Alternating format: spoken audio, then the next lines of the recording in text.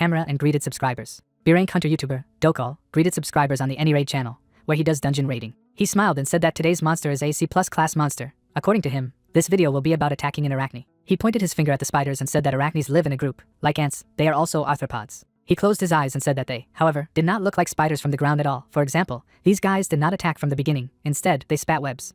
However, the spider suddenly rushed to attack. One of them was about to attack with his stinger. The daughter blocked the attack and exclaimed that everything did not go according to plan, and therefore it would be necessary to cut it out later. A young man with a camera, the main character Meng Shivu, responsible for filming and editing, said in surprise that this could not be. He imagined spiders and thought that the original fighting style of the arachne was not direct attacks, but hunting, which is why they first spit webs to entangle the opponent and then inject poison into the immobilized target, causing them to die slowly, so there was no way they would rush forward so easily. The daughter grinned angrily. He rushed to the attack and said that he and the protagonist would talk a little later. The daughter struck. Then he cut another arachne, then another one. The hunter jumped into the air and was about to attack another monster. He successfully cut it in two. He was standing on dead spiders. The hunter grinned angrily and wondered what had happened at all, because Shiva had said that the arachne spits out cobwebs first. Shiva's face was covered with sweat. He thought that it would be an extreme solution for the arachne to rush at his prey like this. However, perhaps the arachne is already in a desperate situation where they have nothing to lose. The daughter grabbed him by the t-shirt and asked him if he would continue to behave as if he were innocent. The YouTuber slapped him in the stomach and shouted that an apology wouldn't solve anything, because they almost died because of him. The main character fell to the ground, and the hunter warned him to collect better information. The YouTuber turned away and said that therefore Shiva without special features is useless. The protagonist narrowed his eyes and lost himself in thought, thinking that he was awakened.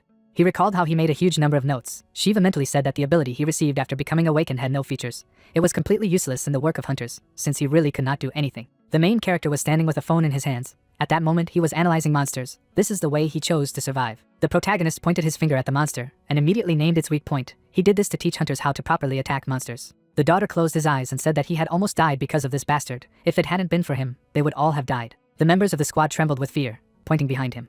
A monster appeared behind the man. He attacked, but Dokal had already managed to change position. They all ran in terror. After all, it was a huge elite monster. The monster ran after them. They were slower than him. Dokal dropped his sword, thinking that if he wanted to escape from this place, he needed bait.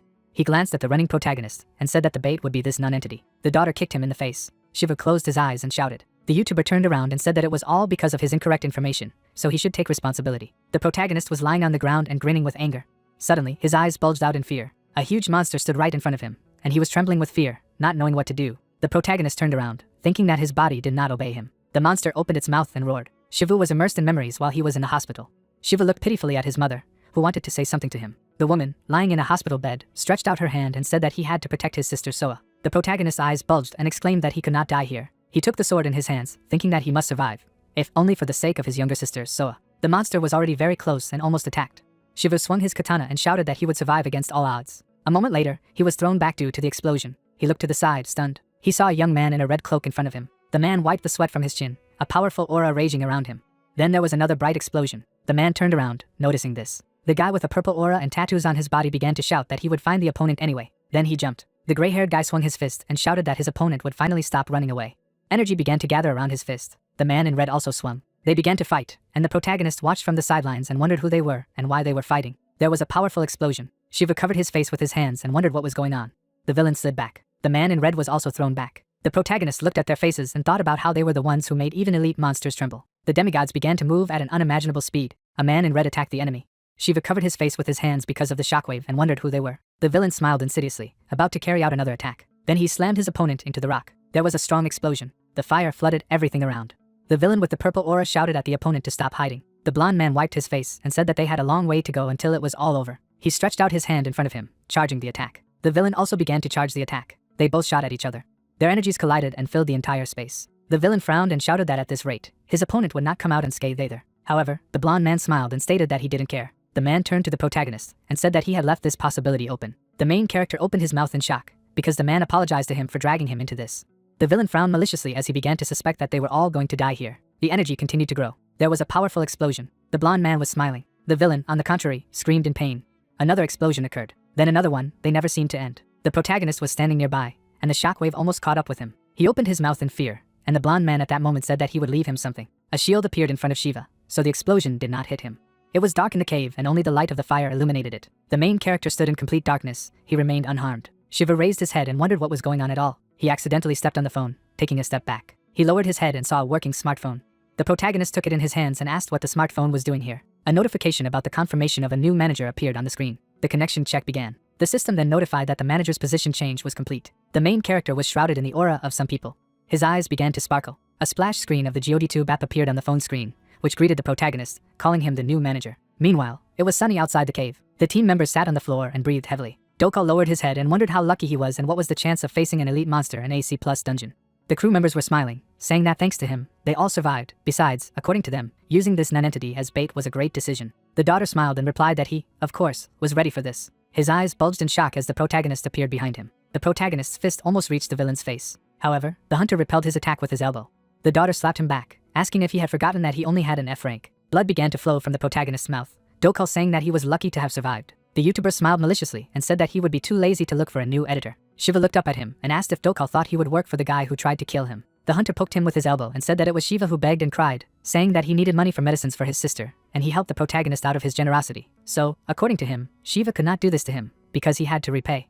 The main character beat off his hand. He picked up the camera and said that he had a video of Dokal leaving him to his death, which, if published, would surely get a lot of views. The hunter closed his eyes and said that he could just kill him here. The protagonist narrowed his eyes and said that he would die, but daughter would go to prison and lose his hard-earned channel. The hunter's eyes turned red with anger. He said that if this video was posted somewhere, then the protagonist's sister would be safe. The YouTuber immediately turned away and exclaimed that he would find a new editor. Shivu frowned and said that Dokal had no idea what would happen to him if he only tried to hurt his sister. After a while, the young man sits in the room and studies the phone that he received recently. He clicked on a button, thinking that there was YouTube a free-to-use platform where anyone can upload their video. However, of the many channels on this site, the most popular are the hunter's channels. He saw on his phone some knight fighting against Lucifer. He also saw Thor fighting against the world serpent. There were also some legendary personalities. In addition, there were gods from mythology. He stared at his phone, wondering if they were in control of all this. Shivu remembered the man and wondered who he was and why he had given him this phone. Shiva put down his phone, thinking that everything was confusing. He put his hand to his chin and thought about what could be if this is true and if the gods really run channels like on YouTube. He smiled and said that the gods probably start with at least 1 million followers. Then he reached for the phone again, saying that it didn't look so bad, and therefore it was worth trying. He saw the channel of some Chinese sage and the system notified him that in order to become a participant, he could watch and study a lecture on the S+ rank of discernment traits. The protagonist raised his eyebrows in surprise as the system notified him that he had subscribed to the channel of Zhuge Liang, a Chinese warlord and statesman from the Three Kingdoms era. A notification appeared in front of him that he had received S+ rank insight. A drop of sweat rolled down his cheek and he thought that S+ only exists as a classification, and therefore it is not a real rank. He introduced 13 heroes who fought against the demon lord. People speculated that these heroes might have S+ traits. The main character lowered his eyes to the phone and wondered if he really got it just by subscribing to the channel. He looked at his hand and said that if it was true, then he must have felt something, but he didn't feel any change. The young man put his hand to his chin and said that he probably didn't feel anything, because it improved his observation and intelligence, and if so, it would be difficult to notice the difference instantly. Then he saw Hercules, who was conducting a free personal training in which he showed how to raise the house of Zeus. Shiva clicked on the subscribe button and said that he would be able to notice the difference after that, and the system immediately notified him that he had obtained SS rank superhuman strength. Shiva easily struck the table and accidentally broke it.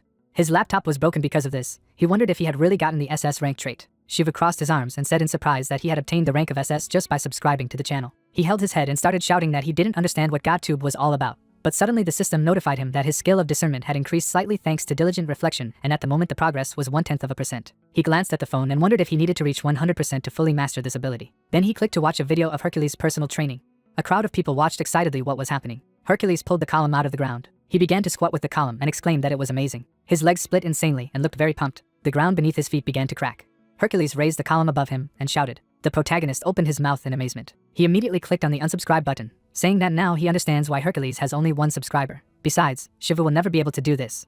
But the system notified him that unsubscribing is impossible. Hercules pointed his finger at him and began to shout that he could come whenever he wanted, but he could not leave whenever he wanted. Shiva grinned and wondered why he couldn't unfollow Hercules. Suddenly, he received a call from Dokal. The young man looked at the phone screen with displeasure and asked why this nonentity was calling him. The hunter sat on a chair, talking about how he thought Shiva had blocked him after the recent one. The protagonist dryly replied that he should ask what he wanted, but Dokal with a nasty smile on his face said that he knew that the protagonist had nowhere else to go. Shiva held the phone to his ear, and Dokal said that he had called about some business.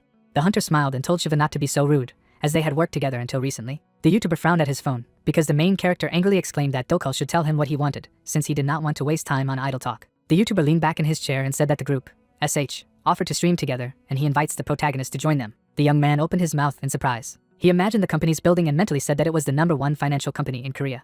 He also introduced the granddaughter of the director of the company, who had recently awakened the traits of a hunter in herself. Shivu silently lowered his head and assumed that they were also engaged in hunting. Dokal looked to the side and said that this company is expanding its business, so they want to see what it's like. The hunter smiled happily and asked if Shiva agreed, but the young man immediately refused. A moment later, the protagonist's eyes bulged in surprise when daughter announced that he would pay him 50,000 won for the video. The hunter once again asked if Shiva wanted to join now. However, the young man smiled insidiously and once again refused. A drop of sweat rolled down the YouTuber's cheek and he said that it was 10 times more than he would normally pay him, and therefore it was beneficial for them, but still, he was willing to consider the amount that he would call Shiva. The main character smiled and named the amount of 50 million. The daughter opened his mouth furiously and began to shout about Shiva going crazy, but at the same time, the hunter wondered how Shiva knew that the group, SH, paid him a lot. The protagonist smiled and, with the help of his insight, stated that he knew why the SH group was trying to work with him and not with hunters of other ranks. The daughter smiled nervously and asked what he meant. The protagonist introduced the image of Chairman Han Tae-sen and said that the chairman's granddaughter had just received 2 S-rank traits, so Tae-sen wanted his granddaughter to learn the basics first. The main character remembered how Dokal cuts monsters, and therefore said that the basis for hunters is hunting monsters. The main character recalled the footage from the video from the YouTube channel and said that the main reason why their channel gained more than 200,000 subscribers and was able to earn money was that Shiva came up with unique strategies. Shiva pointed his finger at his head and said that the reason why Dokal received Chairman Tae-sen's offer was not because of the hunter, but because of Shiva's knowledge. The daughter frowned and said that it was 50 million won. The protagonist's eyes bulged madly and asked if he really didn't want to. The hunter grinned and began to stutter. The main character threw the phone on the table and said that the YouTuber could try to get a loan or a loan. Shiva smiled maliciously and stated that otherwise the YouTuber would have to look for someone else. The next day, the two of them were standing in a B-rank dungeon, and the protagonist involuntarily asked when Dokal was going to transfer the rest of the money. The hunter looked at the phone and said that he would send them as soon as it was over. They both turned. They were approached by Han Chiron, the granddaughter of the chairman of SH, who said she was ready to join their raid. The main character bulged his eyes in surprise and mentally exclaimed that she was very beautiful. Chiron looked away, and he thought it would be difficult to get close to her. The whole team moved forward, and Shiva thought that as long as he got his money, he would just do his job. They saw a huge monster with a purple aura and stopped. The girl stood in front of everyone. She said that it was a black troll. The daughter began to repeat the same thing that Shiva had told him, namely that this monster is quite powerful, since its regeneration abilities are close to immortality, and therefore those who do not know how to attack it can lose their lives. He imagined the troll's attack and said that the strategy everyone knows is to rip apart the entire body of the black troll. The daughter raised his finger up and said that he needed to destroy the heart and cut off the troll's head until he could regenerate. The girl immediately reached for her sword. Chiron rushed to attack without question. There was not a drop of doubt in her gaze. The girl jumped into the air. She then struck directly at the monster's heart. Then she grabbed her sword. A moment later, the huntress blew off the monster's head. Karen turned around and told the two stunned guys that it was easy. The daughter smiled happily and said that he didn't think she would catch him so flawlessly, with minimal knowledge, as expected from an S-rank hunter. The girl shook the blood off her katana and said that he was flattering her. Shiva noticed her black sword. He pointed his finger at it and asked how much it was worth, since he had heard of this sword called Aurelian. Chiron glanced at the sword and said that it was worth about 20 billion. Both guys opened their mouths in shock. The huntress pointed her finger at the passage and suggested that we move on, saying that we should not end up with a black troll alone. An hour later, they were still in the dungeon. There was a pool of blood under the huntress's feet, she said. That now, it seems I figured it out a little. Karen turned around and said that there were no more trolls, so it was worth stopping here. The daughter bowed to her and said that she had done a good job. The YouTuber was horrified, thinking that he expected this to be a good opportunity to be familiar with the Hunters Guild, but he couldn't do anything, and now he would be robbed of 50 million because of Shiva. The protagonist smiled, thinking that Dokal was clearly panicking. However, he suddenly turned around when he heard a wild roar. Karen looked up, wondering what it was, and daughter decided to take the chance and said that judging by its size, it was an elite monster. The protagonist also raised his head and mentally said that this was not an elite monster. A huge troll jumped down right at them. His eyes were glowing red, and his teeth were incredibly sharp. It turned out to be a monster boss. He raised his fist, about to attack. Karen frowned, preparing to attack. She blocked the attack with her sword. My daughter watched with his mouth open. The rest of the team ran away. The monster boss was smiling as he looked at them. He threw Sherwin back and she fell. The monster then threw rocks towards the team. The stones wounded 2 members of the squad. My daughter was breathing heavily with fear. He ran forward, thinking that he had to escape from this place. He continued to run, thinking that he could not die here. However, suddenly he was enveloped in the shadow of a monster and was terrified. The hunter found himself right at the feet of the boss. The young man raised his head and said that he was already dead. However, Karen blocked the attack and saved him. The monster still struck the ground. The huntress was thrown back. It slammed into the wall. The monster was about to launch a second attack. The girl opened her eyes and realized that she had to dodge. She ran along the monster's arm, successfully dodging the attack. Chiron was trapped on the monster's neck. The girl began to deliver blow after blow. The boss immediately turned around. The huntress's eyes bulged in shock as the monster did not take significant damage. The boss started the attack with his hand. His fist flew at an incredible speed. However, Chiron made a few jerks and jumped back. The monster clenched his fist. A lot of dust rose from the impact. The girl stopped the attack with her sword, but it was very difficult for her. The protagonist raised his head and mentally said that they would not be able to win. He bit his lip and realized that even if it was Karen, it didn't matter that she was a hunter with 2 S-rank traits. After all, she was just a rookie who lacked experience right now. The boss began to throw a lot of blows. The monster laughed happily as it continued to attack. The protagonist watched their battle from the sidelines and thought that the choice he could make was to leave Chiron and run. He raised his head in horror and said that otherwise he would die. His whole body trembled as he sweated, thinking that he had the opportunity to test the SS rank superpower on GodTube. Suddenly, Dokal ran right in front of his face. The daughter ran forward, his mouth open in fear, while the main character looked after him. Shiva looked at him with bulging eyes, full of disappointment and despair. Images began to appear in his head of Dokal shining with a blue aura and smiling mischievously. The hero remembered how he stood on all fours and looked menacingly ahead, thinking that it was all because of bad information from the daughter, who had to take all the responsibility for himself. The pupils of the main character narrowed as much as possible with fear, and his hands were on the ground.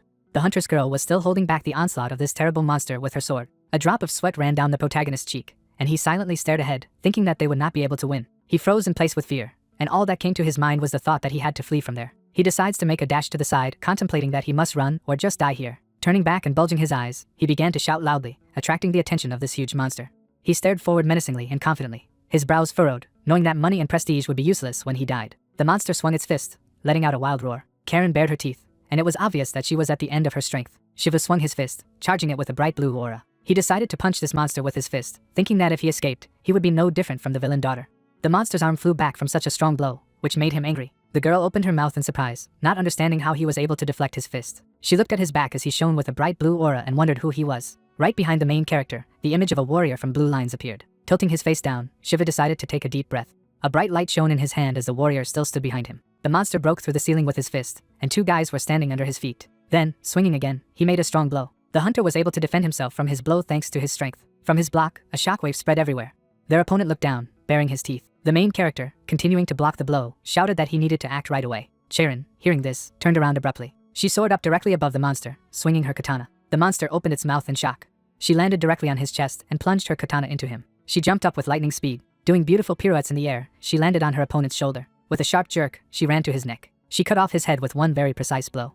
Landing directly behind the monster, she and his companion stared at the opponent's back. The hero looked confidently ahead and was surprised that they had finally killed the monster, and a system window appeared in front of him, stating that his insight had increased. Blood was gushing from his neck, and Shiva was thinking that the types of bosses were varieties that underwent a double transformation, so the physical transformation would occur naturally. The monster's head began to grow back to his neck with very creepy sounds. He grabbed the huntress with his hand at an unexpected moment. The huntress screamed in pain as she tried to get out of her arm as the protagonist looked at it all and thought that if she died, there was nothing he could do. The monster's pupils narrowed very much, because he was surprised by what he saw. The hunter began to push his fingers away in an attempt to help his comrade, thinking about how all the traits he had learned from Gatub were real, but they were weak, but they were still his strength. Sharon twisted her face in pain and closing one eye, told him to get out of there as soon as possible. Shiva himself, closing his eyes, shouted to her to aim directly at the heart. Resting her hands on the giant's fingers, she tried to get out of the shackles. Falling to the ground, she still managed to get out of the hold. Raising her head, she looked ahead very menacingly and said that she understood everything. Grabbing her sword, she began to run straight at the monster. The protagonist was still holding his fingers and, with glowing eyes, shouted at her to trust and just attack. The monster turned its head sharply, because it heard footsteps. Looking ahead, the monster tried with his hand, but failed. He looked to the side at the hand he was about to move and saw the hunter still holding his fingers, preventing him from moving. Shivu wrapped his finger around him and smiled broadly, looking straight into his eyes. The monster opened its mouth as the huntress ran at it with her katana. With lightning speed, she cut his entire arm lengthwise. There was a blue trail behind her eyes, and she jumped and pierced his heart. Shivu silently stared ahead, thinking that he could hold out for another half a second, so he didn't have time to explain how to attack the ogre. Bulging his eyes, the main character shouted that the ogre had 2 hearts. Chiron opened her mouth in surprise, because she didn't know that he had 2 hearts. She dodged the monster's attack by dashing backwards, and the protagonist mused about what she would most likely guess thanks to her sixth sense. It was as if cosmos appeared in her eyes, and she confidently looked ahead. Making a lunge directly at the enemy, she swung her katana once more. With her mouth wide open, she pointed her katana down. Then, hitting the other heart directly with a precise punch, the monster began to scream in pain. A blue aura began to appear around the protagonist's leg. Then, he began to run forward and covered himself with this aura. Swinging his fist, he shouted for the monster to just stop and finally die. Jumping high towards the monster, he was preparing to strike, and his comrade jumped down. In the monster's eyes, you could see the reflection of Shiva's hand. The monster's head shattered into small pieces. Shiva's eyes sparkled with bright blue lightning, and his hand was covered in blood, and there was a blue trail behind him. The hunter stood covered in blood, his face bowed. Then he silently walked to the side. He collapsed to the ground after a few steps right in front of his comrade's feet, and she wondered who he was.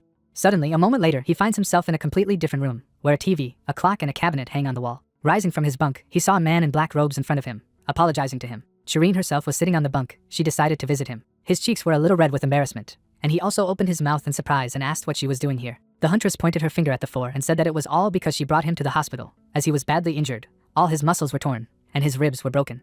She looked at him intently, cross-legged, and asked how he felt, and he clenched his fists in embarrassment, and thought that she was too close to him. A drop of sweat dripped down his face, and she moved even closer to him, which made the situation even more awkward. Putting her hand on his hair, she made him even more embarrassed than before. They both looked into each other's eyes, and she still had her hand on his head. She looked at Shiva with sparks in her eyes, tilting her head slightly, and said that he seemed to have a fever. He moved away from her and smiled broadly as steam emanated from his head, and Chiron decided to ask his name, since they hadn't really met. Looking ahead with red cheeks, he wondered if she couldn't have known his name, After all, she should have found out his personal details when he was put in this hospital room. The huntress averted her eyes to the side and awkwardly said that she wished she had heard it herself. The protagonist, tilting his head forward, was surprised that she had read his mind, and most likely, her sixth sense, the very S-class trait, allows her to do so. Turning to face him, she said that Shiva was most likely not himself, since he had just woken up, but she would like to propose to him. Moving closer to her, he asked what kind of proposal she had. Putting her hands on her knees, she asked if he wanted to join her team. The protagonist looked into her eyes and wondered that he would only get into her team because he fought an ogre. He suddenly wedged over, he opened his mouth wide and raised his hand, because she offered him an annual salary of 1 billion won. He was smiling very broadly, because she added that they would also divide the prey from the monsters equally. The smile on the hero's face subsided as Shireen began to talk about hearing that his younger sister was suffering from a blood disease, so they could take care of the expenses, and he wouldn't have to pay for it. His face seemed to be covered with shadow, and he silently bowed his head. He lifted his eyes and asked what he had done to deserve the price. The huntress leaned over a little and asked him to strategize. With a confident look, she finished her thought that she needed a strategy for all the monsters she would be hunting in the future.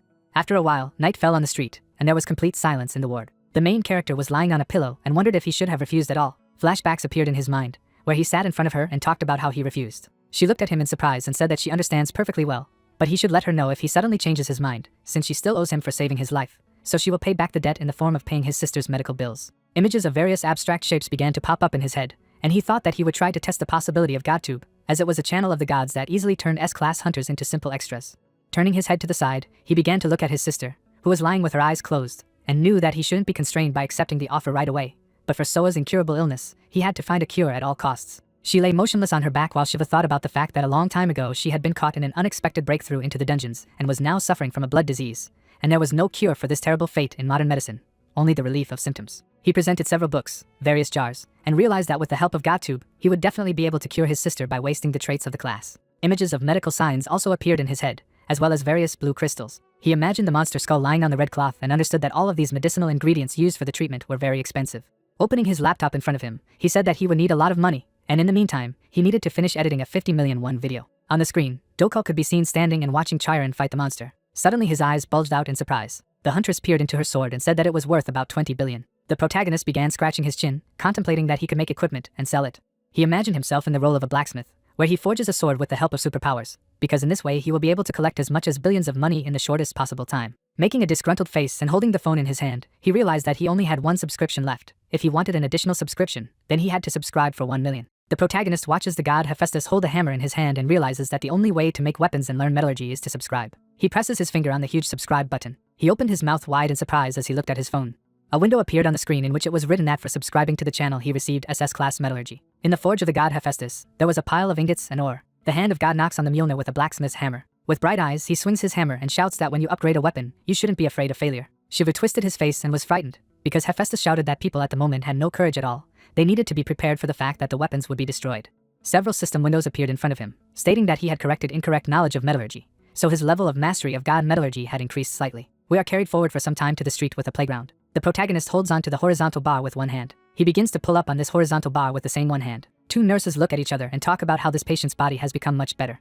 The main character looked away, but still listened to what these two nurses were saying, and they said that the doctor said that Shiva's recovery was incredibly fast even for a hunter, and he could be discharged tomorrow. He looked back and reflected on the fact that he had been discharged much faster than he had expected, because he was counting on the fact that he would have to train a lot before he was discharged. Sweat was dripping down his face, and system windows appeared in front of him with inscriptions that he was improving his skills. He presented all his muscle fibers and thought about how if he used super strength often, then his arms would be destroyed like last time, so it was better for him not to slack off in training. Suddenly, his younger sister appeared behind him and called out to him. Folding her hands behind her, she leaned over to him and said that she had heard that he would be discharged the next day, and he, laughing awkwardly, said that it was so. Putting her hand to her chest, she closed her eyes and said that when he came to the hospital, she was so worried because it seemed as if he was in serious condition. With a sad look, she opened her eyes a little and looked away. Continuing to look away, she awkwardly said that he shouldn't have been in the hospital for at least a month, and he had only been in the hospital for a week. He closed his eyes with a smile and thought that she was just disappointed that he was being discharged first. Coming closer to her and putting his hand on her head, he told her not to shirk treatment just because he wasn't around and she didn't have to worry about money, at least here. And she said that she also knew that she was getting free treatment from Karen. He made a very awkward face, rolled his eyes, and distorted Sharon's name. Soa, with a bright smile on her face, said that Chiron had asked to call her by her name Ani, as she had no younger brothers or sisters. Shiva looked down and asked when she had ever done it, and if she had ever met the huntress before in the hospital. He scratched his head awkwardly, as his sister replied that the huntress came to visit them from time to time, and he wondered why he had never seen her. He crossed his arms and smiled as she talked about how Chiron sometimes came when he was training and asked how he was feeling. The sister blushed and covered her smile a little while his brother thought about how surprised he was that she, being a hunter, still came to visit him, and most likely she wanted to recruit him, and the sister said that she probably did it because she liked him. Turning his head to the side and smiling awkwardly, he said that he didn't think so, and the girl added that her brother was so popular that nurses always talked about him. She watched him turn away and told her to stop saying these useless things and quickly go to the hospital because he needed to go somewhere. He clenched his fists very confidently and looked up, saying that he was going to make money. The fighter, looking around, assumed that this was due to the fact that he had to hunt monsters for the first time. Clenching his hand into a fist, the young man knew that he should just calm down. Suddenly, his gaze shifted to the side, after thinking that the enemies were most likely already here. A lot of monsters appeared. They started throwing something. The protagonist ran away from these projectiles. Grinning, the guy thought about the fact that he knew that such enemies act in groups. But it is extremely unexpected that there were so many. The opponents went forward with weapons in their hands. The warrior dodged the first blow. His fist shot towards them. One of the goblins shattered into 2 pieces after this attack. The young man closed one eye and was surprised that this monster simply exploded. The other suddenly froze in place. The guy began to walk towards them. The hero bowed his head slightly. Grinning, the protagonist asked them to finally attack. A certain building appeared. There were corpses of monsters lying on the ground, and there was a question about how much the master would be able to make of it. A man standing next to the soldiers shouted a question about what he wanted to do, because he was asked to bring ingredients, not scraps. The blacksmith, frowning, said that for the time being he would teach him how to smelt and asked him to follow him. Swinging the hammer, the master shouted that he should look carefully, because the hammer is not only a force, and at the same time he thought that he had devoted most of his youth to the study of metallurgy. The hammer struck the blade after saying that just because he had good material, it didn't mean that he could easily make A rank or S rank equipment. The guy's eyes were wide open. Holding out the hammer, the blacksmith noted that he had shown how it was necessary, and therefore now it was his turn. The man, with his arms crossed over his chest, remembered that this man had not asked him to make equipment for him or to accept him as an apprentice. Remembering the first time he had met him, the master knew that he hadn't even asked him to join the guild in exchange for rent, but had been the first to ask him to borrow the workshop, and his decision had been made out of curiosity. Frowning, the man said that he only needed to look at this young man with a hammer. Looking at how the hero swung the tool, the master realized that these days people think that metallurgy is an easy skill, just like in a game. But it took him 20 years to get to the level he happened to be at now, and moreover, this snot kept looking at his phone and must have watched enough videos and thought that it would be easy. Looking ahead, Soso realized that he was deeply mistaken. This building appeared again from the street. The girl, smiling broadly, exclaimed that she had finally come here. The master, sitting on a chair, asked if it was Soyeon, but she answered in the affirmative and asked who from the villages, besides her, would come to this forge, where it stinks so much. Then the interlocutor noted that she could entrust this matter to someone else, because every time she had to go here herself. The interlocutor, burying her hand in her side, said that she was dealing with the best blacksmith in Korea and she had to go here herself. And the blacksmith said that now she even knew how to flatter, as a businesswoman should. Soyeon, grinning, explained that she is a representative of a company that deals only with the best products. Reaching into her backpack, she said that there were the ingredients that the master had talked about and they only had to discuss the price. While Soso replied that this blade was already wrapped in cloth, since its blade was sharp and she needed to check it carefully. She looked up and began to talk about some new delivery. Gritting her teeth, the girl said that they had decided to supply equipment to the SH group this time. Looking at the hero, the representative shouted that he should be quiet, because they were trying to talk here. Crossing her arms over her chest, the girl tried to understand what this man was doing. Taking the blade in her hands, she asked if the blacksmith really called it a weapon. The master, standing behind, asked what she meant, and Soyeon replied that the blade was blunt, and the shape was blunt, and could not be used by anyone. The blacksmith's mouth opened as the words of a question flew out of his mouth about what she would say if this weapon was made from goblin and kobold skeletons. Her eyes immediately opened wider. Soso, crossing his arms over his chest, explained that the material was in the worst condition and this was done by the person who had picked up the hammer for the first time today, and she also asked if the companion had accepted an apprentice. The foreman frowned and explained that he had tried to make such a proposal. Remembering his surprised face, the man knew that this guy was too incredible to say that it was the first time he had held a hammer. A memory of the tool in his hand appeared in his mind. I also remembered how the young man hit the blade with it. Crossing his arms over his chest, the blacksmith began to talk about how he had never seen anyone who made a weapon from such a material, and yet this man refused his offer to accept him as an apprentice. She immediately turned around. The hero wiped the sweat from his forehead. Soyeon, looking in his direction, thought about something. A black blade appeared. The protagonist, picking it up, began to receive notifications that his god metallurgy skill had been increased by less than a percentage. Smiling, the fighter said that he had managed to make a weapon and immediately asked how he could sell it. The man approached him from behind and asked if he really wanted to sell this blade. Holding out her hand, the girl introduced herself. The fighter, looking in her direction, realized that he had already heard about this company, which specializes in the hunting business and considers trust and reliability as its main goal, and as a result, this person is quite famous in this industry. Soyeon smirked as she talked about how they only work with the best products in Korea, so if he was thinking of selling the equipment, they would buy it right away. The guy, closing his eyes, asked how much money they could offer him, and the girl replied that she could give him 1,000,000 won for 1 unit of such a weapon. The fighter continued to hit with his hammer. The man also attacked the monster, and it was said that after making a deal with Soyeon, the protagonist began making weapons like crazy. The girl shook someone's hand. A smithy appeared. She, smiling broadly, explained that it was just magnificent. Looking at the young man, the representative said that their company had officially signed a contract with the SH group. The interlocutor, pointing her finger, shouted that everything was simply different from meeting the delivery time to the impeccable quality of the equipment, and if it were not for this person, they would have been in big trouble. Taking it in her hands, she began to thank him and also said that if he needed something, he just had to say it, and they would do whatever it took for him. Soyeon took the phone in her hand and asked him to check his bank account. The hero held it up to his face. There was a notification with an active balance of 200 million won. His gaze was still fixed on the screen, as the man tried to understand what was written there. The girl, opening her eyes wider, asked what 800,000 he was talking about and asked him to check again. The protagonist looked at the account balance again. A smile immediately appeared on his face, and it was said that at this moment, the fighter had been reborn into a slave of money. The fighter was looking at his phone, sitting on a chair. Looking at his score, the guy recalculated this value. Bringing his hand to his face, the hero realized that he had the opportunity to subscribe to a subscription on the platform of the gods. Immediately after, there were notifications about a legendary doctor, a legendary ancient healer, as well as the best doctor. Immediately after, images of all 4 gods appeared. When the protagonist realized that a subscription to all 3 channels costs 300 million won per month, and in his current situation, there is an opportunity to choose only one of these 3. Immediately afterward, the man crossed his arms over his chest, thinking about this topic. His body began to shudder. Covering his face with his hand, the guy shouted something. His finger pressed the subscribe button. The building of the forge appeared. The man, raising both hands, said that there was nothing to be done, because fragile materials are not easy to polish, and immediately suggested that polishing be kept to a minimum. The girl, smiling, greeted them as the craftsman talked about how although precision machining can be done despite its high brittleness, the process requires absolute precision. The man, closing his eyes, asked why the guest continued to come here, while the interlocutor replied that she came here because of the hero. The soldier, looking at her, noted that he was already waiting for her, but she, not understanding, asked again. The guy, handing her a piece of paper, reminded her that last time she said that she had the opportunity to get everything he needed and there was just a list of these things. She closed her eyes and answered in the affirmative. Looking at the paper, the girl listed his order, which included mountain frankincense, silphium, saxifrage, 100-year-old ginseng, 100-year-old ectoflower, and soapwood. The young man, still looking at her, asked if it was difficult to get them, and the guest replied that she could do it, but it would cost a lot. His eyes turned white after her words that all these things cost about 300 million won, but she had the opportunity to give him a discount of 20 million. Bowing his head, the hero thought that these items were needed to increase the level of mastery of the divine medical art obtained as part of the membership, since he had managed to sign up for this course. But it was difficult to improve the level of mastery on his own, since these were medicinal herbs, and he did not know how to get them, and whether they were sold at all, and if it were not for Soyeon, he would most likely not have the opportunity to obtain them. His gaze shifted to the side when someone asked if he needed to buy them.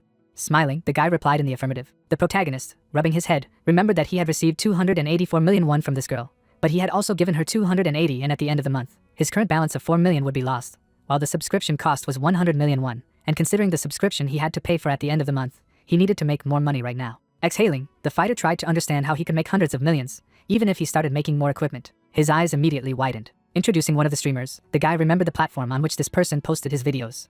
A subway car appeared. The man, looking at the phone, could not believe that he had nothing to see at all. Suddenly, a video with the hero in the preview appeared on the screen. The young man immediately clicked on this video. A large number of hippos swam in the water. A guy in the same costume appeared. He also wore special shoes on his feet. His eyes were white. Grinning, the guy asked the audience if they knew that hippos are not water horses. The man, looking at the phone, could not understand what was wrong with this hunter.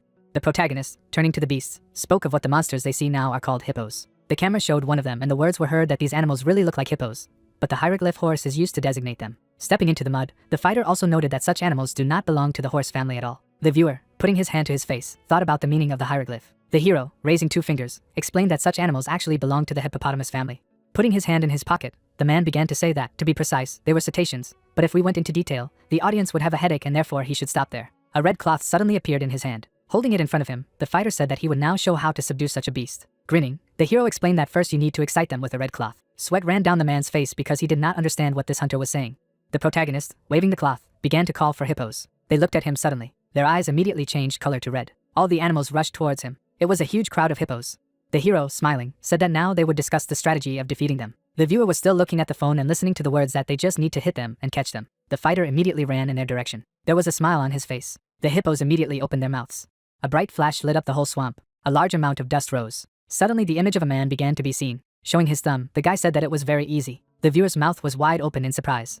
2 more red-eyed beasts appeared. The guy attacked and shouted something about rice noodles. Immediately, another blow fell on the opponent. After that, the man attacked the beast above him. The viewer raised his eyebrows as he watched what was happening. The hero, smiling, asked them to subscribe and like if the strategy was useful for them. Comments immediately began to appear in which people called him crazy and laughed at him. The phone was in someone's hands when messages about new subscribers on the channel began to appear. The protagonist, smiling, said that everything happened as originally planned. His video was shown on the set. The man began to flip through the comments. Looking at the phone, the fighter noted that they apparently really liked the concept of the previous video. Bringing his hand to his face, the guy also thought that this time the reaction was good only thanks to the power of the algorithm, and he wouldn't be able to hang around low-class monsters forever. Smiling broadly, the young man knew that he needed to release the video while it worked. The fighter attacked the goblin and it was said that due to the high adaptability of humans, stimulation requires more and more intensity to constantly arouse strong interest. The guy has already forged weapons when it was said that this is his specialization, because he has to analyze monsters and develop strategies. The girl was looking at the blade. The fighter was sitting in front of the computer when it was said that 1 million subscribers is not just a dream at all, but he has one problem. Blood appeared on his arm. It flowed like a stream from the nose. Suddenly, the image of the hero began to blur a little. Grabbing his face, the man said that he only needed to edit the video. His eyes turned completely white. Immediately, the young man began to fall. His head hit the edge of the table, and immediately after the chair. The guy, lying on the floor, realized that he had worked too much. His eyes opened. Looking at the ceiling, the hero tried to understand what kind of place it was. Holding his head, the protagonist remembered that he had lost consciousness for a while. But still, thanks to the superpower of Hercules, everything ended only in fainting. Taking the phone, the fighter knew that he needed to quickly edit the video and tried to understand how much time had passed. A clock appeared, which showed 4 o'clock in the morning. His eyes widened after realizing that his fainting had lasted all day. Bending down, the young man knew that at this rate he would die of overwork before enough money had been earned. Looking up, the hero realized that he needed to hire a manager. A certain cafe appeared.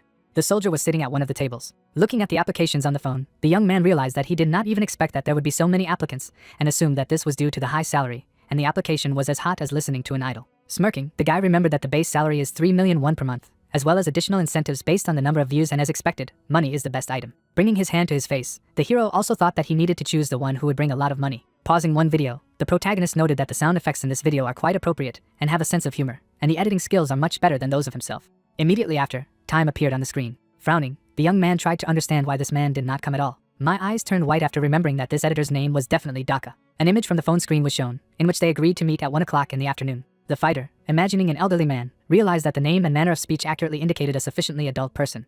Grinning, the guy typed a message asking where his candidate was and immediately thought that if the person was really an adult, then it would be better, because he had much more experience. Looking at his message, the young man realized that his interlocutor did not even read the messages and assumed that he was just rushing here. Crossing his arms over his chest, the hero decided to wait a little longer. His head was bowed. Jumping up, the protagonist shouted something.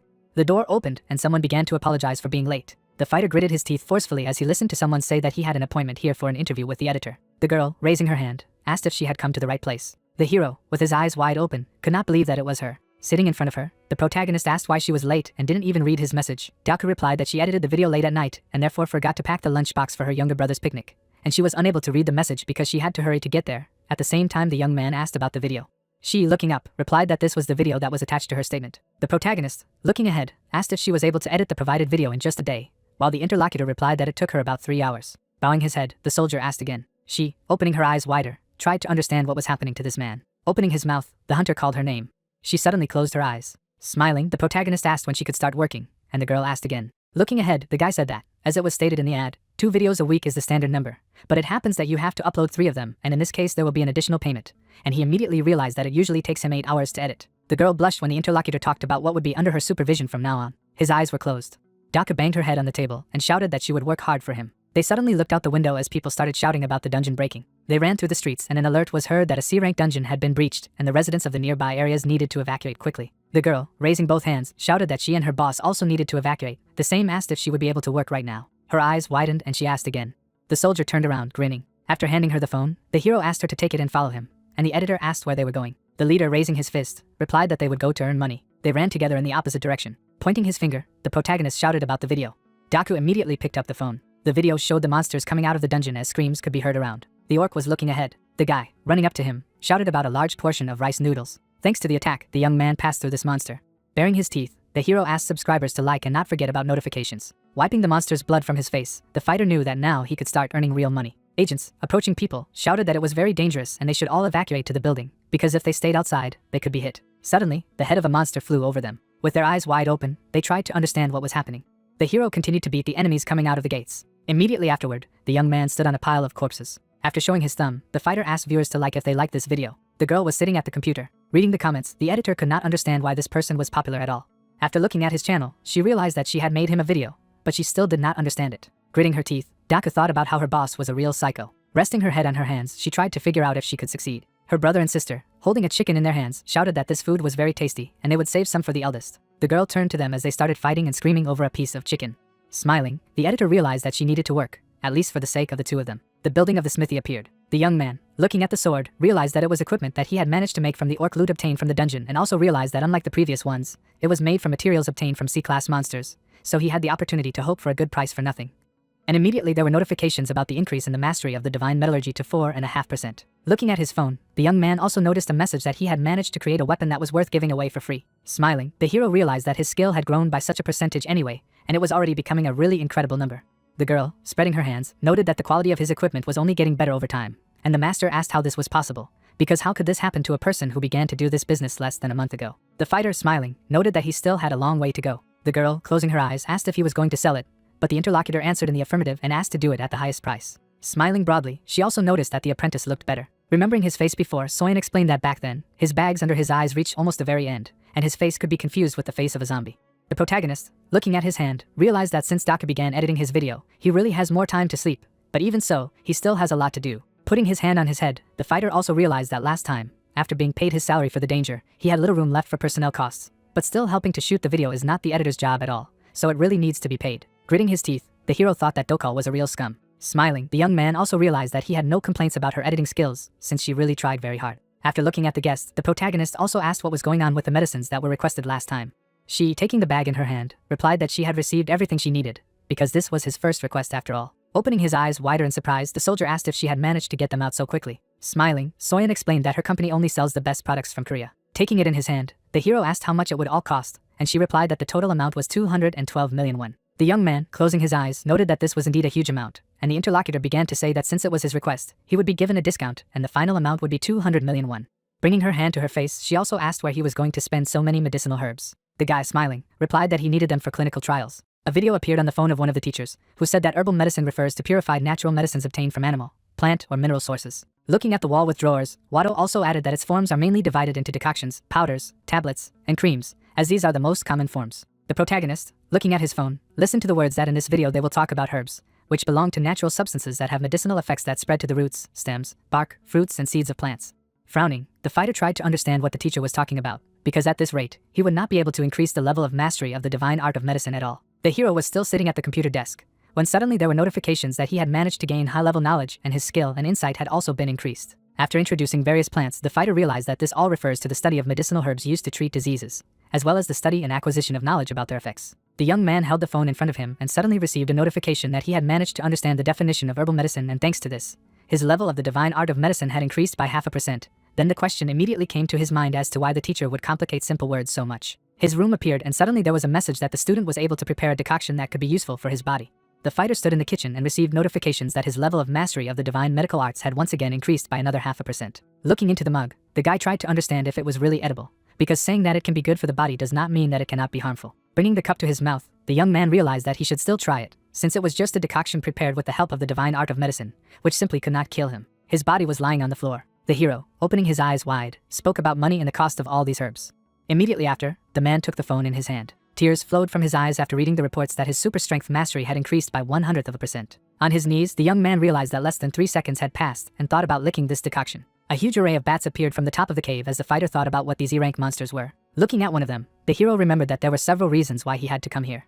The protagonist, setting up the camera, knew that he needed to make a video on the topic of whether bats are rats, and secondly, get vampire bats here to create equipment, and finally to study bat disease. Raising his head, the fighter realized that since they live in small groups consisting of at least a few dozen, or even hundreds of individuals, then all kinds of diseases definitely live among them. Looking somewhere up, the guy realized that it was interesting that bats themselves are not susceptible to diseases, and if they carry diseases related to blood diseases, then figuring out why they are also resistant to them could provide a clue for treating so as blood. Standing in the same place, the man knew that it would not be easy, but with the divine art of medicine, it would be quite possible. Turning around, the soldier thought that he had managed to feel something and immediately realized that these were not bats at all, but just someone's footprints.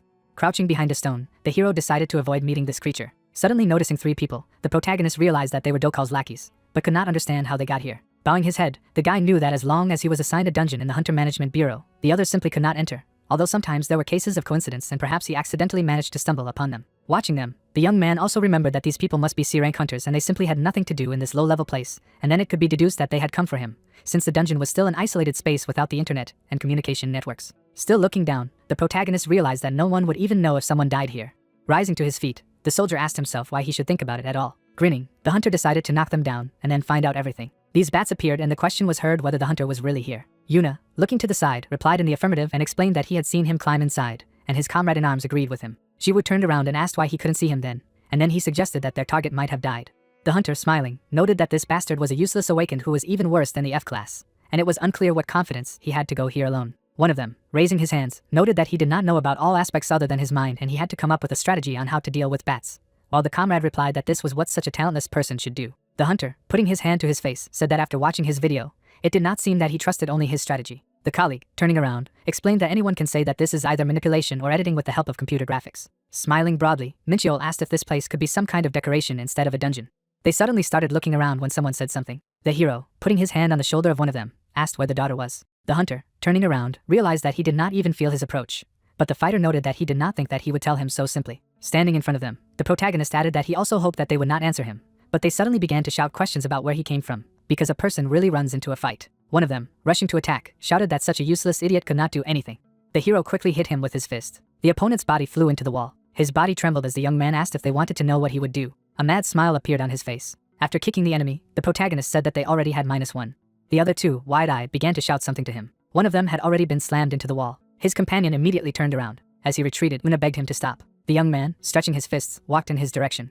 Sweat dripped down the opponent's face. The hero, opening his eyes wider, explained that he was inclined not to trust the words of a person with intact limbs. Sitting down next to him, the soldier asked if the leader had ordered them to teach him a good lesson, to which the answer was affirmative. Raising his head, the interlocutor began to shout something. The boy, looking at him, asked why he did this and why Dokal was interested in him at all. But the hunter replied that he did not know it at all. Looking at his fist, Yuna began to shout that he really did not know. The young man immediately removed his hand from him. Sitting across from them, the protagonist also asked if he knew of the leader's whereabouts, but immediately asked him to forget about the question. The rest of the opponents appeared as the man told him to take his friends and leave. The interlocutor, looking up, asked if they were not dead, to which the young man replied negatively. Turning around, the guy also asked to convey to their leader that next time it would be the same with him. Grabbing the enemy by the face, the hero shouted a question about whether it would be difficult for him to say this. The walls of the cave appeared and suddenly a cry was heard. The three of them were already outside. The hero, hugging both of them, noted that they had not seen each other for a long time. The soldiers, raising their hands, began to shout that this was all a misunderstanding and that this man ordered them to do it. The guy, showing a thumbs up to one of them, noted that his plan to lure the leader was just fine. Una, raising his hands, shouted that everything was wrong and he was framed, while the protagonist reminded that at his request, he needed to kill Dokal. Immediately after, the hunter began to run away screaming. The others also rushed away from this place. The guy, looking at their leader, noted that he was now alone. Shaking his head, the young man said that this was why he had to treat them well, otherwise they would ask to kill him. The interlocutor suddenly gritted his teeth with force. Looking up, the enemy asked how such an E-rank hunter could have such strength. The hero, opening his eyes, asked to ask one question and asked why he was doing this to him. The opponent, looking up, asked if there was a reason he needed to tell. The soldier, smiling, answered in the negative. Immediately afterward, the man rushed forward. His fist was already ready to attack. The opponent immediately swung his blade. Their attacks clashed. The hero, still smiling, said that he did not trust the words of a man with injured limbs. Frowning, the hunter also thought about how this person was completely different, but still had B-class skills. Immediately after, the fighter dodged one of his attacks. The protagonist jumped back when the opponent said that his reaction time was better than expected. Smiling, the guy said something about his cruelty and thought that he was really scared. Looking at the enemy, the young man knew that even a decent blow could break the sword, but it seemed that he still lacked the skill to block the sword of a B-rank hunter. Flying straight into it, the guy also thought about the fact that he suddenly remembered the past times when he had to work as an editor for this man. Imagining everything that had happened then, the fighter realized that he had been treated like a slave in a dungeon and beaten for trifles. Frowning, the protagonist also remembered that he had captured this hunter killing monsters countless times and watched it hundreds of times. The enemy suddenly gritted his teeth when the hero thought about the fact that he was constantly analyzing his habits, inclinations and behavior while editing his video. The blow fell directly on him, and immediately a notification appeared about increasing the skill of insight by 0.5%. A huge amount of energy emanated from his fist. They continued to exchange attacks with lightning speed. The young man dodged another one. As he exhaled, he couldn't believe that this person was reading all of his moves. But he immediately realized that this couldn't be the case. After all, his opponent was only E-rank and how could he have something that could only be seen in an S-rank hunter? The next blow hit him in the face. The swordsman began to slow down with his blade. His body was covered with trembling due to the lack of understanding of what was happening. Frowning, the hunter remembered that he had studied the strength of the enemy through the videos on his channel, but it was simply impossible to believe what was happening now. Baring his teeth, the swordsman shouted that he was going to kill him. His blade turned a blue glow after activating the Aurora sword. The young man, holding out his hand in front of him, realized that his enemy was giving his best. Grinning, the guy realized that since everything had come this far, he simply had no other choice. A light blue aura began to appear around his body. Hero, bending down a little, he knew that his muscles were tearing and he would not be able to hold on for long. There were cracks on the ground after his jump. The protagonist found himself right in front of the enemy. His fist emitted a tremendous amount of energy. A bright flash lit up the entire construction site. Everything around turned into ruins. The girl, frowning, shouted that her subordinates had closed the area and also checked if there were people inside. Two inspectors walking forward shouted that they were from the inspection bureau. The guy immediately shifted his gaze to the side. A person went to these agents. The girl, looking at him, asked his name. The fighter, holding the blade, introduced himself. She, showing her ID, introduced herself as the commander of the 4th Detachment of Guardsmen of the Inspection Bureau and asked him to go with them. Sitting in front of him, the inspector asked if the man was going to kill him, but the young man answered in the affirmative and explained that he had provided the video as evidence. Mingjong, looking at him, noted that she had already confirmed the video and added that there was something that could be easily missed. Frowning, the inspector explained that he would now be declared as an awakener without traits. A certain symbol appeared and it was said that the guards are like the police who protect hunters, but in other words, they hunt awakened criminals. The fighter, bowing his head, remembered that he had heard information that the leaders of the squads were assigned from a hunter of at least A class, and her aura really looked like an assassin. Looking at her, the protagonist asked if the rank of the trait was not related to the rank of the hunter. and she replied that she knew that his rank was currently E. At the same time, the protagonist, looking ahead, asked if there was a reason why he needed to answer this question, because he was the one who should be considered the victim here. She closed her eyes, apologized and explained that because of her work, she had to suspect people and added that now, based on the videos of the dungeon and the abandoned construction site that he sent them, they would deal with the whole situation properly. Opening her eyes, the inspector also said that Doko would never see the rays of the sun again and suggested that he finish the investigation with that and immediately thanked him for his cooperation. Opening the door, the guy replied that then he would leave this whole situation in their hands. The door opened again. The ward, entering the interrogation room, asked if the commander was here, because that suspect had just been released. But Minjong was talking about some strangeness. Sua, coming closer, asked again, then the inspector asked about her rating. The employee, smiling broadly, noted that she had only recently been promoted to B rank. Suddenly, the assistant fell to the floor. The head looked at her. Standing up, the leader noted that she couldn't stand her aura. The worker, closing one eye, shouted that this was obvious, because the leader of the squad was not an ordinary guardsman after all, and added that there was even rumor that she would be promoted to S rank. The colleague, lowering her gaze, explained that Shivu did not feel anything. The interlocutor, opening her eyes wider, asked if this person was not a hunter of rank E. The leader, leaving, said that it was strange, and the ward asked that if so, then why she decided to let him go. She looked down and replied that the man was not strange at all, and that he smelled human. The ward, on her knees, tried to understand what kind of nonsense it was.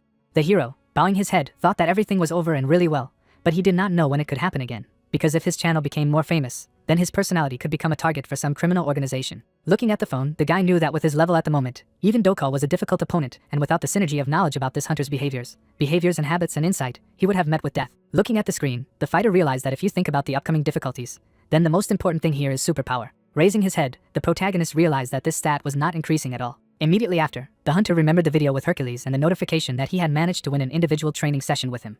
Looking at the screen, the fighter tried to understand why he still had one subscriber. Smiling, the hero noted that it was still worth winning. A basketball court appeared. God, pointing his finger, asked if his guest was human and how the person managed to get to his channel. The guy, looking at him, asked if this training would work then, and the teacher replied that if it worked, then he himself had the opportunity to conduct a session of individual training for him.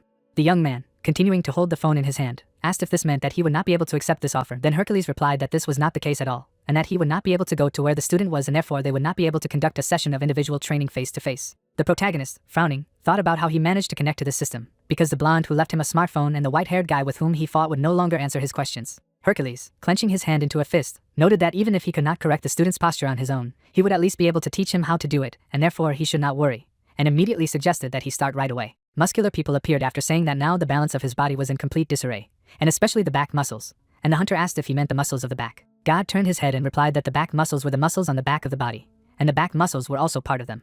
The young man's eyes turned white after the teacher's words that the back also included the trapezius muscles, triceps, and brachioradialis. Immediately afterwards there was a notification from the system that he had managed to learn about the perfect muscles, and because of this, his super strength prowess had increased by 0.03%. With his hands at his hips, Hercules talked about how there are different types of back muscles, and as the student has already been able to understand, since they are all located on the back, he cannot see them, which often leads to forgetting their importance. Raising his leg, the teacher also noted that these muscles are extremely important for the overall balance of the body. His leg punched a hole in the ground after the impact. The young man, with his eyes wide open, asked what had just happened. Raising his hand, Hercules also noted that there was nothing special about it, because he simply collected all the methods of fighting into one, and they were later systematized. Pointing with his finger, the teacher added that the muscles of the back of the body are also important in these techniques, and the lower part of the body, in turn, is like a pillar that supports everything. The young man's eyes were still wide open when the deity asked him what would happen if the pillars fell during the construction of the building, and the protagonist immediately replied that such a building would simply collapse. Striking the ground with his foot again, the god shouted that the same thing was happening to the body. The young man, smiling, realized that this would happen when the lower part of the body collapsed, and immediately there were notifications that he had managed to master the physical science of super strength, and the skill had increased by 0.1%. Then Hercules explained that he would talk about the method of exercises that were right for him, so he just had to watch and repeat. The protagonist was preparing for push-ups when the teacher talked about how the basics of breathing are to exhale when his body lifts off the ground, but the student, in turn, does not care about breathing and so on. The fighter, dripping with sweat, asked why it was, and then the deity asked him to look at himself before saying this, because it was important that an anchovy like his apprentice just did it without asking. A training ground appeared and the guy's words were heard that he understood everything. Immediately after, there were many notifications about the increase in super strength mastery to 1.5%. A message appeared on the monitor with information about the video editing. The girl, closing her eyes, thought that her boss was a good person, but a little unusual, and thought about what strategy he had come up with this time. A cave appeared. The protagonist, smiling broadly, greeted the subscribers and said that he is the one who conquers everything in the world, and in the cave that they now see behind, vampire bats live. Pointing his finger, the fighter also said that he had come here to show everyone watching new content for his channel. Her gaze was fixed on the monitor as she thought about what she should do. Bowing her head a little, the editor tried to understand why he needed to shoot these monsters, because they are numerous and live in harsh conditions with poor visibility, which makes it difficult to shoot such a video. but this way he will definitely be able to attract attention to himself. The hero, taking the phone in his hand, noted that after the investigation, he managed to find out that the current best record was 58 seconds, which belongs to an S-rank hunter. Smiling, the fighter said that he would try to beat him today, because this is a speedrun raid of the Conqueror of the World on vampire bats. The girl, looking at the monitor, realized that she should add a timer to the screen for this part. The young man suddenly began to raise his legs and shout something. His foot punched a hole in the ground. Daka's eyes turned white with surprise. Looking at the monitor, she tried to understand if it was possible to bring down the dungeon at all. The fighter, hitting himself on the head, said that he needed to get ingredients, but the raid was still completed. The editor, still sitting in her chair, tried to understand what she had just had to watch. The protagonist, looking at the video from his channel, noted that the statistics are really good. While wiping his head, the guy also noticed that that fire which with the world record had also left a comment. The reflection of the phone reflected his wide smile after realizing that she had run in a panic when she heard the news that the first place had been taken away from her. Imagining himself and her surrounded by money, the fighter realized that the fact that even she herself wrote the comment had already had such an effect. But if they ever made a video together, then 1 million viewers would be guaranteed. Bowing his head, the fighter thought that at such moments he should shoot even more provocative videos. Raising the phone a little higher, the protagonist thought about his strength stat and received a notification that its stat was already equal to 2%. Smiling, the fighter realized that after receiving personal training from Hercules, his skill, which had never increased, had finally exceeded 2%, and since he already managed to destroy bat dungeons with such an indicator, then everything would only get better in the future. A huge number of monsters appeared when someone decided to ask the youth to teach him the divine arts. Squeezing his eyes shut, Shiva began to talk about what he would teach him during individual training, to which Hercules replied in the negative. In bewilderment, lowering his jaw, the main character noticed that he had one, to which the creature stated that these are different things. Turning his head to the side, one of the 13 heroes explained that individual training was one thing, but the divine arts were quite another, and even had different names, and then added that moreover, for an anchovy like him, building up muscles wasn't the only problem. Turning his torso from one side to the other, the interlocutor said that this is because the divine arts are a method that was created to correspond to power, and then continued that without superpower that he uses, it is impossible to use it. Hercules' hair had a turquoise hue around the edges, while the guy clarified if he was using his superpower. Pointing his finger at the master's chest, one of the 13 heroes was surprised by his words, and he replied that he was now conducting an individual training for him. Lowering his jaw, the unusual creature stated that this was just an individual lesson that was not meant to be explored by his superpower. Looking down, the protagonist asked if he had studied superpower. Clenching his teeth tightly, the assistant did not believe that it could be. Furrowing his brows, the young man wondered if it was impossible to learn the powers of the gods on the internet, or if what he had learned was not a superpower. Suddenly, Shiva seemed to be sitting on the bed alone. Behind him, a magical silhouette of a lion appeared. At the same second, the magical image fell into small pieces. Hercules abruptly grabbed the main character by the shoulders. A view of the painting on the wall of the room opened, and then the unusual creature asked if this meant that he had learned superpower because he had subscribed to his channel, and if the same applied to the other gods, to which he received a positive answer. Tilting his head, the master clarified whether it was strange, to which the interlocutor exclaimed that it was ridiculous, because receiving the power of the gods when subscribing to their channels is nonsense. The muscular man gritted his teeth tightly when the guy noticed that it had worked for him. The protagonist held Hercules in his palms while he decided to think, after which he asked how he managed to connect to the internet, and stated that he was definitely a person without divinity. Looking ahead in bewilderment, the wielder of the superpower pondered his words. A memory appeared in which the cloak of a blonde man fluttered in the wind and said that it was because he had discovered this opportunity on his own. The young man stepped on the phone with his shoes. On top of the cabinet were black boxes. Putting his finger to his chin, God spoke thoughtfully about the two guys he had met, after which he added that he thought they were from GodTube, to which he asked if they could come here, although he himself did not have the opportunity to come here. A message appeared asking for confirmation of the new manager, and then the unusual creature remarked that, as Shiva had said, this dimension and their dimension could not interfere with each other, and then asked if it was true that it was the manager's account. Placing his hand on his side, God asked if one of the people he met was a manager, to which he asked if he knew who the manager of GodTube was, and received the answer that he knew several. Lowering his jaw, Hercules exclaimed that he still couldn't get the power of the gods just because he had subscribed to the manager's account, after which he added that if it were possible, then the managers would become the gods of the universe. The assistant noted that he was nevertheless confident that he had managed to obtain his superpower, to which the protagonist closed his eyes and asked to be accepted as an apprentice, but he refused. The young man did not understand the reason for the refusal, and Hercules turned away from him and explained that it was troublesome. Holding the phone with his fingers, Shiva stated that he had already learned superpower, to which the interlocutor replied that these are two different things. Folding his hands in displeasure, one of the 13 heroes said that moreover, even giving individual training was so troublesome, and he also wanted to add divine martial arts to it, after which he again answered in the negative. Squinting his eyes, the main character asked in this case to be allowed to ask one thing. Sitting on the bed, the owner of the superpower asked what the subscribers on GodTube mean, to which the assistant replied that he could understand it as an element of divinity. Lowering the corners of his lips, the guy wondered if this meant that the more subscribers a blogger had, the higher his divine status rose, and although he did not quite understand what it meant, but in general, the more, the better, and then he decided that for sure that was why God continued to give him lessons, although it was annoying, and in other words, subscribers were the only thing what interests him, except for muscles. The unusual creature scratched his ear with his finger, when suddenly his interlocutor suggested that he do so. Smiling broadly, the protagonist said about 100 subscribers, and then added that if he gained 100 subscribers on the channel, then the assistant would teach him divine martial arts. Lifting his chin, Hercules clarified how he would be able to do this, even if he could not come here. Raising his thumb up, the master asked why not trust him this time. On the screen of the phone, you could see God's channel on the GodTube website. Bowing before the master, the creature exclaimed that he was here, and then added that from that day on, he would become his faithful servant. Smiling broadly, the young man said that in the future he would tell him about interesting ideas for video content, but he would have to teach him the divine arts, to which he clarified if this was true, and shouted that he would not dare to refuse it. Shiva asked what the number of followers really meant, to which the assistant ran his hand through his hair and said that it could be said to be a form of trust. Raising his palms, the partner explained that their divine status is formed by the trust of others, so the more people know about them, the stronger they become, and then continued the long story. Squinting his eyes, the main character thought that it was difficult, and did not understand whether he understood correctly that the divine status grows as the number of subscribers increases. The heroes banged their fists against each other, and then the owner of the superpower exclaimed that in any case, his servant would teach him divine martial arts, to which he replied that he would teach him immediately, and the master noted that before that he asked him to speak calmly, as before. Smiling broadly, Hercules cried out that they would do it, and then began to talk about what he needed to do first to learn the divine martial art. The protagonist abruptly shifted his gaze down. Hovering over the phone screen, the assistant explained that, to be precise, the muscles that he needed to train first. Standing in the middle of the forest, the man said that it was nothing more than brain muscles, after which he added that in any case, a demonstration would be better than an explanation. Closing his eyes, the young man began to scream from the pain in his head. At the same moment, God swung his fist. A shock wave swept through the air. With his pupils bulging in alarm, the protagonist did not understand what was happening, because he could not see the movements of Hercules in any frame, and then he wondered what kind of feeling of pressure it was. The master grabbed his hair with his hand, when suddenly the system reported that he had managed to learn the divine martial arts, and the mastery of the superpower had grown significantly. Holding the phone with his fingers, Shiva noticed that his super strength mastery had increased by more than 1%, and was surprised to see that the mastery that had increased by 0.1% had increased by another 0.1%, and moreover, had gained SSS rank. Lowering his jaw, Hercules said that as you can see, he cannot cope with this, so he speaks about it with caution. A silhouette of a man appeared against the broken glass, and one of the 13 heroes remarked that he could say that his soul level was still insufficient, and if he used divine martial arts in such a state, then his mind would be destroyed first, so it was necessary to cultivate brain muscles first.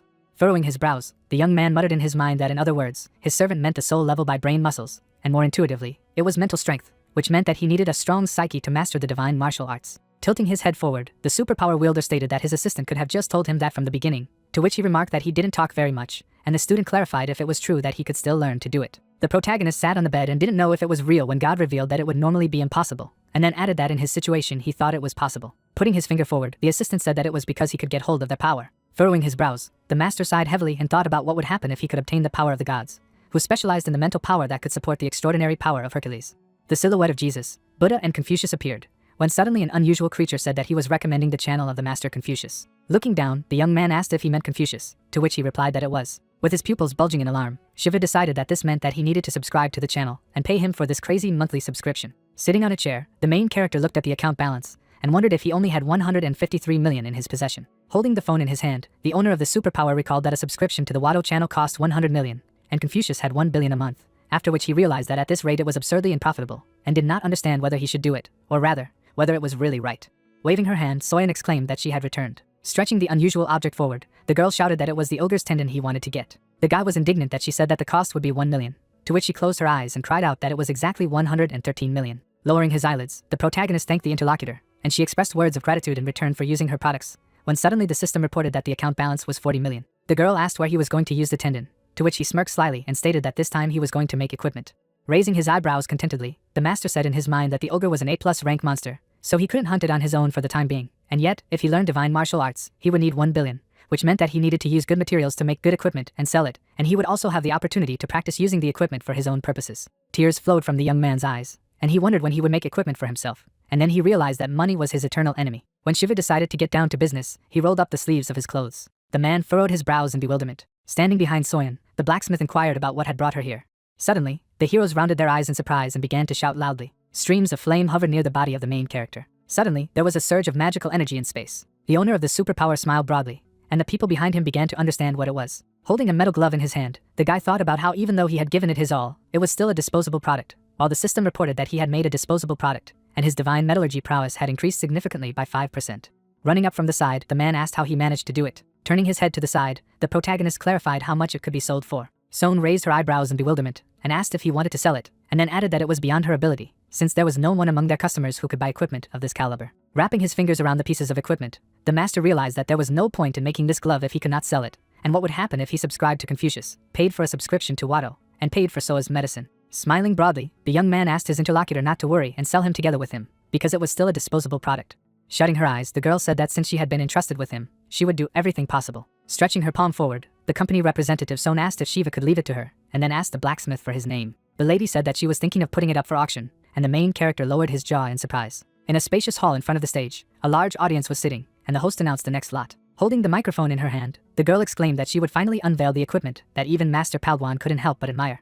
Turning her head towards her comrade, the lady called the name of the master, and the man from the front row asked if he was a blacksmith who was recognized as Aurelian. Dropping her jaw, the auctioneer shouted that the next lot was a pair of high-quality gloves. Leaning against a box of gear, the lady revealed that they were made of ogre tendons, which made them extremely durable, meaning they didn't have to worry about them breaking, and then asked the audience not to be surprised. Standing on the stage, the licitator shouted that it was assumed that due to the fact that they were made of A-rank monster body parts, the result of the evaluation showed that they were capable of enhancing the wearer's power, when suddenly the participants began to ask if it could enhance the wearer's power, if it was an enchanted piece of equipment, and at the same time, they noticed that only Master Aurelian could make enchanted equipment. Squeezing her eyes shut, the host said that she was sorry, but this item was not enchanted equipment, and then added that it was said that the enhancement was very small at about 5%.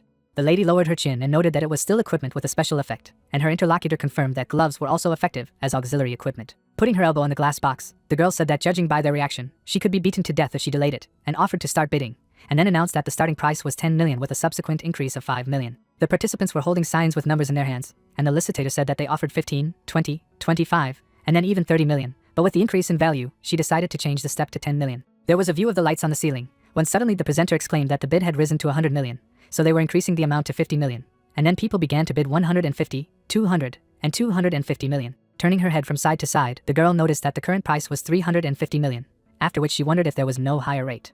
There was a view of the stairs leading to the stage, and suddenly someone was heard offering 2 billion. The auctioneers turned their heads back sharply. Sitting in the chair, Karen held a number plate in her hand. Lowering her jaw in alarm, the lady muttered the cost and asked if there was a higher rate. Behind sat Mingjong, who stated that she was giving 2 billion and 100 million.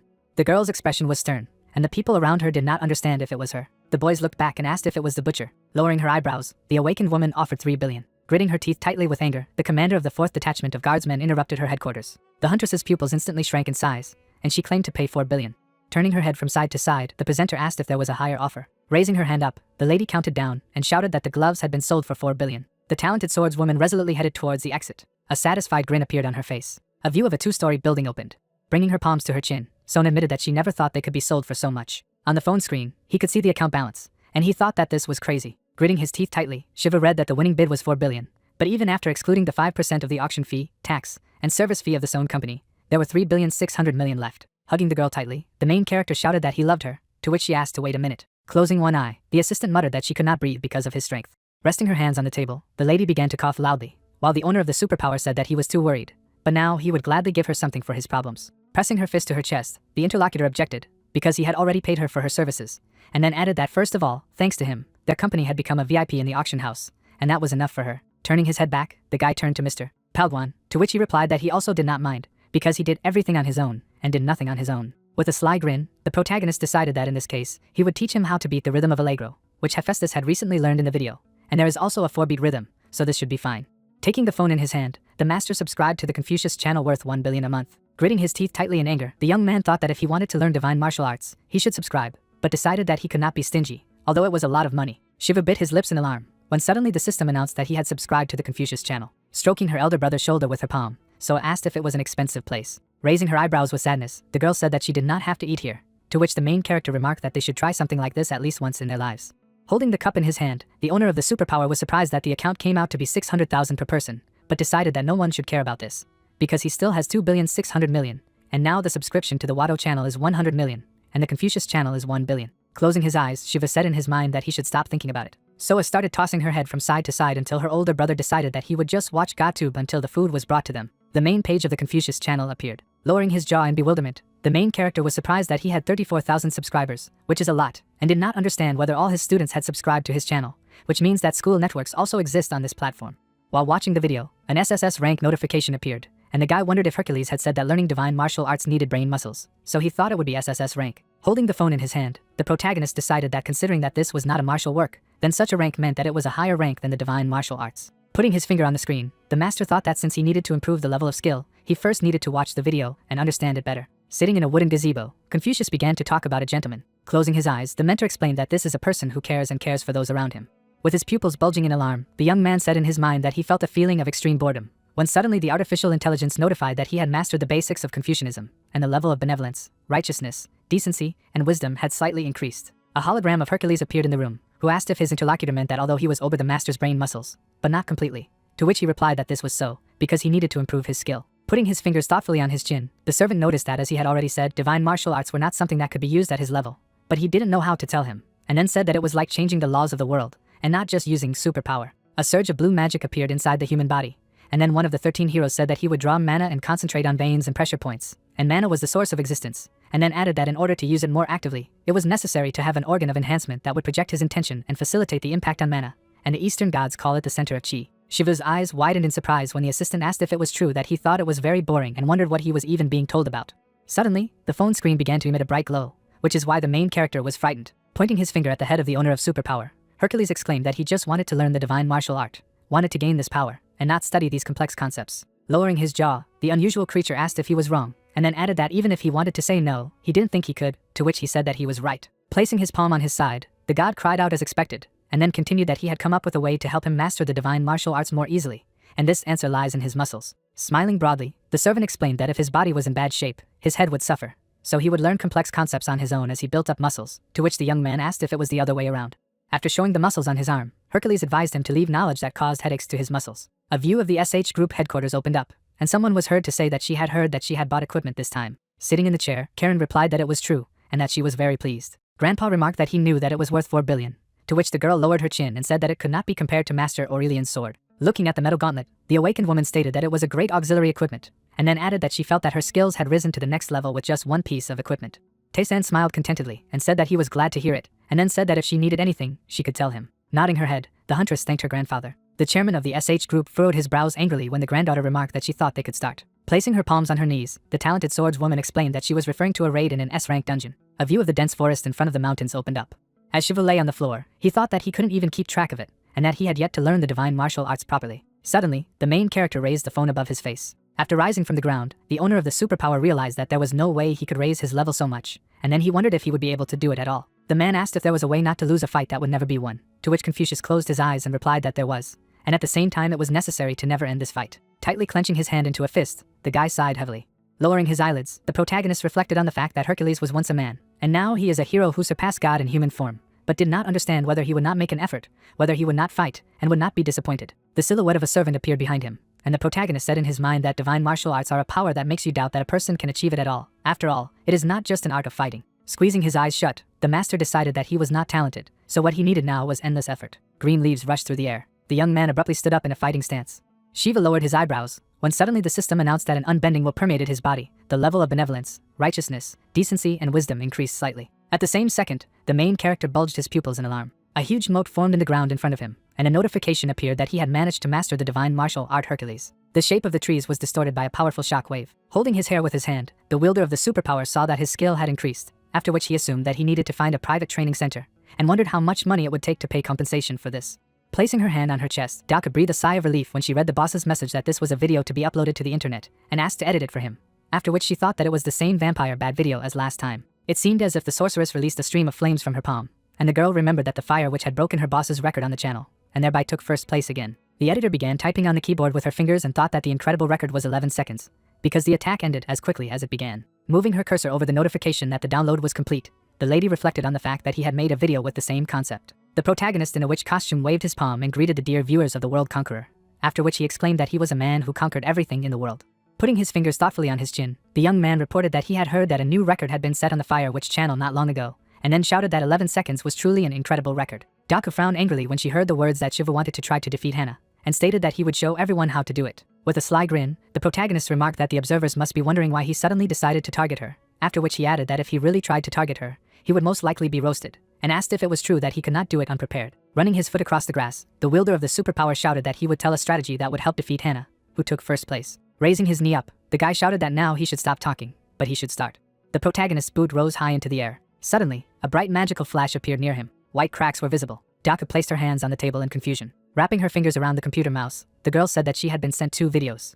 After a moment, her pupils sharply decreased in size. A fragment of the recording appeared, on which the master raised his leg up. After a short period of time, the young man tapped his shoes on the surface. A magic portal formed behind him. The tripod for the shooting fell abruptly to the ground, while Shiva wondered if he could practice in the dungeon now that he was thinking about it. The editor lowered her jaw in alarm and did not understand what she was looking at. Pressing the button with a trembling finger, the girl decided to look at the duration of the video. Bulging pupils, the editor was surprised that it lasted 4 seconds. Sitting in the chair, the main character saw that his post had more than 300,000 views and more than 11,000 subscribers, after which he thought that thanks to the divine martial art, the number of views and comments had increased dramatically, so that at this rate, earning hundreds of millions would no longer be a dream. Swiping his finger across the screen, the wielder of the superpower remarked on the question of whether this was not enough to attack the dungeon where Chiron had failed. Holding the phone in his hand, the guy thoughtfully said that these were just rumors, when suddenly he came across reports that this was true, because there were articles, and others asked for a link to them. Bringing his face closer to the smartphone, the protagonist wondered if this was true. A photo of a huntress who had microphones attached appeared and a caption about what the future of the SH group was after they failed a raid on an S-rank dungeon. Then there was a news story about a failed passage of the dungeon, which did not cause casualties, and as a result, the company lost the opportunity to enter the hunting industry market, and in addition, the prices of their shares fell sharply. Turning his chin to the side, the master said in his mind that it had not been said that she had failed. The young man threw the phone on the bed and wondered what it had to do with him, because he did not have time to worry about her, since he was busy with other things, and the hunter would be able to figure it out on her own. The door to the SH group's headquarters on the top floor began to slowly open. Chiron clenched her hands tightly into a fist, when suddenly an acquaintance noticed that she had come. Frowning angrily, the girl greeted her. Mina waved her hand and noticed that she and her niece had not seen each other for a long time. Putting her finger to her chin, the director of the SH group asked to look at her, and asked if she was coming back after meeting with the chairman. Lowering her chin, the awakened woman answered positively, and asked if her aunt had come to see him. Putting her palm aside, the manager said that the head had convened a meeting of managers, after which she added that the company was a complete mess, because not only had their stock prices fallen sharply, but investments were also being withdrawn. Chiron bit her lips in frustration when Mina suddenly declared that it wasn't her fault, but rather their fault for expecting too much. Touching her niece with her shoulder, the director of the SH group said that she could go, otherwise she could run into her brothers. The girl stood in the middle of a long corridor alone. The sun's rays fell on the floor of the room. Squeezing his eyes shut, Shiva asked if it was really bitter, to which the younger sister replied that this was what punishment looked like. Raising his eyebrows, the protagonist thought that it was still a good thing that his divine martial arts skills were constantly increasing, when suddenly the system reported that the divine art of medicine had increased, and as a result, the medicine was more edible than last time. Holding the phone in his hand, the possessor of super strength realized that after studying the gentleman's mind, all of his stats began to improve, and not only divine martial arts, but also super strength, insight, as well as divine metallurgy. Looking at the stats on the screen, the guy noticed that insight had increased the most since it was related to all other stats, so it was not for nothing that this skill had the rank of SSS. Soa wiped her tongue as her older brother said in his mind that her complexion was definitely improving. Smiling broadly, the protagonist realized that it was effective, and if he continued to cultivate the divine art of medicine, he would be able to cure her illness. It seemed as if a gigantic fee of 1 billion and 100 million fell like a stone on the shoulders of the master, and at the same time he thought that the problem was money, because at the moment there were far from enough funds to pay for the monthly subscription to Watto and Confucius. Looking at the reflection of his face on the plate, the young man noted that it would be great if he had the opportunity to sell this product, but medicines cannot be sold thoughtlessly without special medical certification. Smiling broadly, the wielder of the superpower decided that he would need to ask Son about it. The main character abruptly turned his head to the side and clarified who it was. At the end of the corridor was the front door, and the man behind it apologized and asked if this place was the residence of Shiva. In the shadows, the chin of the guy who said he was Charon's personal secretary could be seen. Ming Jae stood with his hands folded behind his back. Sitting at the kitchen table, the huntress's assistant told him that the young lady wanted to go through the dungeon again. Tilting his head down, the protagonist thinks that the awakened woman wants to re-enter the dungeon, and for this she needs help. Looking at the interlocutor, the owner of the superpower clarified whether she was asking him to think over a strategy, to which he received a positive answer. Lowering his eyebrows, Shivu inquired about what was even more important, namely what had happened in the dungeon. Looking down in confusion, Min Jae apologized and said that he hadn't heard the details himself, after which he added that she had only told him that his help was absolutely necessary. Tilting his head, the secretary noticed that the young lady wanted to come in person, but since many were watching her, she asked to let them pass. Closing his lips, the protagonist wondered what he could smell while being asked if he could at least talk to her. In the video, the owner of the superpower showed his thumb, and it was written that his joint raid into the S-rank dungeon gained a huge number of views. Sticking his tongue out of his mouth, the young man realized that this was the sweet smell of popularity. In the gymnasium of the SH group's headquarters, the girl was training hard with a sword, and Shiva noticed that she was wearing the gloves he had made. Karen swung her hand sharply. Min Jae said that he would call her, when suddenly the main character stopped him with his hand and suggested that he wait for the time being. Closing his lips, the owner of super strength thought that this was trance training, and classes with this level of concentration could give a lot, because he had a similar experience some time ago. Raising an eyebrow, the secretary tried to object, to which the guy told him that it could be that he would have to wait a little longer, but there might be an opportunity for the young lady that didn't come often. Drops of sweat ran down the girl's face from fatigue. Putting his fingers to his chin, the protagonist said in his mind that her movements were definitely not systematic. Pursing his lips, the master wondered if it could be because his understanding had improved after studying insight and divine martial arts, after which he decided that what she was doing was nothing more than random swings of her arms, and moreover, he knew that she had not learned how to wield the sword properly. There was a bright trace in the air from the awakened one's blow, while the young man mused that one of her traits was her sword talent. However, her blade talent overcame her brutality, as it seemed that she had the ability to use superpower, but she had not learned the divine martial arts to use this power systematically. Furrowing his brows, Shiva thought that the skill of swordsmanship, which was based on rudeness, would eventually show limitations, but if the lady learned the proper martial art, she would be able to grow significantly, so the only way for her to develop was to join the sect as a member. Grinning in confusion, the main character did not understand why she needed this, because the SH group would not allow it anyway, and if she did become a disciple of the sect, she would no longer be a member of the SH group, and apparently a good past is not always useful. Turning his gaze to the phone, the owner of the superpower decided that she would nevertheless be able to maintain martial arts at her level, which would be learned on GodTube. The cover of the video appeared, in which Lancelot clutched his head with both hands, and did not understand what to do when King Arthur asked him to choose between Excalibur and Queen Guinevere. There was a photo of Siegfried, who was the first dragon slayer, and below was the caption that the demonic dragon Fafnir was passed in 3 minutes and 11 seconds. The site contained a post in which Laban held a microphone in his hand, and Xiangyu reported that he caught him and forced him to sing a song of the Han dynasty. Lowering his eyebrows, the guy wondered what it would be like if Chiron could learn their martial arts, although this video is a bit crazy. But after that, he realized that she can't watch GodTube, so he can't even learn them. With his pupils bulging in alarm, the protagonist wondered if he could just watch the video and teach her on his own, and then thought about the fact that he needed to pay for a subscription to their channels. But the day could be obtained from the huntress. With a sly grin, the master decided that it didn't matter to the granddaughter of the chairman of the SH group whether to pay 1 billion or 10 billion, so it might be that he would receive tuition fees. The young man's mouth drooled with joy, and at the same time he wondered if this deal was not different because of the monetary power awakened. The lady lowered her sword in exhaustion, and Shiva noticed that the problem was whether she would take lessons from a D-rank hunter. Raising his trembling palms, the protagonist imagined the bodies of muscular men and realized that moreover, he would only be able to teach her what he had learned on his own, but did not understand whether it was possible to teach the divine martial art if he was studying it at that time. Shiva put his fingers on his chin and decided that if he gave up like this, it would all be in vain, when suddenly Chiron said that she should have told her that he was here. Min Jae raised his eyebrows sadly and apologized to the young mistress, after which he added that this person said that he did not want to interrupt her training. The girl was wiping her face with a towel. The cheeks of the possessor of super strength turned red sharply with embarrassment. Passing by the guy, the hunter said that she would first go and wash herself, and he thought only about how beautiful she was. There was a view of the room of the awakened woman, who noticed that the guest must have been waiting for her for a long time. Sitting at the table, the guy replied that it was not so long, and then added that moreover, he heard that she needed his help. Looking straight ahead, the protagonist asked what had happened in the dungeon. Looking down, the lady said that there was no monster inside the dungeon, to which he clarified what he was talking about. Tilting her head, Karen explained that there were no monsters when she entered with her comrades, and then she noticed that they had stumbled upon one monster.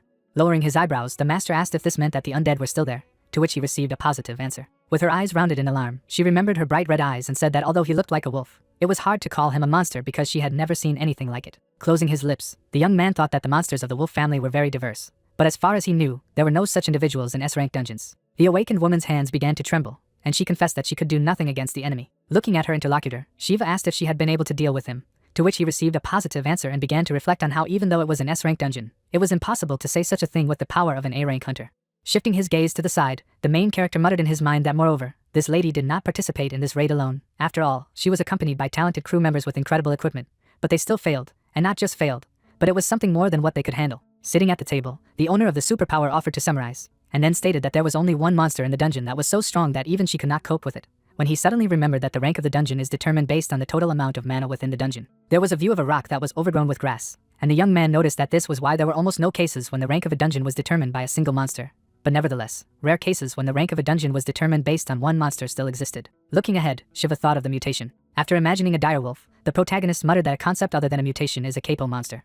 Through the sweat on his face, the protagonist said that it was a monster that wielded all the mana in the dungeon, and if they encountered one, it was understandable why Chirin had said she couldn't handle it. Parting his lips, the guy noticed that the capo monster was already dangerous. And worse than that, he was S-rank, after which he said that he thought that there was a high probability that they had collided with a capo monster. The girl, lowering her eyebrows, said that this was the first time she had heard about it. Looking towards the lady, the young man said that he thought it was better to abandon this dungeon, and then asked if there was a reason to go through it again, and also explained that it was not so important because she might die, to which she replied that she had to do so. The owner of the superpower asked if she could tell him why, and then the awakened one, sitting on a chair, said that she was not the only one who had problems. Biting his lips, the master thought that due to the failure of the Chiring raid, the SH group had suffered heavy losses, and he had heard that hundreds of billions of won had evaporated in just a few minutes after the article was published. Crossing her palms, the girl said that she had to make things right again, and at the same time, Shiva muttered that in order to prevent the stock price from falling even more, she should succeed in her raid in the dungeon as soon as possible, and added that it was life-threatening, but the trillions of won were worth risking her life. Opening his mouth, the protagonist remarked that the S-class capo monster is a new monster that didn't exist before, and so it wouldn't be easy, and then said that he had a condition in return. Smiling, the protagonist asked to be allowed to shoot a video. Looking ahead, the lady asked him again, and the guy added that he needed 10 billion.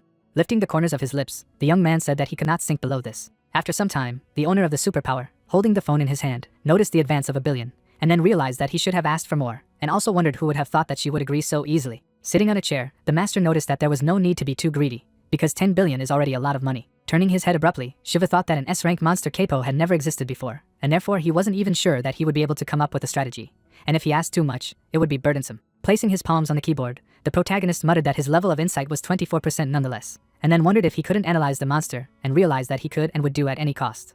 The next day, hunters appeared in the S-rank dungeon. Karen, frowning seriously, said that she would lead, and at the same time, the protagonist said that she had allowed him to go to the dungeon on the condition that she accompany him. Grinning, the guy noticed that it was very dangerous, and he didn't want to go there himself, but he needed to know what was inside to work out a strategy. Clenching his fist, the young man added that since he had super strength and a divine martial art, and even if he was not sure of defeating the monster, he was sure that he would survive. Turning around, the master said that, as expected, the atmosphere was definitely different from the lower rank dungeons. Shuffling her legs, the talented swordswoman said that she had to move on. A view of the night sky opened up. Karen looked at her hand. Raising his eyebrows, Shiva asked if these gloves did not suit her, to which she replied that it was not much. The main character asked to be allowed to adjust them, after which the girl, turning her gaze to the side, asked him again. After touching the bright crystal, the protagonist explained that he didn't know who would use them, and so he made them the size of his hands, but even though they weren't going to be removed, it must have been very uncomfortable. The lady looked at her hand in surprise. Giving a thumbs up, the guy said that she could consider it a favor. The awakened woman asked how he knew that this function existed, and then the young man, scratching his head, replied that it was he who made them. Looking at the master, the huntress asked if it meant that the person who was recognized by Master Palguan suddenly interrupted her, and said that he did not know about it, but simply worked in the same workshop with him. You could see how the guys were standing next to each other. A moment later, sweat ran down the cheek of the owner of the superpower. Clenching his fists, Shiva was surprised by the unusual energy. The main character turned his head sharply. Suddenly, red eyes appeared. Suddenly, the monster's paw appeared. The protagonist's pupils quickly narrowed, and then he realized that she was different. Looking up, the young man thought that she was on a completely different level, and at the same time, the talented swordswoman asked him to step away. There was a huge monster standing above the hunters, and the young man wondered if it was an S-rank capo monster. Shiva looked up, wondered if Chiron could defeat this black wolf, and what if he joined her, after which he thought that they were not ready, and came here to check what kind of monster it was. Clenching his fists, the protagonist muttered that they shouldn't fight. The protagonist then frowned seriously. Suddenly, a magic beam appeared. The guy touched the girl's shoulder. Opening his mouth wide, the young man exclaimed that he had to run. A moment later, the guys rushed from their seats. A bright moon could be seen. A magical portal appeared. The lady and the wielder of super strength jumped out of the magical passage. Leaning down, Shiva said that he couldn't be sure because he hadn't fought him directly, but at least 5 S-class hunters would be able to damage him. The awakened one, standing next to the main character, asked what kind of force it was. Turning his gaze to the side, the protagonist asked how she was able to return alive, also with her teammates, escaping from this monster. Looking down, the huntress replied that they were lucky, and then the guy clarified if she really wanted to attack him again. Raising her head, the talented swordswoman said that she had to do it. Looking at her partner, Chiron said that if he developed a strategy, then their team would do whatever it took to do. The young man narrowed his eyes thoughtfully. The girl lowered the corners of her lips. Turning around, the wielder of the superpower explained that he would contact her as soon as he analyzed it. A terrible monster appeared on the video. Looking at the monitor, the hunter wondered what kind of monster it was, and at the same time, muttered that the capo is a species that is a modified version of a normal monster, and therefore must be the original monster from which it originated. There were reports published by the association and an encyclopedia of monsters. Touching his chin, Shiva whispered that no matter how much he searched for information on the internet, he could not find it anywhere. Sitting at the computer table, the main character said that even after using insight, he still could not find a single clue, and also wondered what it was. A view of the daytime sky opened up, and it was heard that they would stop there. The guy was lying on the floor, and the system reported that he had completed the exercises of Hercules, and the level of skill proficiency had increased. Hercules, crossing his arms, asked if he was lying down only after that. A moment later, the young man took out his phone. Leaning over to him, one of the 13 characters clarified that he was watching. Looking at the screen, the owner of the superpower replied that it was a monster that he had recently analyzed. The man asked the hunter again, after which he, parting his lips, said that today was the 3rd day, and still did not understand what it was. Being behind the back of the main character, the gentleman asked to let him take a look. Hercules lowered his gaze. Turning around, Shiva asked if he knew what it was. Sweat was dripping down the protagonist's cheek, and then one of the 13 heroes asked if it wasn't Fenrir. Introducing the scary monster, the man said that Fenrir is a mythical beast that appears in Norse mythology, and his other names are the demon wolf and the wolf of divine slaughter, and the reason why it is called so is simple. The snake could be seen opening its mouth, and the master explained that the creature that had actually brought about the end of the world was Fenrir. The monster swung its paw furiously. The man held a staff in his hand, after which Hercules reported that with his upper jaw reaching the edges of the sky and his lower jaw touching the edges of the earth, Fenrir devoured everything in between, and in the end, having swallowed the whole world, he bit and killed Odin, the powerful god of Norse mythology. Lowering his eyebrows, the guy asked what he was doing here, and how he got here, to which he received a counter question, how did he know, and whether this is his world. Through the sweat on his face, the young man thought that the unknown guy who had given him a smartphone containing Godtub and even Fenrir. Sitting on the floor, the hunter muttered that in this situation, Hercules was probably the only one who did not know how to get here, and then clarified whether it was really Fenrir. Parting his lips, one of the 13 heroes said that he had already fought him once and won. Looking at the master, the owner of the superpower asked what would happen if he fought Fenrir, and then the latter asked him again, to which he received a positive answer. Stretching out his index finger, the man said that he was not sure, but it would not take even 1 second. Hercules added that until he was torn to pieces, which made Shiva squint in bewilderment. Touching the protagonist, one of the 13 heroes said that now, when he looks at him, he cannot tell, because from here it is clear that he has become very weak, and his physique has also changed and has become similar to a wolf cub. Lowering his eyebrows, the protagonist thought that he was still the size of a small hill, but given the mythology of Fenrir, this is certain. Keeping his hands at his sides, the man noticed that he was also wearing jewelry that he had never seen before. Pointing his finger at the phone screen, the gentleman asked to look there. The video showed an unusual artifact, and at the same time, Hercules reported that it seemed to be suppressing Fenrir's power. Turning his head, the guy asked what kind of handcuffs they were. Imagining the monster tied in chains, one of the 13 heroes explained that it was Gleipnir, and added that it was said that it could never be destroyed by anything that existed in this world. The man, hovering in the air, noticed that he thought that was such a Fenrir. It would take a minute before he was torn to pieces. Touching his chin, the young man wondered how the monster got here and why, and muttered that if this black wolf was indeed Fenrir, then there was practically no way. Smiling, the gentleman asked if he could at least tell him about his weaknesses, and then the hunter replied that if he did, he would share the idea of video content for 200 subscribers. Suddenly, a magical aura appeared, and Hercules said that he would organize the materials and bring them right away. At the same time, Chiron was walking past a crowd of people who were wondering why she wasn't giving up on this dungeon, and how determined she was to go back and raid the dungeon again. The door creaked open. The girl, standing in front of the crowd of hunters, said that it seemed to her that everyone was here, and then offered to go. The warrior, noticing a teenager who holds a tripod with a phone in his hand and greets the subscribers of the World Conqueror, clarified who he is. The young man, smiling, replied that he was a blogger, and his channel was called Conqueror of the World. Turning his gaze to the side, the guy said that he did not think that this was really a well-known channel, and also asked what such a psycho was doing here. The fighter, closing his eyes, said that it was said that he was the one who came up with the strategy for this dungeon, and his partner asked if this was the wolf and exclaimed that it was absurd, and then the hunter clarified that they did not know about it, and he had just heard about it as well. Looking in the direction of the main character, the warrior muttered that these were unconventional conditions for supporting team members, and they also dragged a pathetic blogger, and then added that the leader of the team, Chiron, must have been in despair. Raising his eyebrows, the young man asked his comrade what he was going to do if it was all over, and at the same time he began to talk about himself, when suddenly the latter interrupted him and asked him not to say such unpleasant things, but just to get ready to enter the dungeon. Inside the S-rank dungeon, a huge number of fighters appeared. Holding a tripod from the phones in his hand, the protagonist announced that they were in an S-rank dungeon. Smiling happily, the wielder of superpower asked if they felt this immense energy, after which the hunter wondered if he was Shivu and realized that he was making a pathetic video at such an important moment. Frowning in displeasure, the guy wondered what if the black wolf noticed. Sweat ran down his cheek. Suddenly, red eyes appeared in front of the guys. The young man opened his mouth in bewilderment. The girl, who was in the empty space, pondered whether repeating the raid was the right decision, and whether she would lead people to their deaths, and whether she shouldn't have sought the help of an S-rank hunter, and then decided that she shouldn't accept help from S-rank hunters. Gripping the hilt of her sword tightly, the lady muttered that this was not an easy raid and added that this was the first entry of the SH group into the hunter industry, and therefore they should do it solely by the power of the team, and everyone should know that their strength instills fear. Suddenly, the awakened woman lowered her eyebrows menacingly. A moment later, the protagonist, raising the corners of his lips, exclaimed that it was the legendary mythical beast Fenrir, also known as the demon wolf, and also added that Fenrir was a beast that appeared in Norse mythology. With a smirk, the protagonist clarified if they were asking if it was really Fenrir. Suddenly, a terrible monster appeared, and then the owner of the superpower said that he was not sure. Shiva was surrounded by a bright aura, and he said that he thought they had to fight him to find out. The main character, standing in front of the monster, wondered if he was not the one who conquered the world, and was he not the conqueror of the world. The undead frowned angrily. The protagonist, smiling, said that even if it was Fenrir, namely a wolf who would eat the whole world, it would not be a problem for him. Turning his gaze to the side, the young man asked the talented swordswoman if she was ready. Stretching out his palm, the young man exclaimed that this was the first point of the strategy for attacking Fenrir. A moment later, the hunter took off. The girl opened her mouth in surprise. The wielder of super strength could be seen flying high. The monster swung its paw sharply. Opening her jaw, the lady warned the main character of the danger. The monster hit the ground hard. Large fragments appeared, and then the wolf realized that he was not there, and then wondered where he was. Shivu found himself near his opponent. The protagonist clenched his fist. The guy then fiercely attacked the undead. The warrior narrowed his eyes and asked what was going on here. A view of dense trees opened up. Red energy swirled around the monster. Through the sweat on his face, the young man wondered if he was still okay, even though it was a direct hit. Looking ahead, the wielder of the superpower was confused, and at the same time muttered that Hercules had told him that it would work. Suddenly, the hunter fell off his feet.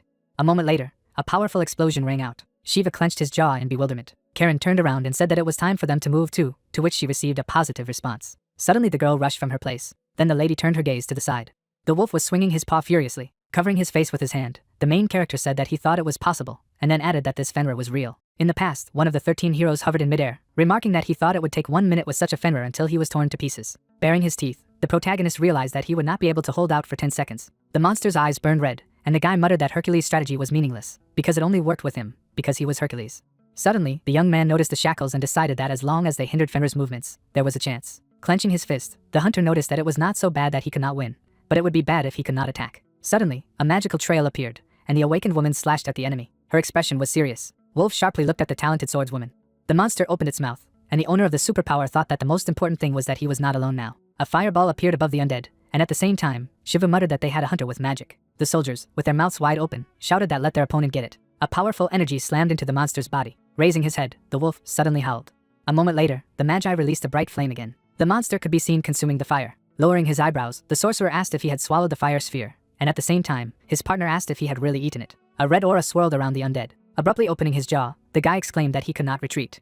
The warrior, holding his shield in front of him, said that he needed to prepare for battle. The protagonist, turning his gaze to Karen, said that if he looked closely, he could find shackles tied to his body, and then asked if she already knew about it. Frowning seriously, the protagonist said that if these shackles held him back, he could attack. Then the girl lowered her eyebrows. After a moment, the lady took off. The awakened one flew towards the enemy. Closing his eyes, the guy realized that he needed to calm his emotions and focus all his feelings. The young man was surrounded by an unusual energy. The monster's eyes glowed red. Suddenly, the owner of superpower quickly approached the wolf.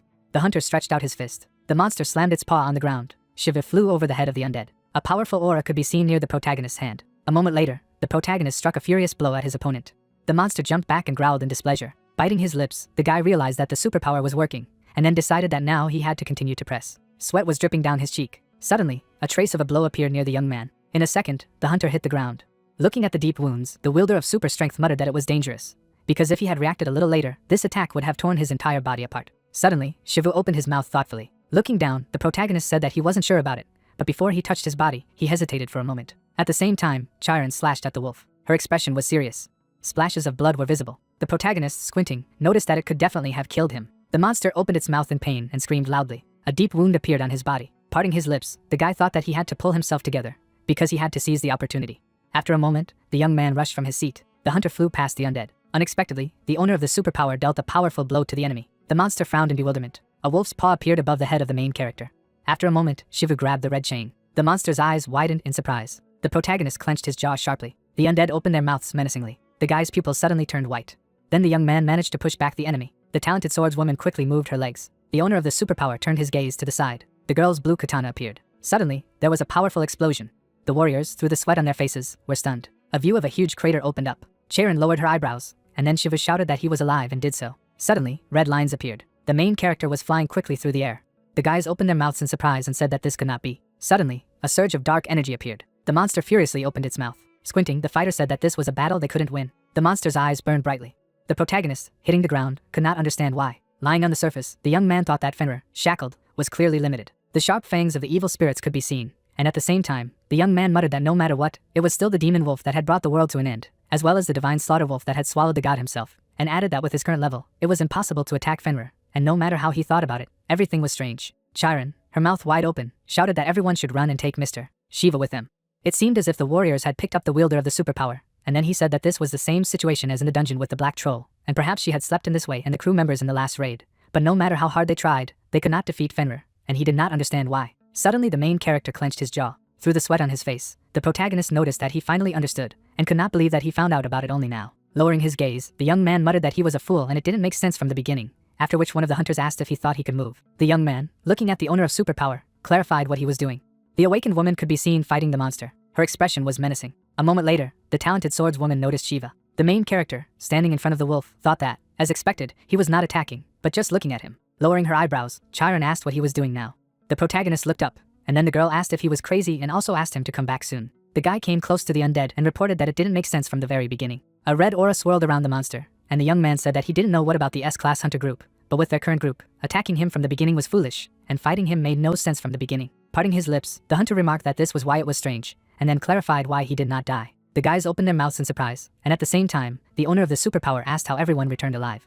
The warriors narrowed their eyes in bewilderment, and Shiv asked how none of them had died at the moment. Standing behind the protagonist, the lady asked what he meant, after which he asked if she had not yet understood. Pointing to the wolf, the protagonist replied that if Fenrir had wanted to, he would have killed them all, but no one in this place would have been able to return alive. Looking ahead, the soldier wondered how they had returned alive then. Parting his lips, the guy said that he let them go, and then thought that this was the reason why Chiron and her team were able to return alive, and why he hadn't killed a single person.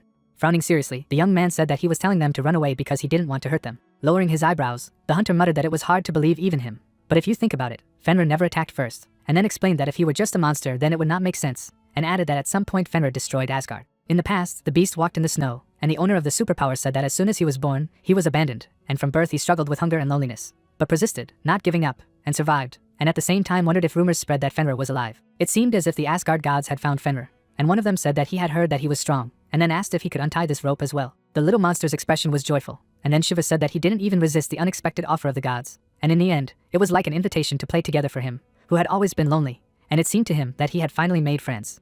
The guy, holding his head, exclaimed that even Thor could not break it, and the main character said that even Fenrir was happy because it seemed to him that he had made friends with the gods. The holy beings frowned menacingly, and then the protagonist explained that they thought otherwise. A green chain appeared, and at the same time the young man said that they were afraid of a force that could lead to destruction, and so they created Gleipnir to bind him forever, and came to him again. And Fenrir thought that something was wrong here and suspected something was wrong. The god of war Tyr smirked and remarked that if he couldn't free himself and the gods refused to let him go, he might bite off his left arm. The beast opened its mouth contentedly, whereupon the hunter said that a sacred being named Tyr had personally come to him and swore an oath, and Fenrir believed him, and added that Tyr was the only god who had come to the wolf when everyone was turning a blind eye to him, and had given him food in a barren land where there was no food.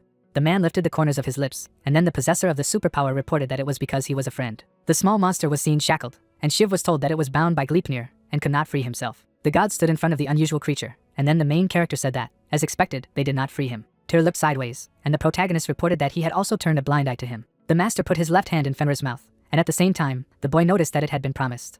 Looking down, God said that he had deceived him. Sweat dripped down the beast's face, after which the young man explained that he couldn't bite Tyr's hand because he didn't want to. A red dagger appeared in the wolf's mouth, and then the hunter noticed that the gods, who were afraid of his strength, even stuck a sword into his mouth and made it so that he could not close his mouth. The monster frowned menacingly, and the owner of the superpower said that Fenrir had to remain chained until Ragnarok came. The evil spirits were shackled with red shackles, and then Shiva said that he was still as lonely as before, and in endless pain.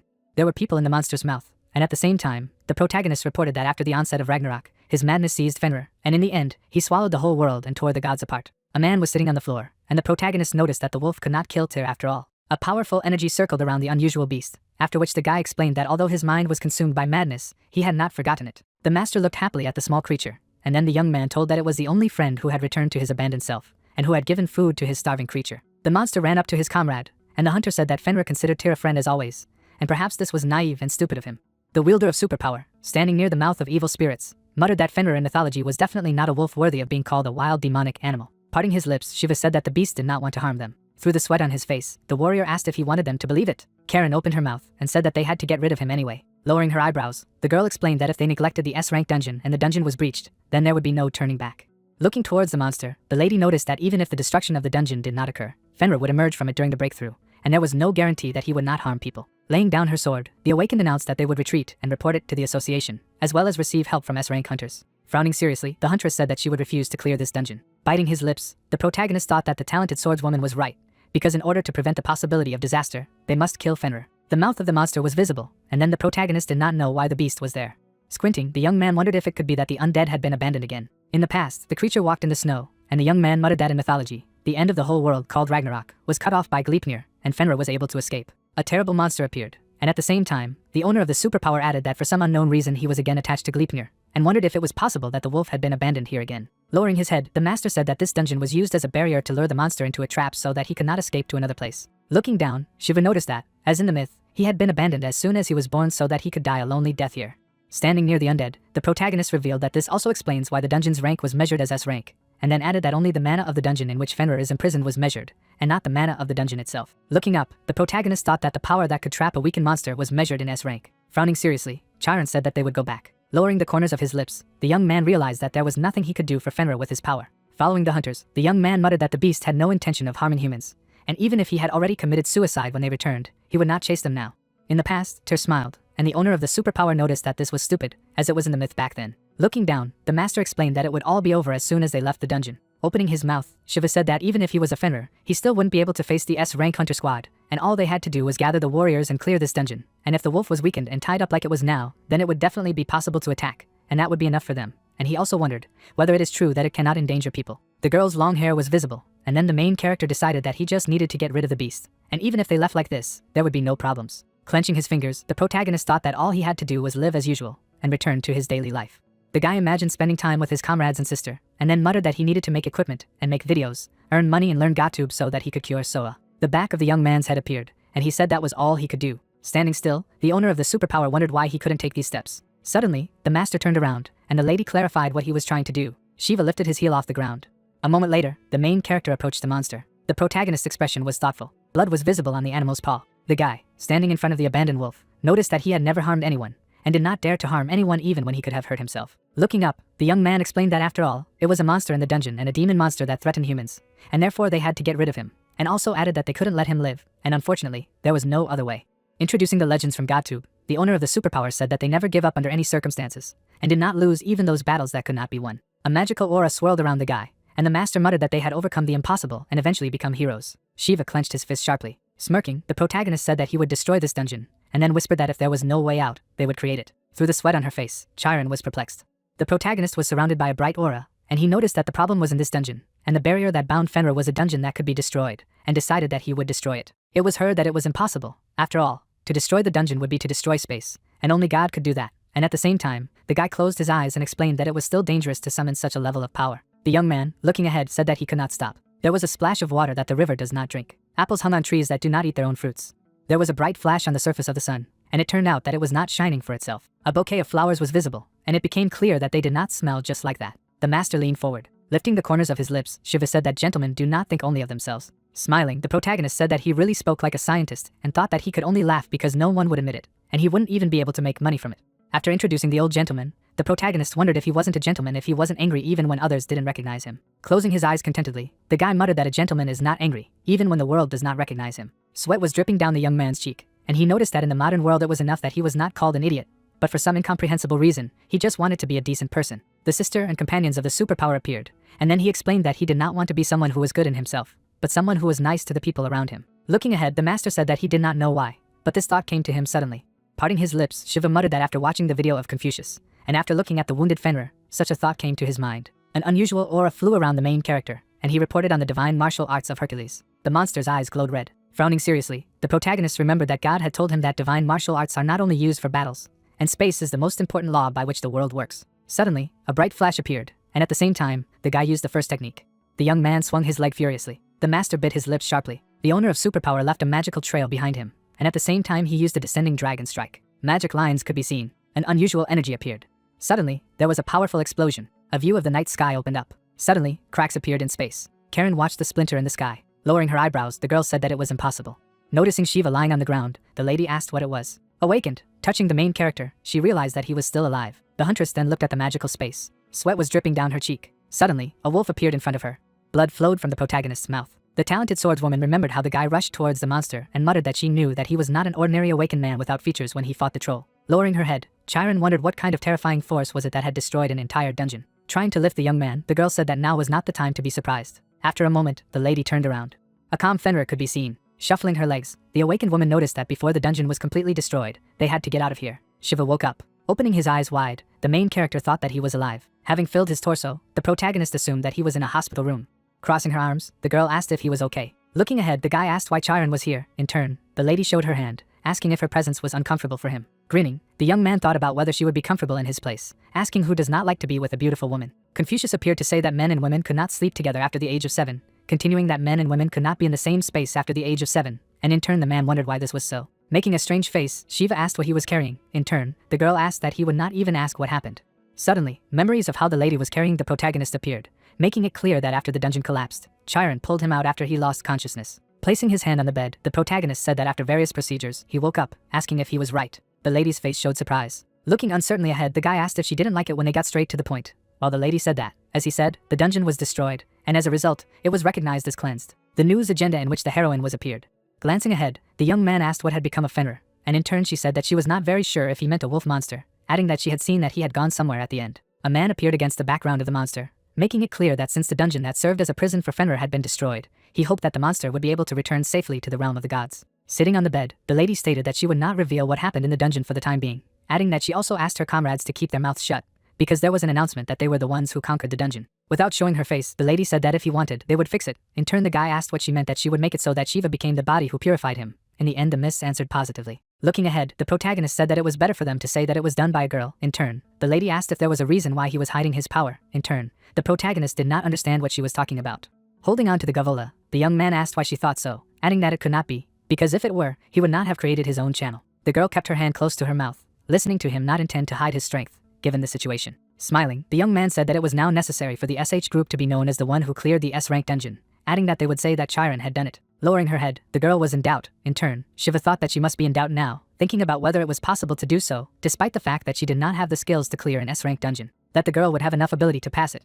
Glancing ahead, the lady asked why he was trying to comfort her. In turn, the guy answered in the negative. People looked at each other. Smiling, the lady thanked for everything. Smirking, the main character said that they should change the subject, asking that this was all she wanted to ask. In turn, the friend stated that she had something else to say. Keeping her hands on her feet, the girl asked if he would like to work with her.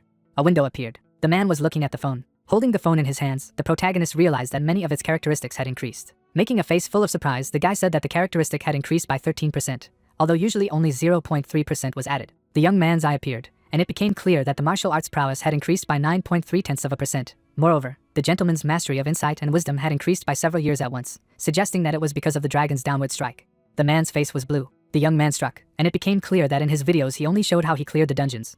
But this time he destroyed the space and dimension of the dungeon, and therefore the dungeon itself collapsed. The man kicked the ground. The barrier began to burst. Shivu fell on the bed, thinking about how everything had happened exactly like the situation with the troll when he passed out after using his strength, adding that compared to the past, using the abilities of divine martial arts was an improvement in itself. Smiling, the main character continued to think about when he would be able to make him completely his own, adding that he wanted to try only once. The protagonist's hand was in front of his face, asking how the girl immediately agreed. A car appeared, in which a voice was heard that the man should be taken to his grandfather. In turn, the subordinate said that the chairman was very pleased with the hard work on the raid. Looking out of the window, the superior said that she was happy. In turn, the driver asked what Shiva had said. The lady's face showed surprise. Holding the steering wheel of the car, the man asked about the fact that he refused again. In turn, the miss answered positively. Looking ahead, the guy asked what he had said this time. Holding her hand to her face, the interlocutor stated that he had said something like that gentlemen get along only with people, not with a group, adding that on the other hand, insignificant people form gangs, but do not get along with each other. In turn, the young man asked what she meant. Smiling, the lady asked why. Instead of being colleagues or teammates, he said that he sometimes enjoys working together. Smiling, the miss said that based on this, he asked if she wanted to learn fencing. The man in turn asked why fencing. Looking to the side, the boy asked if that didn't mean that the protagonist would teach her swordsmanship, thinking about how he would admit that the protagonist had exceptional abilities. But wasn't he an awakened D class? Adding that he still wanted to teach the girl that she was the last class awakened. Pointing to herself, Shireen stated that she had told him that she would like to learn. In turn, the driver asked why they were going to the chairman now. In turn, the lady said that he thought she needed to pay for her training. The car was driving along the road. A hospital appeared. The man was sitting on a bench. Various heroes appeared above Shiva, thinking that these 3 techniques would suit the girl best. Looking at the phone, the guy realized that among them there would clearly be the one that the lady would like, adding that he could show her all 3 techniques and let her choose the one that she liked the most, continuing that he needed to pay for the subscription. Smiling, the young man stated that it didn't matter, because in addition to 10 billion won, he would also receive tuition fees every month. A subscription to the channel appeared, while the main character wanted to check how much it costs. Opening his eyes wide, the protagonist realized that she was worth 200 million won. Making a stunned face, the guy announced that it was worth 2 billion, asking why it was so expensive. Flipping through the phone, it became clear that the Confucius channel costs 1 billion, and this is even more expensive, adding that this cannot be. Looking at the phone, the young man thought about the last time he checked. It was definitely 100 million, adding that the subscription price had increased to 2 billion. Horror appeared on the hero's face, suggesting that the cost of a subscription increases with the increase in the number of channels to which he subscribed. Opening his mouth in surprise, the man declared that this meant that there would be 3 billion, maybe even 4 billion, adding that if it grew like this, there was no reason to choose all 3, because if it grew by 1 billion, the cumulative fee alone would be 9 billion. Looking down, the young man said that he could sign once and cancel it, asking if he could do it after the registration, asking what would happen if he could not do it. Gritting his teeth, the man asked if that meant he had to pay $9 billion every month, thinking that if he didn't pay, the subscription would automatically be cancelled, saying that even if he chose one technique to teach the girl, the next channel he chose would also increase. The guy held his head in his hands, thinking that the channels he subscribed to were summed up. Without showing his face, Shiva said that no matter how much money he earned, there would be no end to it. Looking away, the main character felt someone's energy and presence that do not belong to the person. The protagonist turned his head. Legs appeared. Getting to his feet, the guy asked what the dog was doing here. Surprise appeared on the young man's face. The tail moved. A blush appeared on the beast's face, and it was clear that his name was Fenrir. Looking ahead, Shiva asked if this was true, adding that he had become much smaller. The main character sat down. A mouse fell out of the dog's mouth. Knitting his eyebrows, the protagonist asked what he wanted him to eat her. Putting out his hand, the man realized that the mouse was still alive. Looking at the dog, the guy asked where it was going. The young man's face was stunned as he thought about what it was. A man appeared, asking if he had not taught him how to win. Looking at his comrade in arms, the man said that he was asking because he did not know. In turn, the hero stated that he had already taught the guy how to defeat Fenrir. Gesticulating, Shiva stated that he had said that the beast's weak part was its sides, and that it could not use its full power by grabbing its tail, adding that none of these tips had worked. Pointing at the student, the man said that it was because he was too weak. In turn, the main character said that he should have told him about it right away. Gritting his teeth, the protagonist said that he almost died. In turn, the man asked who would have thought that he was so weak. Turning around, the guy said that it didn't matter now, adding that he had asked him to tell him a strategy that would suit his level, and not to teach him how to fight. Starting to cry, Hercules stated that it was too unfair, adding that he could not accept it, going on to say that even his muscles said it was unfair. Looking away, the young man thought that it was happiness, because it ended well, because he really could have died. Starting to cry, the main character stated that the video that he shot in the dungeon was completely erased, adding that not only Fenrir, but also Karen appeared in the video, so he would have at least 1 million views, continuing that it could have brought a lot of benefits, but now it is gone. People looked saddened. Suddenly, the guy looked away, thinking that he had returned. The dog looked strange. The man, without showing his face, continued to say that it was unfair. Suddenly Hercules' head turned. A blue haze emanated from the main character's phone. Glancing ahead, the young man thought that Fenrir must remember the man. After all, they had fought before. A dove appeared, making it clear that this was a gift from the beast. Putting his hand on the bird, Shiva said that it should stand up. The pigeon looked stunned. The animal tried to look around. The bird met the eyes of the main character. Looking at the blue trail left by the bird, the hero asked where Fenrir came from and what kind of pigeon it was. Turning around, the protagonist suggested that the monster brought him to eat. In turn, the interlocutor asked that he brought a pigeon. Standing in front, Hercules asked why he did this. Because he was not even a cat. In turn, the man said that he himself did not know. Turning away, the man asked what he was bringing to him, whether it meant that these animals were his prey. In turn, the boy replied that he believed that the monster did not want to hurt other animals. In the end, the warrior asked why he was bringing them then, asking what he wanted, that the young man should kill them. Putting his hands on the bed, the man stated that he did not know. In turn, the hero asked where Fenrir came from and why he brought animals. The dog looked happy. Memories of Shiva standing in front of the monster's mouth appeared. The main character turned around. The master kicked. Holding his hand to his mouth, Hercules understood what had happened. Without showing his eyes, the man said that the fact that the monster appeared in his dimension was already strange, asking how it could exist there. Looking ahead, the protagonist stated that he was also interested in this, adding that he was not the only one who did not know how to get here. Putting his hand on the shoulder of the interlocutor, the ally said that their measurements could not overlap. In turn, the guy asked where Fenrir came from. Smiling, the man said that it was true, that he was the only one who did not know this. Pointing to the hand, Hercules declared that his muscles again indicated that this was unfair, and in turn the young man played along with him. Pointing his finger, the man asked how he had managed to survive using the dragon's downward strike, asking how the dragon had managed to use it. Making an uncertain face, Shiva replied that luck was not on his side. Without showing his eyes, the interlocutor asked about luck, adding that his descending dragon strike could not be used just by relying on some kind of luck. Smiling, the main character asked why he did not teach him the next technique. In turn, the hero said that there was nothing difficult about it. Putting his finger in his ear, the man asked if he should not give him something in return. In turn, the colleague said that he would let him know the content of the next video. A building appeared. The staircase was in blue light. The man was holding the girl in his arms, but someone said that they had received an order that the protagonist was a D-class hunter. Squeezing the glass, the man ordered the ladies to leave them alone. The ladies are gone. Smiling, the villain asked if he was really a low-class hunter. The man, wearing a mask, answered positively. In turn, the interlocutor asked if he was mocking him. Making a face full of malice, the head of the pandemonium asked a question about what he thought was ridiculous. Leaning forward, the unknown man stated that he was an unusual low-level hunter. In turn, the man replied that a D-class hunter could not be unusual. Without showing his eyes, the interlocutor asked if he had heard that Chiron had passed the S-rank dungeon. In turn, the person stated that everyone was talking about this on the internet. In the end, the ally said that Shiva was also somehow connected with this. Knitting his eyebrows, the supervisor asked if this was true. Standing in the middle of the room, the customer said that he did not know the details, but the main character somehow helped Chiron. In turn, the man asked what kind of order it was. In the end, the guy said that he needed him to confirm it, adding that it did not matter to him how he did it. Without showing emotion, the interlocutor said that this was a VIP order. In turn, the person said that he would not be able to fulfill it, because Mingjong had made her move. Making a stunned expression, the ally inquired about the lady, asking the question that the human butcher from the inspection bureau had finally moved. Gritting his teeth, the head said that he did not know what she had found, but the lady was causing them a lot of trouble. In turn, the guy said that the head of the pandemonium was worried about the simple security guard of the inspection bureau. In the end, the man said that if he was caught by this lady, then even he would not be able to get away from her unharmed. Adding that a new head of the Korea branch had recently been appointed, and he did not want to create unnecessary problems for them right away. Showing surprise, the unknown person asked about the new head of the branch. A severed hand appeared, and it became clear that the key figures called the leaders of the pandemonium were divided into 5 tiers. Fractures, cracks, scars, bruises, said that the head of the pandemonium, whose identity is unknown, killed one of the 13 heroes. The silhouette of a man in red appeared, making it clear that this is a red shadow, because the leader at the level of the scar can be the person who can survive working with the red shadow, getting off with only scars. Looking ahead through his glasses, the guy asked about the fact that Korea now has a scar level leader. In turn, the man answered positively, adding that he should not tell anyone. Alcohol was poured into a glass. The boss drank, hearing that the employer would help him with the inspection bureau, adding that they would also help Pandemonium gain a foothold in Korea. Anger appeared in the eyes of the interlocutor.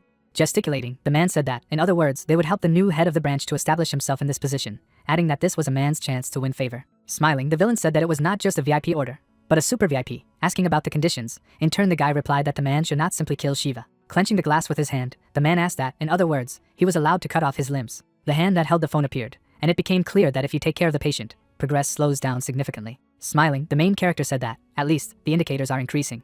A rabbit appeared. Knitting his eyebrows, the protagonist thought about where he could get it, asking where he could get the rabbit from in the city. The dog was happy. Looking away, the man made it clear that it had been a few days since then, so the monster should calm down soon. The deer was lying in a state of blackout, making it clear that this happened the next day. An eagle appeared. Making an angry face, the guy asked what he would bring him tomorrow, assuming that it would be a bear. The sun appeared over the hospital complex. The young man opened the door. Making a stunned face, the man asked about what was happening, adding that it was a bear.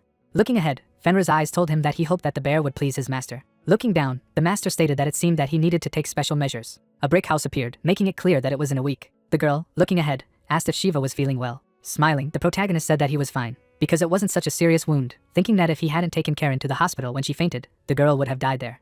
Glancing ahead, the protagonist asked how she was feeling, asking if she was taking medication regularly, asking if she had missed it just because the guy wasn't around, while the lady said she wasn't doing that anymore. Without showing his face, the man asked if she had taken herbal medicines without missing a single dose. In turn, the lady replied that as soon as she starts thinking about them, her stomach begins to twist. Smirking, the young man thought that it seemed that she was still having a hard time, adding that he would need to improve his mastery of the divine healing techniques, saying that he wanted to ask her something. Shiva's leg appeared, asking if he liked puppies. In turn, the girl asked what he was suddenly asking about puppies, asking that there was an animal behind the door, asking that the master had brought her a puppy. Holding his head, the main character tried to say something. Looking at the monster, the lady said that he was very cute. In turn, the protagonist told her to be careful. Looking up, the lady asked why he said that, and the hunter said that he might bite. Smiling, the guy listened to the fact that the beast could harm him with its small teeth. In turn, the man thought that the mist did not know, but if the monster bites, then the world will collapse. Looking ahead, the girl asked what his name was, adding that if he hadn't given him a name yet, she would like to call him, and in turn, the guy agreed. The dog was in her arms, and it became clear that the lady had named the dog in a special way. Looking at her friend, the miss asked about the guy's dislike of the name, and the man replied about what he liked, thinking that the girl had no idea how to give names. Smiling, the lady asked if the dog liked his new name, adding that he seemed to like it. Making a strange face, the young man looked at the dog, thinking that Fenrir liked such a stupid name, asking that he had already learned how to survive in the human world. Hugging the dog, the lady announced that from now on it would be his name. A smile appeared on Shiva's face, thinking that it was not bad that she had given the monster a good name. A brick house appeared. The Hunter's Guild gym, which was located on the lower floor, appeared. Holding the phone in her hands, the girl apologized for the delay, adding that they should first sign a contract with him, as she promised, continuing about how with the deduction of the deposit it turns out to be 9 billion, asking if everything was correct, saying that the money should have already arrived. Looking at the phone, the main character realized that the money had been credited to the account, saying that he was confirming the transaction. A balance appeared that was equal to 10.6 of a billion. Grinning, the protagonist thought that a family of 4 could live on this money for 277 years. Glancing ahead, she said that if he didn't mind it, they could discuss the cost of the lecture he had mentioned the last time after she had seen his sword skills. Getting up from his chair, the guy said that she should watch the lecture live to assess its cost, thinking about how in fact the young man was not sure how much it cost him to ask for it, and he did not even know how much the girl wanted to pay, adding that it would be better if the lady decided it herself. Raising his finger up, the man asked if he could borrow one training sword. Without showing his face, Shiva said that there were only 3 sword techniques that he would show her now. Without showing emotion, the lady asked about 3 techniques. In turn, the mentor stated that he had chosen those that would suit her, but it was quite difficult for him to choose one of them. Holding a sword, the master said that she should tell her which one she would like best, thinking about joining their membership program, but it was too expensive, and the longer you were in it, the more you would pay, adding that he had only come here after watching their trailer, asking if he would be able to show her off properly. Swinging, the main character said that the first style of sword he would show her was called the divine sword that opened the heavens. A foot appeared. A blue glow emanated from the sword. Knitting her eyebrows, the girl thought about the fact that he couldn't see the movement of the sword. A blade appeared. The sword was in the hands of the guy. A shockwave appeared. Looking ahead, the lady thought that she couldn't move, adding that unlike last time, he slowly waved them, but his pressure definitely affected the lady's body. Standing up, the protagonist announced that he would now show the style of wielding the dragon slayer sword. Multiple blows rang out. The guy's face appeared. The silhouette of the dragon was pink. The mouth appeared in front of the student's face. Pointing with his hand, the master said that he would show the steel of the Taiguk's sword at the end. The girl's face was stunned. A green haze appeared. Shiva was surrounded by different elements. Suddenly, a black slit was heard. The girl did not show her face, hearing that this was the end. Smirking, the main character stated that these were the 3 sword techniques that he could teach her, asking which one she liked best. A car appeared and stopped in front of the headquarters of the Hunters Guild. Knitting his eyebrows, the man said that he could not confirm that they had come out of there, asking what they were doing there. Holding his head, the supervisor suggested that the protagonist had offered Chiron some of his services, adding that at first glance he looked formidable, but in bed he would behave differently. In turn, the subordinate asked if they should continue to wait. Looking ahead, the man pondered. Licking his lips, the villain asked a question about the fact that the interlocutor had mentioned that Shiva had a younger sister. Turning around, the guy said that if they contacted outsiders, they might get into trouble, adding that if the inspection bureau caught wind of it and Mingjong intervened, it would be bad. In turn, the head replied that he should not bother. Making a maniacal expression on his face, the man said that the people behind the council would deal with everything perfectly well, adding that if they only showed a couple of times a bit of attention to this guy's younger sister. Throwing up his hands, the manager said that, instead of wasting time on him, he himself would crawl to them on his knees after noticing this. Grinning, the boss said that they needed to catch the younger sister of the main character as soon as possible. The protagonist was smiling broadly. A training center appeared. The girl's face was stunned as someone addressed her. Looking ahead, the lady asked what was going on. In turn, the main character asked what technique she liked the most. The lady looked away. Holding out the blade, the protagonist stated that she should try it herself if she could not choose, and the miss asked if it was possible to do so. The student swung. Blows rang out. Looking ahead, the guy thought that her movements were no different from his, but something was missing. Looking at her hands, the girl asked if she was missing something. Smiling, the mentor told them to try other techniques, thinking that he simply had to receive the allowance. A bus appeared, while someone was talking about how of course she could not keep up, because an ordinary person cannot compare with their strength. Looking at the phone, the master said that he could, adding that with the help of a man he learns divine martial arts. In turn, Hercules replied that this is all because he can use their power. In the end, Shiva asked what the difference was. Holding his hand to his face, the man asked when he had first asked him to teach him the divine arts, whether he remembered why the hero had turned him down.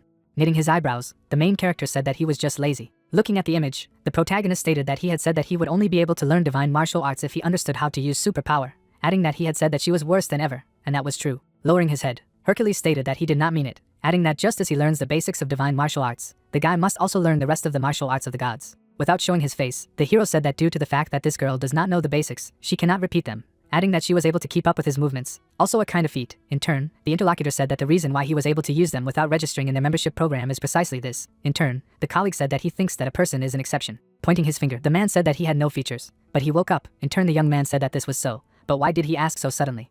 Pointing his finger forward, Hercules said that he believed that the other person had no traits was a trait in itself, adding that he had said last time that he would not be able to gain the power of the gods simply by subscribing to their channels, going on to say that to be precise, a new existence could not be overwritten on an existing one. Two silhouettes of people appeared, making it clear that what the guy calls a line is the uniqueness of existence, which makes it impossible to overwrite his already existing trait with a new one, because this action is no different from denying his existence.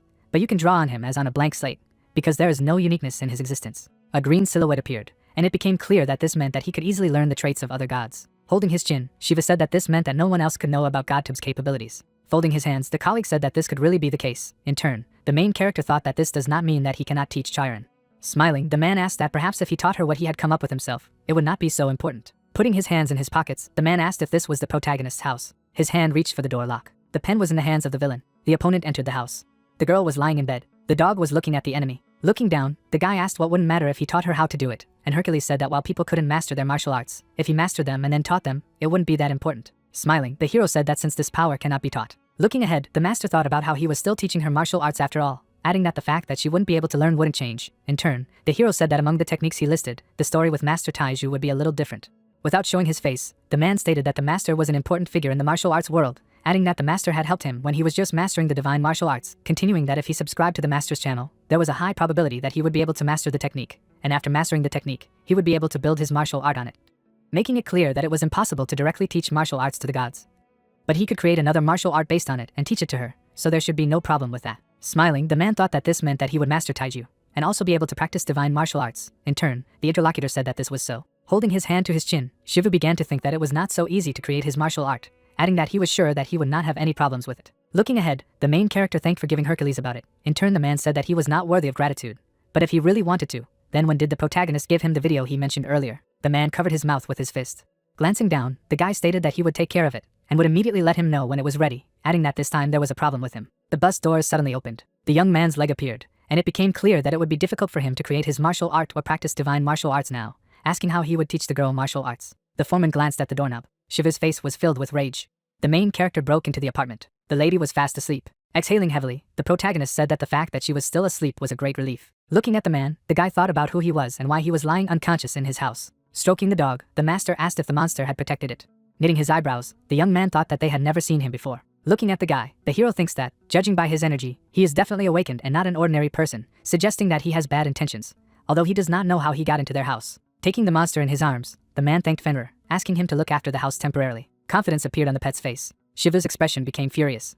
Legs appeared. Looking ahead from under his brow, the man wondered where he was when he heard an unfamiliar voice. Knitting his eyebrows, the villain recognized the main character. Looking ahead, the protagonist thought that he knew him, saying that he would ask a couple of questions, adding that he only needed to answer them truthfully. Smiling, the opponent insulted the interlocutor.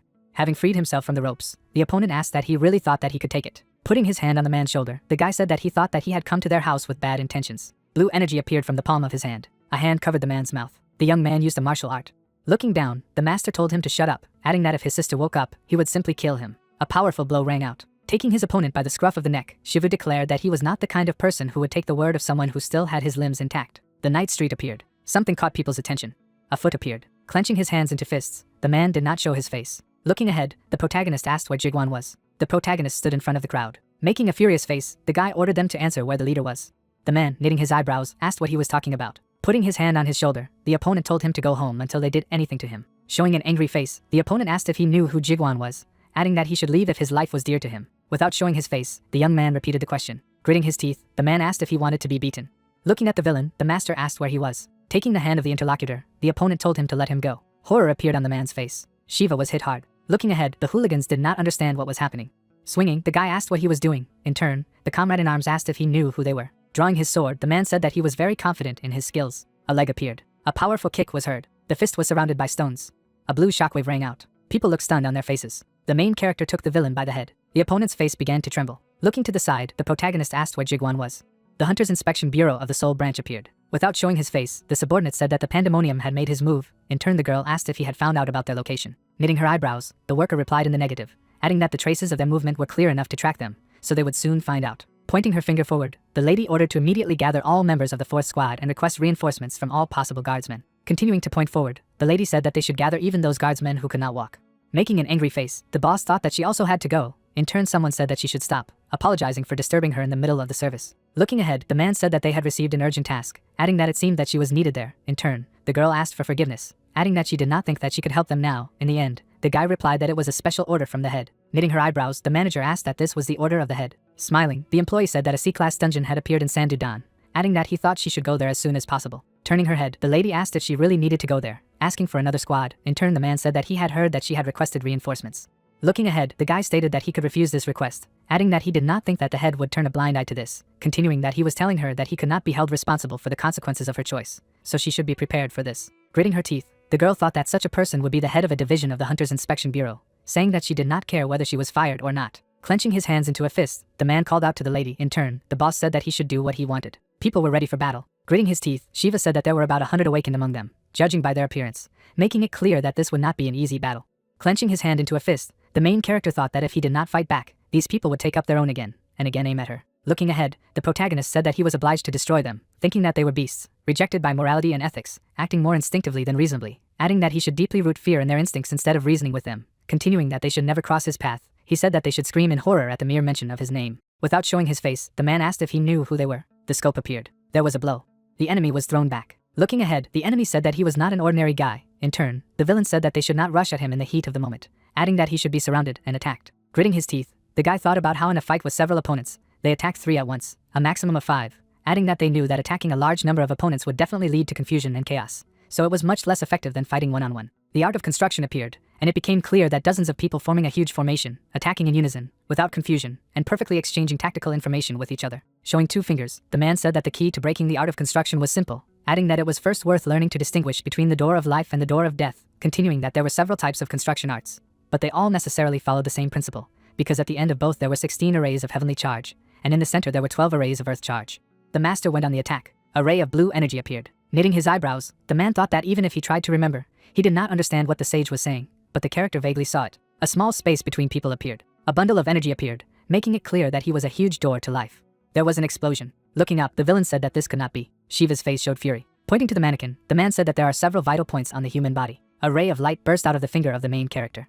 Gritting his teeth, the protagonist thought about the fact that the door of death is everywhere, adding that he does not see the door of life anywhere. The guy was surrounded by opponents. Closing his eyes, the young man thought that no matter how experienced a person is, it is always very difficult to fight with 100 people running at you at once. Smiling, Hercules declared that no one would stand up to the group, because it immediately became difficult to fight it, even if a bunch of small fry gathered around you, adding that sometimes you do not see a way out of a situation when you are surrounded. Asking what to do in such a situation, replied that it is worth breaking through with the help of force. There was a tremendous burst of energy.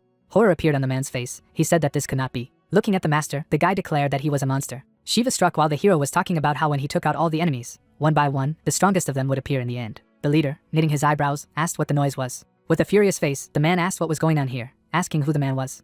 A ray of light appeared. The villain's face was stunned, making it clear that leaders always appear at the end. The supervisor turned. The protagonist swung for a blow. The enemy received a blow in the face.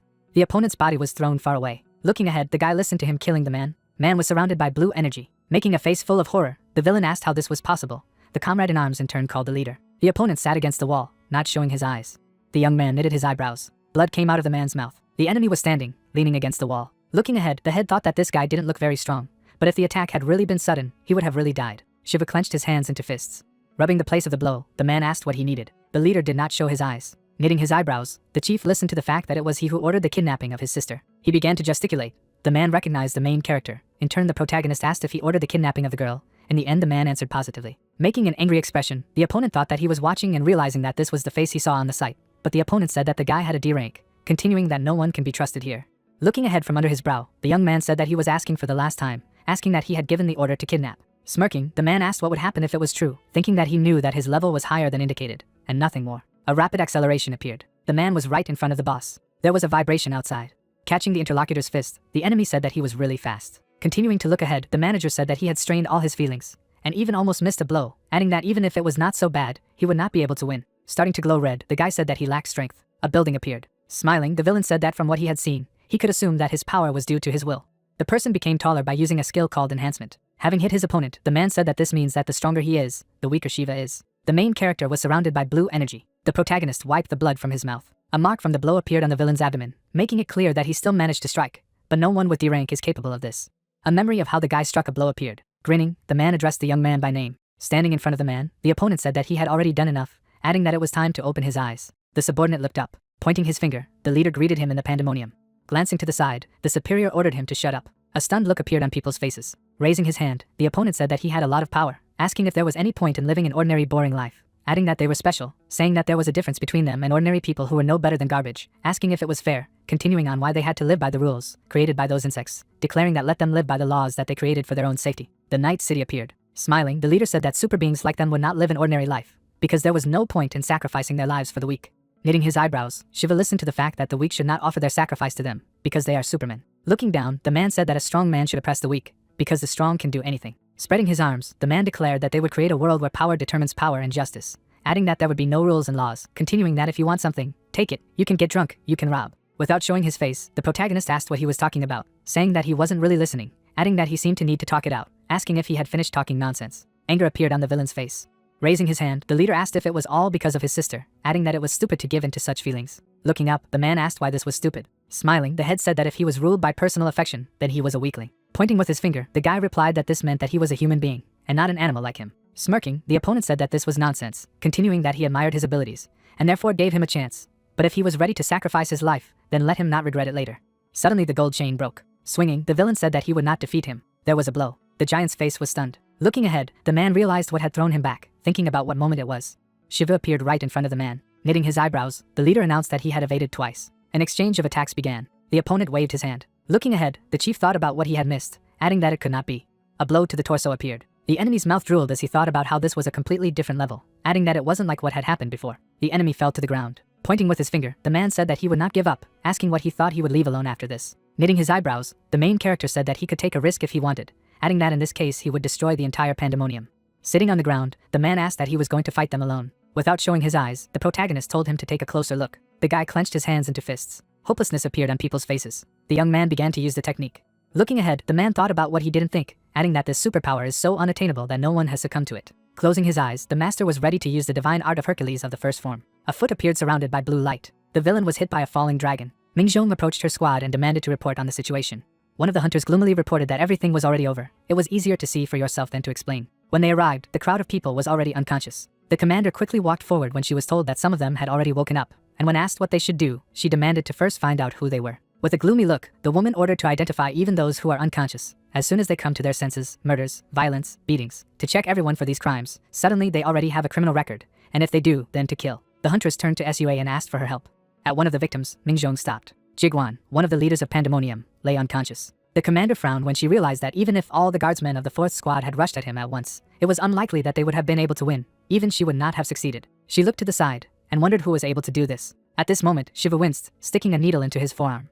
With the help of the needles, he activated the divine healing skill. The young man sighed, raised his head, wondering aloud when everything would pass. The protagonist chuckled and thought that he had some skills that could not be used on humans, so he did not use all his strength in the dungeon of Fenrir, and concluded aloud that if he did, then everything could end sadly. The fighter raised his hand, glad that he would be able to control Hercules' magic. He looked at the screen of his smartphone, continuing to think that this fight was not only a battle of magic. His other stats had also increased significantly, but there was still a lot of work to be done. Remembering that scoundrel, the hunter admitted that he was very strong. The daughter was not even close to him. The guy smirked and thought that at any moment he could again find himself in the middle of a war between the guards and criminals. Shiva narrowed his eyes and decided that he would not leave everything like this, because they risked touching Soa. At first, the protagonist thought that someone told them to deal with him himself, and they grabbed his sister to lure him in, but the cat confused their cards.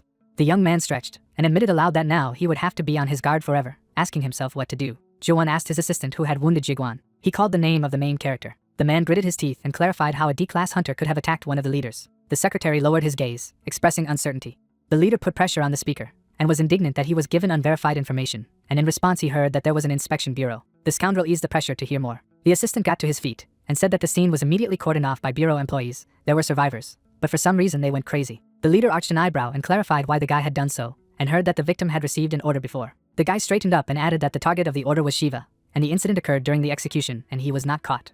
The scoundrel grimaced and thought that since he did not know the contents of the order, it could be an accident. The man clasped his fingers in a lock and mentally assumed that the inspection bureau could be behind everything, if you remember that, Commander. Ju-won leaned forward as the assistant added that even those who had gone mad trembled with horror when they heard the name of the attacker. The leader tapped his finger on the table, trying to understand why the protagonist had the status of a D-class hunter. He kept tapping his finger, thinking that this guy was in trouble for Pandemonium and the entire underworld, but there must have been a way to take advantage of the situation. With a mad smile, the leader said that the enemy should send a warning. The man pointed his finger at the assistant and ordered him to find this young man. With a gloomy look, Ju-won thought that they would have killed him right away before, but the involvement of the inspection bureau didn't look too good even if Min-yoon couldn't get to them, so he asked how far the bureau had progressed in the investigation. The leader's eyes widened as it sounded that the chief inspector was ready for battle. Ji-pil brushed the papers off the table and shouted at the squad leader that she had gone mad to make a massacre. The leader was seething with anger, indignant that his subordinate ignored his order and killed dozens of people. The girl lowered her gaze and, asking for forgiveness, reminded that all the murdered were recidivist criminals. The man pointed his finger at the commander and shouted that she should not dare to object, because all the victims were incapacitated, so her people did not defend themselves, but committed murder. The huntress lowered her head, again begging for forgiveness, and with her they demanded that she hand over her uniform. One of the squad members shouted that their commander was just doing her job. Jinpil pointed to him and told him to keep quiet, if only out of respect, because he was their boss, and he had the right to criticize the inspector's work, so he waited for the uniform. Mingjong was ready to do it, but her guys wouldn't stop talking. The commander made a gesture with her hand when another guardsman said that it was unfair, because the leader was simply afraid that everyone would find out about his loyalty to the criminals. The man jumped up from his seat and demanded to repeat. The girl immediately approached him and demanded that the boss leave her team behind, and she would turn in her uniform. Jinpil cleared his throat and agreed. But then another man entered the room and advised him to leave the best commander alone. Everyone turned around abruptly, and their faces reflected surprise. Seongji, when asked what he was doing here, replied that he could not help but come, since his fighters encountered Pandemonium. The director's gaze turned to the manager with a threat, and he wondered if he really thought that he did not know about the level of danger. Jinpil was horrified when the general suggested that he was covering up for criminals and called it a misunderstanding, but several guardsmen had already entered the office, and the head said that the investigation would find out. After that, he looked at Mingjong with a smile and clarified her status. Seongji smiled wider and offered to talk in private. Already in the office, the man clarified whether that order really came from her. The commander pursed her lips, remembering that this man had cut off the air to many criminal organizations in Korea, and the very fact of his existence frightened everyone who was outlawed, and he was also the son of Sung Pying, one of the saviors of mankind. Still with the same smile, the general turned to the huntress and clarified whether the killings were really necessary. The girl looked away, and muttered that when the demon world invaded this one, the awakened became the hope of humanity. Sung Jae walked towards the window, continuing that the more stable the world became, the more everyone thought about money. But his father said that it was normal. He said that he had been fighting for years because he wanted ordinary peace more than anyone else. However, there were also those who used power like Pandemonium. His father was very upset by this. But you can't be like scoundrels. If they also start to solve everything by force, then there will be no difference between them. The man sat down opposite the commander and quoted his father that justice was always obvious. But he thought otherwise. The inspector continued to smile, adding that there is, of course, a certain boundary. But if you work in the mud, it is impossible to stay clean. So he believed that in the process of liquidating the criminal group, a forced murder occurred. Mingjong lowered her head and agreed to this. She looked at the principal, and when she admitted that she hadn't done it, she admitted that she had checked all the security cameras in the area, but she couldn't figure out who it was. Seongji arched an eyebrow when he heard that the remaining conscious people had gone crazy. The girl frowned, continuing to say that they couldn't tell anything because they were terrified, but some of them repeated the name of one hunter. The inspector leaned forward and assumed that he was talking about an S-class hunter, but the commander retorted that they were talking about a D-class hunter. Soa left the room to see her brother feeding Fenrir, and wondered he woke up so early. Shiva looked at his sister tensely, and mentally expressed confidence that she suspected something. He had managed to fix the doorknob well. The divine metallurgy could be used for repairs without restrictions, and in any case, you had to be ready, because anything could happen. At this point, the young man froze when the idea of building a new house came to him. If you build a new house with the help of a divine skill, then he will be protected from any attacks, and his sister will be safe. While Soa was petting the cat, the protagonist pondered the question of where to build a house, as she still needed treatment, so they couldn't leave Seoul. The fighter's gaze was dumbfounded when he remembered that he had more than 10 billion, which meant that they could buy the house they lived in now. The hunter told his sister that he would leave for a while, but at the exit, the road was blocked for him. The inspector clarified with a smile whether the guy in front of him was Shiva. The protagonist froze, remembering that he had seen this man on the news. Seongji was smiling a little irritably. Sweat ran down the young man's face as he decided that the bureau director was here because of yesterday's events. The soldier gritted his teeth, thinking that he should have seen the bureau know that this would not go unnoticed, but he lost control of himself, fearing for his sister. The hunter looked at the inspector's smile, wondering why he had come in person, and so quickly, but immediately reminded himself that this was just a guess, and there was no need to jump to conclusions. The guy frowned and admitted that he was Shiva, and he was asked if he had done business in the underworld yesterday. The director hovered over the protagonist, saying that he had done such things to people, and now he was living as if nothing had happened. The young man stared at Seongji in horror, realizing that he simply could not defeat him, and he had to run. The fighter clenched his fist, reminding himself of Soa. He couldn't throw her. But suddenly, the man put his hand on his shoulder and offered to become a guardsman. The hunter's gaze expressed bewilderment. Soon, the guy was already sitting at the bus stop and mentally thinking about this offer from the point of view of earning a civil servant. Shiva smiled nervously, and although he admitted that he would not refuse such a salary, he muttered that he did not believe it. The question remained why the inspector left before the protagonist had time to answer, as if he did not hope for consent, and most likely came to the attention of yesterday's investigation. The young man pursed his lips, thinking that this was his business. The soldier sat down at the table opposite the owner of the house, and explained that he wanted to talk about the house in which he now lived. The woman looked at the hunter in surprise when he asked if she wanted to sell him. The guy smiled when the hostess urged him not to worry, because while he lived there, she was not going to sell him, and housing prices were not profitable now. She began to explain the reason in confusion, and then added that she would not sell the house until she had children. The woman's gaze expressed surprise when Shivu explained that he would like to redeem him himself, and she did not believe that he could afford it. The protagonist smiled and reminded him that he was one of the awakened, so he was doing well, he had money and he wanted to buy a house. The hostess clapped her hands and said that it was wonderful, but expressed doubts about life in the old house. The young man looked away and admitted that he had become very attached to him, and he was told that they would give him the house for only 150 million. The woman laughed when the fighter noticed that this was too little, and explained that she knew how difficult it was for him, and even if she had put it up for sale, she would not have made any more money. But the hunter resolutely refused. He looked warmly at the benefactor, and admitted that without her, he and his sister would have died on the street, so he would buy him for 1 billion. The hostess was shocked by this. Already on the bus, the guy looked at his smartphone, and thought that building a house was more difficult than he thought. Shivu gritted his teeth, realizing how many papers he needed, and to get permission, he would have to walk and get documents for several months. The protagonist sighed when he remembered that he could not even upload the video to YouTube, and he had already been lost in the comments. The young man's hands trembled as he remembered that he still needed to prepare for his swordsmanship lesson with Karen. His face stretched with horror when he saw the cost of subscribing to the Samban channel, and if he deducted the amount for the house, he would be left with 6.5 billion, and only subscriptions cost more than 3 per month. The fighter rolled his eyes, muttering about his money. It was clear that he would have to go and ask for it himself. The swordswoman entered the living room, and asked the hunter how long he had been waiting. The guy smiled guiltily, and thought that she was getting prettier every day, and she asked how much the training would cost. Shiva clasped his fingers in a lock, and said that it was about 2 lessons a week. And looking away, he asked if her cost of 10 billion a month would suit her, but the girl agreed. The protagonist's face expressed shock. He did not understand if 10 billion was really a trifle for the SH group. The young man hid his face in his hands, wondering if he should have shut up his conscience and asked for more, but then Shireen said that was about the amount she was counting on. The huntress averted her eyes to the side, and explained that her grandfather would not allow her to spend more, especially since it was about a monthly payment. The fighter laughed as he announced that they had agreed, and concluded to himself that 120 billion was a lot of money even for SH. The girl looked at the hunter in surprise when he said that she had a question. The guy rubbed his fingers in embarrassment, and said that he was going to build a new house and found out that administratively it was much more difficult than he thought. The swordswoman thought for a moment. Shiva's face showed confusion when she promised to find out, and he was surprised that she understood everything too quickly. The protagonist looked indignantly at the phone screen, trying to understand what kind of weapon it was that could only be used once. The material was nightmarish. Paldwan stared at the blade in shock, surprised that the young man had been training all this time, and he noticed that he was not disturbed either. The soldier wondered what was left to do if all the paperwork related to the house was taken over by his future student. At that moment, Soyeon came up, greeting everyone, and when asked why, she said that she was just passing by and remembered her old friend. When he saw the hunter, the girl smiled and asked how he was doing. He looked away and admitted that there were a lot of things, but his friend wanted to know the details. Soyeon looked at her friend suspiciously when he lied that there was nothing interesting. The girl raised her finger up and reminded him that if his help was needed, he could turn to her at any time. To the entrepreneur's embarrassment, Shiva leaned closer to her and asked if he could ask for a favor. The protagonist scratched his head and asked for help with building materials. Soyeon scratched her chin and replied that it was not difficult, but she wondered why, and the young man replied that it was for the construction of a house. The awakened woman thought for a moment, and then asked if her friend really wanted to build a house. He smiled embarrassedly, and remembered that the girl had a well-developed crafting skill. The entrepreneur scratched her temple embarrassedly, trying to collect her thoughts, and she was handed a list of the necessary materials. Soyeon stared at the list, and noticed that these materials were not for construction. The girl tensed when she realized something.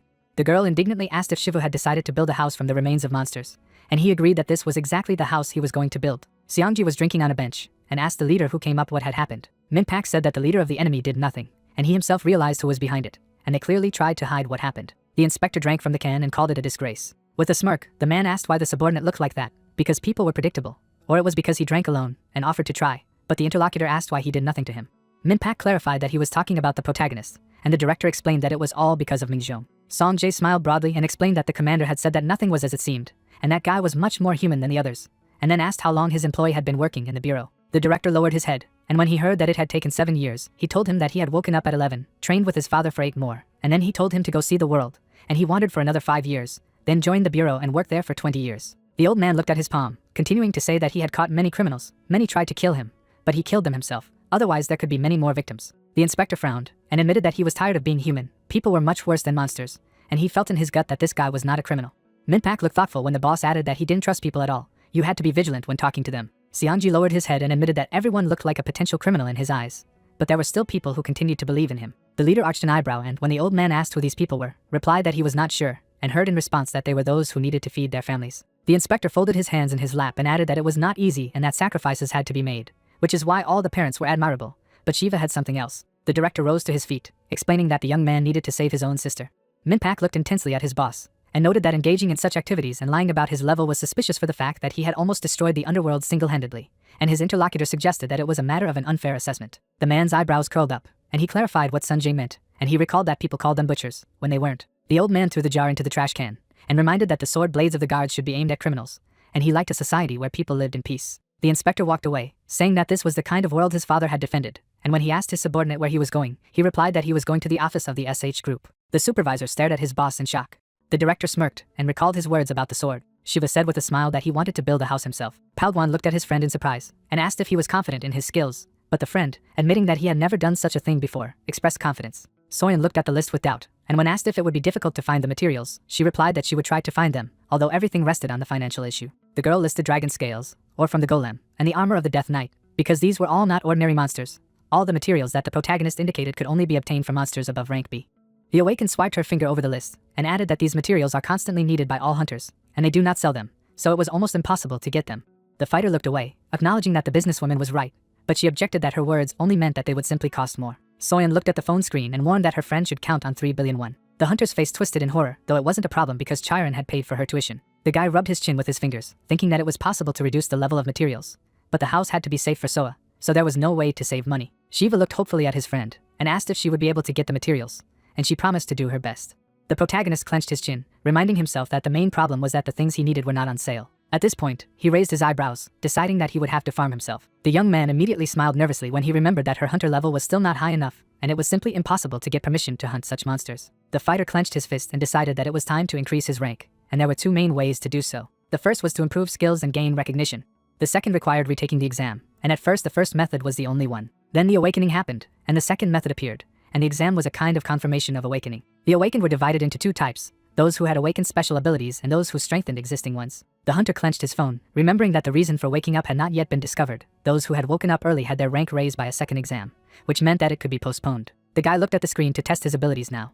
With a smile, Shivu evaluated the list of his divine skills, and decided that there was no time to lose. The protagonist said goodbye to his friends and left. Mina walked into the room, and Karen asked what the apocalypse was, and she retorted that it was her arrival. The woman smiled at her niece, noticing that she had a hard time. The director smiled and admitted that thanks to the girl, the company gained stability, but she objected that she was only doing her job, and the company became stable thanks to her director. Mina took the cup in her hands and said that the interlocutor had not changed, and she wondered how long the future director was going to do nonsense. Charon lowered her head and said that she had come today not to her boss, but to her aunt. The woman grinned, surprised at such an answer, and thought to herself that her niece had been such a sweet child as a child, and her brother left her like that, because for the Chable family, common blood meant competition when the girl's parents passed away. It has come under pressure from all sides.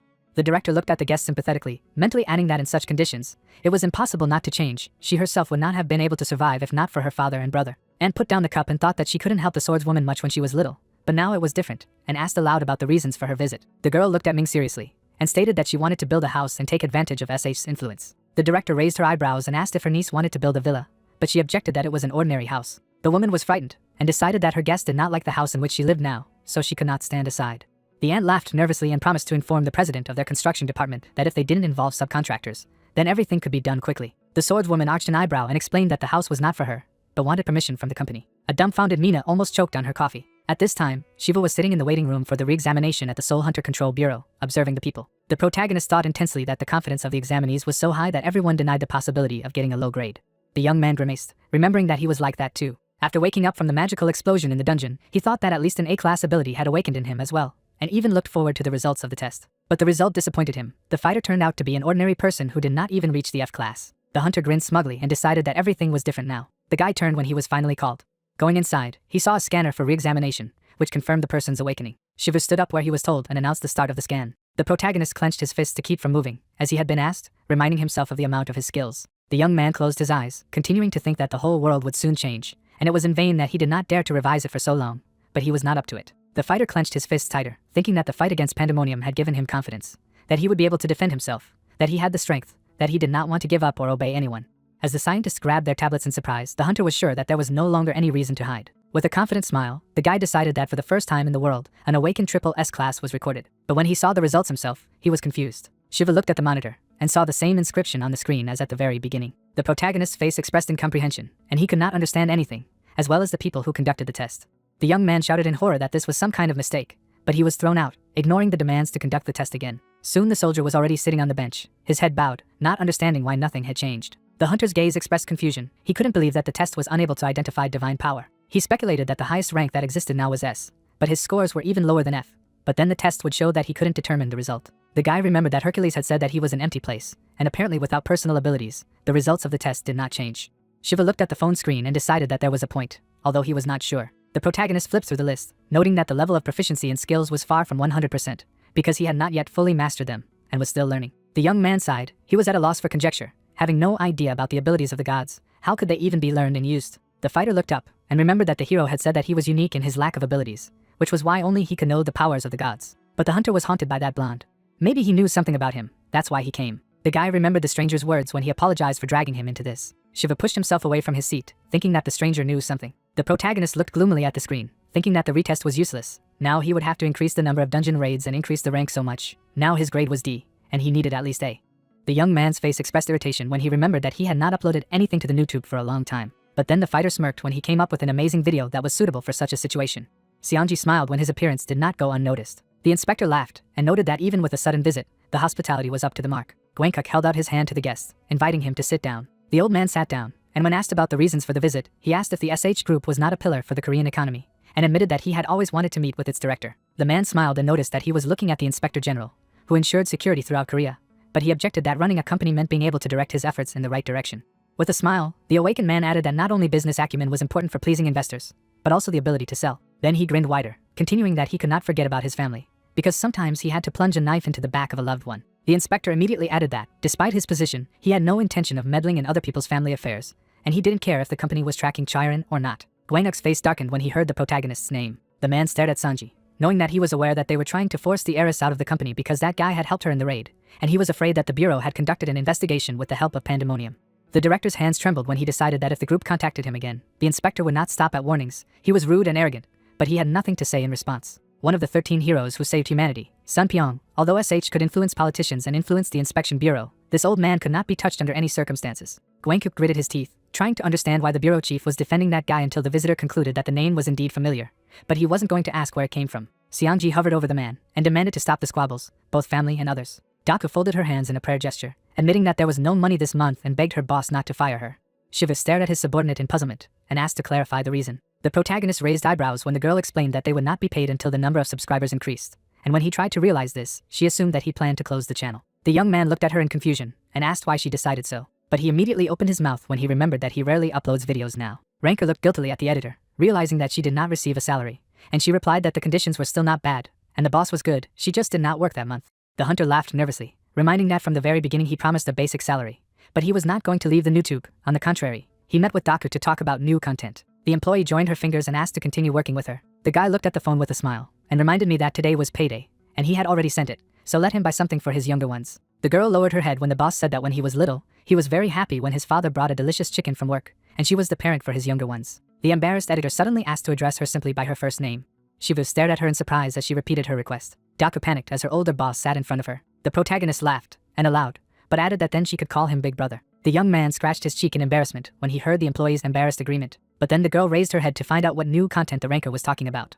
A couple of days later, the Soul Hunters Bureau called the next one to the window. The girl looked up and recognized the guy who had approached. He smiled as the employee remembered his name. With a polite smile, the operator clarified what business he had come for, and in response, he heard about checking the evaluation standards. She clarified if there was a hunter's license, and noticed that there was a D rank. Shivu calmly waited while the girl assumed that this was his limit, because he had no individual ability. The operator checked the data and said that based on the general criteria, in order to level up, the protagonist needs to make 200 raids into the dungeons of level D. Then he will be able to move to the next rank. Since he usually raided about 3 times a week, it will take a little more than a year. The staff member looked at the hunter with a smile, and added that once he had passed 200 dungeons, he would be able to request a review of his rank, and he would be sent access to the C-class dungeon for verification, and he had no questions. With a smile, the guy clarified how many dungeons he had already completed, and the girl replied that he had made 16 raids, and he had 184 left. A staff member offered to make room for him if he was going on a raid today, and Shivu agreed. The operator immediately clicked the keyboard when asked which dungeon he preferred, replied that the one closest to him would suit him, and she found a suitable one 5 minutes from the office. She looked at the protagonist a little guiltily, since the named place was D+ class and there was a difference between them. The young man got up as soon as he was explained the way and thanked him, and the secretary wished him a successful hunt. She was about to call the next one when the same hunter appeared in front of her. Ranker was smiling confidently, and the cameraman didn't understand why he was here again. With horror, the employee decided that he had returned, because the dungeon seemed too difficult for him. And her face expressed shock when the guy suddenly said that it was so uncomfortable for him to go back and forth, and it was possible to combine all the raids into one. Daka curiously asked what kind of new content Shiva was referring to, and he, pointing a thumbs up, said that he was going to become an A-level hunter in 1 month. The girl stared at him dumbfounded, not believing her ears. But the protagonist had already pointed his finger at himself, and said that he would call it how to become a Class A hunter. An employee burst into the branch of the inspection bureau, attracting the attention of his superiors. The leader looked at the guy accusingly, and asked why he was shouting, and if there was a new rift in the dungeon.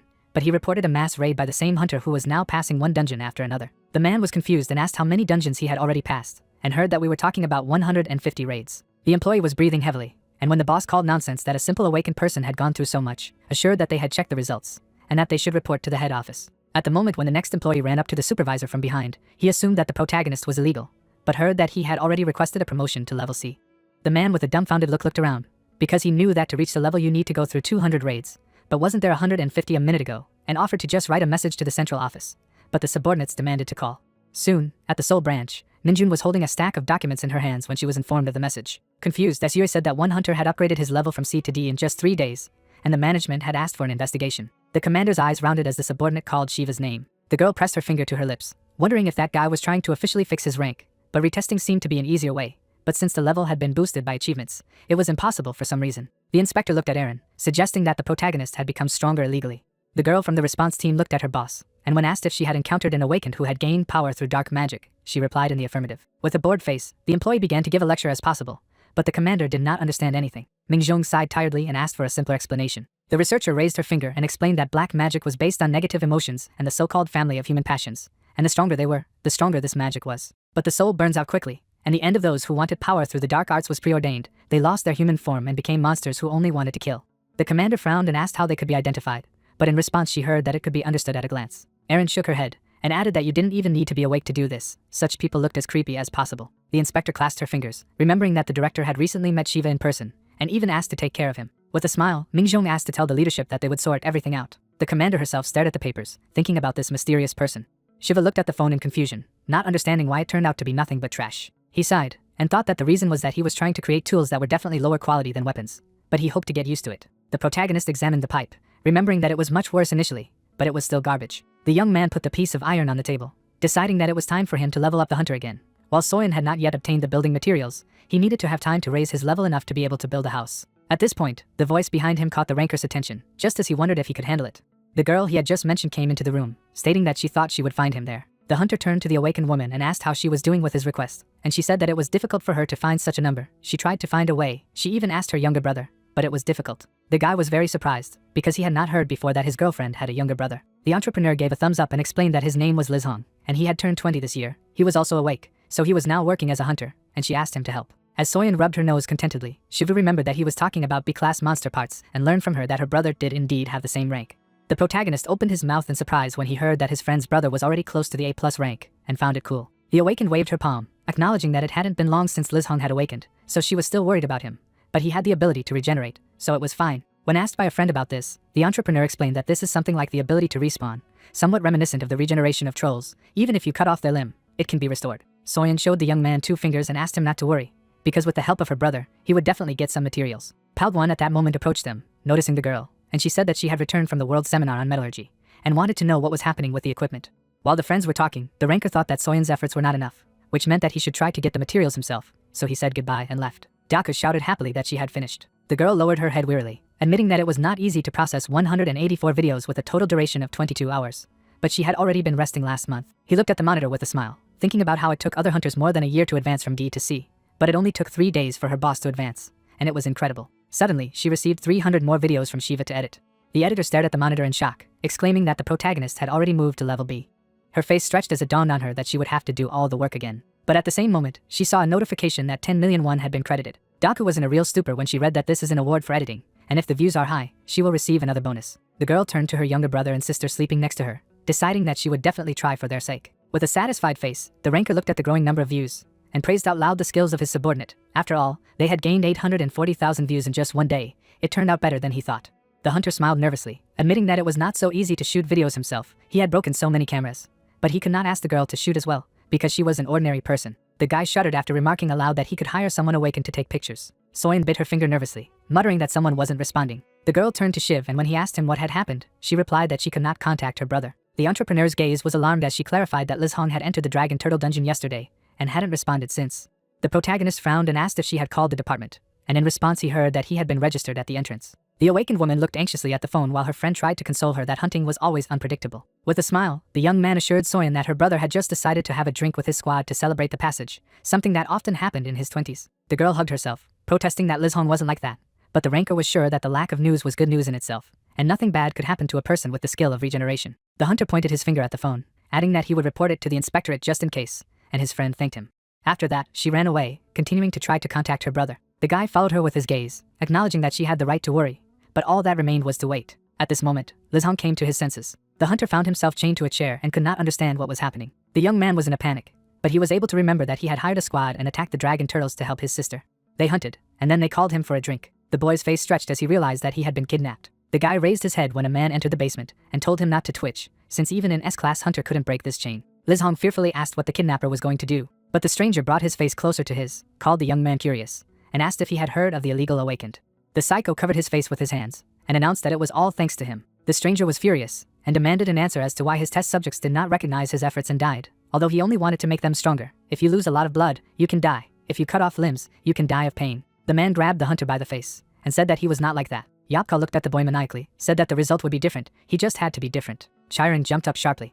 Sweat was dripping down the girl's face, while Shivu was talking about how Tai Chi is a skill that is based on the interaction of yin and yang, which in turn are diametrically different entities, like the earth and the sky. Looking down, the protagonist noticed that although they seemed to be opposites, they were actually interconnected and dependent on each other, and then he thought about the fact that he was first trying to create a new style of fencing and train her. Smiling broadly, the owner of the superpower decided that first he needed to understand what he could do himself, because he did not understand a word of what he was saying. Holding the sword in front of him, the young man muttered in his mind that his new goal was to learn Tai Chi-based swordsmanship. After all, it was a skill that would turn even an ordinary blow into an art, and besides, the ability of the awakened was a sword master. The lady lowered her jaw wearily as the master thought that it would help her create her own sword technique, but it could hardly be called a Tai Chi sword.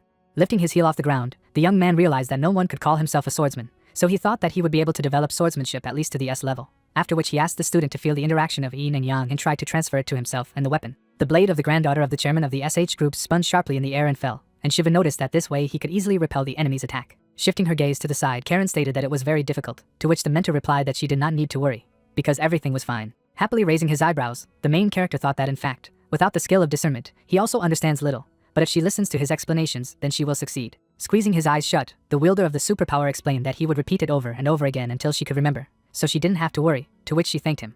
Throwing his hand behind his head, the guy said that was all for today, when suddenly the hunter interrupted him and said that she thought she would solve the issue within a month. The protagonist parted his lips in bewilderment, and the interlocutor explained that she was talking about his request. Lowering his jaw, the master clarified whether she meant a building permit, after which he thanked her, to which she replied that there was nothing yet. The lady wiped her forehead with a rag, and the young man wondered if even Korean laws were not a decree for the SH group. With a satisfied grin, Shiva decided that within a month the building materials would be ready. Furrowing her brows angrily, SUA reported that they had received a report of Li Zhong's disappearance, to which the commander clarified how it had happened. Holding out a piece of paper forward, the assistant advised her to read it first, after which she added that these were the names of those who were in the same squad with this guy in that raid. Looking at the document, Mingjong was surprised that they were illegal awakened. Lowering her chin, the guardsman noticed that to be more precise, they were hunters who were suspected of assisting the illegal awakened, but Liz Hong was not one of them. Looking at the interlocutor, the head of the squad asked if they had deliberately lured him, and if there was a reason, when suddenly the secretary suggested that apparently it was his ability. The lady furrowed her brows menacingly as she revealed that his skill was super regeneration, and it was said that even if his limb was cut off, he would still be able to restore it. With her hands pressed to her body, SUA muttered uncertainly that he might have been kidnapped for human experimentation. A view of the rocky wall opened up, and someone was heard saying that she did not answer. Sitting on a rock, the protagonist did not know if he was busy, although he wanted to talk to him about the video content, after which he thought that he was so busy that he did not have time to contact him. Holding the phone in his hand, Shivu remembered the disgruntled Hercules and reflected on the fact that he had even ignored a few important calls, but hoped that he was not upset. Pressing his hand to his legs, the main character decided that when he called back, he would first talk to him about the content. Suddenly, shards of rock flew up in front of his face. The eyes of the B-rank volcanic golem parts were filled with lava. Gritting his teeth tightly, the owner of the superpower thought that Tai Chi Sanfen is a power that is diametrically different from the superpower Hercules. The guy clenched his hands tightly into a fist and muttered in his mind that there are three important elements in martial arts, namely heart or soul, energy or mana, and body or physics.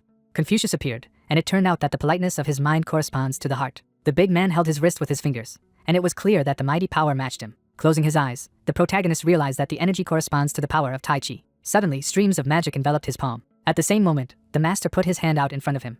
The shockwave struck down the volcanic golems that flew into the sky. Closing his eyes, the young man thought about how the awakened use the power of mana, which is drawn from nature and is the life force that is in every living being. Energy flows swept through Shiva's body, and he realized that in order to use it, such a process as purification is necessary, and the effectiveness of using mana strongly depends on how the cleansing process goes. Furrowing his brows angrily, the protagonist decided that without going through the purification, mana does not accumulate. A moment later, a bright beam of light rushed through the forest. Gritting his teeth tightly, the possessor of super strength cried out loudly. The guy resolutely turned his gaze up. Yellow spheres lay on the ground around him. Spreading his hands to the sides, the protagonist was surprised that there were so many of them, when suddenly the system reported that the knowledge of Tai Chi had increased slightly, as well as the gentleman's heart, humanity, righteousness, and wisdom. Smiling broadly, the master remembered that Hercules had told him that it would help, after which he exclaimed that it was not bad. Looking at the trembling palm, the young man thought that the recall was also strong, so if he wanted to combine it with supernatural power, then in his current state, he could only dream of it. In his madness, Shiva bulged his pupils and remarked that Tai Chi had never been a power that a human could not use, so he was lucky. A drop of sweat ran down the protagonist's cheek, and then he realized that he never thought that Watto's medicines would be useful to him, and according to legend, then by mastering divine powers, you can be reborn as a god. A butterfly was sitting on a flaming cocoon, and it turned out to be a metamorphosis of the body. Piercing the skin on his arm with the needles, the owner of the superpower thought that so far he was able to use this power only partially, but thanks to it, he would be able to regulate the power of Tai Chi. Green magic particles flew around his head, and he realized that he had only signed up for it to cure Soa. But this channel turned out to be more useful than he thought, after which he stated that it was much better. Smiling broadly, the protagonist noticed that his skill had increased to 30%, and then thought about the fact that his sister could already be in college now, when he suddenly wondered if she could be completely cured. Suddenly, the master shifted his gaze to the side. The camera lay on the ground and sparkled, and the young man realized that he needed to find someone to shoot the video, but he did not understand why it was impossible to make a camera with the help of divine metallurgy. There was a view of a residential building under the night sky, and the hunter calculated that he had made 15 raids into the B-class dungeons today. Lowering the corners of his lips, Shiva thought that it would take 500 raids to reach level A, but at this rate, it would take longer than he thought, because the dungeons of level B require monotonous passage, so it will not be easy to speed up. The moon was shining brightly in the sky, and then the owner of the superpower decided that by the end of the month he would be able to cope, because he was already moving quite quickly thanks to Fenrir. Grabbing the package in his hand, the guy said in his mind that he had bought some beef, that he should thank him, although 700,000 was still too much. With his jaw dropping tiredly, the protagonist realized that his daily ration alone costs 2 million, which is 60 million per month. But this is not the price for a GodTube membership. Standing in front of the entrance, the master wondered if it was true that these costs for a pet were not necessary. The door to the house began to open slowly, when suddenly the sister and the animal exclaimed joyfully. The young man inquired about Soa's well-being, to which she wrapped both arms around Fenrir and said that everything was fine, and then added that moreover, a guest had come to see him. Raising his eyebrows in bewilderment, Shiva did not understand who this guest was, and why he had come so late. Looking out from behind the refrigerator, the main character was interested in who he was. Turning her head back, Mingjong stated that she had been waiting for him, which he was very surprised at. Suddenly, pieces of meat seemed to fly into the wide mouth of the magical beast. The pupils of the commander of the guardsmen squad sharply decreased in size from fright. Sneering slyly, the owner of the superpower muttered in his thoughts that it was funny, because it seemed to him that she had no emotions at all, and here was such an expression on her face. The girl abruptly moved her torso to the side when the guy clarified why she had come here, and did not understand whether she was surprised. Raising her hand to her mouth, the lady apologized for coming so late. Furrowing her brows angrily, the guardsman explained that the fact was that she had some news about Lizong. The younger sister abruptly shifted her gaze to her elder brother's chin. Tightly clenching his hand into a fist, the protagonist noted that apparently this news is unlikely to be good. Looking down, the young man invited the guest to come out and talk. Lowering his jaw in alarm, Shiva asked if the interlocutor wanted to tell him that he had been kidnapped for the sake of experiments. Mingyun assumed that this was the most likely option, when suddenly the protagonist looked at the floor and thought that he used to be just awakened without a special ability, so he tried to awaken it with the help of experiments. It seemed like the guy was holding on to the toilet with both hands, and now he is talking about how each such experience ended in pain and shame, but all home experiments are like this. Lowering the corners of his lips, the owner of the superpower thought that if these were criminal experiments on people, then even if the subject had super regeneration, he could simply go crazy, so he needed to find him as soon as possible. Looking straight ahead, the protagonist decided to ask why she had come to him. Furrowing her brows angrily, the girl replied that it was because of pandemonium. CCTV cameras were attached to the lamppost, and at the same time, the commander of the guardsmen squad said that the criminals use a so-called mind suppression device, which removes even those traces that were recorded by surveillance cameras. Lowering her chin, the lady noticed that it had been used by pandemonium as well, and then added that it could deceive even an S-class hunter, so the inspection bureau didn't know where pandemonium was hiding. Frowning menacingly, the captain said that not so long ago, this organization and the entire criminal world in Seoul were sincerely grateful for one incident. The young man closed his lips in confusion when the interlocutor noticed that it was sudden and thanks to someone unknown. Lowering her chin, Mingjong said that there is a so-called golden time in the cases of missing people, and if it is a kidnapping, then once the golden time is over, then the chances of finding a person alive almost disappear. Looking ahead, Shiva remembered the silhouette of Son, while the head of the guard squad noticed that the families of the missing did not know about it, because they were waiting until the end and hoping that the person would return someday. Bending her body forward, the girl said that she was the head of the detachment, and said that she was now ashamed, and her pride was hurt. With her pupils bulging in alarm, the protagonist noticed that she was trying hard, although in fact Liz Hong was no one to her, and then suggested that it might be because of her insight, because this is how he feels her emotions. Tightly clenching his hands into a fist, the owner of the superpower realized that she was ashamed, because she had even stepped over her pride, and he felt sorry for her. Besides, she was just asking for a human being. Lowering his jaw, the guy was silent. Looking sideways, the protagonist asked if the lady could stay with Sola at home until he returned. The beast wagged its tail, and its owner asked him to do him another favor. The pet began to sniff at the asphalt, while the master realized that judging by the information that Mingzhong had given him, it all started in the Dragon Turtle Dungeon, where the last raid of the missing person had taken place, and it had taken place 3 days ago. Lowering the corners of his lips, the young man thought about the fact that after the raid, the kidnapped man went out for a drink with the squad members, so the bar was the last place where he was seen, and then suggested that perhaps it was worth starting an investigation from there to find some kind of trace. Then it would be almost imperceptible. It was a memory in which Fenrir happily stuck his tongue out of his mouth, and his owner told him that the reason he had come here was because of his pet's scent, so if there was even the slightest smell left, he would be able to smell it, as he had done in the hospital. The beast began to toss its head from side to side, and the guy decided that he wasn't sure about it. But if he thought correctly, it was easier to find the trail here than in the bar, because there was more energy in the dungeon. Suddenly, the animal lifted its nose up. Turning back, Fenrir exclaimed loudly. Clenching his hands into fists, the protagonist decided to go forward. It seemed as if drops of blood were spreading on the concrete walls, and a loud scream was heard. The man's clothes were badly soiled, and the kidnapped man begged not to do this. Grinning maliciously, Yakpal exclaimed that he was actually the best option. Blood and drool were dripping from Li Zhong's mouth, and then he wondered how much longer he would endure this, and whether all this pain would ever end. Squinting his eyes from fatigue, the guy realized that he could not do it anymore, and would like to close his eyes and feel nothing, when suddenly the villain cried out that he could not die. Bulging his pupils in rage, the experimenter declared that if he died, his sister would replace him. Raising his trembling head up, the hunter began to think about his one and only sister, and then asked not to touch her. Lowering his jaw, the villain explained that if he died, he would have no choice, and then wondered if it was true that since they shared blood, then the ability should be similar. The young man's body was chained to a chair, and he muttered that his sister had no abilities. Smiling broadly, Pandemonium's member exclaimed that he couldn't know for sure until he saw it for himself, and began to laugh sharply. Clenching his teeth tightly in anger, the fighter thought that he had to hold on, because he could not be allowed to get to his sister. Suddenly Jakpal swung his weapon. A view of a shelf filled with strange objects opened up, while Liz Hong said in his mind that he didn't know how much time had passed. Lowering his eyelids slightly, the guy realized that he couldn't die like this. The blood-stained hunter's face was not visible in the shadows, but he thought that he had to, and even had to, protect his sister, because he could no longer endure it. At the same moment, pieces of stone wall shattered behind him. The savior clenched his hand tightly into a fist. Shiva looked down and called out to the kidnapped man, after which he added that his sister was very worried. With his pupils bulging in alarm, the protagonist remarked that he was in a very bad condition, and such wounds should not occur in a person with super regeneration. Examining the hunter strapped to the chair, the wielder of the superpower reflected on the fact that although his regeneration rate was higher than that of the trolls, the damage had clearly exceeded the permissible amount.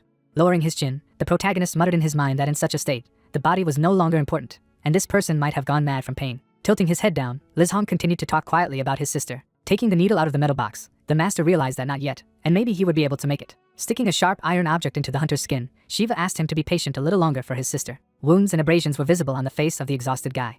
Suddenly, the soldier began to open his eyes. The young man asked if his sister was okay, when suddenly the main character smiled broadly and noticed that he was already better. Getting out from under the rubble of stones, Yakpal did not understand who he was. Pointing his finger forward, the villain asked how he managed to get here. Tilting his head down, the experimenter muttered that this was his personal place.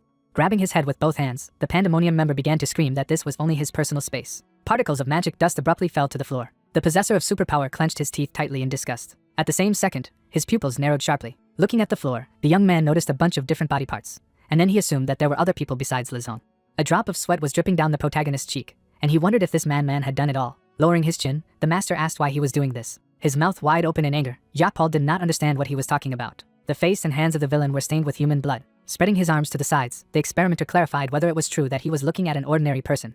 The young man tried to cover the kidnapped with his own body, and the interlocutor began to shout that he was not ordinary. Looking in the direction of the savior, the hunter asked him to run away as soon as possible. A view of the unusual substance opened up, while the member of Pandemonium remarked that it was also special, as they had amazing abilities. Smiling maliciously, the psychopath wondered if this was true, and then exclaimed that it was true. Yakpal suddenly turned into a monster made of human bodies and asked what kind of ability he had, and what kind of experiment they would conduct on him. The roots of the sprouts appeared underground, and it was said that the crossing of different species of plants was intended to produce one new species, and there was also one who was able to do it. The guy grabbed his head with both hands, and it turned out that a person who had the ability to interbreed hated himself for having such a weak ability. The young man's pupils noticeably narrowed, and he went crazy, and as a result, he did something he shouldn't have. The man in the white coat was sitting on a chair as he began to experiment, and crossed the awakened with each other, but it wasn't enough. The psychopath's eyes began to radiate a bright glow, and he began to conduct all kinds of experiments on himself. A huge monster made of an unusual substance was visible, which Yakpal had turned into, and asked what experiment they would conduct on Shiva. Gritting his teeth tightly in pain, Liz Hong asked him to run away. Unusual tentacles approached the body of the main character. Suddenly, the owner of the superpower parted his lips. Pulling his fist back, the guy said that it was very creepy. After the impact, a powerful wave of energy spread through the air. With his jaw lowered in fright, the hunter did not understand how it had happened. A hole appeared in the body of the sinister monster from the attack. Drops of unusual slime began to fall to the ground. A stream of blood erupted from the back of the undead. Furrowing his brows, the protagonist wondered if he was recovering, after which he thought that it could not be regeneration. The experimenter opened his jaws wide. The psychopath stuck his tongue out of his mouth and exclaimed that it would be a great experience. Towering over his opponent, the Pandemonium member clarified if it was true that he was incredibly strong, but was still just human. Spreading his arms to the sides, Jacques Paul declared that he was another, namely a creature that surpassed humans.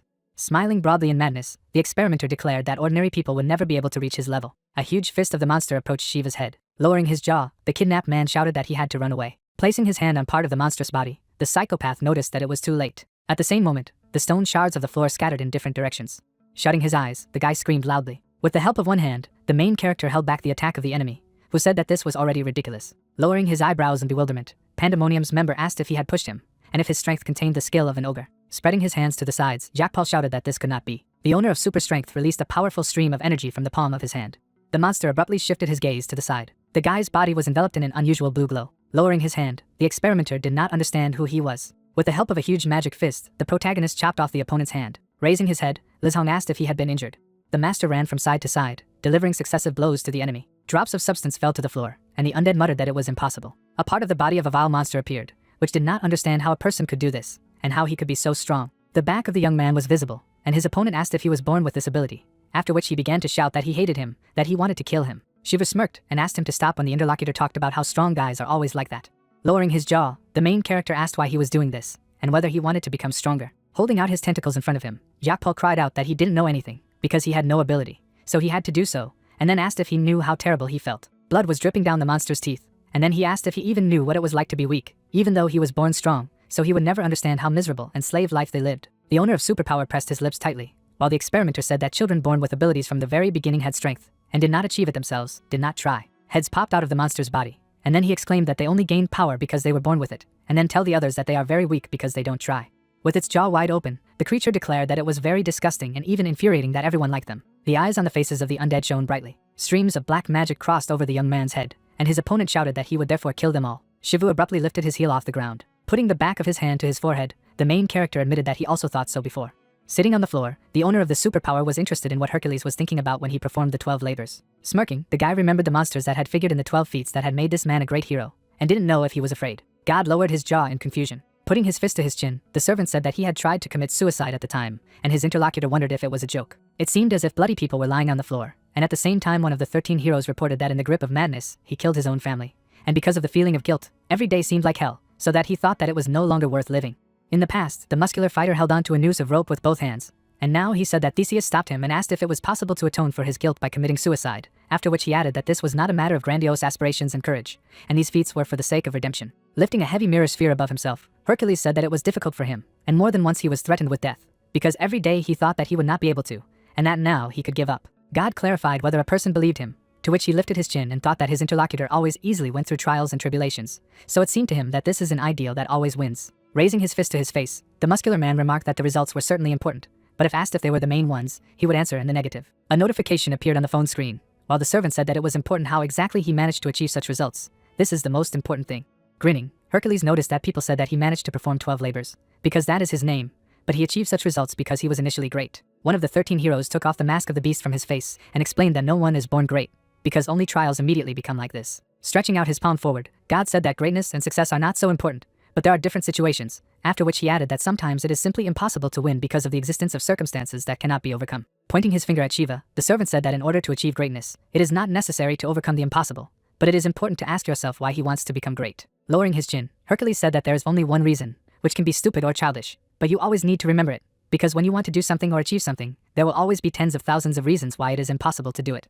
Smiling broadly, one of the 13 heroes explained that just one reason why he wanted to do it would help him achieve what he wanted, and then added that that was why he was here in front of him and talked about greatness. Frowning angrily, the main character thought that it is not innate strength that distinguishes the strong from the weak, and then said that his enemy should not pretend that he knows everything, because he just wants to justify himself to himself. Covering his face from the unusual bursts of energy, the owner of the superpower began to scream loudly. The guy parted his lips in confusion. In the traces of blows, the silhouettes of divine mentors could be seen, and the protagonist reflected on the mind of Confucius, Taichi Sanfen, and the power of Hercules.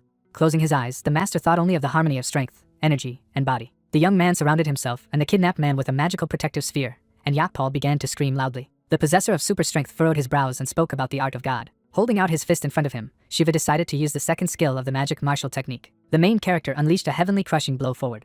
After the attack, the monster's body shattered into black splashes. In the distance, a bright flash of light could be seen. The walls of the room were covered with stains. Lowering his jaw, Liz Hong wondered why the world had become so white. Tightly clenching his hand into a fist, the owner of the superpower thought that he was in pain, and this was no longer a joke. Squeezing his eyes shut, the guy remembered Yakpal's speech and said in his mind that it was too strong a recall, because initially he did not intend to use this martial art, but he did not want this nonsense to continue, because it annoyed him very much. Examining the trembling palm, the guy did not understand what was happening, and then he realized that usually he would simply lose consciousness. The kidnapped man called out to the rescuer, to which he turned his head to the side and clarified whether he could move. Looking at the interlocutor in bewilderment, the hunter replied that it seemed to him that his body had recovered a little. Lowering his chin, the missing man noticed that he was chained. Looking down, Brother Son reported that it is said that even an S-class hunter cannot throw off these shackles by force. Suddenly, the protagonist tore the chains from his body while he was talking about how he would not succeed. Rubbing his palms together, the master clarified whether he could now move, to which he replied in confusion that he could. Leaning his torso forward, Liz Hong asked for forgiveness and asked who he was. Grinning slyly, the young man decided that he quickly wanted to know, and then told that he was a friend of his sister. Standing opposite the interlocutor, the hunter was surprised by his words and asked if he was her boyfriend, to which he said that he was just a friend, and he did not need to lie. Raising his eyebrows with sadness, the guy asked if everything was all right with his relative, to which he received a negative answer. The kidnapped man lowered his jaw in confusion when the rescuer said that she had been worried about him all this time. Stretching out a trembling palm forward, Shivu invited him to return and calm her down, after which he added that although he looked normal now, he could hardly speak because his regeneration was not as good as his. Looking at his interlocutor, Liz Hong asked him for forgiveness. The guy bowed sharply and expressed words of great gratitude for saving him. A satisfied grin appeared on the face of the main character. Turning his head back, the owner of the superpower invited the kidnapped man to go home. The guys were standing in the middle of a dilapidated dungeon. Jiwoo gritted his teeth tightly in anger. The assistant looked at the floor and assumed that they had been hit, and then added that the body had not been found. Standing with his back to the interlocutor, the head of Pandemonium asked if it had simply disappeared, and whether the research materials remained, to which he replied that he had searched everything, but did not find the key materials. With his hands clenched tightly into a fist, the leader of the organization thought that they were going to mass-produce weapons from humans by combining the personalities of the awakened, as well as create monsters by crossing special abilities. His pupils bulging furiously, the young man reflected on the fact that Pandemonium had been working on this plan for several years, but overnight, everything collapsed. Looking at the concrete wall stained with blood, the steward realized that there was no trace of the sword.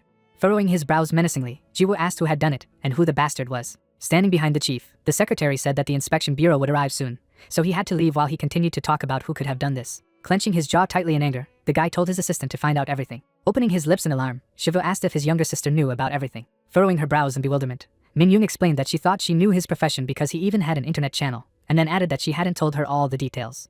Putting her fingers to her chin, the girl noticed that she was just hinting at what had happened, because since she worked in the inspection bureau and came to the hunter, she thought that she should have explained to her that her brother was not to blame for anything. The commander of the guard squad said that although she was his younger sister, he had reasons not to tell her anything, and then Shiva sadly tilted his head down and thought that he had not told her because he did not want to disturb her, but she still found out everything. Looking at the floor, the main character reflected on the fact that he thought that since she did not know anything, she supported and protected her, but in fact, she also always covered and protected him. Smiling, the lady remarked that he had a good and very clever sister, although he was also a good brother, to which he replied that Soa was like that. The leader of the guard admitted that she was sorry that she did not have one, when suddenly the owner of the superpower rounded his eyes and asked if she had an older brother, to which he received the answer that he was 14 years old. Standing opposite the interlocutor, the lady explained that he does not age, because he lives only in her memory. A view of the electric wires opened, and at the same time, Minjong said that the ability to interbreed had awakened in Yakpal. Furrowing her brows angrily, she explained that he was able to combine the abilities of other awakened ones, and then remarked that she thought he had managed to add other monsters to himself. Lowering his jaw, the guy clarified whether this was possible, and he himself recalled that Hercules said that abilities are unique, and you cannot appropriate someone else's. Looking straight ahead, the commander of the guard squad said that he knew better if it was possible, because as a result, a person's own identity was lost.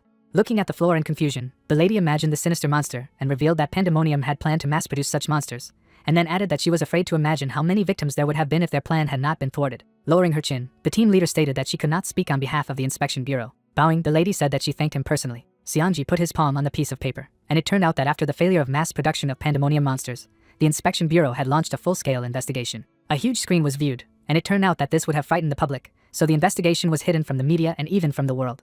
Soyeon hugged her younger brother tightly when he returned to her safely, so everything ended well. Shiva was standing with his fist outstretched when suddenly the system reported that his 7 types of skill had increased. Holding the phone in his hand, the main character assumed that neither his skill levels nor skills were affected. The wreckage of the camera lay on the ground, and then the owner of the superpower realized that he had destroyed all the equipment, and their cost exceeds the earnings from video content. Tears flowed from the guy's eyes, and he did not understand how he could find someone who could film him, and then he said in his mind that at least the memory card survived, so he was glad that the video was not damaged. Putting the stones in a bag, the protagonist noticed that he thought that the competition for dungeon armor would be a little more serious, and finally cleared his own, and then thought that he would need these parts of the dragon turtle shell during construction, although they are almost the same as the scales of a real dragon. Moving towards the magic portal, the master decided that he would need some time to get some materials, and for sure very soon he would be able to become an A-class hunter. Shiva went out into the street of the city, when suddenly he was asked if he had returned. In front of him, the main character saw Liz Hong in a black suit, which was very surprised. Lowering his jaw, the wielder of the superpower asked how he knew he was there, and noticed that he had recovered quickly, to which he replied that he had been told by the administration.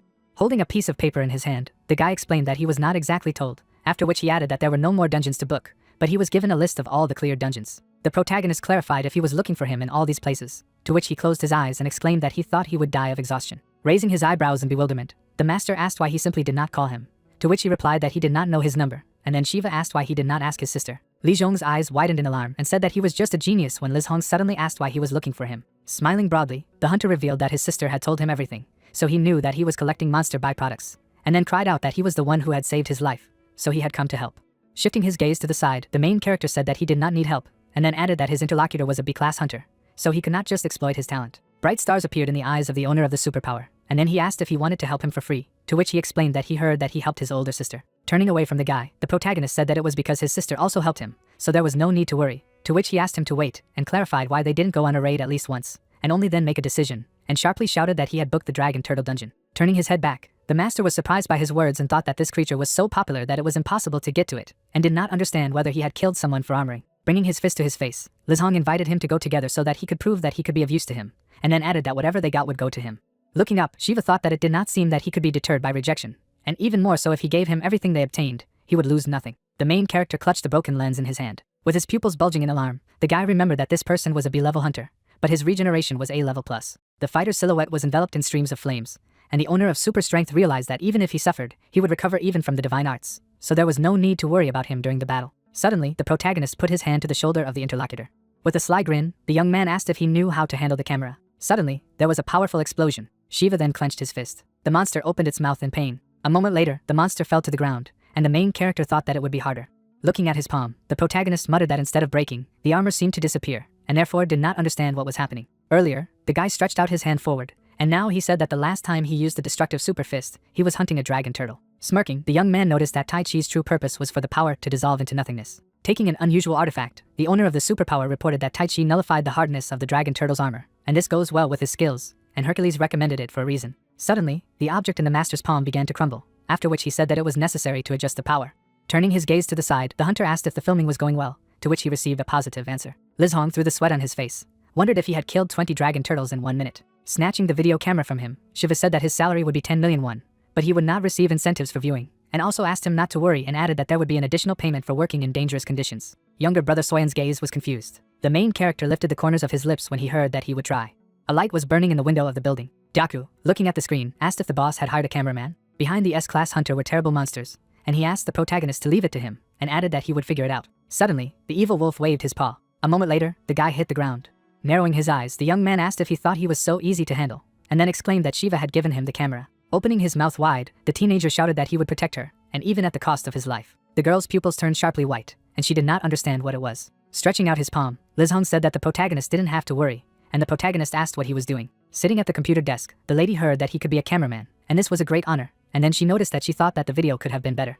Suddenly the door opened with a creak. The protagonist smiled and asked Soyeon if she had also come to the seminar, and at the same time she greeted him. The representative of the trading company lowered her gaze and said that Liz Hong had told her everything, and also added that he was teaching him a lot. Closing his eyes in embarrassment, the guy explained that he was not teaching, but rather helping him, and thought that he no longer had to worry about his camera failing. Narrowing his eyes, the young man muttered that even though he was inexperienced in dungeons to gathering materials, he had taken care of all the worries.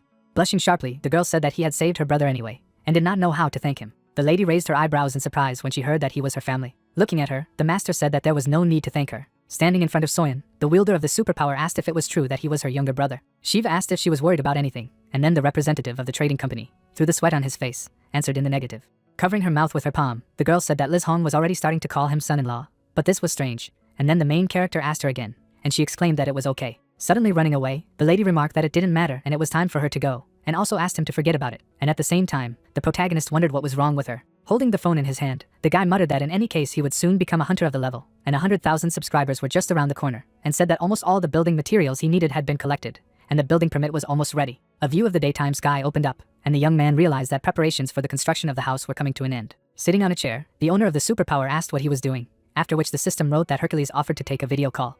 Sweat flowed sharply down the master's cheek. Clenching his jaw, the hunter thought that he had been so busy these days that he ignored several calls from him. Putting his finger to the smartphone, Shiva said that he must have been angry, and he would be lucky, if not too lucky. The expression on the protagonist's face was confused, and he realized that he would get into trouble. A notification appeared on the screen that said if he wanted to take a video call from Hercules. Closing his eyes, the protagonist thought that he did not know. The guy closed his eyes sharply, and then one of the 13 heroes asked if he was there, and noticed that they hadn't spoken for a long time. Magic particles could be seen near the young man, and he muttered that his voice seemed calm, and then he wondered if he could not care, and the man asked if he could imagine how worried he was. Crossing his arms, the master asked why he was behaving like this, and the owner of the superpower realized that he was just furious. Smiling, the master replied that he had important things to do, and at the same time, God said that he was offended, and asked if he didn't care. Lowering his head, the hunter said that he was not on purpose, but just things were falling apart and falling, after which Hercules said that the great master was very busy, and surely his affairs were much more important than his. One of the 13 heroes reported that his channel had 90 subscribers and he didn't say anything, and then Shivu, through the sweat on his face, wondered if the number of subscribers had not increased to 100 since the last video, and what was he doing that the number of people had dropped so much. Grinning, the man said that it was long gone. Stretching his hands, the master said that he had been resting for a long time, and today they would train the whole body. God asked if he was ready, and then exclaimed that they would start, which caused the main character to raise the corners of his lips in confusion. The protagonist could be seen doing push-ups, and at the same time, Hercules said that he needed to straighten his back. One of the 13 characters asked the guy not to be lazy and repeat the exercise again, after which he, clenching his jaw, muttered that this was some kind of madness. The young man abruptly closed his eyes, and the man said that it was impossible to be idle, and added that this did not count. With a wink, the gentleman remarked that there was no need to fool around all this time, and added that he needed 10 more times. A view of the night sky opened up, and God could be heard counting from 1 to 3. The owner of superpower, holding a phone in his hand, noticed that his skill had increased. Through the sweat on his face, the hunter wondered if it had only grown by 3%, and then said that he felt a different level of strength, as if something was rising from within. An unusual aura appeared. Shiv's pupils turned sharply white, and he realized that he could not do it anymore and would die now, and also thought that it was better to use Tai Chi, and after a second he decided that it was better to just die. Bending over to the main character, Hercules asked who said that he could rest, and whether he could take a sword in his hands, and exclaimed that this training would kill him. Looking up, the protagonist muttered that he no longer felt the body, and this bastard was definitely going to kill him. Crossing his palms, one of the 13 heroes said that the real training was just beginning, after which he added that now he needed to do 3,000 burpees. Stretching out his palm, the guy clarified whether he could better shoot the content. Suddenly, high pyramids appeared in the desert. An unusual creature was flying in the sky. The man was standing in front of a huge structure. The Sphinx, opening its mouth, asked who was there, and what he wanted, and why he had come. The gentleman, smiling, said that it did not matter, because he had come to compete with her in riddles. Lowering his eyebrows in bewilderment, God asked him again. Raising the corners of his lips, Hercules replied positively.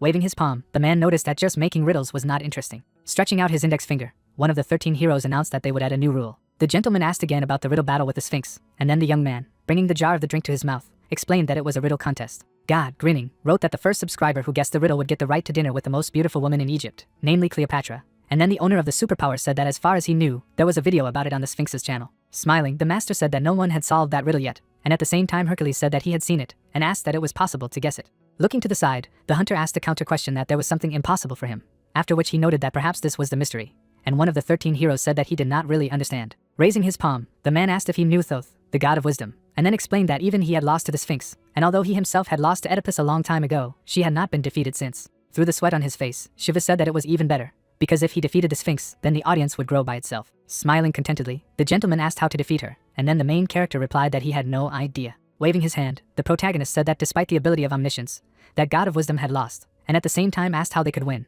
and Hercules said that he would now make another 5,000 burpees. The guy noticed that, however, their goal was not victory, after which one of the 13 heroes, parting his lips, clarified what he meant, and added that he did not understand at all. Grinning, the young man explained that it was not necessary to win the fight, because they were on YouTube. Stretching out his index finger, the wielder of the superpower said that all they had to do was present everything in the right light. The man's expression was joyful, and he said that they would add a new rule. The Sphinx, frowning in bewilderment, asked him again. Scratching his head, the master said that every time he answered incorrectly, he was slapped in the face, and then God asked if he wanted to die, or if he wanted to cheat. Smiling, Hercules asked why she asked 2 questions at first, and he asked one, and whether it was unfair, and then said that if his opponent answered correctly, he would be able to hit him, and also asked if the Sphinx was afraid of not guessing. Sitting at the top of the pyramid, the unusual creature answered positively. Taking off sharply, the cat muttered that this was a great opportunity and a great chance to defeat this muscular boar. Stretching out his index finger, one of the 13 characters remarked that this was a good choice, and at the same time asked to ask him 2 questions. Raising his gaze, the Sphinx told the first question, namely in the water he was born, and if he returns to the water, he will die, and if he comes out of the water, he will live. Holding his chin, the man asked if it was a whale, to which God said that the correct answer was salt. Waving his hand, the gentleman asked if she would strike. Through the sweat on his face, the unusual creature wondered if he could hit him, and if he would tear it apart, after which Hercules clarified whether he was afraid to hit him, and said that they had agreed. Clenching his jaw, the cat decided to try. Suddenly, the Sphinx struck a powerful blow to one of the 13 heroes. The man raised his fist to his mouth. Blood appeared on his body, and he said what he felt. Jumping back, God exclaimed that they had agreed, and everything was according to the rules, and then the master noticed that no one was arguing, and asked what the next question was. Lowering his eyebrows, the huge cat wondered if he had responded with blow for blow, and realized that it was excellent, and then he named the next riddle, namely, he was lying on the ground, not to paint over, not to scrape, not to knock down. Hercules asked if it was sand, to which the unusual creature, raising the corners of his lips, explained that the correct answer was a shadow. With a wave of his paw, the Sphinx muttered that he would deliver a powerful blow to him. Suddenly, the gods were surrounded by a bright aura. Traces of blood were visible on the ground, and at the same time one of the 13 heroes clarified whether it was true that it was his turn. Through the sweat on his face, the cat said that it was true, and thought that all he needed to do was give the right answer, no matter what riddle he made. Clenching his fists, the man asked if she knew the centaur, and at the same time added that when the centaur was expecting a child, which of his halves had a belly? The sun was shining brightly. The strange creature stared ahead, confused, and the gentleman asked if she knew. Stretching out his paw, the Sphinx asked for a minute to think. Lowering his gaze, God muttered that the upper part of the centaur was human, and the lower part belonged to a horse, but both had organs that could help you get pregnant, and she couldn't figure out which one. The cat's pupils narrowed sharply, and she wondered if this was a question she didn't know the answer to. Scratching his head, Hercules noticed that he wanted to capture the moment, after which he said that he thought it was his turn to beat. Taking off sharply, the unusual creature exclaimed that she was finished, and he would definitely finish her off. Opening its mouth, the Sphinx replied that it was in both parts. Suddenly, one of the 13 heroes asked to hit him, causing God to frown in bewilderment. Spreading his hands in different directions, the man said that if he did not know the answer, he would get a blow. Looking down, the cat said that no way. Raising the corners of his lips, the gentleman said that he had said that it was a mystery. Holding the phone in his hand, Shivu added that he did not say that he knew the answer to it. An unusual creature, flying away from Hercules, called for help and shouted that it did not want to die. One of the 13 heroes grinned slyly. Suddenly, a powerful aura surrounded him, and he said that if he did not strike first, he would strike himself, and then he used the magic of Hercules. A bright flash was visible. The man's eyes burned blue. The master, using the divine martial art and super mega strong annihilation fist, released powerful energy towards the Sphinx. The system wrote that he witnessed the perfect magic of Hercules, and the mastery of the divine sword and magic increased slightly, after which the main character, looking at his smartphone, said that it was great, and was surprised that the level even from watching it increases. Sliding his finger across the screen, the protagonist muttered that the number of views was normal, and instead of 90 subscribers, there were already 783, and said that he thought that the video had worked. The premises of the SH Center building appeared, and the question was heard whether they had learned what she had asked. Mina was holding a document in her hand, and her assistant said that Mrs. Karen was acting at the request of a man named Shivu, and she had made his request to the director. A photo of the owner of the superpower was visible, and then the girl asked if her niece had asked for a favor for this person, as well as what kind of relationship they had. The secretary looked down and replied that he couldn't say with certainty, but that Chiron spent 2 to 3 days a week with him, and thought it could be said that they were dating. With her mouth wide open, the lady asked the guy again, and he said that they were alone at the headquarters of the Hunters Guild. Looking at the document, the lady clarified whether the awakened woman was dating a guy, and then wondered if this was the same young man who ignored celebrities and chaebol in the second generation. A view of the tall buildings opened up, and at the same time Mina said that her niece was dating a guy, and added that as her aunt, she could not stand idly by. Lying on his smartphone, Hercules said that thanks to him he gained 1,000 subscribers, after which he apologized if he was harsh with him. Raising his eyebrows, the main character wondered if 300 more subscribers had been added in one night, and then said that it was not worth thanking, and it was better to get up. Crossing his palms, one of the 13 heroes replied that he was even a little sad and asked how he had come up with such a thing. Closing his eyes contentedly, the protagonist noticed that he had said that he would come up with something, and it just took a long time, and probably he was disappointed, and then asked to stop bowing. Striking the screen with his forehead, the man exclaimed that he was saying this because it was quite natural that the teacher who was building the house was busy, and it was his fault that he was in a hurry and could not wait. Through the sweat on his face, the guy asked what was wrong with the Sphinx, and whether he was dead, to which the master replied that of course he did not. Smiling, Hercules said that he had been begging for help so much that he took pity, and therefore did not use his power to the fullest and struck softly. Squinting, the young man asked him again, after which one of the 13 heroes remarked that it could be said that the Sphinx had gone from under his nose, but had left something as a thank you. The system wrote that Hercules gave him a subscription, which caused the pupils of the owner of the superpower to narrow. Scratching his head, the man said that this was a subscription to the Sphinx channel, and it could be considered that he had received it as a gift, and also clarified how he could use it, and then added that this was why he thought of his teacher. The artificial intelligence wrote that 3 out of 4 channels were available by subscription, and at the same time, the master, smiling contentedly, realized that this meant that he could subscribe to one channel for free, and considering the fee, he saved hundreds of billions of won, and wondered if this was not a victory. The companions were seen banging their fists against each other, and then the hunter exclaimed that it was the best gift, and the gentleman said that if he liked it, he was happy, and added that the Sphinx had given him something else, and would give him that too. The system reported that Hercules had given him a one-time ticket to dinner with Cleopatra, after which Shiva looked down in surprise. Scratching his nose, one of the 13 characters said that he had heard that she was very beautiful. Sweat was dripping down the face of the main character, and the man said that he should not be shy and have dinner with her somehow. There were groceries on the table. The waitress, looking at the protagonist, said that his order was ready, and then he thanked her. Looking ahead, the guy wondered how it happened. Smiling, the girl greeted him. The lady's expression was joyful, and the young man thought that this was a date with Cleopatra. Raising his eyebrows, the owner of the superpower wondered if people would think that he was crazy. Sitting opposite the lady, the master muttered that she was really beautiful. Closing his eyes, the hunter remembered that Confucius, a gentleman, valued intelligence and did not pay attention to appearances. Bringing the glass to his mouth, Shiva couldn't tell if it was professional. Blushing, Cleopatra asked if they would get married. The look of the main character was confused. Wiping his mouth, the protagonist wondered if she was in her right mind, and at the same time, the queen noticed that he looked like he thought she was crazy, and he replied that he would not deny it. Her eyes widened in surprise, and the queen asked if he was overdoing it. Clenching his fist, the guy said that, judging by her words, it was she who was going overboard. Smirking, the ruler of Egypt explained that she had simply said that she was suddenly thinking about it, after which she asked if he was trying to be brutal now. Frowning seriously, the young man said that he was just telling the truth. Stretching out her palm, the girl said that he was the first man who behaved like this with her, because usually at the sight of her they were ready to give everything, including the liver and gallbladder. Squinting, the owner of super strength muttered that this was not surprising, because at the sight of such beauty you really want to give everything, and added that he could take everything, including the intestines, heart, pancreas. Approaching the master, the lady asked if they would get married, and then he could not understand how she had come to such a conclusion again. Lowering his eyebrows, the hunter asked if she was joking, to which the lady replied that she was serious, and he said that then he resolutely refused. Looking ahead, Cleopatra asked if he liked her, and if he thought she was ugly, and then Shiva explained that they could not be together, and the queen asked if love required physical interaction. Averting his gaze, the main character noted that he did not require, but to some extent it was really necessary, and at the same time he thought that it was really necessary. Hovering in the air, the queen said that this meant that he did not feel anything for her, after which the protagonist said that he did not succumb to temptation, and if he sacrificed his liver and gallbladder, it would only be for those he sincerely loved. The ruler of Egypt sharply rounded her eyes. Touching his chin, the girl said that she actually fell in love with him, and then asked if he thought she was joking, and the guy muttered that he was talking nonsense. The glare of the sun made its way into the room through the window, and the lady wondered if he couldn't just lie, to which the young man replied that he couldn't. Noticing the many notifications of the system, the owner of the superpower wondered if the level of skill continued to increase, and then thought that a gentleman's heart was growing the slowest, and no one knew what would happen if he succumbed to it. The master remarked that he was human, and therefore could not meet Cleopatra, and at that time, she raised her hand and said that he did not look human, especially now that he did not succumb to her temptation. Blushing, the queen asked if he had any problems downstairs, after which the hunter asked if they could finish dinner already. Smiling, the queen apologized and said that she was joking. The ruler of Egypt, frowning seriously, wondered what if he became God. Through the sweat on his face, Shiva replied that he had already said that he was a human being, and then the girl said that she understood him, but she had once been a human being. The lady said that if the main character became God, then they could be together, and added that there was actually a way to date, even if he did not become God, and then he, raising his eyebrows, asked what she was talking about. Looking ahead, the lady noticed that this was what he was thinking, and explained that they would be able to date even if he did not become a god, or rather, could descend to him. Opening his mouth in bewilderment, the protagonist clarified how this was possible, since as far as he knew, there were no intersections between his and hers, and at the same time, Cleopatra reported what had originally happened. The boy's expression was confused, and he wondered if it meant there was a passage after all, and the queen wondered if he knew. Sitting across from the young man, the queen said that there was a man who had escaped from Godtub. Parting his lips, the owner of the superpower asked if she could tell anything about him. With a wink, the girl said that it was a secret, after which she clarified how she would later use women's secrets if he found out. A view of the tall building opened up, and the question was heard whether Shiva was in the restaurant now.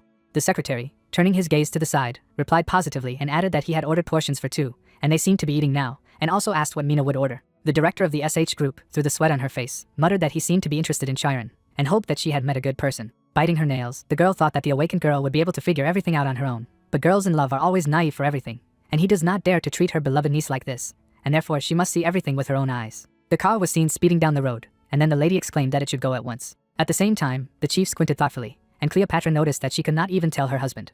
Placing her hand on her chest, the queen clarified that she could better ask how many moles were on her body. Clenching his fist, the protagonist said that it was time to stop joking. Looking up, the queen said that he was strange because men liked it and even drooled, after which the boy asked if she would tell me how to go to another dimension. Touching his chin, the ruler of Egypt replied in the negative, and added that she could say something, or if she told him everything, she would not see him again, and then the young man wondered whether she would say it or not. Smiling, the girl asked if he thought she would say or not, and then said that he was still straightforward. Closing her eyes contentedly, the lady asked if he really didn't want to marry her, and at the same time, the owner of the superpower noticed that he was not going to. Standing up abruptly, the master explained that this would be the end of their dinner. Through the sweat on his face, the hunter thought that if this continued, he was sure that he would be taken for a man, because other people only saw a turned-off smartphone, and probably thought that he was talking to himself. Stretching out her index finger, the lady said that she really wanted to meet him again, after which she clarified whether he could subscribe to her channel. Lowering his eyebrows, Shiva wondered if this was what she really wanted, and also muttered that he was thinking why she was urging him to marry her. Blushing, Cleopatra replied that at first she wanted to, but not now, because now she sincerely wants to meet him. After looking at the queen, the main character asked how it related to subscribing to the channel, and then the queen said that this was the only way she could see him. Putting her finger to her lips, the ruler of Egypt said that in order to demonstrate her sincerity, she would reveal the secret to him. Stretching out her palm, the girl said that every god has his own channel. A view of the window in the room opened. Looking ahead, the protagonist wondered what kind of nonsense it was, and muttered that it would be better to decide on marriage. Holding the phone in his hand, the guy noticed that although the meeting was a little crazy, it was useful, because his skill increased by 7%, and even if it was embarrassing, he could go on a date from time to time, and added that he also had a subscription. Walking down the street, the young man asked what he was thinking about, after which he wondered how many dungeons were left to level A, and decided that he should immediately go on a raid. Raising his eyebrows in surprise, the wielder of superpower asked what had happened to Soa. On the phone screen, there was a message asking if her brother would come home early, because it was her birthday, and then he realized that he was so busy that he completely forgot about it. A speed limit sign appeared, and then the hunter muttered how he could have forgotten about it, and added that it was not just a birthday. Mina, standing near the car, said that it was not a restaurant, but a mausoleum, and at the same time the secretary asked if she was sure. Looking at his assistant, the director of the SH group asked what he was talking about, to which he asked a counter question, what he understood, what she was interested in, what kind of person Shiva was, but why she had come in person. The girl's expression was thoughtful, and she replied that it was because it was about Karen. The guy said that he would wait for her here, after which the lady, turning around, said that she was quick, and asked him to think about where they would go, and also added that she did not want to talk in this mausoleum. Frowning seriously, the lady remarked that he had to choose his words, because they should not seem rude. Suddenly, Mina spread her arms in different directions, and it was heard that a break from the dungeon had been discovered within a radius of 30 meters. Looking up, the director of the SH group was very surprised by the breakthrough in the dungeon 30 meters away. Suddenly, a magical portal appeared, and the girl said that this could not be. Sweat was dripping down the lady's face, and then it was said that this was not a training alarm, but a breakthrough from the B-class dungeon, and therefore people urgently needed to take shelter in the buildings. A view of the roof of the building opened up, and the pet was asked to wait here. Turning her head towards the beast, Soa remarked that he was really smart, because he understood everything he was told, and then added that it would be nice if he went with them. Grinning, the girl said that he would be able to meet their parents, to which Shivu replied that it was true, because now he was also a member of their family, and they decided to go. There were 2 containers on the shelf, and at the same time the children told their mom and dad that they had come. The younger sister touched the shelf with her palms, and her older brother thought about the fact that today was her birthday and the anniversary of his mother's death, and that he could not forget the day when she died, because on that day the whole family went to celebrate their daughter's birthday. Lowering his eyebrows, the main character remembered that at that time there was a breakthrough from the dungeon, when suddenly the young lady said that she wanted to ask him. Turning her head back, Soa wondered if he remembered how his mother died, which greatly surprised the owner of the superpower, and then added that she remembered the moment when she hugged them after the explosion of the dungeon. Standing near the funeral urns, the girl asked if he remembered what she had said then, and then she said that she herself did not remember it, but thought that at that moment she wanted to tell them something really important. Lowering his chin, the guy thought about what he remembered and would remember until his death. Closing his eyes, the protagonist said that he was afraid that he did not remember it either. Suddenly, the heroes raised their heads in the air as they announced over the loudspeaker that this was not a training alarm, and that a breach from the B-rank dungeon had been detected. A bright flash of light appeared, which signified the breakthrough of the dungeon, namely the phenomenon that occurs when the magical power of the dungeon breaks through, and it has 2 consequences. During the first aftermath called Dungeon Shock, monsters appeared from it, and I had to deal with them. But this is not so terrible, because the main problem is the explosion itself. When the magical power of the dungeon explodes, citizens tried to run away from what was happening behind their backs, and even if you do not take into account the damage from the explosion itself, people can die from the effects of magical power. Soa was lying in a hospital bed, and it was said that even if they were lucky enough to survive, they often got sick. Shiva carefully examined the palm of his hand, and it turned out that sometimes the magical power resonates, and then there are rare cases of awakening. Raising their heads, the citizens did not understand what was happening, and whether the underground had exploded. Bright bursts of energy appeared in the windows of the structure, and over the loudspeaker they announced that all citizens needed to immediately take shelter in the nearest building. People opened their mouths wide in fright. Suddenly, everyone rushed towards the aisle and started shouting loudly. A lamp could be seen on the ceiling, and the victims could be heard sighing heavily. Mina leaned her torso wearily forward. At the same moment, the girl turned her head back. Furrowing his brows angrily, the man tried to say something. Circular streams of dark magic appeared in front of him. A moment later, the citizen collapsed to the ground. The adult raised his trembling hand up and tried to ask for help. Shifting her gaze to the side, the director of the SH group thought that it was too late. Suddenly, a guy ran past her. Shivu rushed to save the victim, which she was very surprised by. Her pupils bulging in alarm, the lady shouted that he needed to return, because it was too late. The main character put the man's hand on his own neck, while he muttered that he couldn't. An unusual glow appeared around the leg of the owner of the superpower. Stones began to fall from the roof of the building. Gritting his teeth tightly, the protagonist realized that it was too late to lead him there, and did not understand what to do. Streams of dark magic filled the space. Shivu sharply thrust his fist forward. The citizen was left behind the main character. Frowning menacingly, the owner of the superpower thought that Tai Chi is creation and change itself. The guy's fingers plunged into a gloomy glow, and then he decided that it was necessary to follow the laws of nature, namely the law of transformations, because nature is real, but everything in the universe can change, and this is due to 2 sources. The protagonist waved his palm from top to bottom and said in his thoughts that there is only nothing in existence, and it is from them that the world is composed, as well as the magic of the dungeon. Holding back the flow of dark magic with one hand, the master realized that it also consisted of the harmony of Mother Nature. Frowning angrily, people did not understand what was happening, and whether he had managed to block the explosion. The young man gritted his teeth tightly from the effort and reflected on how he had managed to block the explosion with Tai Chi, but he couldn't neutralize it. Looking back, Shiva noticed that the energy was seeping out, and this was too dangerous. The main character called out to Fenrir, when suddenly he ran sharply in his direction. The pet rushed to the man lying on the ground. The beast spread its paws to the sides. Wolf frowned seriously. Looking back, the protagonist thought that thanks to Fenrir, there was no need to worry about the explosion magic seeping through. Holding back the powerful energy, the guy noticed that the problem was here. Clenching his jaw, the young man muttered that he couldn't hold it anymore, and so he would have to take the explosion that contained B-class magic power, and also wondered if he would survive. Squinting, the owner of the superpower said that now she was even more concentrated, and perhaps she would not be able to withstand such a blow and would die. The pet could be seen wagging its tail, and then the master realized that it would be better to avoid such a fate. Wounds appeared on his palms, and at the same time he exclaimed what he was thinking about now. Opening his mouth wide, the hunter shouted loudly. A view of the gray sky opened up. Mina, raising her eyebrows, was very surprised, and her assistant asked what was possible. Suddenly, Soa took off. The hunter's sister pushed off the ground with her foot. A moment later, the girl sat down next to her brother. Through tears, the lady clarified why he had done this, and asked him not to die and to come to his senses. Smirking, Shivu replied that this had already happened when his mother died, and then asked if Soa remembered what she had said. The girl, blushing, exclaimed that there was no need to talk about it, and asked why he never listened to her. Raising the corners of his lips, the main character said what his mother said then. In the past, the woman, hugging her children, asked her daughter not to worry, and added that she was fine. Tears ran down the protagonist's face, and the lady said that today was Soa's birthday, and this day should be filled with only pleasant things. Opening her mouth, the lady remarked that she should never remember that this was the day her mother died, and then added that everything was actually fine. Closing her eyes contentedly, the lady said that today her beautiful daughter was celebrating her birthday. A view of the hospital opened up, and the guy thought that thanks to his mother, who took the full force of the explosion, they were able to survive, and as she promised, she took her last breath the day after Soa's birthday. Rays of light could be seen, and then the young man muttered that his sister's holiday was followed by the anniversary of their mother's death anyway, and in their country the anniversary of death was celebrated on the eve of the day when someone died. Looking down, the superpower wielder said that not making Soa's birthday the day of her mother's death was the only thing her mother wanted, and said that this was what she said. Suddenly, the master pointed his finger at the man. Opening his jaw, the gentleman exclaimed that today was his daughter's birthday, and therefore he could not die on such a day. Through tears, the adult man said that dad was very sorry. Smirking, the hunter explained that this was why he suddenly thought of their mother. Lowering his head, Shiva said that he could not help but help. His eyes suddenly opened after someone asked if he had woken up. Getting up, the guy thought that this was again the hospital of that company, and apparently he lost consciousness in the columbarium. A girl was standing in front of him. Immediately after, the fighter turned his head. Looking around, the hero realized that this was an unusual ward, but could not understand why he was given a VIP room.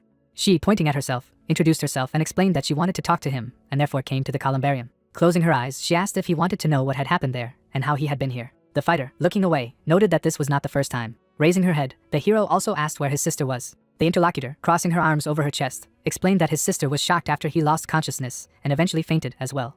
The protagonist, leaning over, asked again and also asked about her whereabouts. The interlocutor, smiling, said that everything was fine with her, and he was in the next ward and also quickly came to her senses. Looking up, the protagonist asked what she wanted to talk to him about. She, looking ahead, replied that she agreed. The young man, looking at her with incomprehension, asked again. She, closing her eyes, explained that she agreed that he agreed to meet with her niece and asked if this was not so. The hero, remembering their training, realized that they met twice a week for fencing, but he did not understand why this man would talk about it. Smiling, she repeated her words of agreement. The protagonist, opening his mouth in surprise, remembered that this man was a member of the family of the owners of SH Group and was also the director, and for the education of her niece he had to ask 10 billion a month, and probably her aunt suspected something because of the size of the amount. Rubbing the back of his head, the fighter thanked her, as he realized that her consent meant that he had the ability to train Karen. Closing her eyes, she also added that although he had her consent, her brothers might have a different opinion. The hero, smiling, replied that he understood this, because he knew that brothers could think differently. The interlocutor, standing in front of him, also said that it would be especially difficult to get the permission of the chairman, while the protagonist noted that her niece had already asked for permission from him. Mina, her eyes wide open, asked again. The young man, remembering her niece, explained that she had said that she had received permission from her grandfather. The girl, blushing, asked when they had just managed to do this. Turning away, she added that if it was so, then she had no need to come. Raising her hands, Mina noted that she had heard that he was building a new house himself, and explained that she had the opportunity to help him, and only needed to ask. The protagonist, opening his eyes wider, asked again. She, in turn, replied that she was in charge of SH Constructions after all. The interlocutor, putting her finger to her face, asked if he had bought all the necessary building materials. He also replied that he needed more than expected, since some of them are difficult to get, and because of the raids, there is simply no time for this. She, opening her eyes wider, asked why he should go on raids to build a house. The fighter, raising one finger, explained that he was going to build a house from the remains of monsters, and the girl asked if such a thing was possible. The young man, closing his eyes, replied that it was quite possible, but he was not sure that it would be possible to build it, but he wanted to try, and if it did not work, then to come up with something else. His eyes opened after her words that he would be given the necessary building materials. There was a smile on her face.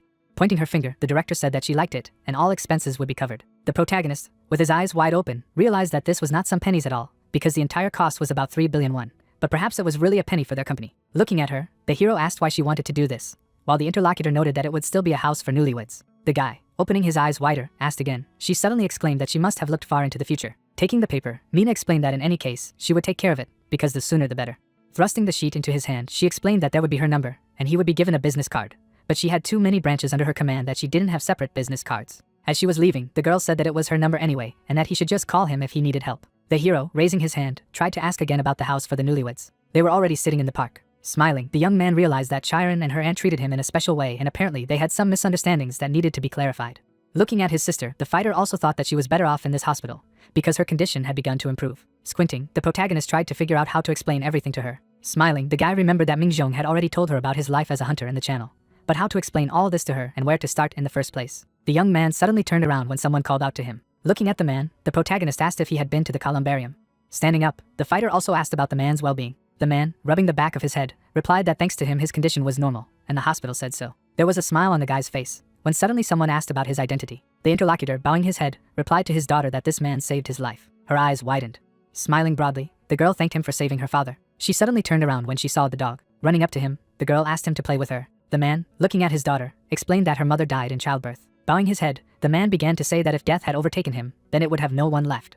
Tears dripped to the ground when the man said that he simply had no idea how to thank the savior. The fighter looked in his direction when the interlocutor said that he had saved him and his daughter. The girl, waving her hand, said goodbye to the dog. The dog looked after her. My sister, smiling, began to tell me that yesterday she had a dream that I constantly had after my mother's death, and usually her face in this dream was very sad.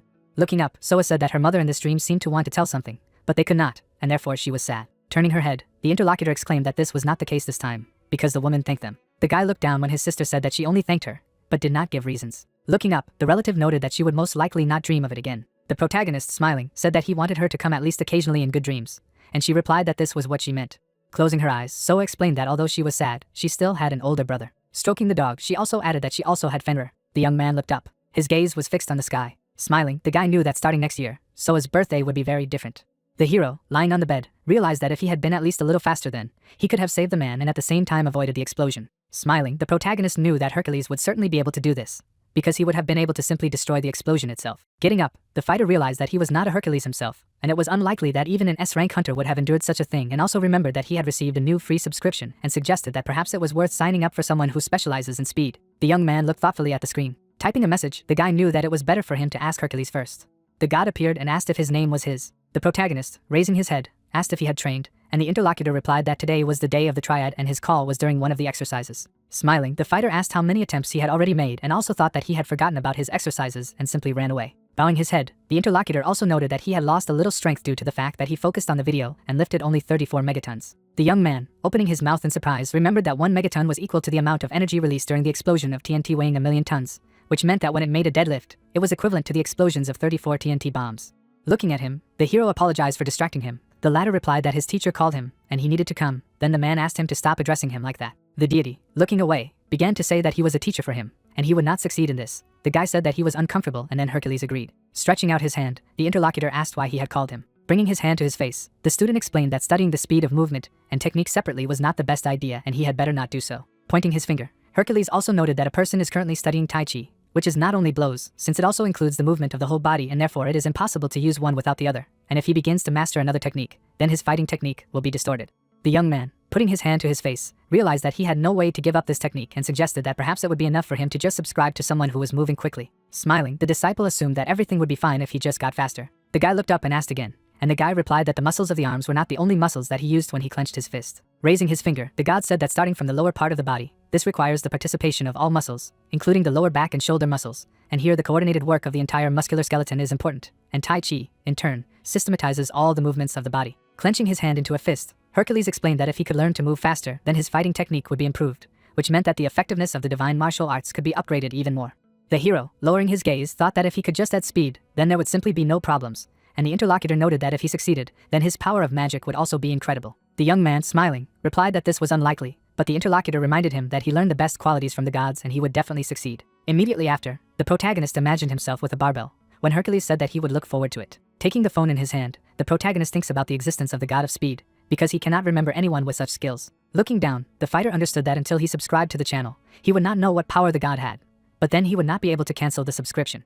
The interlocutor, raising his finger, offered him the channel of Hermes. The hero, looking up, asked again, then the student replied that if this god decided to run away, then even he would not be able to catch up with him. The protagonist, having introduced this deity, remembered that he is also from Greek and Roman mythology, the god of thieves from the 12 gods of Olympus, and due to his speed serves as a messenger of other gods. Squinting, the guy remembered that this creature is not only very fast, but it also has another peculiarity. Raising both hands, the interlocutor said that sometimes he tried to deceive him, and he already had a desire to kill him, but he simply did not manage to catch up. Hermes, smiling, said that he never lies, but sometimes he just doesn't tell the whole truth. The deity dodged many lightning bolts when the hero remembered that Zeus had started attacking him, but never hit. Stretching out his hand, Hercules explained that his speed was simply incredible, but he should think things through. Taking the phone, the guy realized that his interlocutor had already said enough, and he should not worry so much. Looking ahead, the young man remembered that he was not only related to speed, but also to fraud. Clicking on the screen, the fighter realized that he was recommended to him by another god, and if something goes wrong, then you can try to get a subscription from him, and immediately a notification about a successful subscription appeared. His eyes widened after reading the message and realizing that he wasn't a scammer after all. The window of the ward appeared and a question was heard about what kind of video it was. Looking at the phone, the fighter noticed only comic videos. Bringing his hand to his face, the protagonist realized that he would not be able to improve this skill by watching the video and assumed that he had the opportunity to do it on his own. Warming up, the fighter realized that his condition had already returned to normal. Looking at the phone, the hero wanted to see what his super speed became after subscribing to the channel. A notification immediately appeared with the mastery of super speed, which was 0%. Energy began to accumulate around one of his legs after thinking that he needed to measure his current speed. My leg lifted off the ground. A bright blue beam flew out from the hospital platform. The young man bowed his head, breathing heavily. Turning his head, the soldier thought that such a speed creates a serious burden on the body. His eyes suddenly opened wider. Looking back, the guy could not understand what kind of mountain it was, but he thought that this place was familiar to him and suddenly exclaimed that it was Mount Quanic, which he managed to reach in a few seconds. They showed these mountains outside the city. Gritting his teeth, the guy said that this was just crazy, because this speed was really incredible. Bringing his fist to his face, the hero also realized that this is not the limit at all, and if he manages to increase the level of skill, then his speed can become faster, or he will simply be able to control this speed. Putting the phone in his pocket, the young man decided to continue to improve his skill, because this is the only way to find out the correct answer, and also realized that he should be faster in the future, because he was very lucky now. Destroyed buildings appeared after thinking that at such a speed it would be possible to crash into a building or a car, and because of this, people would be injured, and the cost of all buildings would have to be reimbursed. Smiling, the protagonist decided to practice this skill in the dungeons and be discharged from the hospital as soon as possible. They were already in one of the dungeons. The monster opened its mouth and roared. His companion widened his eyes as he remembered that it was a devil hound, a beast from the demon world that had invaded the land in the past. They soared into the air. The mouth of one of them was wide open. The soldier was still standing still. The hunter, looking up, understood that no matter how fast his comrade was, the devil hounds had subsonic speed. His hand was on the monster's neck. Suddenly, the monster began to attack with one of its sharp limbs. The young man immediately tore it off. Sweat dripped down his comrade's face. The hero's eyes burned light blue. A second later, the guy was near another monster. Lizhong, holding the camera, realized that his comrade's speed exceeded that of these hounds. The fighter quickly rushed between the monsters. Immediately afterward, the protagonist shook off his hands. His gaze was fixed on his friend. Smiling, the young man asked if he had time to film this fight. The protagonist smiled as he received a notification of an increase in super speed mastery by 0.3%. Looking at the phone, the fighter knew that along with the speed that he would be able to achieve, and also melting with it, would help him become even faster. Smiling broadly, the guy thought that if he managed to reach the limit of skill, he would even be able to surpass Hercules. Looking at the camera, the hunter said that it was just a nightmare, but his comrade in arms immediately apologized. Bringing the camera closer, the fighter realized that even editing would not help here. Looking at the image, the hero explained that it is not even clear what is happening in the video, since everything is blurred there, and immediately realized that even shooting does not keep up with the super speed, but he needs to improve his skills, which means he will have to control the speed for the video. Glancing at his comrade, the protagonist also thought that he also needed to be taught, and even though he was A rank, it would be enough for him to keep up with such a speed. Grinning, the guy remembered the words of Hercules that the head suffers when the body is weak, and if you work harder, then everything should work out. Looking up, the young man began to say something. His gaze suddenly went down. A lot of messages appeared on the screen from the president of the company, who wrote that they had prepared all the building materials that were ordered, but the hero could not believe that they had collected materials so quickly that were so difficult for him to find. Raising his head, the soldier realized that it was time to build a new house. Looking at the sun, the protagonist also tried to figure out where they got his number from and assumed that Mina had given it to them. Standing in front, the hunter asked how they found everything so quickly, and the employee replied that the director specifically asked them to do everything as quickly as possible, and they simply brought the goods from the warehouse. Turning around, the young man asked if they had a stock of these materials in their warehouse. The young man replied that with the company's stock, they could start construction at any minute. Even if he needed something in the future, then the stock of materials was always in stock. Smiling, the visitor noted that he thought so, while the president asked if the man was going to build a house only from the remains of monsters. The guy, looking at him again, answered in the affirmative. Then the interlocutor noted that the use of such materials would make the house more durable and asked whether this was possible. The protagonist, smiling broadly, replied that he should try, or else just change the materials. But the director could not believe his words, because he most likely did not know how much these materials cost. Gritting his teeth with force, the man remembered that it was very difficult to assemble them and he should be proud. But he thinks that there will be no problems, no matter what materials are needed, and apparently does not know anything about construction at all. Bowing his head, the president remembered that Mina was different, because she had studied hard, starting from the basics, although there was no need for it. But she was proud when she smelled of cement, and instead of loud words, she proved everything with her work. Looking at the man asked if he had ever been engaged in construction, but the fighter answered in the negative and explained that he had made weapons before. The president, frowning, understood that architecture is not just the production of weapons, for which only a blacksmith's hammer is needed, because they create optimal housing for people, combining engineering, sociological and humanitarian sciences, and their work is a real art. Putting his hand on his head, Jigong realized that if this idiot wanted to build a building, then it was hard for him to believe that he had only held a hammer in his hands before. But he couldn't be told about his stupidity either. Imagining Mina, the man thought that he did not even understand how this hunter had met her, but remembered that she had very kindly asked for help with the construction of the house. Looking at it, the man assumed that she meant not only help with building materials, but also training in its construction, and immediately asked about the availability of an architectural plan. The hero, smiling, replied that he had a rough idea. The interlocutor then asked whether he knew what the land on which he needed to build a house was, to which he received exactly the same answer. Holding his hands behind his back, the man said that construction does not tolerate negligence, and his basic knowledge for architectural design, and, first of all, you need to know the quality of the land on which the building will be built. Putting his hand to his head, the president also said that knowledge of aesthetics is still needed for the correct use of space, and even knowledge of human psychology to feel comfortable inside the building, and no matter how beautiful it is, if real residents are not comfortable, then all efforts will go down the drain. Spreading his arms to his sides, the employee explained that he would also need to think about future residents, taking into account their psychology and needs, as well as the philosophical combination of applied sciences and psychology. Frowning, the man continued to say that he also needs to take into account the design and engineering equipment, because we must not forget about them, and all this is about the processes that will turn an ordinary concrete box into a real building. Pointing his finger, the man continued to say that architecture is the crown of all disciplines that humanity has developed. While the fighter noted that his attitude was apparently too frivolous in relation to architecture, then the interlocutor asked whether he had prepared the drawings. The guy, rubbing the back of his head, replied in the affirmative. Stretching out his hand to the sheet, the director said that he would check it. Smiling, the president thought that it would surely be a newcomer's drawing. The man, wide-eyed, asked where he got such a good drawing. Looking at him, Jigong thought that this was some kind of nonsense. After all, in 10 years in construction, he had never seen such perfect drawings, and it was simply divine. Looking at the fighter, the man noted that he himself said that he was a hunter, while the protagonist replied that he also runs a channel on YouTube. Then the interlocutor asked whether this channel was related to architecture, but this question was answered in the negative.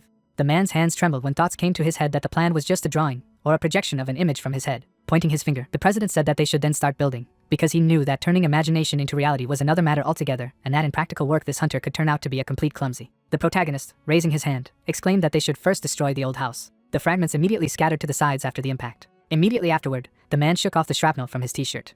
The man, with his eyes wide open, realized that it was simply impossible to destroy a house with one blow of his fist. The young man had already taken one of the components when the interlocutor realized that one person was simply not able to lift such weights. Looking down, the hero noted that he had forgotten to do something and immediately said that they needed to dig a pit first. A dragon began to encircle his body. A bright flash from the impact illuminated everything around. The man's eyes widened. Looking at the guest, the president remembered that he had asked him to dig, but not to arrange such an explosion. Sweat trickled down his face as words escaped his mouth that he knew that hunters possess superhuman strength. But how could a man really be that strong? The protagonist, smiling, said that the pit was ready and now we could begin. Immediately after, this object in his hand was launched somewhere.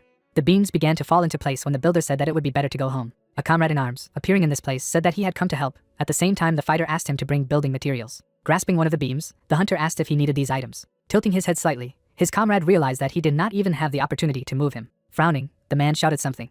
Suddenly the building materials began to stagger. The hunter was pinned down by them. The hero, running up to him, asked what had happened to him, because he was really just crushed. Clear skies appeared and words were heard saying that a hunter of his level should not be so weak and should exercise. Bending down, the soldier asked if he was in great pain and asked to see. His eyes opened wider after realizing that his right side had been completely crushed. Raising his hand, the guy noted that he had not suffered so much and he should stop pretending. The man, sobbing, said that this was not a pretense at all and he most likely needed to go to the hospital. The hero, looking down, asked why he needed to go there, if he just had the opportunity to regenerate. The interlocutor replied that it was not so easy, because something could grow incorrectly. Suddenly the guy pricked him with something. Sitting down next to him, the young man asked if he was better now, and his companion asked what he had just done. Looking at him, the guy said that the energy channels of the broken body were blocked, and he was injected into the acupuncture point, and his channel was emptied. As he was leaving, the hero said that he would continue to build while he was resting. Suddenly the soldier stopped. Turning around, the protagonist asked if everything would be okay if he was crushed a couple more times and suggested not to waste time. The comrade, looking somewhere ahead, asked what he meant. The fighter, grabbing the beam with his hands, replied that he would teach him how to become strong and he would not have the opportunity to learn such a lesson anywhere else. The hero lifted the object above him. There was a mad smile on his face after saying that he had to do this to make his ally stronger. Immediately afterwards there was a notification about increasing the divine healing mastery. Looking up, Shiva said that he needed to work a little and that's enough, thinking that it would all take 2 weeks. But it only took 3 days. Smiling, a voice was heard behind the main character. Crawling on the ground, the man asked the interlocutor to help him. In turn, the protagonist asked about the fact that he had injured the other party this time. Pointing back, the guy asked a question about how he couldn't be more careful. In turn, the young man said that he was going to die now. The needle entered the operator's neck. Starting to cry, the hero said that there was little help from him. In turn, the master said that he was very useful, adding that he coped thanks to him. Smiling, Shiva said that maybe it was not noticeable now, but he was getting stronger. In turn, the hunter said that with each regeneration he seemed to increase his power. Looking away, the protagonist thought that he was learning slowly, adding that although he did not look like Karen, the protagonist was glad that he was gradually mastering the martial art. A green aura emanated from the man. Glancing ahead, the guy thought about how this power can't be fully learned even if you have an S-level talent, adding that the disciple isn't that far away from the girl, going on to say that the apprentice had almost done the impossible anyway, considering that he was only A-level. A needle appeared, and it was clear that the master did not think that Liz Hong would succeed thanks to the super regeneration, adding that every time he was injured, he was healed by divine magic. However, it was a pity that the power of the martial art could not be forcibly injected into the body. Looking at the student, the hunter thought that they say that if the body is weak, the head suffers, adding that the ward has made considerable progress in 3 days, making it clear that he has grown up. Holding the phone in his hand, Shiva said that he was greatly mistaken, thinking that his martial arts skills had also grown. The phone showed that the divine healing skill had grown, adding that it was enough to alleviate his sister's illness at least a little, adding that perhaps he could level up the skill even more. Smiling, the protagonist thought that he should experiment with potions and then give them to her. Frozen under the rubble, the guy asked for help. In turn, the young man thought that perhaps enough would be enough for today. A hand appeared. Stretching out his hand, the master said that he would complete the house himself, so he should go to rest. Looking up, the man said that, in Hephaestus' opinion, it was quite cozy here. Without showing his face, the disciple asked that he had really built it himself. In turn, the mentor said that he had seen it himself. Making a surprised face, Shiva realized that the level of skill had grown very much. Without changing his posture, the protagonist thought that the skill had grown so much only from building a house, adding that if he continued to build and destroy, the skill level would reach 100%, but he didn't want to search for materials to build a house again. Smiling, the operator asked when the housewarming party was. Turning around, the guy asked what kind of housewarming party. In turn, the interlocutor said that since he had built a house, it was necessary to celebrate it. Holding his hand to his chin, the young man said that he really needed to call the people close to him, thinking that there were people who helped with the construction of the house. Gesticulating, the man asked if he could help him with the party, while the hunter said that he could do so, adding when he was going to celebrate. Looking up, Shiva said that, given the time to prepare, he would like to celebrate in 3 days. Smiling, the interlocutor said that, in this case, they would meet in 3 days, adding that he would tell his sister about it. In turn, the main character asked that he would really just leave. Pointing with his hand, the protagonist offered to buy him something to eat. In turn, the guy stated that he did not need it, continuing that he would better cook a lot of delicious food for the housewarming. Making a surprised face, the master asked why he ran away so quickly, said that he was afraid that something would fall on him again, asked who to invite to the housewarming party, adding that someone would come without an invitation, and realized that only his sister and Fenrir would be enough. A brick building appeared. She appeared, opening the door. Looking ahead, the girl asked how the construction of the house was going, asking how things were going in general. The subordinate, lowering his head, did not dare to talk about the construction. The surprised face of the lady appeared, while she listened to the fact that the construction was fully completed. In turn, the boss asked how it could be completed so quickly. Without showing his face, the man said that, in fact, their help was not even needed.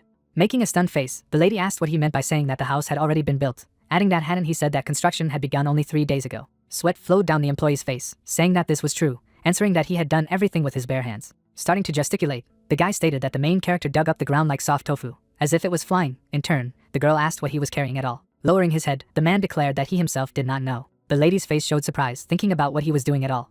Looking ahead, the protagonist asked if she liked this house. A blush appeared on the lady's face, asking if this was really their home. Waving her hand, her sister said that the ceilings were very high, adding that the living room was very spacious, noting that there were so many rooms that made it not look like their old house, and asked Fenrir if he liked it. Exhaling, the guy thought that she really liked him so much. Turning around, the girl said that if he hadn't said they were going to have a housewarming party, her brother had said that he had invited someone. He took the young man by the hand. The lady said that they should go. In turn, the man asked where she was going. And finally, the miss said that they needed to buy food for the guests. Showing a surprised face, the guy asked what she was really going to cook herself, asking if she would be fine, thinking that her sister was really good at cooking, but her physical condition was not very stable. Smiling, the girl said that everything was fine, because she knew how to cook. Grinning, the man said that he didn't mind, thinking that maybe it was because she had been treated in the hospital, adding that her complexion had improved, and she looked great. Sunset appeared.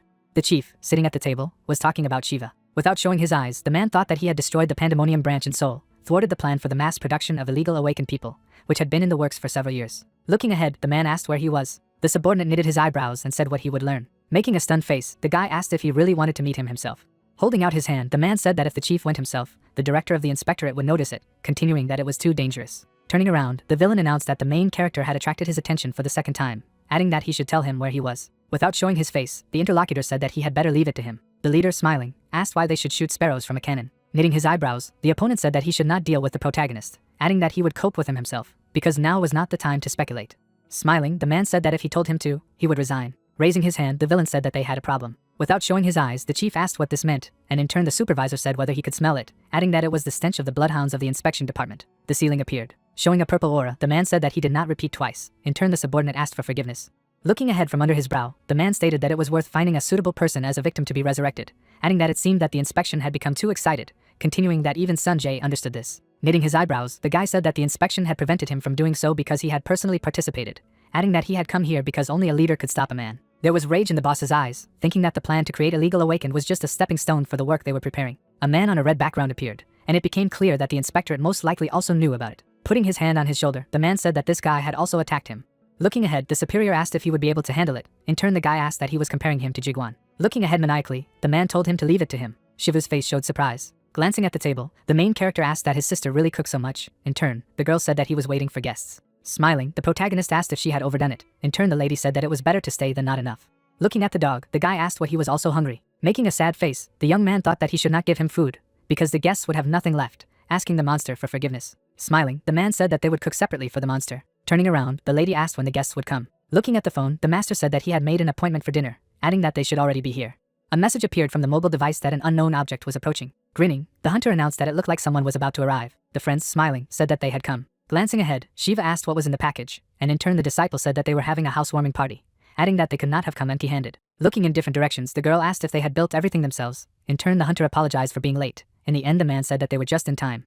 Raising his hand, the cameraman said that it was good, because his sister had been messing around for a very long time, adding that he thought that they would come last. In turn, the girl asked what she was messing with. Having received a blow to the side, the guy stated that she said that since they were going to the protagonist's house, she should look beautiful. In turn, the lady said that this was nonsense, asking when she said this. Waving with her hand, the lady told him not to pay attention to his words. The young man laughed awkwardly. Lowering her hands, the sister said that she was glad to see them, saying that she was the younger sister of Shiva. Surprise appeared on the interlocutor's face, asking if she was really a younger sister. In turn, the miss answered positively. Smiling, the lady said that she would be pleased to meet her, saying that her name was Soyan. In turn, the brother interrupted his sister, saying that he was very glad to see the girl. Showing his thumb, the guy said that he was another protagonist. In turn, the lady said that she would also be very pleased to meet her. Looking down, the lady noticed a puppy. A trail of a fleeing monster appeared. Grinning, the protagonist thought that Fenrir had become like this when his interlocutor saw him. Turning around, the girl announced that the man would not be able to come, adding that she thought that he was busy with the work he wanted to demonstrate at the seminar. Smiling, the guy said that he had called him, asking if that seminar was so important to him. Looking up, the girl said that the seminar was a competition of blacksmiths, because the best masters of this world gathered there, continuing that there was even a prize for the winner. Making a surprised face, the young man asked what kind of prize it was. In turn, the lady answered positively, adding that he wanted to demonstrate the technique that he had learned from Shiva. Holding out her finger, the lady announced that the size of the prize was changing, saying that this time Master Aurelian himself would present the prize to the winner. Holding his hand to his chin, the man rejoiced at such news, adding that the man would probably go crazy. Turning around, the master said that his friend should wait a minute. A door appeared. Making a surprised face, Ian asked how he knew that he was here. Looking around, the guy said that there was one way, asking if she came alone, asking where her mother was. In turn, the girl said that her mother could not come because of work, so she would be alone. Smiling, the main character said that he was sorry, because it would be great if she also came. In turn, the lady greeted her friend, adding that they had not seen each other for a long time, asking how she was doing. Without showing her face, the sister replied that she was fine, asking when they had last seen each other. In turn, the interlocutor stated that they had not seen each other for almost a year. In the end, the lady asked what it had been for so long. Making a stunned face, the friend asked about the fact that he really invited all the guests to the housewarming party on the same day. Turning around, the man answered positively, asking if it shouldn't be so, thinking that he had never been to such events, so he did not know how to do it right. Holding her head, the lady could not find the right words. Looking at the corpses, the man said that they were pandemonium people. Glancing down, the guy asked about what had happened here, adding about what was happening in this city. The subordinate, knitting his eyebrows, said that the search was completed. In turn, the chief asked if there were any survivors. Making an angry face, the leader insulted the members of the pandemonium. With folded hands, the man asked what they had found, adding that there was anything unusual, and the young man said that there was something strange, adding that he did not know why, but only the men had died, saying that the women had not been killed, continuing that he had not been able to explain it. Sunset appeared. Looking to the side, the boss said that it was a real blessing to survive in such a meat grinder, asking where the director was now. In turn, the subordinate replied that the director was chasing a villain. Clenching his hands into fists, the man announced that he was here. Looking ahead, the man asked what was wrong with Juan. In turn, the leader said that he had missed him, adding that he was stronger than he thought. The director began to fall. Having caught the person, the subordinate asked if he was okay. In turn, the superior said that he was just dizzy. Blood appeared on the guy's hand. Falling to the ground, the master said that everything was fine, ordering not to tell the employees. Grinning, the man asked whether the director of the inspectorate would behave like this after the attack of the criminal, adding that society would begin to worry. Starting to tremble, the man said that everything was fine with him. The villain was holding on to a tree. The subordinate, looking down, asked if he was okay, while the boss asked what had happened. Averting his gaze, the guy said that thanks to him, the ritual was not interrupted. In turn, the opponent asked if the inspection bureau found out about him. Without showing his face, the employee stated that, thanks to him, they managed to completely hide the ritual. Holding on to his bloody eye, the villain thought about the fact that it was the first time he had collided with an opponent like this, adding that it seemed that he had underestimated him. Grinning, the man said that it was rather stupid, because he had to sacrifice his left eye. Smiling, Shiva said that the disciple had come, and in turn the lady greeted the chief. Glancing to the side, the girl told the guys to greet the main character. Grinning, the protagonist announced that they should enter. The boy, standing in the middle of the room, said that the house was very good. Looking ahead, the young man asked if they could also live in such a house, and in turn the sister asked how much such a house cost. Making a surprised face, the guy asked how much it was worth. In turn, the girl assumed that its price was $1,000,000. Counting on his fingers, the man said that for $1,000,000 you can buy a lot of chicken. Looking away in surprise, the guy said that the main character is very rich. In turn, the older sister asked what he was saying at all. Starting to bow, the lady asked for forgiveness, saying that he was still small. In turn, the protagonist replied that everything was fine. Looking ahead, the guy thought about how it seemed that everyone had come, adding that only the man and the landlady couldn't come. Smiling, The young man invited them inside, since everyone had gathered, thinking that he was unlikely to come, adding that he had invited him out of politeness. But he would not come. Going into the room, the girl asked about the fact that he still did not buy everything for the house. In turn, the interlocutor said that he had recently finished the construction, adding that he made the table and chairs in a hurry. In the end, the lady was surprised that he made them himself. The master looked at the phone. Looking ahead, the friend said that if he didn't say that everyone had already come, Shiva replied positively, adding that he did not understand who was coming here. One of the leaders of Pandemonium furrowed his brows and asked where he was. He was looking up, and another man told him that the guy had invited friends to his house. Bakshin smirked and laughed, thinking that the protagonist didn't even understand what situation he was in. The assistant furrowed his brows and asked what his boss would do, because everything could get worse. The leader clenched his hand into a fist and replied with a mad smile that he would kill them all. He smiled as dark silhouettes flashed before him. A lot of dishes appeared on the table. The guests were covered with sweat from shock. The girls froze, their brows furrowed.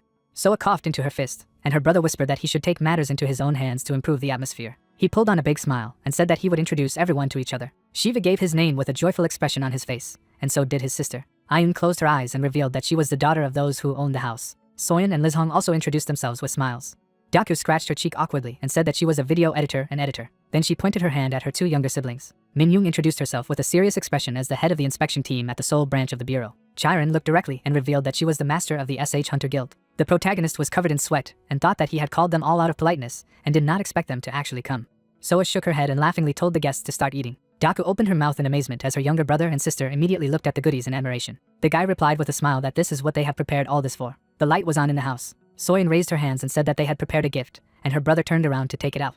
These were the tendons of the ogre. The young man looked at the gift with a warm smile and said that it was just what he needed. He thought that he had just finished the house and was going to start making his weapons. He closed his eyes and asked if it was too generous for a housewarming gift, since each hair was worth 100 million won. The girl winked and replied that it was not just a gift. He stretched out his hands forward, and Lizhong reminded him that Shiva had saved him last time, so it was time for him to repay it somehow. Ayun winked and said that now her gift would not seem good enough. She decided to give workbooks and materials for the entrance exams. Soa accepted it with a smile, thanking the guest. Daku gritted her teeth in embarrassment and handed over her camera. The protagonist looked at her in surprise and thought that this was too generous on her part, and that she remembered what he was talking about in the video. Then he smiled and thanked the girl. Lizhong clenched his hand into a fist with a smile, and the protagonist asked him not to break this camera. Mingjong looked down bashfully and explained that it was her first housewarming party, and for that reason, she didn't know to prepare a gift. She just wanted to see the young man. He gave her a thumbs up and told her that it was okay and that he was glad she just came. The girl sadly lowered her head and apologized again. Karen touched her chin. She furrowed her brows and said that they usually give items for the house. The guy's eyes widened, and the girl handed him the phone. He looked around and asked if it was a carafe sofa. Soyeon's mouth opened wide in shock when she heard these words. A loud cry rang through the room. The girl stood next to Shivu and screamed in shock when she saw Karafni's sofa and Harivatun's closet, which were worth billions. She leaned over to the protagonist and added that these items are also almost impossible to obtain. She sweated, saying that such sofas produce only 10 pieces a year, and there are only 1,000 cabinets in the whole world. Karen looked to the side and explained that Director Ming was in charge of selling small furniture, and she was also the one who chose the gifts. Soyeon pointed her finger at the phone screen and whispered that if she were the guy, she would still take this gift. He should choose one. The huntress widened her eyes in amazement and asked if the young man liked the gift. Everyone froze in amazement. Mingzong furrowed her brows. The protagonist's eyes turned white, and he asked if it was all a gift. He gritted his teeth and began to list the pieces of furniture. The girl looked at him and confirmed that it was all included in the gift for him. All the guests opened their mouths in horror. Shiva put his hand on the glass refrigerator. Choosing the products, he said that now he understood what SH meant, and they really live in different worlds. He sweated when he realized it looked like a wedding dowry, and maybe Aunt Karen thought they were dating. The young man thought with a smile that it would only get worse. There was a bright light above him, and he assumed that he might have misunderstood everything. Suddenly, the guy looked at his phone and saw a notification that an unknown object was approaching. His eyes bulged in shock as the system alerted him to detect aggressive magical power and go into emergency mode. Shivu wrinkled his nose. Suddenly, there was a powerful explosion. A crowd of hunters stood outside the building. Bakshin said with a smirk that it was not a bad house. There was a weapon hanging on his back and he ordered his subordinates to destroy it. The man clenched his hand into a fist. Suddenly he began to tremble. The leader put his hand on his forehead and said that he could not believe that these idiots were also in Pandemonium. He grabbed his spear. It began to radiate red energy, and he said that now they could all come in. The man looked to the side and thought that they were attracting the attention of others, and perhaps people from the bureau would be sent here. With a mad smile, he waved his hand and decided that they had to do everything before they arrived. The explosion kicked up dust in the air. Bakshin closed his eyes and asked the others to finish quickly. His subordinate turned around with a frightened look. The supervisor clenched his jaw and asked irritably what had happened. The bald jock opened his eyes wide and asked him to look at something. The man sweated in shock and asked who it was. Mingjong took out her weapon, saying that only criminals attack a private house so openly. The scoundrel wrinkled his nose and told his superior that he was the commander of the Soul Guard. The girl looked to the side and said that common criminals don't attack so openly, and they just wouldn't have the courage. So this crowd clearly came with a different purpose. She furrowed her brows in anger and asked if they belonged to Pandemonium. Li Zhong's eyes bulged out in fright and asked what was going on here and who they were. Bakchan was dazed by sweat. Chiron clenched her hands into fists. The man recognized her. He frowned and asked why she was there. The jock turned around and asked what they should do, and the supervisor thought it was bad because it was very dangerous to touch SH group in Korea. He gritted his teeth tightly and decided that he still couldn't back down now. With a mad look, the man ordered everyone to be killed except for Chiron. The scoundrels ran forward. Liz Hong shook his head, still not understanding anything. Mingjong swung her weapon and wounded the enemy. She furrowed her brows and explained that they were the criminals from Pandemonium. Then the girl rushed forward. She jumped upstairs. Her elegant silhouette could be seen against the background of the full moon. Then the commander attacked another enemy, and he screamed in pain. The guy opened his mouth in horror. Mingjong was fighting the crowd at this time, blood spurting in the air. The hunter turned. Karen also fought criminals. The violet rays wounded each of them. Bak Chun clenched his jaw, saying that there were only 2 girls here, but they were defeating his team. Then he chuckled and decided that for the first time in a long time, something interesting was happening. Suddenly a fiery beam rushed towards the commander. She managed to defend herself with the blade of her sword. The fire disappeared, but smoke remained in the air. The girl looked furiously at the villain, who said that he didn't know that their group was so famous. He stamped his foot. Suddenly, red rays appeared around him, and he shouted for the commander to try to deflect this too. He laughed loudly and asked if it was difficult for her now. Mingjong squeezed her eyes shut and gritted her teeth, and the man asked if this was her limit. He said with a smirk that he wanted to have some fun. Li Zhong's eyes widened in horror and concluded that it was dangerous. He looked at Chiron and thought about how he didn't know what was going on here. But these were criminals who were trying to break into Shiva's house. The guy closed his eyes and thought that if he knew that something like this would happen, then he would take a shield with him. He must do something now. Suddenly his eyes opened wide. The door opened. The young man was clearing the plates from the table. He took a piece of furniture in his hands and thought that it could serve as a shield. He turned when someone called him. Soyeon and the other girls approached him and asked what was going on there. Her brother gritted his teeth and replied that they should all stay here and never go outside. Karen fought fiercely against her enemies. Suddenly, Liz Hong ran with the table in his hands, shouting loudly. Bakchun turned. The guy knocked him off his feet with a blow. He closed his eyes and coughed up blood, thinking that his opponent was strong. Suddenly, the man swung his spear, and the young man did not notice how he approached. The hunter was covered in sweat and thought that the culprit was too fast for him to dodge. Suddenly the leader knocked him down with a blow of a spear and cut off his arm. Mingjong turned around abruptly at the loud sound. Bakchun hit the guy with his knee and said that he had a lot of problems. The cameraman flew back. The scoundrel raised his hand and told him to die. He created a flame in front of him. Suddenly someone dropped to the ground. 2 weapons collided. Karen was standing in front of the enemy. She was covered in sweat, and he said that she had good skills and weapons. Butchwin smirked and added that she was still just a child, however. Then, everything turned black and white as he used the speed-up skill. The chakras in his body shone brightly. Not only thinking was accelerating, but even the speed of cognition. The girl gritted her teeth. Everything that was happening around slowed down, as if in slow motion. The leader grabbed the spear and thought that he could easily overcome the speed of sound. And this is a world that moves at his pace. Everyone except him moves like snails. He grinned madly and thought that in a world where everyone stood still, the only one who could move was him. He was a god. Suddenly, the man furrowed his brows in amazement. He began to tremble, feeling as if an alarm signal had sounded in his head. A huge monster face appeared behind the criminal, and he felt that he would die if he didn't escape right now. A white light flashed behind him. He turned. Then there was a fiery explosion. Bakchun flew back, letting out a pained groan. Blood flowed from his mouth, and he didn't understand why he couldn't dodge. He wrinkled his nose and thought that this was simply ridiculous and impossible, because in this world he was a god. He sat on the ground, looking at the bag of groceries on.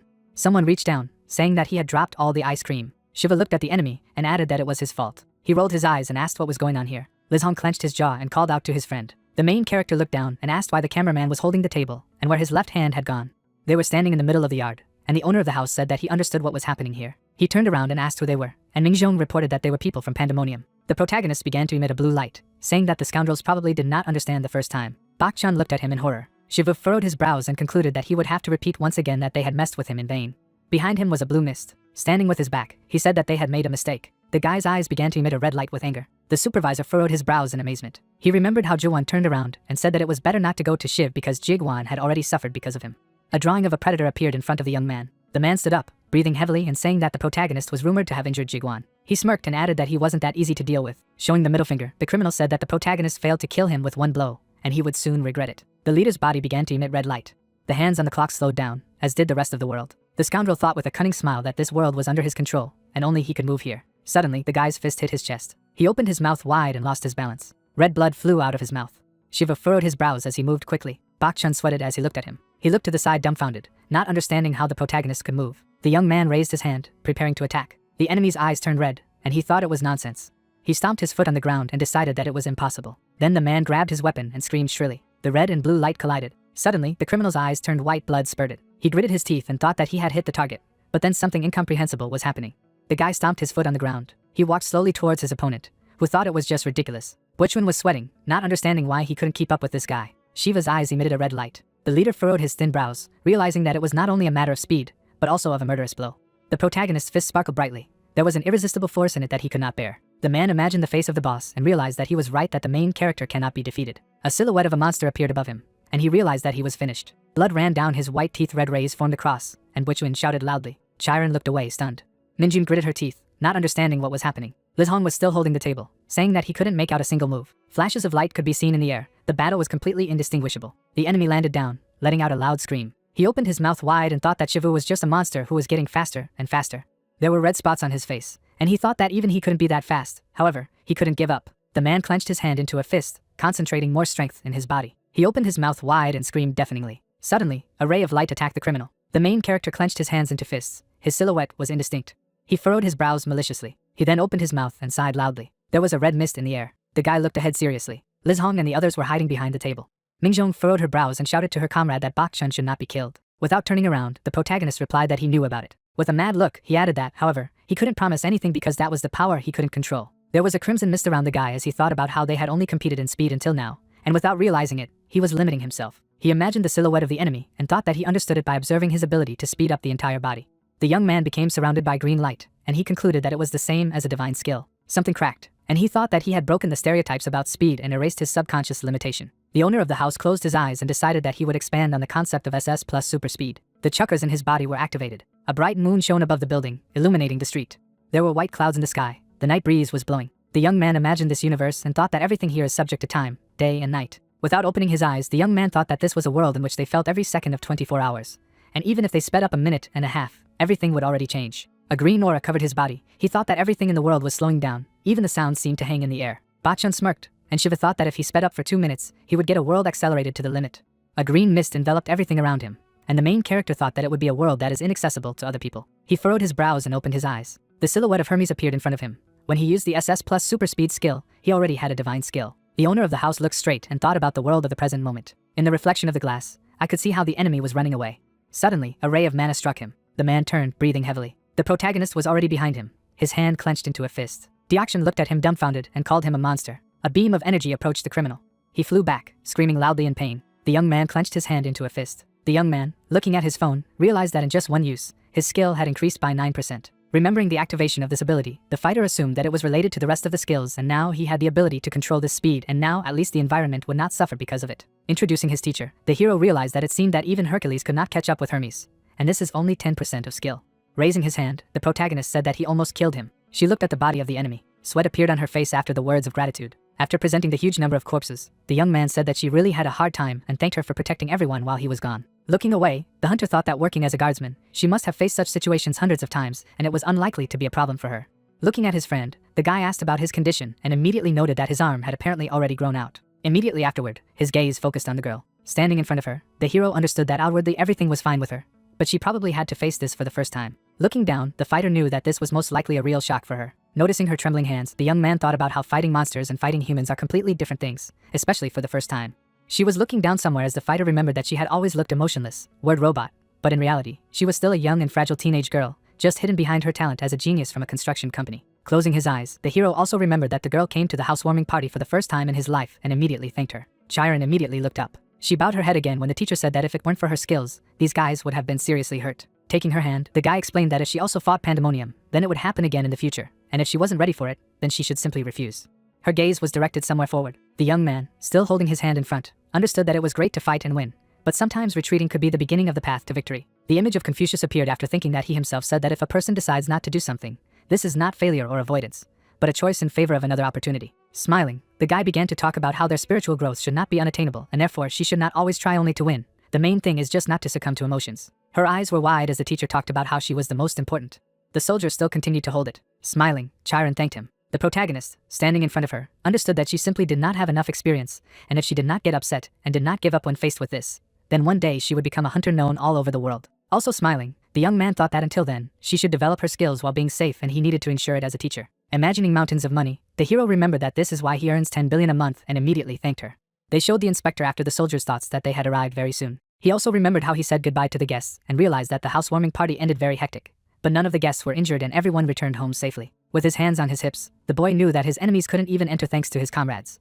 And even if they did, Fenrir would take care of them. Smiling, the young man thought that he was grateful to them and that he was sorry that they were involved in all this. The commander, approaching the ward, asked her if the check of these people was completed. The latter, in turn, answered in the affirmative and explained that it had been confirmed that they were all members of Pandemonium. Holding a folder in her hands, she said that they were all wanted, while the second inspector said that one of them was still alive. Raising her hand to her face, the guardsman asked what they should do. while the man behind replied that they needed to do their due and finish him off. The hero, opening his eyes wider, asked again. The inspector crossed his arms over his chest and explained that if they let him live, he would kill anyway and innocent people would suffer, so it was better for them to get their hands dirty. The young man, smiling, thought that they were really called butchers for a reason. The head, standing in front of him, began to talk about how Bukshin was one of the lower levels of the organization and asked if they could interrogate him. The fighter, smiling, answered in the affirmative and realized why they saved his life. The man, walking away, said that while he was finishing off that man, he was hungry, and the girl offered him to eat a pork cutlet for lunch. The protagonist at that moment began to think about the personal interrogation of this person. Looking back, the guy asked to tell him if they suddenly found out the location of the pandemonium. The interlocutor, slightly tilting her head, noted that she could tell him this later and asked about the reason. The guy, wide-eyed, replied that they had ignored his first warning and he should repeat it. His fist was clenched with great force. Still standing in front of him, the commander also said that now their team would constantly guard his house. They all turned around suddenly. The hero, looking at them, asked if they agreed to this and suggested that the interlocutor did not discuss this with them, and it was unlikely that she had the opportunity to abuse her official position for personal purposes at all. The buildings appeared when she was heard saying that one of their tasks was to patrol the territory, and his house was just under their jurisdiction. Also introducing the head of the hostile organization, Mingjong revealed that the young man is currently the target of pandemonium, and the guardsmen are obliged to protect citizens from any danger, as they did today. The employee was taking one of the people away. Closing his eyes, the hero said that they were apparently going to capture pandemonium in this way. Raising his finger, the fighter asked if his thoughts were correct, and the girl replied that it was approximately true. Looking at it, the guardswoman explained that it was just a housewarming gift. The young man, rubbing the back of his head, noted that since it was a gift, he simply had no way to refuse and also thought that this was a very desirable gift. A door covered with cracks appeared, when the hunter thought that although the house had been built, there was still much missing in it, although the intruders could not enter. But they were not frightened by this house. Remembering the true form of the dog, the guy realized that he didn't have so much worry about it, because there was Fenrir and therefore not much could happen. But if the inspectors were constantly patrolling the area, then he would at least have confidence that Soa and the house would be safe. Immediately afterwards they shook hands. Smiling, the girl thanked him. The protagonist, looking after her, thought that he should have thanked them and also realized that this person also knows how to smile. Walking ahead of the group, the commander said that now it was necessary to finish with this place. There was also a smile on the hero's face. Suddenly his face changed instantly. Raising his hand, the young man said that his bones were broken after all. Having introduced his opponent, the fighter knew that he was the leader and turned out to be much stronger than expected. Immediately, the man introduced Jigwan along with his supervisor and thought that the former was easy to deal with. But Bukshin had broken his arm and chopped off Legion's arm, but they were only one level apart. Glancing at his hand, the guy realized that it was already quite stupid to resist a weapon with his bare hands. The young man, frowning, realized that he just had superpower and otherwise he would no longer have an arm. Imagining the loss, the hero knew that if his enemy managed to reach him with a spear, then he would face imminent death. Imagining a certain person, the hunter thought that soon pandemonium would come to take revenge on him, which meant that in the future he would have to deal with those who were stronger than this spearman. Clenching his hand into a fist, the fighter also noted that he had most likely reached his limit in a fist fight. After presenting various equipment, the guy said that it was time to make himself a weapon. The teeth and hands of people appeared after the words that a person has a weak body. Since there are teeth, but not sharp, there are nails, but they cannot be called claws. Immediately after, there was an image of weapons and how people fought in ancient times, along with the words that man used wood that was harder than his nails and stones that were harder than his bones. People began attacking the larger beast after saying that man had overcome his physical handicaps by using what nature had given him around him and gained a fighting advantage over most animal species and hunted beasts that seemed to never be defeated. After that, a man with a spear appeared and said that they had reached the peak of the human pyramid in the fierce wilderness and were able to break free from the shackles of the food chain and become the main predators. Some signs appeared on the walls and told that this had been the case throughout human history, and therefore the weapons were also very diverse. The hero, crossing his arms over his chest, realized that this is why he does not understand what to choose. Presenting the glove, the young man thought that it would be the safest option, because he was much better with martial arts than with weapons. As he climbed, the fighter also remembered Hercules' words that the perfect armor is the one that makes the user stronger. Taking a piece of red-hot metal, the man decided to make the glove again. Smiling, the hero remembered that the ogre tendons had been used last time. Looking down, the protagonist knew that his divine metallurgy mastery level was now almost 6 times higher, and even if he used the same ingredient, the result would be completely different. His reel soared into the air. The blow fell on this metal. The young man continued to beat, realizing that he needed to find the perfect balance of plasticity and strength. Sparks flew to the side when suddenly there was a notification that he had managed to make a good weapon and his skill level had increased by 1%. Taking it in his hand, the guy asked himself if it turned out well. Remembering the previous uniform of the same kind, the protagonist thought that Chiron had paid a whopping 40 million won for such a glove, and it was her disposable weapon, and even Hephaestus would appreciate it. The glove trembled in his hands when the guy said that its cost would probably exceed 100 million. Waving his finger, the young man replied in the negative and added that he had no money problems at the moment. Immediately after, the fighter put it on. Looking at her, the hero realized that this thing, very comfortable and almost not felt on the hand. Immediately afterward, the young man clenched his hand into a fist. His eyes widened. The glove shattered into many small fragments. Sweat began to run down his face. Looking at the remnants of the equipment, the young man spoke of how his 100 million had turned to dust. Lowering his gaze, the blacksmith assumed that there might have been some kind of mistake in his actions, but in this case he would not have been given such an assessment, and immediately assumed that the material could be defective. After imagining this monster, the young man realized that the ogre's tendons were full of the strength of this creature, and were therefore the strongest material in the world that could withstand anything. Suddenly, an image of a deity appeared behind him immediately after activating the skill of insight. His eyes widened as he thought that even the ogre's tendons couldn't withstand Hercules' power, which meant he needed higher quality materials. Bringing his hand to his face, the fighter thought about the presence of monsters stronger than this ogre. His eyes widened again after realizing that such people simply did not exist. His eyes turned white after trying to understand if there was a monster that could withstand such a monstrous force, and immediately thought of Hercules' weapon. His gaze was directed upwards. Immediately afterward, the face of this deity appeared and the protagonist remembered the helmet of the Nemean lion. The god made many attacks on this beast, when the young man realized that because of the extremely strong and thick skin, it did not even flinch under the blows of Hercules. Immediately after, the man grabbed the lion's neck and the guy remembered that the god then rushed at the Nemean lion and strangled him for 30 days in a row. The fighter remembered the image of the deity in front of him and his words that the lion had died and his body began to decompose, and only the scalp from which the helmet was made remained. The guy threw back his head. Smiling, the young man noted that to create a good weapon capable of resisting the power of Hercules, at least a Nemean lion is needed, and there is nothing special about it. Leaning on the table, the hero realized that he simply had no way to find this beast. His body shivered at the thought of having to fight with his bare hands for the rest of his life. Bowing his head, the man was talking about how the greater his strength became, the greater the responsibility became, when suddenly someone behind him said that he did not even immediately understand why the light was on in the workshop. So, holding a bundle in his hands, asked if he was making a weapon. The protagonist, smiling, answered in the affirmative and added that his attempts were unsuccessful. Then the interlocutor asked about the reason. The guy, crying, talked about the fact that he could not use weapons now. The master smiled and said that he didn't know what had happened, but he clearly needed to cheer him up and offered to look at his weapon. The fighter's gaze was directed to the side. Taking the blade out of the cloth, the hero thought that everything was as expected from the blacksmith. He used not only his skill, but also the Hefik technique, which he had to teach him. Looking at the blade, the hero said that it looked great. The interlocutor noted that his words gave him more confidence. Then the young man began to talk about the fact that such an order would definitely be for some important person and asked if it would be used by some S-class hunter. The man, looking at him, replied in the negative and explained that this weapon would be used in the seminar. At the same time, the protagonist asked again. The young man, still holding his sword, remembered that this was the blacksmith seminar they had talked about last time, and immediately said that this event would probably be more important than he thought. The blacksmith, taking his blade, replied in the affirmative and explained that this seminar was the most important competition in the world and noted that if the young man participated, he would surely be able to win. The hero, smiling, asked if he could also take part. Looking up, the blacksmith said that in order to participate, you need to be a member of the World Blacksmith Association and have the appropriate qualifications, and all this requires a lot of documents, and you must also confirm the awakening of the ability. The protagonist, smiling, replied that he wouldn't be able to do so, as he remembered that he had been registered as unawakened, let alone an ability. Crossing his arms over his chest, the fighter asked if there would be a prize, while the blacksmith answered in the affirmative, but explained that the prize was not the main thing in this event. Smiling, the master said that this was just a symbol and this time it would be completely useless, because it would be processed by Master Aurelian himself. The hero, imagining the image of a certain person, asked if the master would really process something useless and also asked what kind of prize it would be. The man, raising his finger, said that this prize is called orichalcon, but the protagonist asked again. This ore appeared after the blacksmith's words that this is a metal discovered after the 5th Industrial Revolution, and due to its extreme strength, it is simply indestructible and in an unprocessed form is much more familiar to everyone than in a processed form. The fighter, imagining this ore in the trash, thought that this was indeed a useless prize and no matter how noble it was just garbage that could not be processed, because even Master Aurelian was not able to do this. The young man, looking at his interlocutor, asked why a stone that cannot be processed should be made a prize, and he replied that he meant it, because it is a kind of symbol. The guy, crossing his arms over his chest, thought that blacksmiths from all over the world gather at such a seminar, but his master should definitely have a chance to win.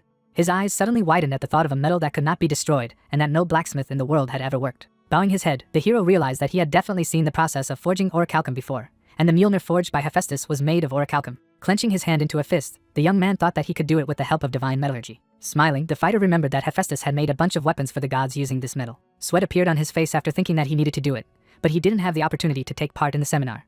But he couldn't just give up like that. Crossing his arms over his chest, the guy thought about participating under the name of a blacksmith, but he was unlikely to agree to this. A certain tool appeared after thoughts that you can just help him win. Smiling, the hero activated the skill of insight and called out to the interlocutor. Smiling, the young man offered him a deal. Standing beside him, the hunter was talking about how he was doing something wrong. Pointing his finger, the fighter explained that he should do it from a different angle to maximize strength and endurance. The man picked up the hammer and asked if his last blow had been correct. Immediately after, his hammer struck the metal. The hero, clutching his head, asked him at the very end to do something completely different. Coming closer, the young man asked to do a little further and asked what he himself could not see. The same answered in the negative. Then the ward explained that he said so because he uses only the mind. The same asked what he should use then. The hero, closing his eyes, replied that he needed to use his senses, since he needed to feel every centimeter of metal and understand its structure. And the master asked the question that he really did not need to use his mind, because it would be extremely difficult. Glancing to the side, the protagonist explained that he had simply never dwelled on it, and if he were an ordinary person, he would not even suspect it. But the blacksmith is also awake and should give it a try. Standing behind, the young man asked if he felt it, but the blacksmith answered in the affirmative. A burning furnace appeared and the hero's words were heard that this was the point where he needed to hit harder, while the interlocutor asked how much harder he needed to hit. Raising his hand, the guy said that he should do something like this. Suddenly, a bright flash lit up the workshop. The man, closing his eyes, shouted a question about how he could be able to repeat this. The young man, raising one eyebrow, noted that he would definitely succeed and he just had to keep trying. Immediately after, the man raised the hammer. His tool quickly headed down. The two of them looked at the metal. The young man, looking up, turned to him. Putting his hand on his shoulder, the fighter suggested that he start with training and put the hammer in its place. The same asked if they really needed to do physical exercises and why they needed it so suddenly. The hero, closing his eyes, replied that this was necessary in order for him to be able to master the techniques that he had been taught, and for this he needed to build up muscles. The interlocutor, looking away, began to say that there was less than a week left before the seminar, and even if he started training, it was unlikely to help much. The hero, raising his finger, asked him not to worry, because if he drinks a special potion, then everything will work out, but the master asked again. His forge appeared and the young man asked if there were any doping tests at the seminar. The master did push-ups while the hero counted the amount. After that, the man drank this potion. Standing nearby, the fighter spoke about the fact that breathing is extremely important, but you should not get hung up on breathing, as you need to try to keep the pace. The man was lying on the floor in a puddle of potion. A lot of footage of their training appeared after the words that the blacksmith had been undergoing special training all week. The smithy building appeared again. Taking the hammer, the man said that everything was finally ready. He had a blade in his hand. The young man's eyes were wide open. Holding it in his hand, the protagonist noted that this sword is a real work of art and exactly matches his hand, as if it was made especially for him. The master, crossing his arms over his chest, explained that this was due to the fact that the hilt of the sword was made with the addition of the facial muscles of the doppelganger. The guy, imagining two identical fighters, remembered that the doppelganger is a monster capable of taking the form of an enemy. Looking at the sword, the hero understood why the hilt of the sword changes shape depending on who holds it. As he held out the equipment, the fighter thought that the introduction of monster abilities into the equipment was previously completely inaccessible to ordinary people. But the blacksmith said that he had really learned a lot from him. Taking the blade in his hand, Paldwan spoke of how he had learned more in that week than in the past 20 years. The hunter, looking somewhere ahead, realized that this man had made noticeable progress in 1 week. Looking at the glove on his hand, the guy knew that he had actually managed to advance so much in just a week thanks to his 20 years of experience. And although not perfect, he had managed to learn the divine technique. Smiling, the fighter remembered that Confucius had once said that there were 3 important plants, namely plums, chrysanthemums, and bamboo. A bamboo sprout appeared after saying that it takes 5 years to grow, and until this time passes, the plant will not even take root. The foliage appeared and it was said that in 5 years the sprouts would finally appear. A lot of bamboo trunks were visible, and it was said that in 5 weeks the plant would grow to the sky. Looking at the master, the man knew that it hadn't been 5 years, but the height of his personality was similar to the height of a bamboo. Looking at the rest of the weapons, the protagonist knew that even if the results were not immediately visible, even if it seemed insignificant to some, the main thing in this matter was not to give up. Crossing his arms over his chest, the guy realized that it was time for a change. Rubbing the back of his head, the fighter noted that he had just helped him a little and therefore his merits should not be exaggerated, because all this is the result of his hard work. His gaze was directed somewhere forward. The man, smiling, thanked him. Exhaling, the hunter asked questions about whether the interlocutor would provide this sword at the seminar, and whether it would be enough at all, and also realized that now they could only wait for the will of heaven. Many people gathered near the Garnier Palace in France. The presenter, holding the microphone to his mouth, said that they would now move on to the 51st Combat Forum and begin the main event. It was also said that this is a scientific forum where blacksmiths from all over the world communicate and discuss their work. People gathered in a huge hall, and the words were heard that the first work presented was a sword made by the master Antonio. One of the people, looking ahead, asked if he was talking about the best master in Italy. The facilitator, lifting the cloth, said that this work is called dragon breathing. The man, closing his eyes, noted that this work was really similar to Antonio, and it was clear that he would not disappoint, while the second began to say that apparently they already had a winner. They suddenly looked ahead when they heard the words that this job sucks. The man, frowning, shouted the question of who dared to say this. Someone was sitting on a chair. The old man, folding his hands on a cane, asked if they really called this thing a work of art. The man stood up and shouted that it was too much to call this thing, because even if he was Master Aurelian, how could one insult someone else's work? The blade of the blade appeared after his words that for the red color he added a pigment that dissolves in metal, because if you just paint it, the paint will peel off. Glancing to the side, the man explained that because of this, the weapon had become fragile and was unlikely to last long, as it would rather just break after a couple of blows. After introducing the dragon, the master also noted that if he wanted to make a red-colored weapon, he should use the bones of a red wyvern or a red dragon. Smirking, Aurelian also said that this material was not inaccessible, but the blacksmith did not do it, and apparently he simply did not have enough skills to do so. Pointing to the hilt with his cane, the old man also asked what this useless shape was, for could such a hilt have any meaning, since it was useless in battle? The eyes of one of the spectators were wide as the words were heard from the stage that if the purpose of this work was simply to show off at an exhibition, then it should simply remain a work of art. Passing by a lot of equipment, the old man called each of them sludge. Smirking, the master noted that a certain sword looked good, like for the first time. The presenter, bringing the microphone to his mouth, said that the next work would be the sword of the Korean master Paldwan, and also had no name. The old man was looking at this blade. All the spectators were also looking in that direction. Suddenly his cane fell to the floor. A shiver passed through his face. Opening his mouth wide, Aurelian asked who had made the blade.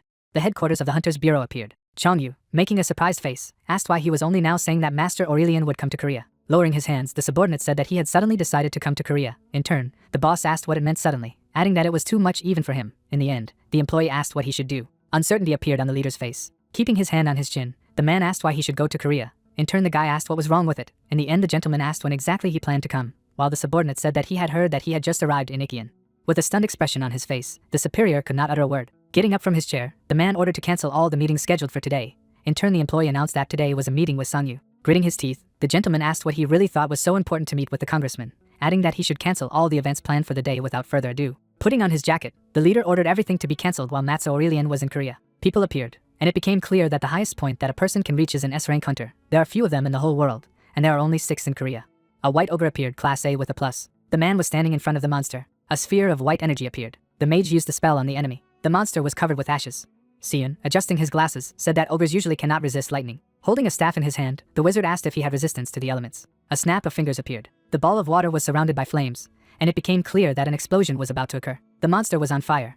Looking ahead, the young man said that there was no resistance to explosions. Without showing his face, the guy said that there was no protection against blows. In turn, the man asked whether it was necessary to experiment. Raising her hand, the girl said that he understood that he would not get the full amount if he spoiled the material. In turn, the student said that the fact that she killed them all in the head was cool. The monsters lay dead. Raising his finger, the man asked if she had heard the news. In turn, the girl asked about the news, and in the end, the hunter replied that Master Aurelian was coming to Korea. Turning around, the lady asked why he had come here so suddenly. Smiling, the mage said that no one knew, but he had heard it out of the corner of his ear before coming here, adding that he didn't know what he wanted here. But perhaps it was because of Charon's weapon. Without showing her eyes, the lady asked what was so special about her, since everyone was talking about Miss now, adding that he was only a child, which was not even in S-class. Closing his eyes, the guy said that everyone used to be children, adding that she was not born an S-class hunter either. In turn, a friend asked about the fact that he had become a fan of hers. In the end, the young man said that he was only telling the truth. Looking down, the man asked if she was jealous, and the huntress asked if he really thought she was worse than a child. Putting his hand on his belt, the man asked if this was true, receiving a negative answer, saying that last time she said that she was that Shireen got the weapon of Aurelian. In turn, the girl said that this really bothered her a little, because why did she get it? Grinning, the mage said that she was definitely jealous. Making a scary face, the lady asked why she would do this, adding that she was simply infuriated that, as a beginner, she was given too much. Turning around, the lady declared her dislike. In turn, her partner said that he no longer knew whether it was envy or jealousy. In the end, the miss stated that this was the reason why she did not like to get involved with magicians. Folding her hands, the hunter asked if he was not jealous and envious of his rival, adding that he was not constantly compared to her. Closing his eyes, the guy said that he thought that Hannah was cooler than him, asking if this was considered a kind of jealousy. In the end, the warrior said that it was not even possible to argue with a mage. Without showing his face, the young man asked where she had gone. In turn, the girl replied that she was going away from him. Looking ahead, the mage announced that she had abandoned the monsters she had been hunting so hard, thinking that she was going to meet Master Aurelian. But she was not the only one, asking if the masters and other S-class hunters would see him. Smiling, the wizard asked what he should go, adding that it would be good if he made him a new staff. A battle appeared in the underground training ground of the Hunters Guild. A leg appeared. Looking at the girl's attack, Shiva thought about whether this was not dangerous. The main character dodged. Blue symbols appeared. The sword flew up. The lady attacked. The blue wave was aimed at the opponent. The lady was thrown far away. Looking at his friend, the protagonist asked if she was okay. Without showing her face, the lady replied that she was normal. In turn, the guy said that she should go to him to look at the wounds. Looking at the shoulder, the young man apologized for hitting so hard, thinking about how even if nothing was broken, the shoulder was very swollen, adding that the last attack was very strong, so the master used his super strength. Looking ahead from under his brow, the man thought that although he tried to weaken the blow, why did she say that everything was fine? Looking away, the girl said that everything was fine, because she had tried to kill her mentor. Making a strange face, Shiva thought about how Chiron had tried her best, adding that she believed that she could not defeat the protagonist. But wasn't she too sure of this? She was much more talented, continuing that she paid him so much for training, so he had to be stronger. There was no other way. The roof of the hall appeared. A green aura emanated from the people. Looking at the shoulder, the lady said that this was incredible. In turn, the protagonist thought about why she was looking so strange, adding why the level had increased by 3.1% at once. Looking at the phone, the man realized that there were fewer man's arms and legs from the recovery, assuming that Chiron was the most gifted. The guy looked at the lady's shoulder. The universe appeared, and it became clear that the human body is like a microcosm, because each person has his own universe, and his own characteristics are a constitution. But among the many constitutions there are some that are special in nature, and among them there is a constitution called a celestial body. A shooting star appeared, which was called the celestial body of martial arts. A girl appeared, and it became clear that the energy of thousands of universes harmoniously existed in this constitution, so she could easily withstand even divine power. Grinning, the guy thought about why the girl coped so easily, adding that he thought she was just lucky. Smiling, the young man realized that when he healed her, he healed thousands of universes, adding that it seemed that healing even a simple injury in such a body was a good experience. Needles appeared in the mentor's hand, saying that now it could move, but not overdo it. In turn, the lady stated what she would mean. Looking away, the master asked when the exam for promotion to S-class would be. In turn, the lady replied that it would take place in a month. A photo of the miss appeared, and it became clear that Charon's exam for the S-class guardsman was a hot topic to discuss, adding that it was the same with the housewarming party, because she had tried hard before, but now she was so carried away that it was too much. Smiling, Shiva said that she should take care of herself and not get injured before the exam. In turn, the student answered positively. In the end, the main character thought that even if he said so, she would not listen. Turning around, the protagonist said that the training was over for today. In turn, the girl offered to go together. Making a surprised face, the guy asked where she wanted to go together. In turn, the interlocutor replied that she wanted to go to Master Aurelian. The man's eyes were stunned as he said that this was why he had come here suddenly. Smiling, the young man thought about the blacksmith seminar, adding whether his uncle really won. A high-rise building appeared as the master thought about the fact that the man had said that the competition would last 2 months. But only a few days had passed, which meant that Aurelian had come personally to Chiron, assuming that he wanted to test her sword before the exam. Closing his eyes, the mentor said that he thought he should not go there. Raising his hand, Shiva said that she should go alone, thinking that, of course, he was a master of metallurgy. But he had divine metallurgy, so he would just waste his time.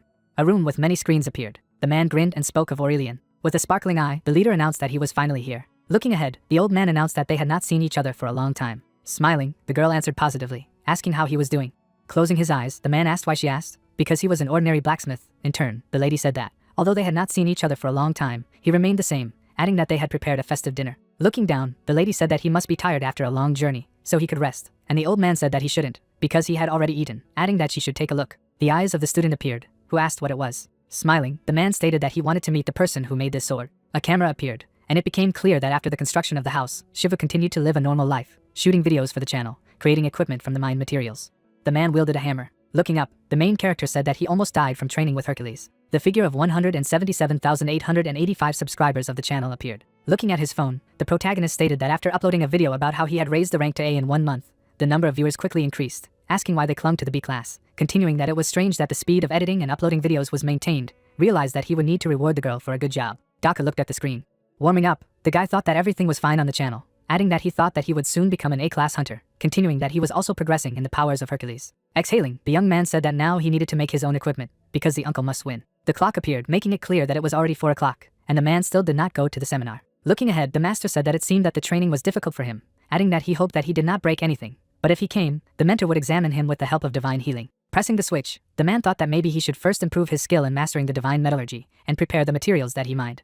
The corpses of monsters appeared, making it clear that raiding dungeons is much easier than carrying and storing materials. A bag appeared above Shiv's head, stating that it would be nice to have something like a space pocket that could store an unlimited number of items, thinking that he did not know how to make it. After all, it was not a weapon, but something like magic. The universe appeared, and it became clear that subspace is multiple spaces connected by a portal or wormhole, which is a general term for a space that is not part of their universe, so subspace pockets are a form of magic that allows the use of that space. Grinning, the main character said that even Hephaestus would not be able to create such a thing, because only wizards of the highest level can use such magic. Eyes that looked down appeared.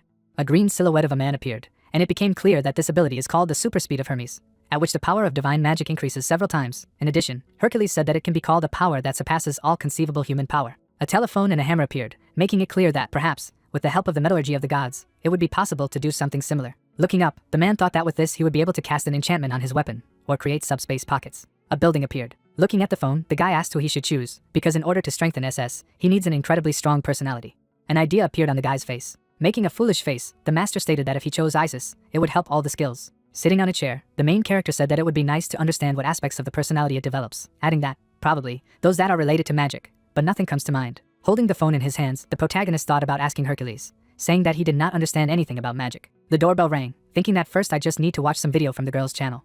Looking to the side, the guy thought about who was there. The lady looked at the man. Glancing ahead, the young man asked why she was there. Aurelian showed no emotion. Making a surprised face, the man asked why the old man was there.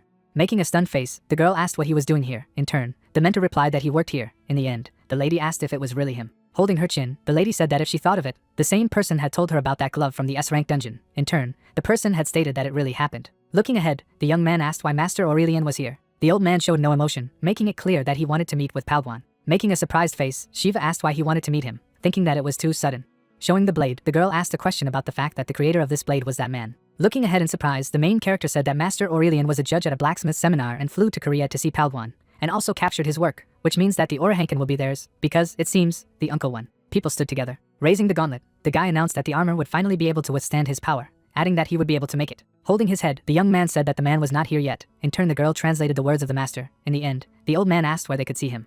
Turning around, the lady said that he was asking how they could meet the blacksmith. Making a stupid expression on his face, the man thought that his uncle was not feeling well now, adding that it would be better not to touch him at all. However, it could be said that this was an extreme case, because for him, probably, this was a special moment, saying that he would try to call him. Gesticulating, the master announced that he would come up now. In turn, the girl translated the words of the mentor again. In the end, the old man thanked them. The man's face appeared. Turning around, Shiva thought that as soon as he got the Orihanlan, he would immediately start making equipment, adding that while they were waiting for his uncle, he would be able to watch Isis's video. A phone appeared. The girl's face was stupid. Holding the phone in his hands, the protagonist thought that if something goes wrong, this place can no longer be fixed. The lady was standing in the middle of the desert. Smiling, the lady said that if a person watches this video, then he has problems with sexual function, adding that this function is sacred, because thanks to it, Life is born, there is nothing to hide and be ashamed of. Making a face full of incomprehension, the man wondered if she was serious, adding that this was ancient magic and sacred history. Starting to cry, the girl stated that men and women are sad when they lose this function, adding that her husband also suffered from this, so this pain is well known to her. The lady began to weep, making it clear that Isis had turned into a great fish of the abyss and swallowed her friend Osiris. Looking at the phone, the guy thought that Greek and Roman mythology are 5 minutes away from madness, and the Scandinavian mythology is crying on the sidelines, adding that it is true that Egyptian mythology is sheer chaos. Sticking out her tongue, the lady said that this was why she had come up with this for her husband. There was a blow to the ground. Making a surprised face, the young man thought about what she was doing, assuming that this was some kind of ancient ritual. Miss began to dance. Cacti appeared. Golden rays emanated from the goddess. Shiva stood alone in the room. Without showing his eyes, the main character asked about the same thing he had just watched, asking how to remain adequate after this, adding that he could be sure of one thing, because Isis's ability is the gift of strengthening abilities. Looking at the phone with surprise, the master thought that perhaps he would even be able to endow the equipment with a function for spatial storage. Holding a mobile phone in his hands, the protagonist thought that if she recreated Osiris, then anything is possible, saying that he needed to see how much the subscription cost. Suddenly the door opened. Wiping drops of sweat from his face, the man asked if Aurelian was there. The uncle appeared. Looking ahead, the blacksmith said that he was indeed an old man. Grinning, the man said that he really wanted to meet and congratulate him on his victory at the seminar. The man's face was stunned. Making a stupid face, the interlocutor asked what he was saying, adding that he should repeat in another language. The girl raised her hand and said that he had said that he wanted to meet Master Palguan, adding that he congratulated him on his victory in the seminar. Making a very surprised face, the man asked if he really won. Turning around, Shiva thought that as he had thought before, his uncle had won, asking if he should finish doing what he was doing. A smartphone appeared, in which it was as much as 4 billion won per month. Disgust appeared on the protagonist's face, thinking that previous subscriptions cost 2 billion, and this time it is twice as expensive. Looking at the bill, the protagonist said that he now has 8.4 billion, adding that he needs to properly organize his expenses and income, continuing that, firstly, he receives 10 billion from Karen, another 300 million receives from the production of armor and weapons, and with the video, he receives about 8 million, saying that the total is about 10 billion won. A girl appeared, surrounded by a purple aura. Making a stupid face, the guy said about the expenses, adding that they were about 3.3 billion. Lying in money, Juno realized that he could afford a subscription. Looking at the phone, the man wanted to raise the girl's tuition fee, but refused, adding that he decided to subscribe. A subscription button appeared. Trembling, the master thought that it was not 400 million, asking if the subscription was worth 4 billion. Making a foolish face again, Shiva thought that this amount would be enough for a family of 4 to live for 111 years, adding that it would only last for a month and would disappear in one tap. Holding the phone with trembling hands, the main character said that if you take into account other subscriptions, this is as much as 7.1 billion. The protagonist squeezed his eyes shut, thinking that he hears the notification sound and realizes that now 4 billion will evaporate every month. The guy knitted his eyebrows. With a stunned face, the man asked if he was crazy. Holding the phone, the young man thought that it was not about some ordinary magical skill, but about controlling reality. A forest appeared, making it clear that it ranged from trifles like the environment, to the ability to change the laws of the universe, magic that changed reality at the will of the caster, while the master thought about the SSS rating, adding that given Isis's reputation, it was not surprising, going on to say that although it had been forgotten, the girl was the most powerful goddess in the ancient world. Holding his hand to his mouth, the person realized that, in any case, he needs to improve his skills, adding that there are now 2 ways to do this, continuing that one of them is watching videos on the channel. A blue eye appeared, making it clear that later he would have to look into that cesspool again, cosmic horror, as if appearing from the abyss, declaring that it was not even worth thinking about. Shiva was surrounded by green plants. Clenching his fist, the main character thought that there was only one option left, adding that he would have to cope alone. Looking at the fist, the protagonist realized that he needed to test his strength first, adding that he would start by creating a spatial pocket, as he had originally planned. Closing his eyes, the guy thought about how after all, subspace is just a kind of magic that helps to remove and deliver a thing out of nowhere, without having to carry it around, continuing about the need to distort reality to create a subspace. Looking at the red hand, the young man said that he didn't think he would be able to do it right away, adding that the greater the power of controlling reality, the greater the cosmic recoil, stating that in the worst case scenario, the spellcaster could disappear himself, just asking where he would disappear. The man did not show his eyes. A forge appeared, and it became clear that in order for everything to go smoothly, it was necessary to make a physical pocket first. Holding the phone in his hands, the young man said that this would be his first experience, asking if he should watch the video on other channels. Putting his hand in his pocket, the master said that he would just do it himself, thinking about what to make it from, adding that the main thing was that it was just durable. Looking at the blacksmith, the old man stated that this sword was strong and flexible, adding that the blade contained an exquisite balance. Holding the sword in his hands, the man said that this hilt turned out best, because it amazes the master to this day. Looking ahead, the gentleman said that its shape seemed to change depending on who was holding it, and asked how that was even possible. An old man appeared in the reflection, and it became clear that the quality of the swords that Palguan does have indeed improved. But Shavir does the same, if not better. Besides, for the sake of a handle that changes shape depending on the user, he has come all this way. The hand held the sword. Raising his finger up, the man stated that he had used the facial muscles of the doppelganger. Looking ahead, the girl translated what the man had said, and in turn the old man asked about the doppelganger. Making a stunned face, the blacksmith asked if he had really used the monster's properties, asking if it was even possible. A hammer appeared, making it clear that since then the remains of monsters have been used, so there was a big leap in metallurgy, because there were materials that surpassed many metals in strength. However, the use of monster properties is limited, because there are physical properties that persist even after the death of a monster, such as hardness, but some properties cannot be included in equipment because they disappear with the death of the being. Various monsters appeared. The red monster was ablaze with fire. Knitting his eyebrows, the master thought that he was indeed the god of metallurgy, asking how he managed to incorporate the monster's properties into his equipment, and the lady translated his words in turn. Pointing with his finger, the blacksmith stated that the main character taught him such skill. Turning around, the old man thought of the young man, adding that he did not look like a blacksmith at all, and asked how he could be someone worthy of teaching Paldwan. The protagonist was holding tongs in his hands. Looking ahead, the old man asked if he was joking, and the lady translated in turn. Knitting his eyebrows, the man said that he couldn't believe it at first, adding that it looked like the master was going to do something. So let's see. There was red-hot metal on the table. Turning around, the man thought that it seemed that he was now trying to invent something, because temperature is the key point in forging, adding that you need to forge while it is hot, because only there you can remove impurities. And he just looks and smiles, continuing that he does not even have basic knowledge about forging. The guy grinned. There was a hammer blow. The blows continued. With a stunned face, the old man asked if he had done it on purpose. A hammer appeared hitting the parts, and it became clear that hot forging improves the materials and makes them stronger, so it is easy to make complex parts. But because of the high temperature, it is difficult to make them thin. The metal was hot, and it was obvious that during cold forging the higher temperature changes, because the metal must be cooled before the moment of impact, because if it is hotter than it should be, it will break, and if it cools too much, it will harden. Knitting his eyebrows, the man realized that he had somehow felt the right temperature. Looking ahead, the master thought that people are not capable of such a thing. An eye appeared. Without showing his face, the old man said that it was impossible, adding that he could not believe it, because people did not even dare to dream of such a thing.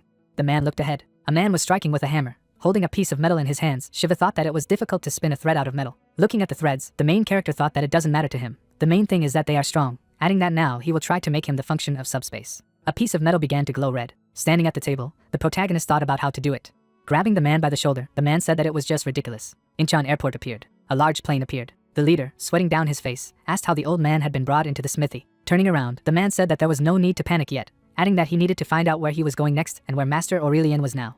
Someone's head appeared. The villain smiled. Making a maniacal face, the guy announced that this was the end of Juwan's career in Pandemonium, continuing that he would return his career back. Grabbing the young man by the shoulder, the man said that this was absurd. Turning around, the man asked if he could leave. The girl, gesticulating, stated that he was so amazed that he interfered with Shiva unconsciously, adding that he said that he was sorry. In turn, the main character asked to convey that he was very busy now. Dropping her hands, the lady said that the old man would like to talk about metallurgy. In turn, the protagonist asked to tell him that he would not talk. Turning around, the guy thought that he would rather watch Hephaestus' video. In the end, the lady asked when he could talk to him. Raising a finger, the young man said that she would tell him that he would speak only if the man gave him orichalcum. Without showing emotion, the student conveyed that the master did not mind, but he asked why he needed this metal. Turning around, the man announced that he wanted to process it and make weapons and armor. Making a stunned face, the old man asked what he meant that orichalcum could be processed, and in turn the girl relayed the blacksmith's words. Scratching his chin, Shiva wondered if it was possible to do this. Making a displeased face, the man said that this was nonsense. Making an angry face, the interlocutor thought that he was tired of him. Without showing her face, the lady told him that he would go home at once to fetch him. Showing a stupid face, the main character asked that he was going to go to France. In turn, the lady answered positively. Turning around, the protagonist stated that they would talk after he returned. In turn, the miss replied that then she would also return. Surprised eyes appeared. Looking away, the guy apologized to his uncle, adding that he did not want everything to turn out this way, thinking that he must have been very much looking forward to meeting with Master Aurelian. Raising his hand, the man said that everything was fine, adding that he should not worry, because the fact that he was working together with the young man was much more important than this meeting, continuing that it was like a blessing for that. Smiling, the man thought that, although everything hurts, there are no serious health problems. Without showing his face, the man said that if there was nothing to do, he would go. In turn, the interlocutor said that he should not overwork. In the end, the blacksmith answered positively. Exhaling heavily, the master thought that he could finally concentrate on his work. A red glow emanated from his hand. A red cloud appeared, making it clear that space is the law on which the universe is built, a place woven from matter. A bag appeared. A red light enveloped the room. Shiv looked surprised at the thought that this was cosmic recall, adding that he felt that he could not stand it. The main character clenched his teeth, saying that he had to endure. Red energy appeared. The bag fell on the table. It was clear from the protagonist's face that he was very tired. Trembling, the guy stated that it was even more difficult than Hercules' training, continuing that it was incredibly difficult. Knitting his eyebrows, the man declared that nothing had changed outwardly. A finger opened the bag. Looking at the red essence, the young man understood what he had done. Looking down, the master suggested that spatially he had the size of a football field, adding that it was worth all the effort. Silhouettes appeared, saying that it was just funny. Turning around, Shiva asked who was there this time. Looking ahead, the hunter asked what it was. Making a face full of hatred, the main character asked the question of who he was. A car appeared. Sitting in an armchair, the leader said that Aurelian had already left the country. In turn, the girl asked why he left so quickly. Looking ahead, the protagonist asked about the fact that the old man had left for France after all. In turn, the lady asked how he knew this. Holding on to her jacket, the lady inquired about what was going on in that workshop, thinking that she was wondering if she would be able to get a weapon from Aurelian this time. Looking to the side, the miss asked why he was there, asking if it was because of the space pocket. In turn, the mage stated that he did not use magic. In the end, the friend asked if he did otherwise. Making a stunned expression on his face, the wizard asked how he did it. Looking away, the leader asked that it was so unbelievable. In turn, the girl said that it was quite unusual. Folding her hands, the sorceress said that this was impossible. Putting on a serious face, the magician said that any sufficiently developed science is indistinguishable from magic, asking if the boss had heard about it, because magic does not contradict the laws of physics. Using spells, the girl said that many people consider magic to be something supernatural. In turn, the huntress asked if this was not so. The elements joined in her hands, and the lady asked why she thought this water was boiling now. Making an uncertain face, the lady declared that she was seething because she was interacting with fire. A surprised eye appeared. After showing the spell, the sorceress stated that she had simply hidden the fire with a transparency spell. Gesticulating, the girl said that this is what magic is, adding that fire emits heat, and water boils at a temperature of 100 degrees Celsius. Lowering her head, the lady said that using these immutable laws, the law of atmospheric pressure is formed, and water boils at a temperature of 100 degrees Celsius, continuing that they are simply using the laws of the universe. Various elements appeared. Looking ahead, the guy stated that this subspace pocket changes the immutable laws of the universe itself. Glancing away, the huntress asked if she hadn't just said that it was impossible, and the sorceress replied that even if it were possible, it would not be worth doing so, because the world denies its existence. Sitting among the red element, the girl said that only someone who stands above the laws can do this. Without showing her eyes, the lady said that only a god could do this. Knitting her eyebrows, the interlocutor asked what he now understood. In turn, the manager replied that he was not sure. Looking away, the lady thought that she had seen Shiva somewhere.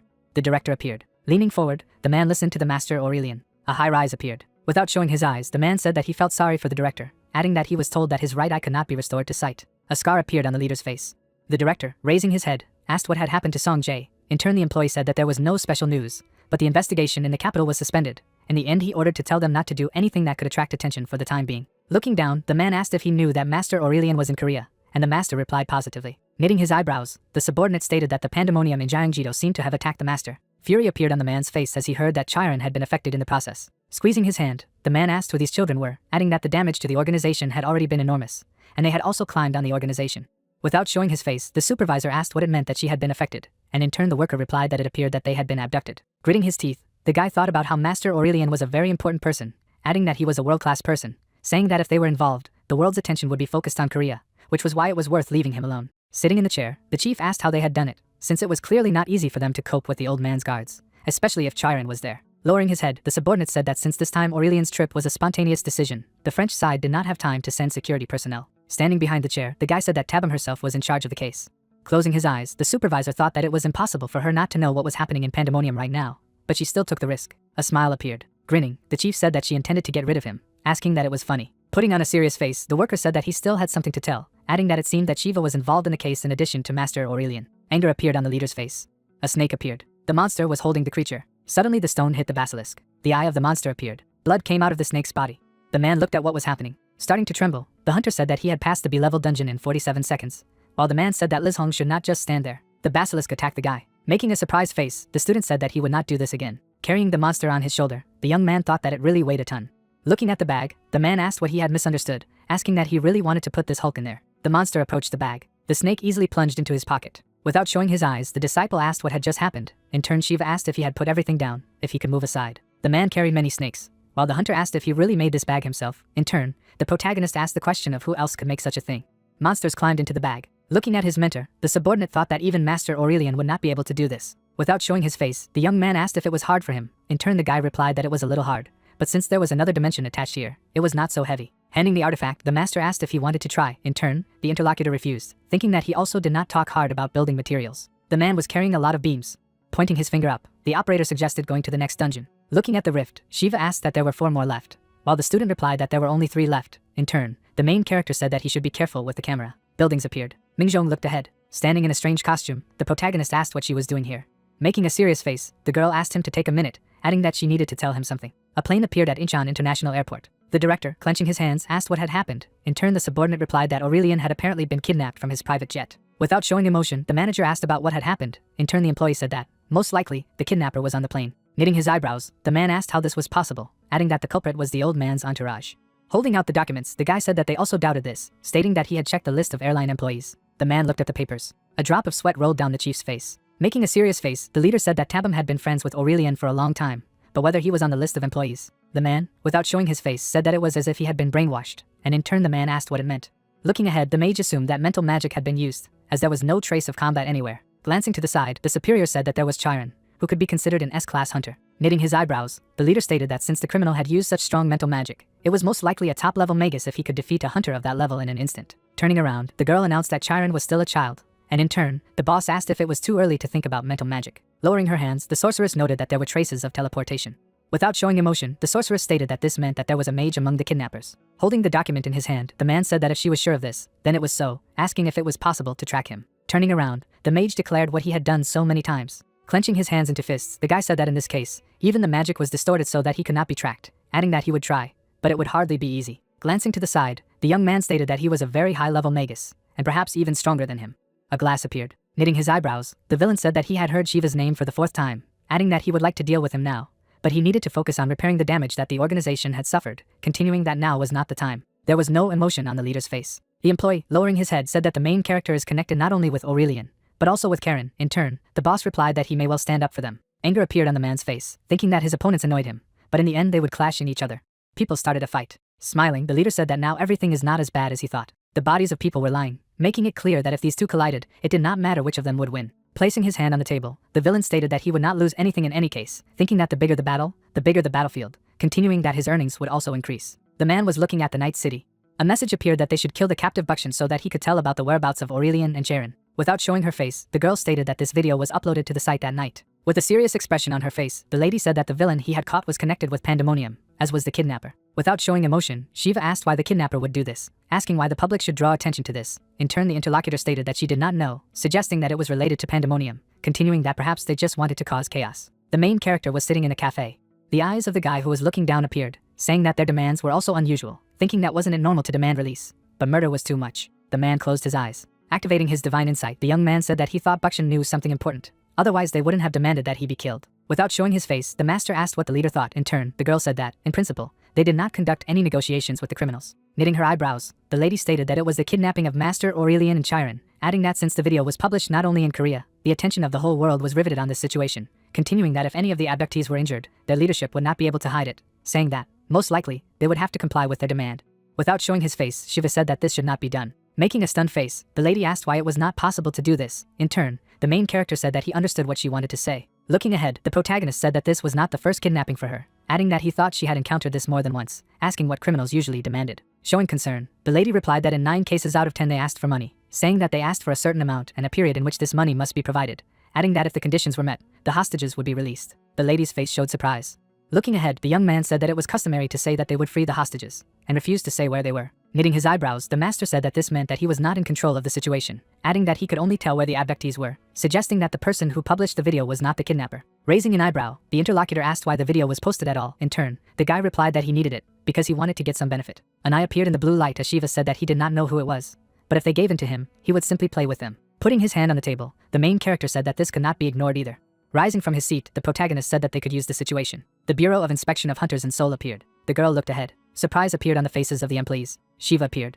Without showing emotion, the lady asked where Bukshan was being held. In turn, the lady replied that he was in the interrogation room. Looking at the main character, the ally said that they should go. Glancing to the side, the lady said that he should do what he was going to do. Both people were in the room. The protagonist squatted down.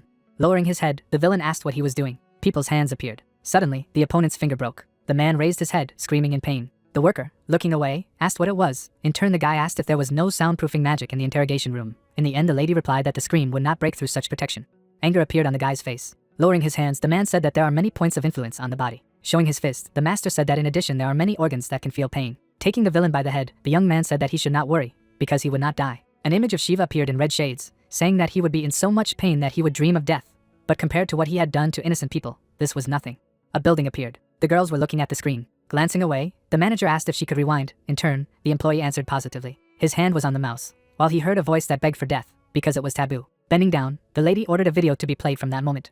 Without showing his eyes, the main character asked about the taboo. In turn, the man stated that there is a taboo. Putting her hands on her belt, the lady said that this was the reason why he did not say anything during the interrogation. In turn, the villain said that even if he wanted to, he could not say anything. An image of a man in chains appeared, and it became clear that the taboo could only be lifted by the one who cast it, because the spell suppresses certain actions, and completely blocks certain thoughts. A hand with chains appeared, making it clear that if the oath was broken, the spell would take a life. The protagonist's hand was next to his head. Making a surprised look, the colleague asked what he was going to do. Red energy emanated from the guy's head. A stunned look appeared on the man's face. The subordinate, looking ahead, asked if the manager had seen this. Lowering her gaze, the girl thought that he had lifted the taboo. Making a surprised face, the lady asked about the fact that the master had just used magic. In turn, the worker replied that she did not know how this was possible. Grinning, the young man said that he should tell everything he knew. People went into different rooms. Looking at the interlocutor, Shiva said that he did not know how to escape from prison, but his legs were safe and sound. Without showing emotions, the lady thought about what he meant, adding that the main character always looks like an ordinary person, completely harmless. But as soon as he sees the criminals, he becomes completely different, continuing that he seems to be possessed by a demon. The protagonist's head turned red. The man was surrounded by red, and it was not clear what he really was. The guy stroked his sister on the head, making it clear that he was always kind to a girl, because in ordinary life he was not evil. Smirking, the girl thought about the protagonist's warmth and asked that they would now let Bukshin go. The news agenda appeared. Smiling, the guy said that the villain had told everything he was interested in, thinking that everyone believed that they were fulfilling the kidnapper's demands, because it was unlikely that anyone would think that they were able to break the taboo, adding that the skill called ISIS reality control had much more use than he thought. The man looked at the outstretched arm. Holding his head, the guy said that his head was spinning, thinking that he would soon be informed about the finding of the hostages, adding that he did not know what would happen next. But the main thing was that there was no guarantee that they would actually be there, so he would have to act separately from the bureau. The foreman was walking down the street, his hand clenched into a fist. Shiva's face showed confidence, saying that he would have to act quickly, and in such a way that no one could expect. Without showing his eyes, the protagonist told Fenrir to go. Looking ahead, the villain said that, so far, everything was going better than he thought, adding that it seemed that the girl was not just talented, so he would have to be patient. A hand using magic appeared. Using mind control, Tabam stated that there was not much left. Little Charon appeared, and it became clear that now she was left all alone, because mom and dad had gone very far away and would not return soon. The man was holding a lady. Looking ahead, the child asked how far they had gone. A building appeared. The man, folding his hands, asked if he was a person at all, adding that they would raise her themselves, asking what he even imagined, what could be done to her, since she was such a rich heiress, asking who hired him. Holding the bear in her hands, the lady thought that it would be great if no one sweared. Holding the toy in one hand, Karen thought about the babysitter leaving the next day and was told that she left because the work was too hard. Having abandoned the bear, the girl said that then she would not complain and complicate people's lives, because then no one would leave. But there was one memorable moment in childhood. A dumpling appeared, and it became clear that the girl loved dumplings. Small legs appeared. Looking ahead, the lady thought that the cook was supposed to make dumplings that day. The child was holding on to her face. Holding her throat, the woman begged for salvation, because she did not want to die like this. A doorway appeared, and it was obvious that the cause of death was poisoning, because poison was found in the dumplings that she ate. Sitting down on the floor, the girl declared that she had not seen the cook since that day, adding that everyone she liked had left her. Silhouettes of people appeared. The lady was sitting on the tiles. Looking up, the girl listened to the fact that from today on, she would live with her grandfather. The man held out his hand. Grinning, the villain said that he was told that she was from a rich family, but they still have the same problems, because it is very easy to provoke an injury. There was a black wreath on the girl's head. Looking ahead, the enemy announced that it seemed that there was not much left. In turn, the old man said that she was still a child. Glancing ahead from under his brow, the man asked if he would let Chiron go, adding that she had nothing to do with him, so they could let her go. Smiling, the supervisor questioned if he was really just a master blacksmith, adding that he resisted mind control so much, asking if it wasn't surprising, and going on to say that it was the only thing remarkable about him. Without showing emotion, the blacksmith asked if he was not his target. Knitting his eyebrows, the villain said that it was originally so. Standing in front of the girl, the enemy said that someone more important than the one like Chiron had appeared. Gritting his teeth, the old man asked that he needed money, saying that he would give all his own. Putting his hand on the man's shoulder, the manager asked a question about money. Starting to speak in his ear, the man said that he was one of the leaders of the pandemonium, asking that he really believed that he needed money. Looking up, the man asked why he was doing it then. In turn, the villain replied that he did not need to know this. The employee, walking forward, turned to the master. In turn, the director asked what had happened. In the end, the subordinate announced that the guards had appeared here. Biting his lip, the guy asked how they had found them. An enemy in a headdress appeared, asking how they knew where they were, since they could not be tracked, adding that he was sure that he had completely erased all traces. A man appeared. A door appeared. The mage looked away. Biting his nail, the villain said that it happened too quickly, asking how they managed to do it. Knitting his eyebrows, the employee assumed that he had leaked information to Juwon. Smiling, the manager said that it turned out this way. Gritting his teeth, the director insulted his colleague. Looking ahead, the man said that the Korean S-class hunters were with them, adding that they were about to be here, continuing that the director of the department would arrive, and with him 4 more S-class hunters, including Haerin, Hannah, and Seon. Making a displeased face, the villain asked that even they would arrive. Clenching his hand into a fist, the enemy thought that the most difficult opponent for a mage was another mage, adding that there was nothing to think about, he needed to retreat. Holding out his hand, the young man ordered all members of the organization to immediately prepare to retreat. A lantern appeared on the ceiling. There was a huge explosion. Stones fell to the ground. A leg appeared. Shiva looked at his opponent. Knitting his eyebrows, the leader asked who the guy was, adding that he was seeing him for the first time, asking if the guardsmen were acting alone. The main character looked straight. The protagonist glanced away. Without showing emotion, the enemy asked if he was the only one. Smiling, the guy asked about what he expected to see his girlfriend. With a grin, the man said that he was really fearless, asking if he knew where he was. Stretching out his hand forward, the opponent ordered him to fall through. The villain used an ability called the Crimson Needle. Knitting his eyebrows, the director announced that he would make many holes in the body of the interlocutor. The young man stood in the blue light.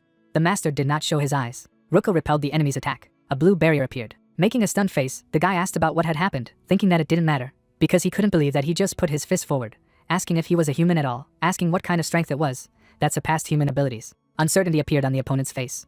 Shiva held out his fist, from which a blue light appeared. Looking ahead, the villain said that this was impossible. Without showing his face, the man said that this could not be, asking what kind of energy it was. Glancing ahead, the young man stated that he had seen such a power before. Starting to tremble, the manager suggested something. Using magical powers, the enemy said that this was impossible, adding that he would send his opponent to the other world. Illusory dimensions appeared. Crossing his arms, Hercules said that he should avoid clashes with mages as much as possible, because it is better to ally with them. Smiling, the man said that if there was no way to make an alliance, kill him as soon as possible. There was a blue haze around the main character. The protagonist's fist appeared, using an ability called the Power of Hercules of the second type. The guy swung. An image of Hercules appeared, and it became clear that the divine power of Hercules is a force that can destroy even the laws of the universe. But on the other hand, the control of the reality of Isis is able to change these laws, because this ability can bring into reality everything that he has planned. Blue and red essences appeared, which were called destruction and control. Striking his fist, the hero said that there was no point in arguing about which of them was better, since they were opposite forces. The guy smiled. The opponent used magic while the opponent thought that Isis's ability was a great power, even if the law of the universe was simply changed. Everything else was powerless before this force. Drops of sweat appeared on the villain's face. A large rod appeared, left after the blow of Shiva. Moving his leg, the main character said that everything would collapse and disappear. Smiling, the protagonist stated that Hercules is on the site for a reason. Without showing his face, the enemy said that he was called the strongest. The man gritted his teeth. Trembling with pain, the young man asked how it was possible to develop such a power, thinking about how this power could exist at all, adding that if he had been foolish enough not to block the blow, he would have died. The face of the enemy appeared, that he began to cough. A memory of how the leader used magic appeared. The blue wave threw the man back. Starting to cough up blood, the guy thought that this was just an example of great strength, adding that if he had been born with it, he would not have been able to survive. A smile appeared on the opponent's face. The chief stretched out his hand using magic. Red essence appeared on people. Grinning, the main character asked if it was too mean to take hostages. In turn, the villain ordered him to shut up. Grinning, the protagonist stated that he would do it, because then it would be more difficult for him to cope with it. Hercules looked at the guy and told him, if possible, to avoid clashes with magicians. He asked why. The man hid his face and shamefully said that these guys are actually very cunning. As they say about them, no one knows what they will do next minute. The mythical hero shook his head and repeated again that it was better to keep away from them or make an alliance with them. He clenched his fist, smiled, and clarified that if an alliance was impossible, then he needed to kill them as quickly as possible. The guy smiled confidently. He realized that in this case he could not delay. His opponent created a magic circle. He wanted to regain control of his body at least a little. He put his hand forward, all sweating, said that he wasn't going to die alone, then they would die too. A flash began to form around each prisoner. Shiva put his fist to his palm and released the energy to deal with the enemy precisely. He did not hesitate to use the heavenly fist of annihilation. It was the best he could do right now. But he could only use the heavenly fist and the attacking dragon once. His brows furrowed. Maybe he could still do it twice, but given the consequences, he shouldn't use these blows thoughtlessly. But for now, a cheeky smile appeared on his face. He activated Hermes' super speed. Even with such strength, he would be able to save his friends. However, this guy is a high-level magician who can control space and time are inseparable concepts, which means that the one who knows how to control space knows how to control time.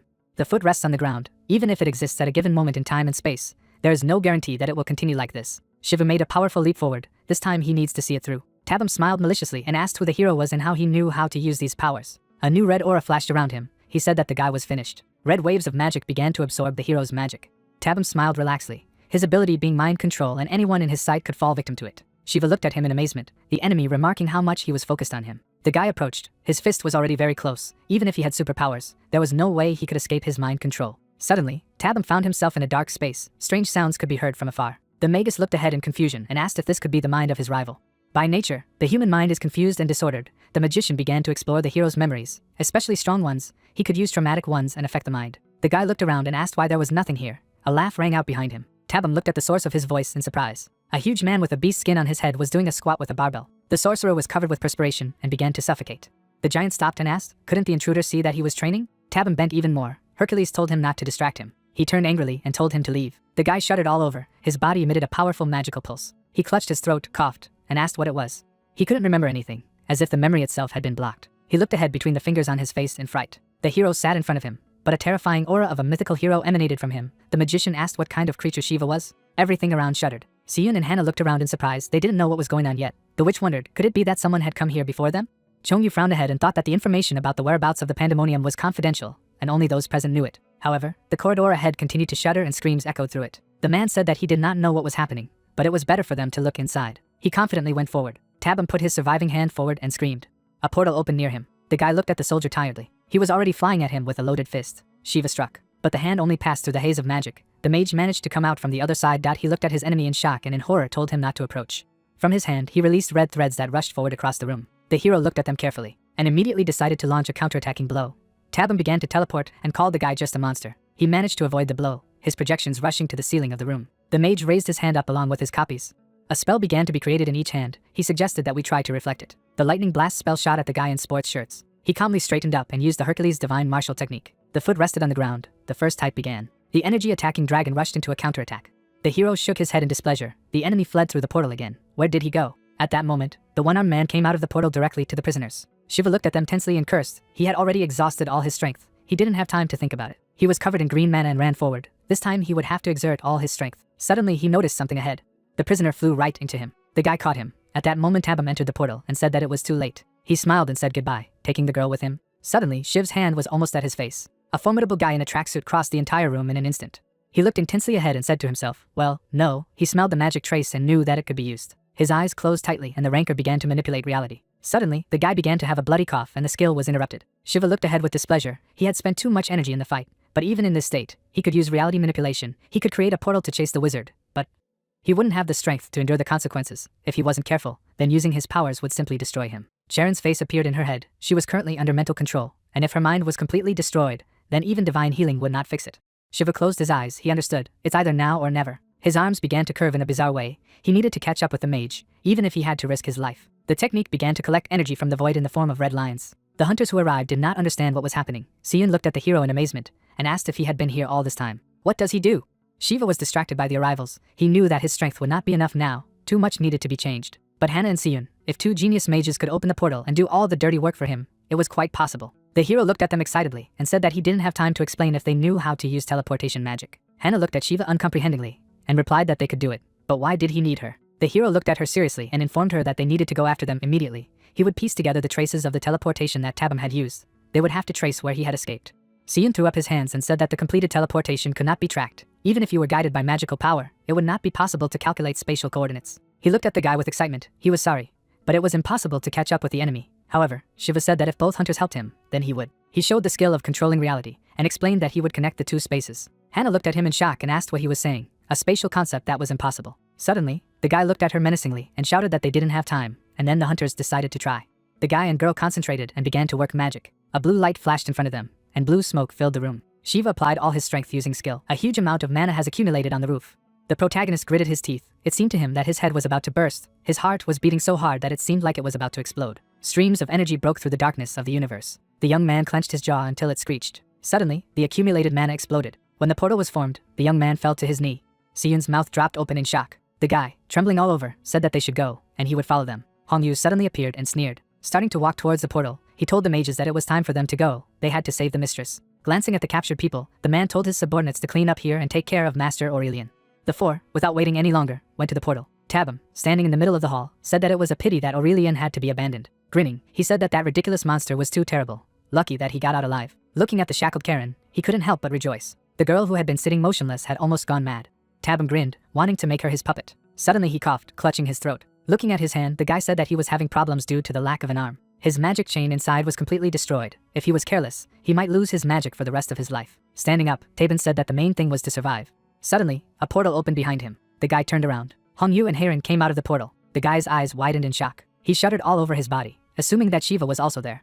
Not seeing the protagonist, Taeban grinned. Looking at the opponents in front of him, he began to laugh loudly. Heron, closing one eye, asked what was funny about the arrival of the 4 S-class hunters. Grinning, the young man said that they were especially ridiculous, for they had come without knowing what was going on. Suddenly, a wave of mana spread from him.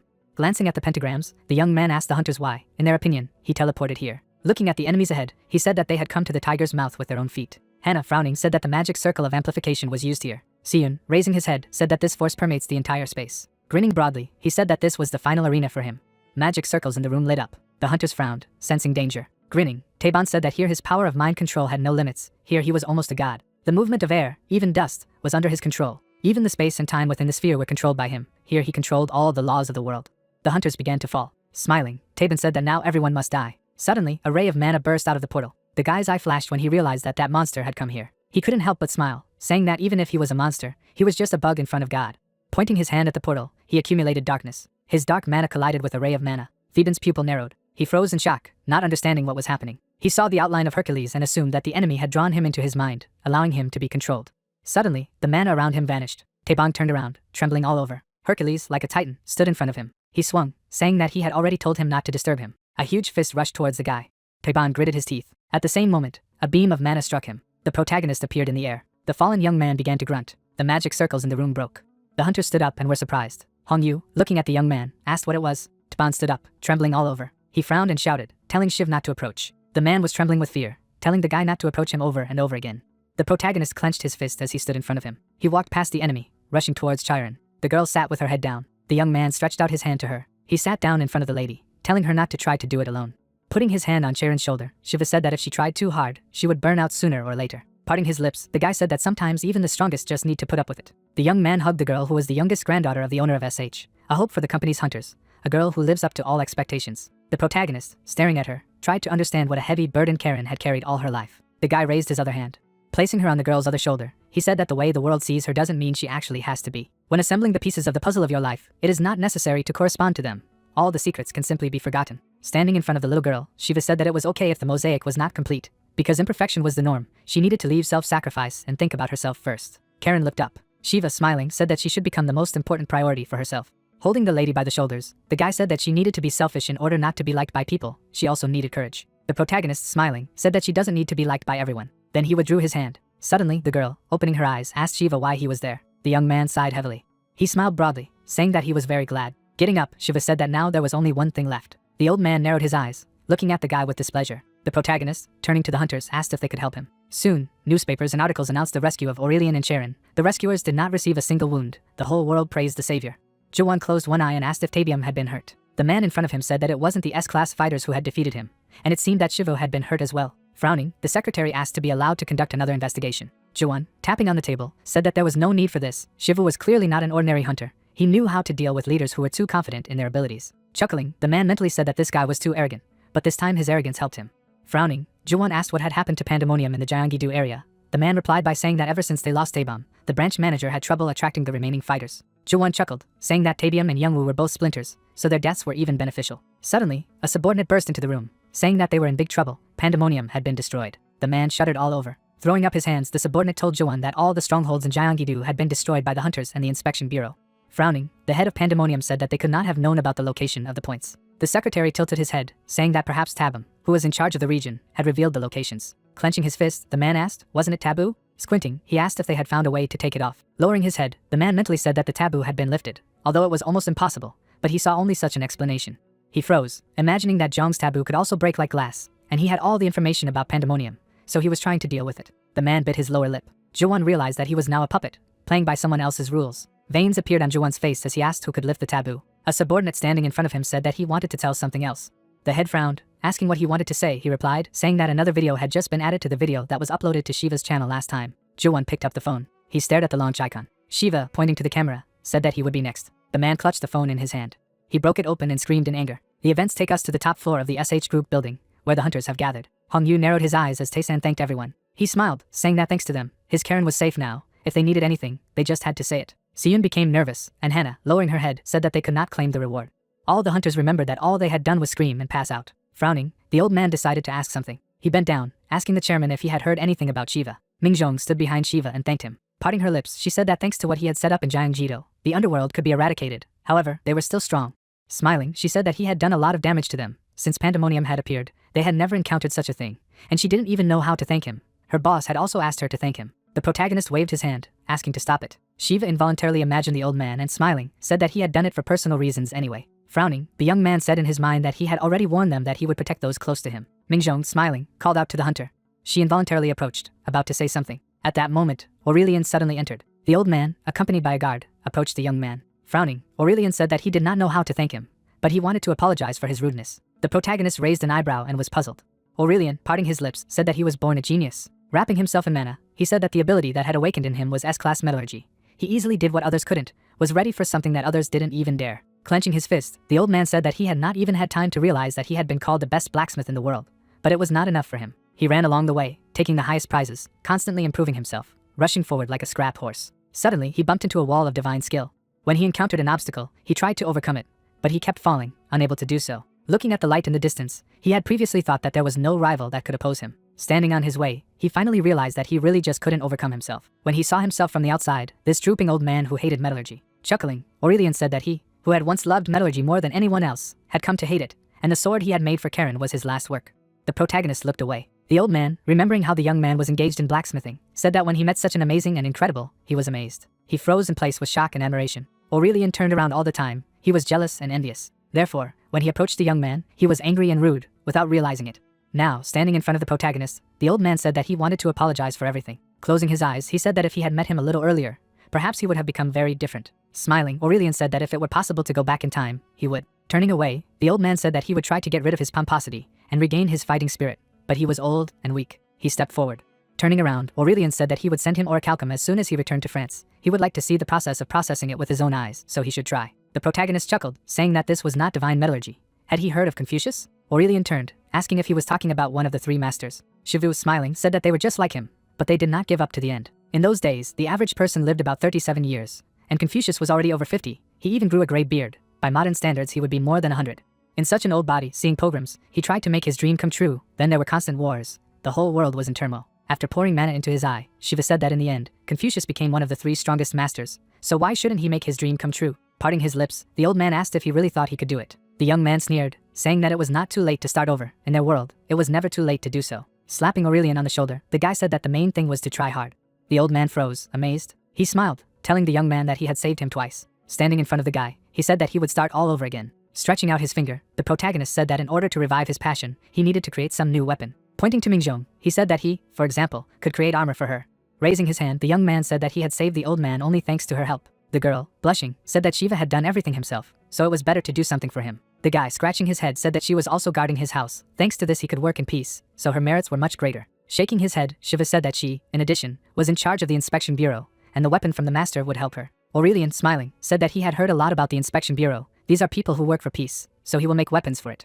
Mingjong clenched her fists and cried out. Glancing at the guy next to him, the old man said that he would have to leave anyway, because he had to get orichalcum, and although it was an impudent request, could he watch how he would process it? The young man, smiling, said that studying with him was quite expensive. Closing one eye, Aurelian said that he would then get one for winning the seminar, the second for saving his life, and the third for teaching. How about 3 orichalcums? Shivu coughed into his fist, saying that although it was still not enough, they would celebrate a new beginning. Crossing his arms over his chest, he said that he would give him a special discount. Throwing up his hand, Aurelian said that he would be back in 2 weeks, and when he arrived, then everything would begin. The door opened. The young man danced with joy, the 3 orichalcums allowing him to do something other than gloves. Mingjong stared at Shiva and said that thanks to him, she would be able to use the equipment from the master. Shivu abruptly approached the lady, saying that he had one request for her, and that was that he wanted her to continue to guard his house. Putting her hand to her chest, the girl said that she would give her life for him. Turning around, she said that she should go right away. The young man, adjusting the strap, said that now he had to think about what equipment to make. Suddenly a shout was heard. The guy turned around, shocked. Mingjong jumped up and down and screamed with joy. The protagonist smiled nervously. Events take us to the chairman's office. Having received permission to enter, someone opened the door. Tae-san turned around and said that he wanted to meet a guy named Shivu. The man, frowning, asked if he really wanted to meet him in person. Hearing no answer, he immediately bowed, saying that he would find it immediately. The chairman, looking into the distance, pronounced the name of Shiva. Hercules, opening his mouth wide, exclaimed that this was the last approach, and therefore he needed to pull himself together, and added that he should not lower his pelvis, and also need to straighten his back. Shiva could be seen holding a huge pillar on his shoulders, and one of the 13 heroes shouted that it was Sparta and said that weaklings were forbidden to whine.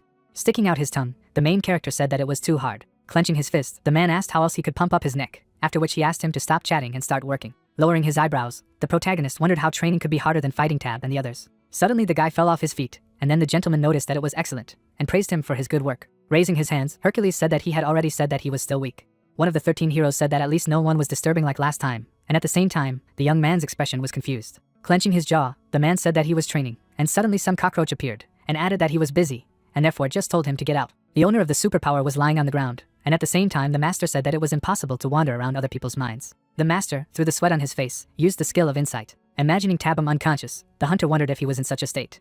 Lifting the corners of his lips, Shiva muttered that he could not even imagine. A tall Hercules appeared, and the protagonist said that Tabam's ability is mind control, and he enhanced it 100-fold with a magic circle, and it is also possible that he managed to look into the world of Godtube, which is beyond his consciousness. Leaning on his knee, the protagonist understood what the leader of the pandemonium was counting on. In the past, the superpower wielder had stood in front of the guy, and he explained that that's why he didn't put up much resistance when asked, and that's why he was the only one he told about Tabam's location. One of the 13 heroes said that he was not such a weakling, and maybe because he was a magician, after which the young man, looking ahead, realized that it was Hercules who destroyed his mind, and wondered if he had destroyed the ability.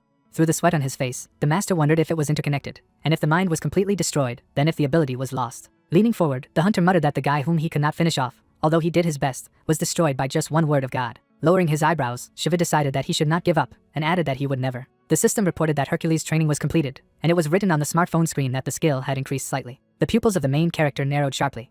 The man asked what was wrong, and then the protagonist, holding a gadget in his hand, replied that his skill level was growing too slowly for some reason, and the gentleman clarified how much he had grown. The guy said that it was only 0.2 thousandths of a percent, and then Hercules took his chin. Stretching out his index finger, one of the 13 heroes said that perhaps the time had come. The young man's expression was surprised, and he wondered what the man was talking about. Standing in front of the owner of the superpower, the master said that there was a period when progress stopped. Four Arms noticed that given his meager talent, he was growing incredibly fast, and at the same time, the hunter lowered his head and said that this was the case, and thought that since GodTube had not had a human subscriber before, he had become a pioneer and did not know the specifics. Hovering in the air, Hercules explained that on GodTube he would learn the power of the gods, but perhaps now his progress would stop. Sweat was dripping down Shiv's cheek, and one of the 13 heroes said that he needed to evaluate himself professionally, because if he did not grow, then the level of his skills did not increase either, and so far the level of qualification had frozen somewhere around 30%. Parting his lips, the man said that he thought this was the limit he could reach. Looking at the screen of the smartphone, the main character wondered if we are talking about superpower now, or about other skills too, and whether it means that at some point it will reach the limit. Smiling, the gentleman exclaimed that he should not worry, because if he did not give up and continue training, then perhaps one day he would be able to overcome this limit. Imagining a thin man, the protagonist muttered that if he continued to try, he would succeed someday. Turning his gaze to the side, the guy asked how long it would take. Holding his chin, the young man noticed that it was obvious that his talent was the problem, and he could not understand what to come up with. The silhouette of the human body was shrouded in a bright glow, and then the owner of the superpower reported that before becoming a god seemed to be only a myth,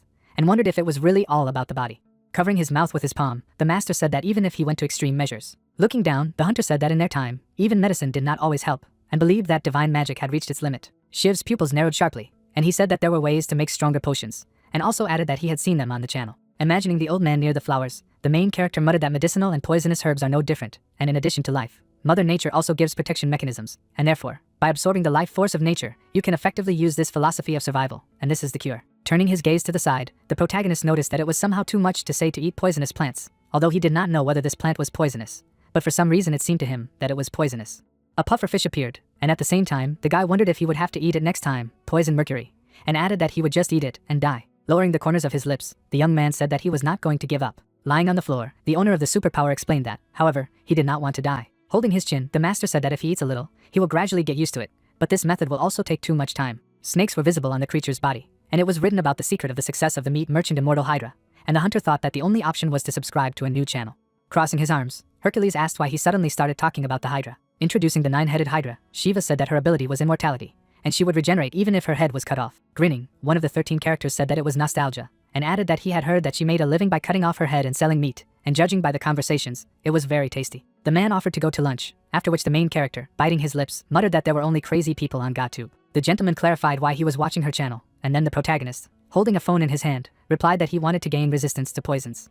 Turning his gaze to the side, the guy explained that one of the most outstanding abilities of the Hydra is poison that can even kill a god. Standing opposite the young man, the strongman said that Master Chiron had been poisoned by the poison of the Hydra, and at the same time he muttered that the poison of the Hydra, also known as the poison of the God-killer, could kill the god, because it brought unbearable pain, and there was no antidote. The unusual creature trembled when it stood in front of the man, and it turned out that Chiron, poisoned by the Hydra, appeared before Zeus, and then died in terrible agony. Holding the phone in his hand, Shiva thought that this was why he was called the poison of godicide, because this poison can even kill God, or rather, make him pray for death. The heads of green snakes appeared, and the protagonist revealed that the slime that covers the scales of the Hydra is poisonous, but its own poison does not affect it, which means that it has a resistance to poison that even God does not have. Smirking, the wielder of superpower noted that regeneration was not the only ability of the Hydra, and then suggested that if he subscribed to her channel, he might be able to become resistant to poisons. Hercules thoughtfully put his fingers to his chin and clarified whether it was definitely possible. Looking down at the screen, the guy decided that if he managed to become immune to the Hydra's poison, then when he drank the healing decoction, then there would be no problems. Furrowing his brows angrily, the protagonist realized that there was one problem. On the phone, I could see a page on the website that said that a membership in the Hydra channel for 1 month costs 8 billion. Lowering the corners of his lips, the master was indignant that the subscription fee costs 8 billion. The young man in the workshop raised his head and sighed heavily. Clutching his head with both hands, Shiva declared that even if he sold the 3 orichalcons that he would receive in 2 weeks, it would still not be enough. And then he thought that if you also take into account the making of armor, he did not understand where he could find 8 billion every month. The main character stood in front of the work surface. Suddenly, the wielder of superpower turned back. Lowering his hands, the guy did not understand who was there, when suddenly he was asked if he was Shiva. At the same second, the protagonist's pupils noticeably decreased in size from fright. Taesang entered the room, and the master did not understand why the chairman of the SH group was here. Putting his palms to his knees, Shiva asked what Mr. Chairman was doing here, to which he apologized for the sudden visit. Taesang nodded his head sharply. The main character looked away in alarm, and his interlocutor thought that this guy is very young, and is just taking his first steps in society. But at the same time he saved Aurelian and Karen, so he cannot believe it. Closing his lips, the old man realized that this was the same as always, because appearances are deceiving, and in his entire life he had managed to see a lot of people. A case of weapons lay on wooden barrels, and at the same time the chairman of the SH group realized that someone who could seem to be a nobody suddenly did something that everyone else could not. So you can't judge people only by their appearance. Closing his eyes, the man said that he had already been told that he had saved his granddaughter, after which he added that as a grandfather he sincerely thanked him. Grabbing his neck with his palm, the owner of the superpower said that it was not worth it, because he did not act alone, to which he was told that they still wanted to repay somehow. A drop of sweat was running down the guy's cheek, and then he asked what he meant. Lowering his jaw, Taesang stated that anything, and then added that he would do everything in his power, but reflected on how for hunters who had reached a certain level, money was no longer so important. Silhouettes of powerful fighters appeared, and the chairman of the SH group recalled that at least those he met were very strong people, and for such people, the main thing is self-development, not money. Looking ahead with concentration, the man realized that most of what they needed could not be bought with money. Putting his fingers to his chin, the protagonist began to reason. Lowering his eyebrows, the supervisor asked the foreman to say what he wanted, although he was wondering what he could ask for. Putting a finger to his cheek, the young man asked if he could pay him a little more for Charon's training. Suddenly, the pupils of his interlocutor narrowed sharply. Resting his elbows on his legs, Taesan asked if he was asking for money. Squinting his eyes, Shiva said that it was only 5 billion, and asked if it was too much, and if so, then 4 billion or even 3 billion. The man clenched his jaw in bewilderment, and did not understand whether they were bargaining with him now, when the interlocutor noticed that he was joking, because in fact 2 billion would be enough. Looking up, the main character explained that he thought that 1 billion was too little, after which he asked if they could raise at least 1.5 billion. Through the sweat on his face, the chairman of the SH group thought that he could not understand what kind of person he was. Karen brandished a sword in the underground training hall of the SH Hunters Guild. Parting her lips, the girl sighed heavily from fatigue. The huntress held tightly to the hilt of her weapon with her fingers. A man stood behind her and watched the training. Lowering his jaw, the guy thought about the fact that she was training nonstop, and 20 hours had already passed. Tightly clenching his hand into a fist, his comrade decided that he had to stop her. Standing behind his girlfriend, the young man recalled that he had known her since childhood, and she was not always like this, after which he assumed that it was because of what had happened recently. The awakened woman stood in front of the sports equipment, and the watcher reflected on how she might think that it was all because of her flaws, and also felt weak and helpless. But as the youngest granddaughter of the SH group, she alone carried so much on her shoulders. The lady made a sharp circular blow with her sword. There were wounds and abrasions on her fingers. A drop of sweat ran down the guy's cheek as he continued to be amazed at what was happening.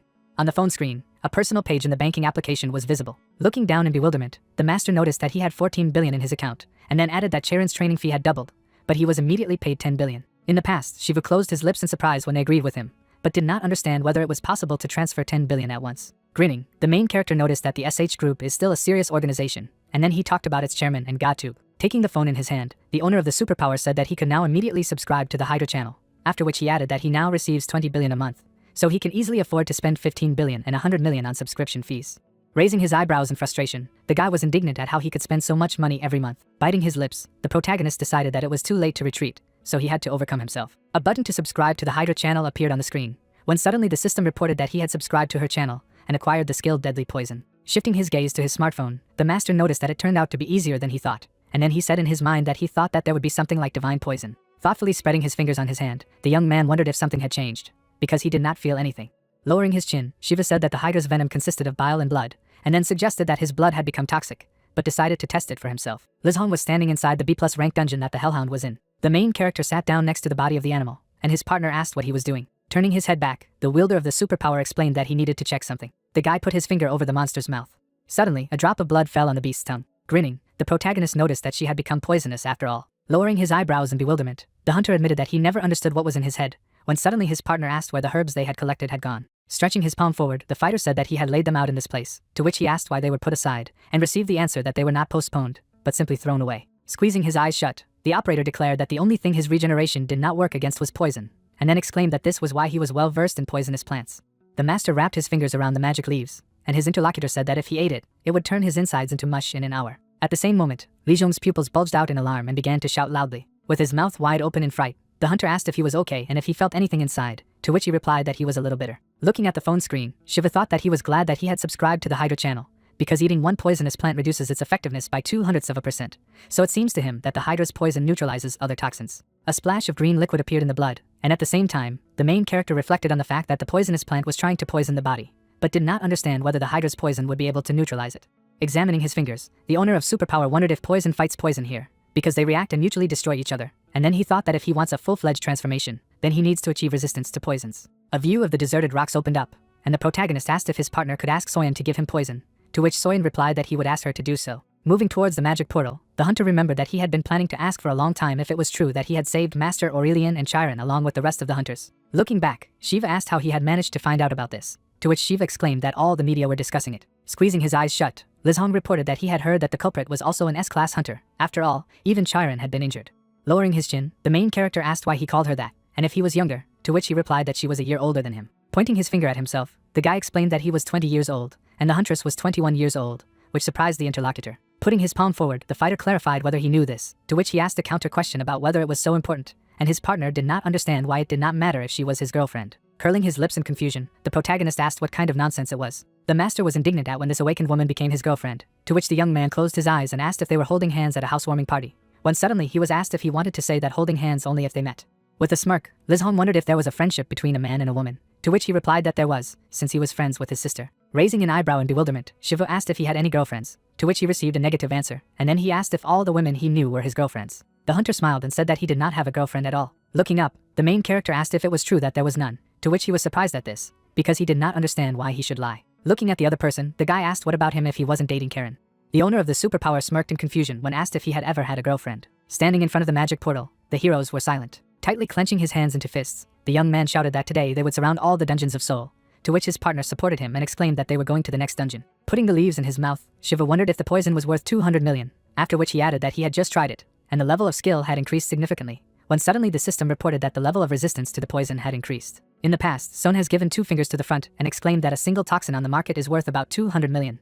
Grinning in alarm, the main character reflected that if he continued to buy to increase the level, then it would take about 500 million a month just to buy them. Looking at the screen in surprise, the owner of the superpower read a notification that he had created a basic elixir, as well as learned the ability of the basics of making elixirs. Holding the phone in his hand, the guy imagined the silhouette of a flask with a potion and remembered that it was said that even an ordinary person could turn into an S-class hunter thanks to it, and then wondered if this was the elixir that allowed him to gain the power to achieve his goal, because he had heard that the ability to work with poisonous plants was an art worthy of the gods. The protagonist bit his lips in alarm and asked if he needed to try it when the system reported that his mastery of the divine art had grown significantly. In the cauldron there were bubbles from the boiling of liquid, and at the same time the master asked if it was safe to drink at all. Putting the mug to his mouth, the young man decided to drink the potion no matter what, after which there were notifications that he had drunk the basic elixir, so the overall capabilities of the body were improved. Suddenly, the hunter spat out the elixir and realized that judging by the taste, it was definitely a deadly poison. Covering his mouth with his palm, the owner of superpower did not understand why it was only made in the form of a potion, and why it tasted like this. Wrapping his fingers around the phone, the guy was surprised that the level of strength had increased, which meant that he began to exceed the limits of his own abilities. Shiv's pupils noticeably decreased in size when the system reported that his insight had increased,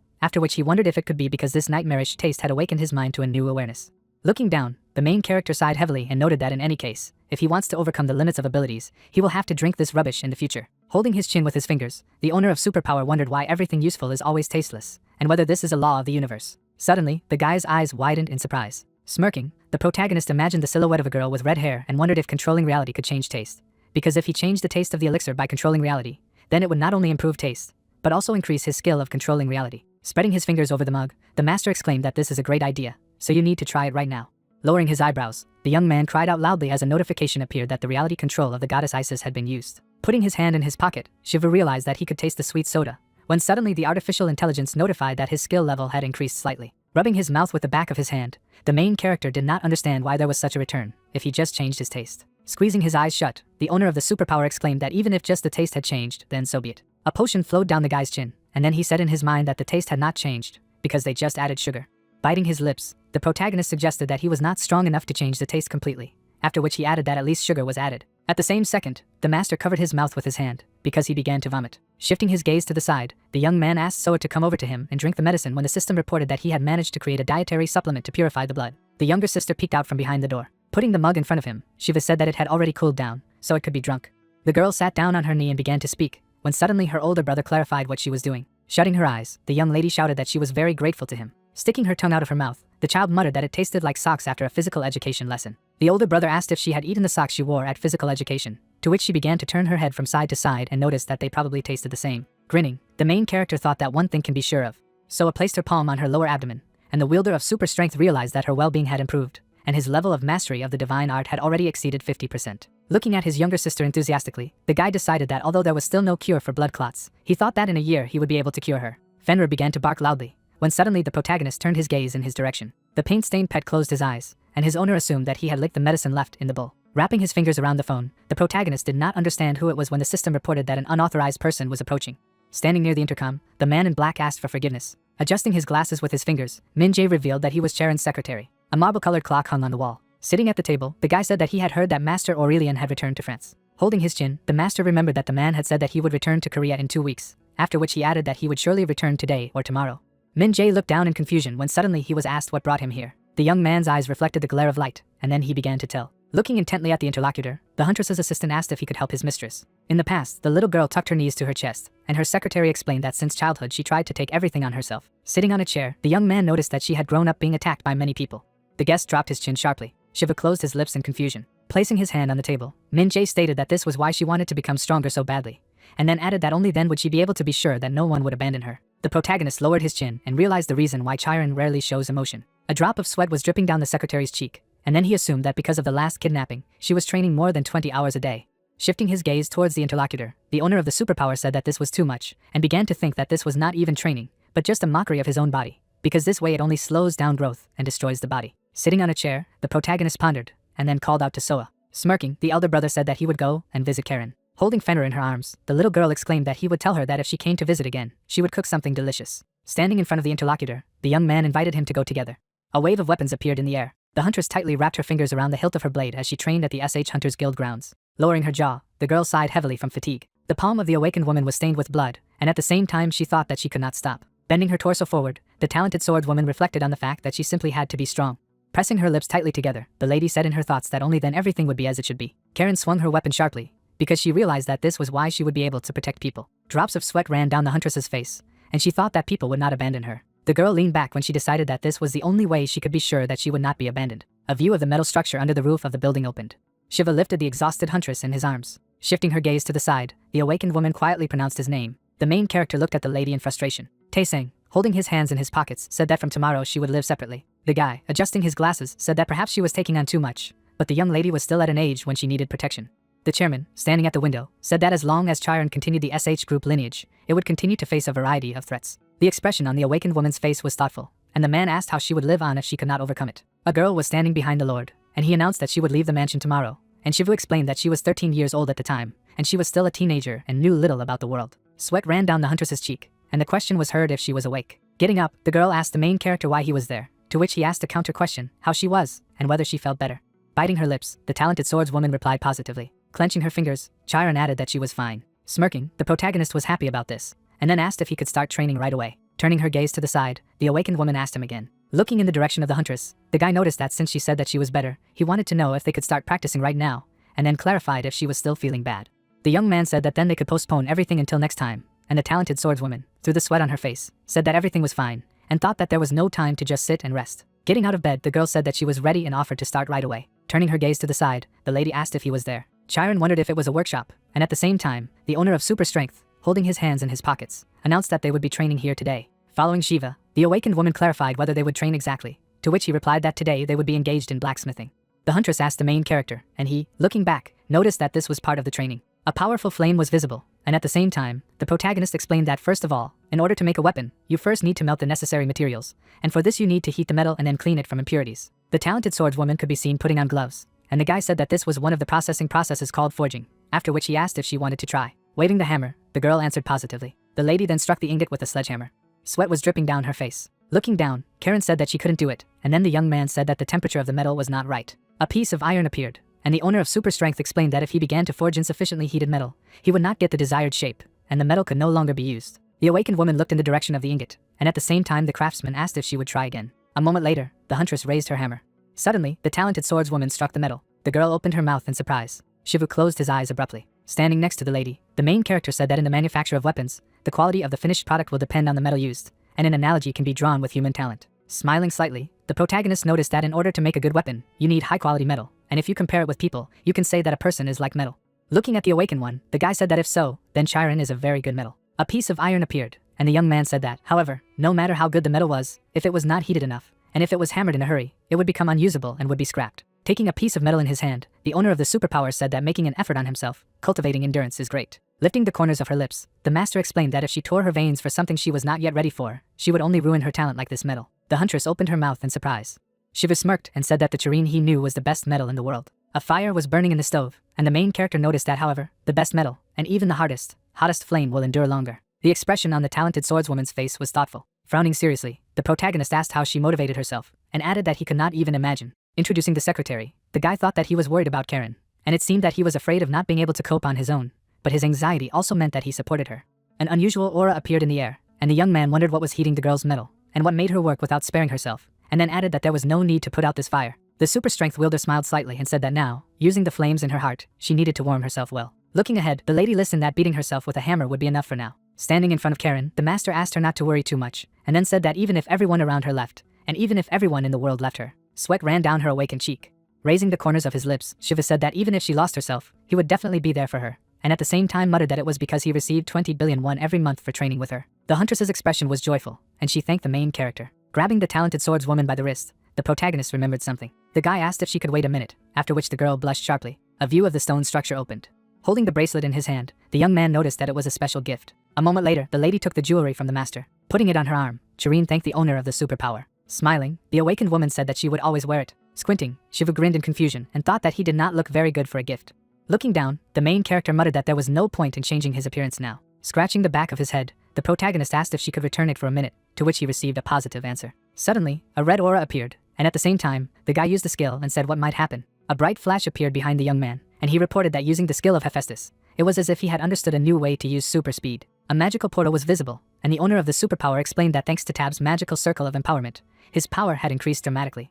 The master released unusual energy from his palm, and at the same time, the system wrote that the concept of amplification was applied. Raising her eyebrows in surprise, the hunter said that she felt as if she felt a different force, after which the artificial intelligence reported that her reality manipulation skill had improved significantly. Through the sweat on his face, Shiva wondered if it was possible, even though he did not know how much he had intensified. With a satisfied grin, the talented swordswoman said that she would never forget what he had told her today, and added that she needed to go back to the hospital and have her condition checked, because she thought she could use a break. A view of the stone structure opened up, and then the main character repeated once again that no matter what happened, he would be with her, and the girl thanked him for today. Standing near the workbench, the protagonist noticed that it was reinforced engraving equipment, and asked if he could engrave his weapon. After introducing the characters from Gatub, the guy wondered if it meant that they could enhance their abilities. Chongyu, looking ahead, asked if Master Aurelian had returned to Korea. The secretary replied positively, and at the same time, the S-class hunter, lowering his eyebrows, said that he had just returned to France, and also clarified why he had come to Korea again. The assistant, through the sweat on his face, said that he wanted to meet the hunter Shiva. The guy, sitting on the chair, said that the media had the same question, what kind of guy he was. Opening his jaw, Yejuan asked if Master Aurelian was coming to him personally. The main character could be seen in the studio. The system wrote that the level of mastery of divine metallurgy and reality control had increased, and at the same time, the protagonist, parting his lips, wondered if it was worth continuing. Holding his chin, the young man thought that he had created hundreds of things and made the same number of engravings, and there were two options. Looking at the rings, the owner of super strength muttered the first option, namely, if the same engraving was applied to each item, and added that the higher the skill, the better the engraving and the better the item. Standing near the workbench, the hunter noticed that the skill itself was improving, and so he could gradually improve the quality of his belongings. Lowering his gaze, Shiva wondered why these advantages did not add up. Shelves with equipment were visible, and the main character said that he would have to sell everything he had made, and also put them aside, and let Soyen do it. Holding the ring with his fingers, the protagonist said that when Aurelian brought the orichalcum, he would be able to do things much better, and thought that he would have to try again. Touching his phone, the guy asked if it was worth watching a video about the processing of orichalcum. The man's expression was displeased, and Hephaestus wrote that if he made a weapon from orichalcum for him. Thor, frowning menacingly, asked to start now, otherwise he would destroy his forge. Bright lightning appeared, and the question was heard whether he dared to steal his Mjolnir. Scratching his head, one of the 13 heroes apologized and clarified if he thought he had just lost it. Smiling, the gentleman said that he would make a weapon for him as an apology. The man, through the sweat on his face, asked if this was true. Thor, standing in front of the blacksmith, asked if he could make him a weapon. Closing his eyes, Hephaestus said that he could, and asked if he could lend his Mjolnir one more time. If he did, the god of thunder, blushing, replied positively and added that if he fulfilled his promise. There was ore on the table, and then one of the 13 heroes said that he would then go and light the furnace, and also said that they would start right away, and at the same time Shiva noticed that he looked exactly like orichalcum from their world. Taking the hammer in his hand, the blacksmith explained that orichalcum could not be melted simply by heat, and therefore preliminary treatment was needed first. After looking at his tool, the man said that in order to remove the impurities and turn it into molten metal, he needed to beat him properly with this sledgehammer. Thor's eyes burned red, and the master asked him not to be afraid and said that he would make him a weapon and return the hammer. A view of the daytime sky opened up, and then Hephaestus exclaimed that the weapon would be amazing. One of the 13 heroes raised his weapon above him. A moment later, the blacksmith swung his sledgehammer. There was a powerful explosion. A light haze swirled around the man. There was a glint of light on the ore, and the main character noticed that the forge had exploded. Through the sweat on his face, the protagonist said that it couldn't be, and then wondered if he had been able to crack it. Suddenly, a thick haze appeared. The guy's pupils narrowed sharply, and he wondered if he would succeed at all. Suddenly the young man turned. Aurelian, looking ahead, said that they had not seen each other for a long time, and the owner of the superpower thought that it was his orichalcum. After some time, the master found himself in the dungeon. The master of metallurgy, parting his lips, clarified why they had come here. Averting his gaze, the hunter muttered that judging by the expression on his face, he was asking why he had dragged him to the dungeon. Shiva noticed the disgruntled bodyguards and said that since he had been kidnapped in Korea, it was natural that they considered the dungeon a dangerous place. After scratching his cheek, the protagonist replied that they were there to cleanse orichalcum. Standing in front of the monster, the protagonist said that he would go crazy without an interpreter, and hoped that he would not perceive something wrong. There was ore on the ground, and the guy noticed that there was no need to explain. Closing his eyes, the young man thought that he had watched the video of Hephaestus. A huge snake appeared, after which the wielder of super strength muttered that Orichalcon had withstood the blow of Mjolnir, but this hammer defeated Jormungandr with one blow, and also wondered how to cleanse it of impurities. A bright aura surrounded the master, and he spoke of what it meant that in order to purify Orichalcon, one would have to strike it with more force than Mjolnir.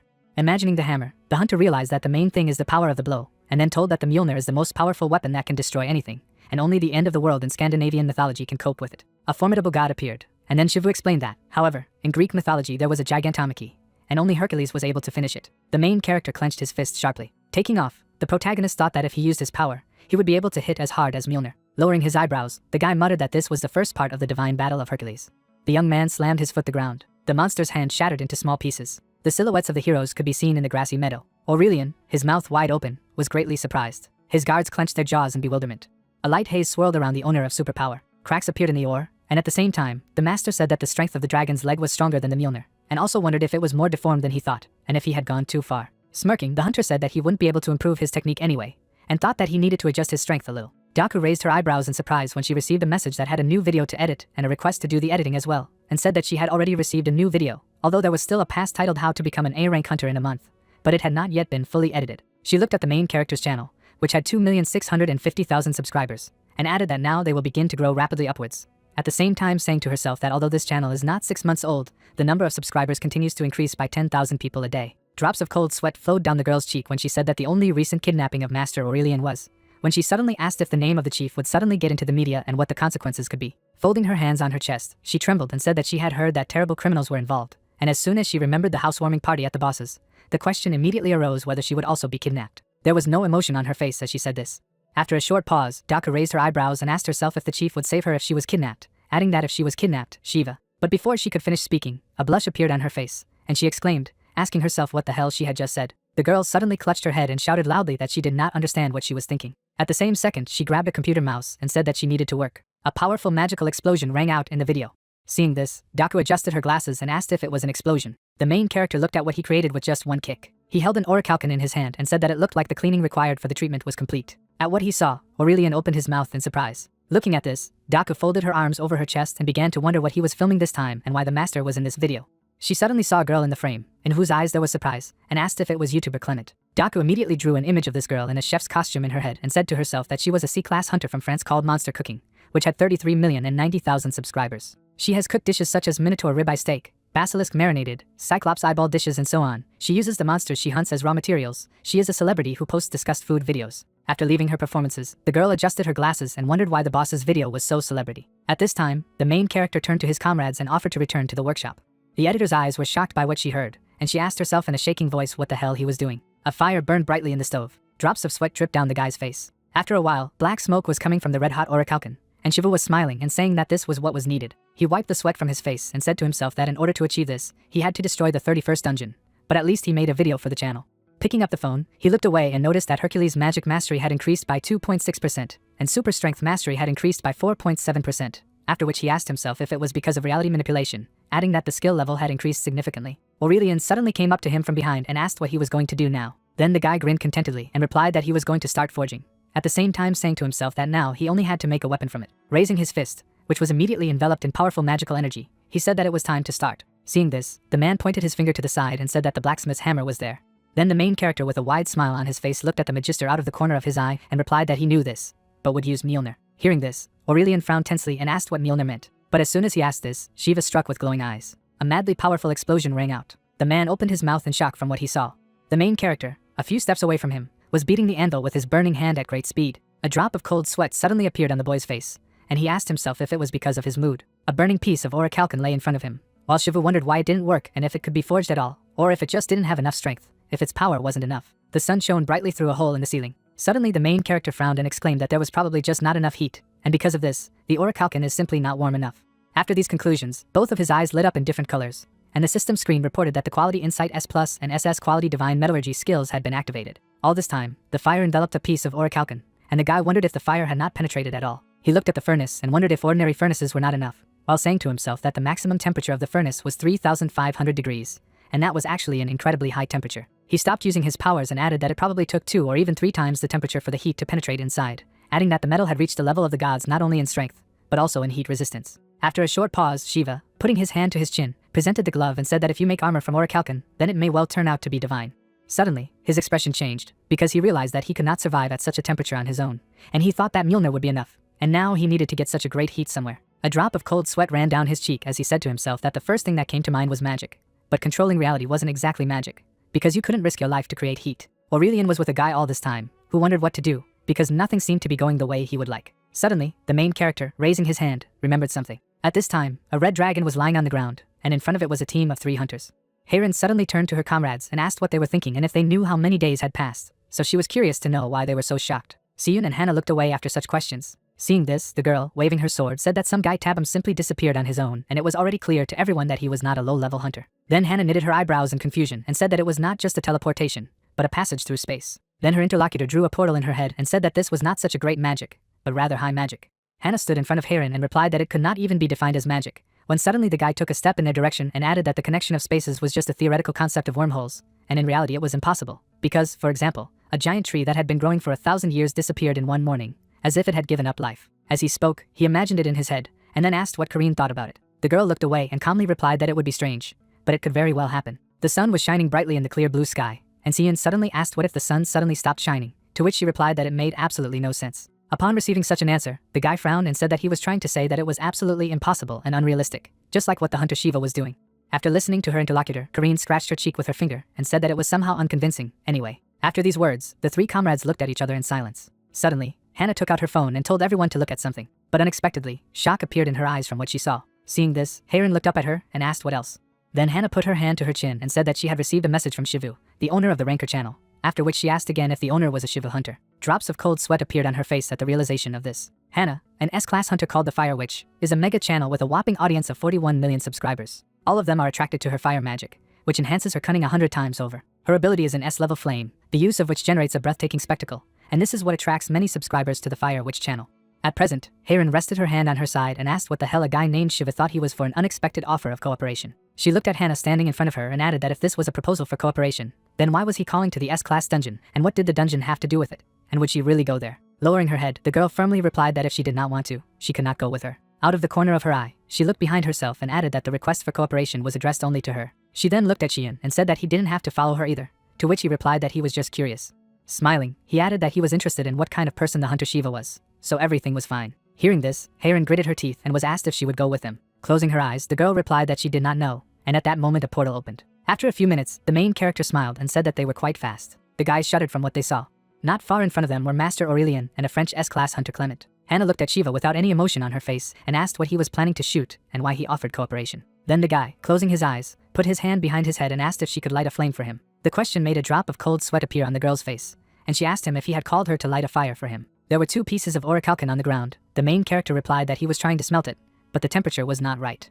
He smiled broadly and added that due to his heat resistance, he could withstand temperatures up to 10,000 degrees Celsius. So he didn't think he was warming at all, and so he thought that Mrs. Hannah would be able to create so much heat. Suddenly, Kareen came up to them and asked them discontentedly what they were talking about, what else orichalcum smelting was, and whether he even understood what 10,000 degrees was. She knitted her eyebrows excitedly and added that the surface temperature of the sun was 5,800 degrees, and he was asking for 10,000, and then asked if he really thought that it was possible to create so much heat so easily. Then Shiva, without opening his eyes, replied that it was not easy, so he asked Hannah, and if everything worked out, then he was ready to return the favor and could then appear on Hannah's channel in any video. Hearing this, the girl frowned angrily and asked who would agree to such a thing at all. But unexpectedly for her, Hannah folded her arms over her chest and firmly replied that she would try. Gritting her teeth in anger, Heirin walked up to her and, raising her hand, asked if she could create a fire with a temperature of 10,000 degrees, adding that even if she could, she didn't understand why she would do it. Then the girl smiled and replied that the guy said that he would appear later in her video. After that, she stepped forward and added that it was time to start. Closing her eyes, Hannah held out her hand. A few seconds later, she opened her eyes abruptly. She used high-level flame magic and a technique called Inferno. A bright light appeared in her hands, and she used S-class flames. The ground began to crack. Suddenly, the brightest flames burst out of her thanks to the Inferno techniques and flames. There was shock in the eyes of Heirin and Siyun from what they saw. At the same time, Shiva had a satisfied smile on his face as he wondered if this would really work. He suddenly rushed past Hannah, shouting to her to go away. At the same second, the guy soared into the air. He used the first round in the divine battle of Hercules, the dragon's blow. The main character kicked the ground. The shape of the orichalcum changed after this, and he realized what he was doing. Immediately afterward, he gritted his teeth with a wave of his hand. Shivu slammed his fist on the orichalcum, saying to himself that he really hoped that the treatment would be successful. After using Hercules' second round divine fight, the power of the heavenly fist resounded a madly powerful shockwave. Hannah, seeing this, frowned in surprise, and Aurelian's mouth dropped open in shock. Korean's face turned completely pale from this picture. After a while, the main character stood up and asked if he succeeded, after which a system screen appeared in front of him, which reported that he had done the unbelievable. Picking up the phone, the guy smiled in confusion and exclaimed that he had finally succeeded. A red-hot and modified orichalcum lay on the ground, and system screens appeared that reported that the SSS Divine Metallurgy skill level was 22.4%, and that skill had also been exceeded, so weapons crafted with Divine Metallurgy were granted special properties. Shiva, having read this, put his hand to his chin and thoughtfully asked himself what special qualities meant. He suddenly imagined the powerful artifacts and said to himself that if you think about it, all the weapons that Hephaestus makes have special properties, and he only lacked skill for this. Having said that, the main character put on a glove. Clenching his hand into a fist, he remembered how his previous artifact had broken, so he wondered if she would be able to resist his power this time. He used the SS class superpower, and a bright glow appeared. Seeing that the artifact was fine, Shiva smiled contentedly, and said to himself that it had not broken. With some excitement in his eyes, he stared at the gauntlet, and using the S+ class insight ability, said to himself that it was hardly possible that it was indestructible, or that it was impossible to destroy it. A bright light appeared around his artifact, and the guy read that it was a special ability granted to armor, a thing that could not be destroyed under any circumstances, indestructible. Then the main character sat down at the second glove and said to himself that even if it is an indestructible thing, then will it be able to resist the power of Hercules? Putting the second glove on his other hand, Shiva said that it was necessary to try it, but it was necessary to start with an easy one. After that, he made a quick blow to the air. From his blow, a powerful shock wave of magic went madly. The sky of the dungeon was covered with cracks, and the main character, seeing this, asked himself in a shaking voice what it was. The blue sky was rapidly eroding, and he said to himself that the gloves were not only indestructible, their basic abilities were also amazing. Hannah and Aurelian looked at Shiva with the same shocked expressions. Turning to them, the main character smiled in confusion and, thanking the girl, offered to get out of there as soon as possible. Moonlight entered the room through the windows. Daku woke up suddenly. She suddenly turned sharply to the side. Her younger ones slept sweetly. Exhaling heavily, the girl pushed back her chair and said that she had to go back to work. Less than a minute later, tears appeared in her eyes, because the main character sent her more material for a new video and asked her to do well. And she said that she had only edited the last ones and thought that she would at least have a little rest. And immediately after these words, a notification came to her phone, which said that a transfer of 20 million won from Shiva had been credited to her card. Seeing this, Daku shook and asked in a shaking voice if it was a 20 million won bonus, and in the attached message, the protagonist wrote that it was her bonus, because thanks to the new content, the number of subscribers has increased manifold, and he feels that they still have a lot of work to do, so he sent her a lot of money and asked her to continue working with it. Having read the letter to the end, the girl raised her hands high and shouted loudly that she would plow like a damned woman. After a while, the air shuddered from a strong blow. The protagonist held a newly created amazing weapon in his hand and said that it was already incredible because it was made of orichalcum, adding that it was also possible because of the increased level of skill, and in the system screens that appeared, it was reported that his level of mastery of SS class Divine Metallurgy increased by 5.1%. Without hesitation, the guy put the bracelet on his arm and said that now it was easier to deal with purified orichalcum, because there was no need to go through all the difficulties, after which he wondered what abilities this orichalcum bracelet would give him. A powerful magic aura surrounded him as he used S+ rank insight, and said that although he wasn't sure, it seemed to be helping to control magic power. Shiva suddenly smiled in confusion and frowned and added that he could actually control his powers through SS class Tai Chi, but he actually had no idea how to handle magic, and therefore didn't know if it was good. In his head as a man shrouded in powerful magical energy, the protagonist said to himself that the use of magic can be divided into 5 stages. First, the accumulation of magical power in the body. He then introduced the circulation of magic power and said that it was the second, and the third was to take control of the magic power in order to use it effectively. After presenting a powerful magic seal, Shiva continued to say that the fourth thing was to strengthen the magical power so that it would later have a great effect. In the end, the guy introduced a magician who uses magic, and said that the expression of this power is the use of magic in the real world. Imagining the colossally powerful energy in the human chest, the main character said that Tai Chi embodies the energy of Mother Nature among all its forces, and its accumulation occurs through full acceptance. After leaving his performances, he looked at the bracelet on his arm and added that they knew how to use magic. But this bracelet replaced the second step, and it seemed to help the circulation of magical power. With a satisfied grin, Shiva said that this bracelet was incredible, because for some reason, he felt that it was full of energy, and it seemed to have become half as strong. After a short pause, he spread his hand to the side and suggested that perhaps the abilities were granted by chance. But even so, it was possible to replace all the stages with specially made equipment, but enough thinking, it was better to try right now. He used Isis's SSS class reality manipulation ability, asking himself what would happen if he enhanced the bracelet given to him by Chiron, after which powerful magical energy was released in all directions. Less than a minute later, the guy gritted his teeth in displeasure and said to himself that he still couldn't get used to the changes, adding that this bracelet was made of orichalcum, which meant that it should add at least 5% to the skill, after which system screens appeared that it was reported that the power boost had been engraved, so there was an increase in the level of reality control mastery by 1.2%. When it was over, the protagonist looked at his phone and frowned and exclaimed, asking himself if it was really 10% to each skill, but it couldn't be. His eyes filled with shock, with which he shouted at the top of his lungs that it would make him go crazy. One system screen after another appeared on his phone, stating that his maximum proficiency level had increased, and now the maximum level was 110%. After reading everything to the end, Shiva grinned contentedly and said to himself that the higher the skill level, the better, which meant that he could become 10% stronger than Hercules. With tears in his eyes, he raised his head and added that it was actually worth going through all the difficulties with orichalcum for the sake of it. After a short pause, the protagonist turned around to hear a familiar voice that spoke of the process of formation through processing. Aurelian had been talking to the blacksmith all this time. Shiva suddenly remembered his mouth open in shock and said to himself that when he saw the process of processing orichalcum, he was so shocked that he could only ask a couple of questions, and he believes that he and Palguan are now not only rivals, but also friends. After that, he clenched his hand tightly into a fist and asked himself what he should engrave on this glove. After all, he originally wanted to put immortality in the armor. Bringing his hand to his chin, the guy thought for a moment and asked himself if he could just strengthen their strength, but if it would be effective. He remembered how his hand shook from the excessive power, and said to himself that it seemed that he had not fully worked it out, because no matter what, there were laws that could not be changed by any force except transcendental power, which destroyed even the most immutable laws. The protagonist remembered the powerful aura that enveloped him, and added that they were all unstable anyway. Bringing his hand to his chin, he imagined how cracks would appear on his glove, and realized that it might well break when his skills became stronger. So he wondered if he might become even stronger in the future, which meant making it stronger. After leaving his performances, the guy clenched his hand into a fist and asked himself if it would be right if he decided to use the growth imprint. Imagining a brightly glowing sword, he said to himself that the imprint of growth when used in engraving allows for a state in which a kind of reinforcement is possible, and the reinforcement of equipment means that its capabilities will go beyond the limits of what is possible, but in normal reality, this is impossible. After these thoughts, the protagonist put his glove on the table, after which he used SSS class ISIS reality control. Powerful magical energy began to emanate from Shiva's hand, while he said to himself that now that his reality manipulation skills had strengthened, he would be able to do so. He suddenly squeezed his eyes shut, gritted his teeth, and added that he felt a much stronger resistance than before, as if all infinite space denied his existence, and as if he was trying to turn the world upside down alone. As he said this, the young man felt that all the powerful energy was directed at him. A few minutes later, the protagonist bent sharply, and at the same second, the system screens appeared, informing that a new growth imprint had been created, so his SSS class reality control skill had increased significantly by 3.3%, and the gentleman's heart had grown by 1.6%. The guy's hand was shaking violently, and he was breathing heavily as he said that he thought that since his skill level had increased, it would be much easier, but it was just a nightmare. With that, he used the insight of the S+ class, and when a powerful magical energy enveloped him, he said to himself that the effort had succeeded anyway. The main character looked at his gloves, on which the growth rune was superimposed, and asked himself how to make this rune stronger, and he also wondered if he could use orichalcum for this as well. All this time, the three men were talking on the sidelines, and Shivu asked himself where he could get it, because the ones that Aurelian gave him he used for armor, and the remaining piece was used to make a bracelet. The young man's expression suddenly changed drastically as he remembered that orichalcum was said to be incredibly expensive, and it was rumored that its price started at hundreds of billions of won, which meant that the Magister had spent 300 billion.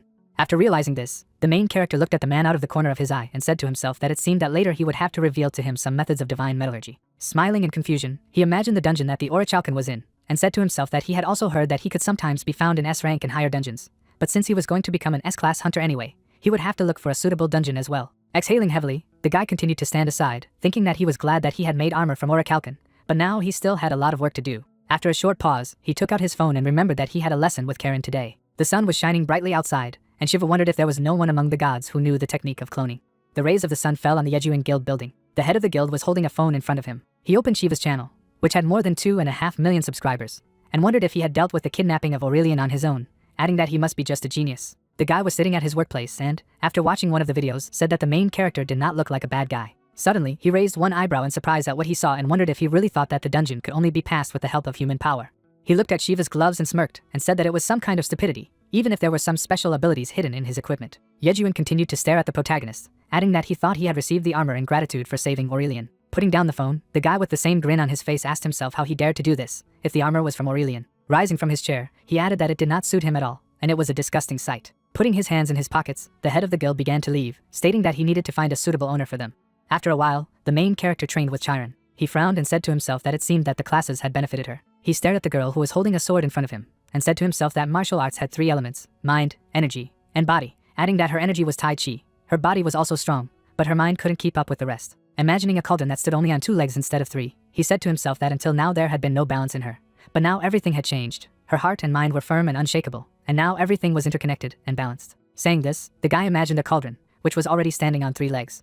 As soon as he left his thoughts, the girl launched a strong and fast sword attack. In order to dodge, Shiva took off and, gritting his teeth, said to himself that it had worked, adding that he believed that a sword alone could not handle her now. He abruptly raised his hand with the sword back and thought that in order to boost her self-confidence, he should simply give up. A smirk appeared on his face from this plan. He looked at Karen, who was brandishing a sword, and said to himself that then the gentle girl, the youngest granddaughter of the owner of the company, would become a full-fledged martial artist. Shiva made a quick sword attack and added that for someone who seeks to know the limits of martial arts, this would be an unacceptable insult. Suddenly, surprise appeared in the girl's eyes from what she saw. At the same moment, she easily deflected the sword, which fell to the floor not far from her. But at the same time, he appeared next to her face. From this attack, a weak shockwave spread in all directions. Lowering her sword, Karen said that she didn't know he could throw swords. Then Shiva raised his hand and explained that she needed to be ready for anything, because in a real fight she would never know what would happen. Looking down, the girl smiled and said that she thought she had got close to him, but she still had a lot of work to do. Closing his eyes, the main character said that it was enough for today, at the same time saying to himself that it was different from what it was before, and it seemed that she began to control herself better. Suddenly, a man approached them from the side. A drop of cold sweat ran down his cheek, and he said that a guest had come, not to the lady, but to Lord Shiva. Hearing this, the guy raised one eyebrow in surprise and asked if it was really for him. Yejuan came inside and asked if he was Shiva. Upon seeing him, the protagonist frowned and said that he had seen him somewhere before, and then Chiron explained that he was an S-class hunter. The head of the guild smiled mischievously and offered to get straight to the point, after which he asked where the weapon he was using was. Hearing this, Shiva put his hand to his chin and thoughtfully asked what other weapons he had, at the same time saying to himself that he did not understand why he had come to him. After a short pause, he lowered his hand and said that he seemed to understand what he was talking about. A moment later, a glove appeared on his hand, and he asked if this was the weapon his guest had asked about. A shock appeared in Yejuan's eyes from what he saw, and he asked if he had used the space pocket. Having received such a question, the main character gritted his teeth and replied with displeasure that everything was so, at the same time asking himself why he was poking him. Suddenly, unexpectedly for him, the head of the guild stretched out his hand and said that he would buy both the glove and the subspace pocket, so he wanted to know how much it all cost, after which Shiva asked if he really wanted to buy all this. Such a question made veins protrude on the guy's face, and he maliciously asked himself why this little bastard was talking to him informally. At this time, the main character brought his hand to his chin and said that if he insisted that he set a price, then he needed to think about it, because he used 2 orichalcones, and also spent a lot of effort and time, so it would be about 300 billion. As soon as he announced the price, his guest gritted his teeth in anger and hissed through them, asking if he was joking. After a short pause, he held out 3 fingers and said that he would give 30 billion and no more, to which the protagonist asked himself who he was that he was so easy to bargain. After a short pause, he frowned and asked what if he didn't sell, to which he replied that in that case, there was nothing he could do but do so. Without speaking, Yejuan showed his powerful magical energy. Clenching his hand tightly into a fist, he declared that a treasure becomes valuable only when he can protect it. The address of the weakest treasure is like a disaster. A drop of cold sweat appeared on Shiva's face from what he saw, and he asked what the hell he was carrying, at the same time asking himself if he was going to take his things by force, if he was crazy. At this time, putting his hands in his pockets, the guild master ordered him to prove that he was worthy of possessing this weapon, and if not, he would take it. Hearing this, the protagonist showed his aura and asked himself if he didn't understand what he was carrying at all. But unexpectedly for him, Chiron stepped forward and told the guest that he was acting rude. Then the guy raised his fist and, smiling broadly, replied that a strong man could be rude because he was right. Hearing this, Shiva looked away and said to himself that he was actually just a psycho, and on top of everything else, he thought like a criminal. Suddenly, the girl put her sword in the direction of the guest and ordered him to prove his strength. The main character, seeing this, raised his hands and said that she did not need to get involved in this, to which she calmly replied that he was rude to the master. The guy looked at his student with some surprise in his eyes and asked himself if she was angry, but why? Chiron took a few more steps forward and said that if she won, he would apologize to Lord Shivu. Hearing this, Yejuan lowered his head slightly and laughed mockingly and asked if she really thought it would happen. The two rivals stood opposite each other. The protagonist's face expressed bewilderment when he asked himself what kind of situation it was. After a short pause, the girl slightly tilted her head and said that she was an S-rank hunter and would do her best. Her opponent smiled madly when he heard this, saying that it was just ridiculous, and then asked if she really thought she could defeat him even if she did her best. He kept his hands in his pockets, adding that people only said she was a genius or something, and he thought maybe she was, but rumor had it that she had recently been kidnapped, and she couldn't even fight back. As soon as he said that, Charon's face immediately showed veins of anger. Seeing this, Yejuan smiled even wider and continued to say that in fact, as expected, she was cute, while saying to himself that it was stupid to lose your temper because of a single provocation. Spreading his arms in different directions, he said that he would show her what real power was, so she could attack first. Closing his eyes, the guy added that she should just come up and, but before he could finish, the blade was right at his throat. At the very last moment, the guild master managed to dodge. He immediately jumped into the distance.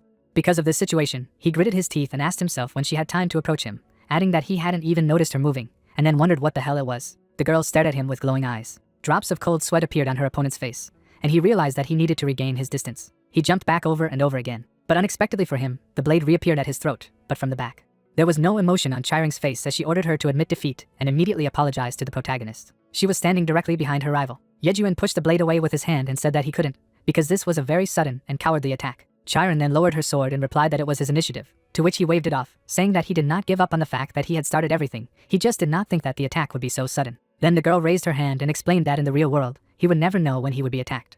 She suddenly frowned and loudly asked if he was an S-rank hunter didn't even know such basic things, and then ordered him to kneel down and apologize to Lord Shivu. Suddenly, the head of the guild smiled and mockingly replied that he was not going to do this, after which he again allowed her to attack first. The protagonist looked at them with his hand raised and asked himself if he should stop them. The opponents stood opposite each other. Suddenly, Shivu slammed his fist on the palm of his hand and asked himself if he should take it off and put it on YouTube.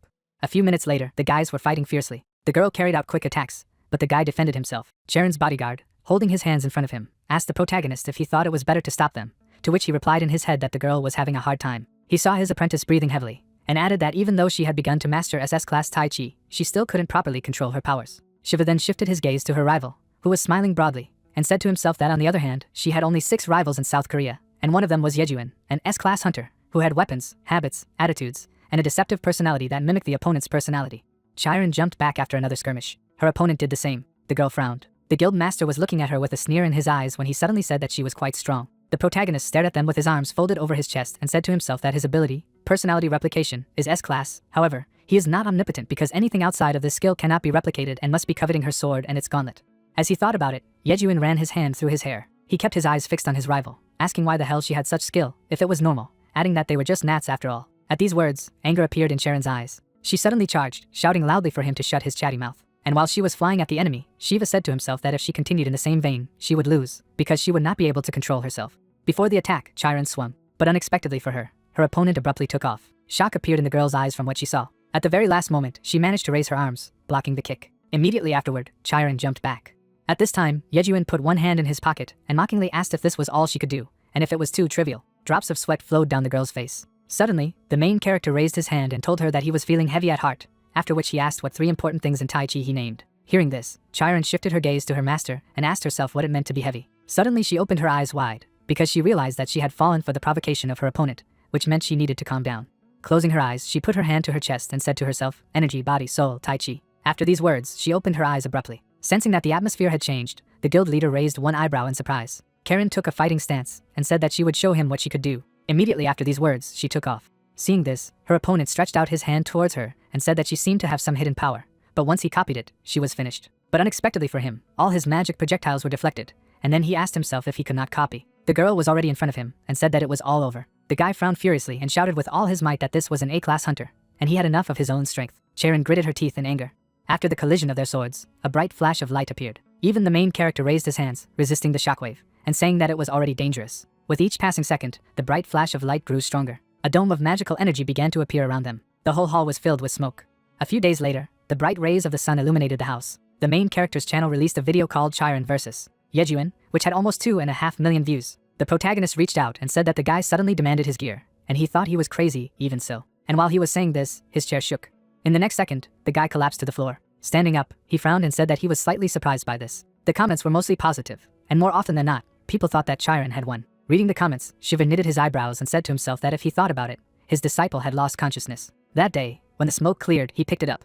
Without thinking twice, the guy used divine healing and said to himself that if he hadn't cured her in time, everything could have ended badly. Yejuan was lying on the floor nearby. There was blood on his face, and he himself was unconscious, and the main character understood that even if not completely, but his student used the power of Tai Chi. At present, he shifted his gaze to his vibrating phone and wondered who was texting him. Picking up the phone, he saw that he had received a message from Chirin's aunt Mina. After a while, the SH office was brightly lit up by the rays of the sun, and a woman's voice inside said that she was very grateful for the response to such a sudden request. The main character raised his hand behind his head and, smiling broadly, replied that she was her aunt, so he could not help but answer. After a short pause, Mina stuck out her finger and revealed that she had recently watched a video he uploaded to his channel where her niece was fighting Yejuan, and so she wanted to use it as a promotional video for their corporation. A drop of cold sweat broke out on his face, and he said to himself that Chiron and Mina were the same. After all, they got down to business right away, and then he asked himself if this was a special feature of their family. After a short pause, he decided to ask if she wanted to use the fight video to advertise SH, to which she firmly replied that it was. She raised her eyebrows slightly and added that this time, Chiron would be working with Mao Enterprise because they were going to sign a big contract. Upon hearing this, the protagonist introduced the man against the background of the Chinese flag and asked if she was referring to the Chinese Hunter Company, to which she firmly replied that everything was correct. Mina closed her eyes, held up a cup of coffee to the card, and added that if they used the video, it was Chiron who would make this contract happen, so she thought it would be very useful. Placing the cup on the saucer, she added that this does not mean that she is just asking for help, because she is ready to help in return. The guy continued to sit in the same place, when suddenly, after hearing this, he asked what it meant to help. Then his interlocutor stuck out her finger and said that first it was necessary to conduct a thorough analysis, but maybe 20 billion would suit him, which is why the main character spat out what he managed to take into his mouth. He immediately put his sleeve off the table, and Mina, picking up the phone, said that she had an urgent call. Shiva frowned and said to himself that he could get 20 billion just like that, so he couldn't even believe it. A few seconds later, his interlocutor began to leave, saying that she was being summoned to the chairman's office. Looking at her, the guy raised his eyebrows in surprise and said that everything was fine, after which he asked if she would return.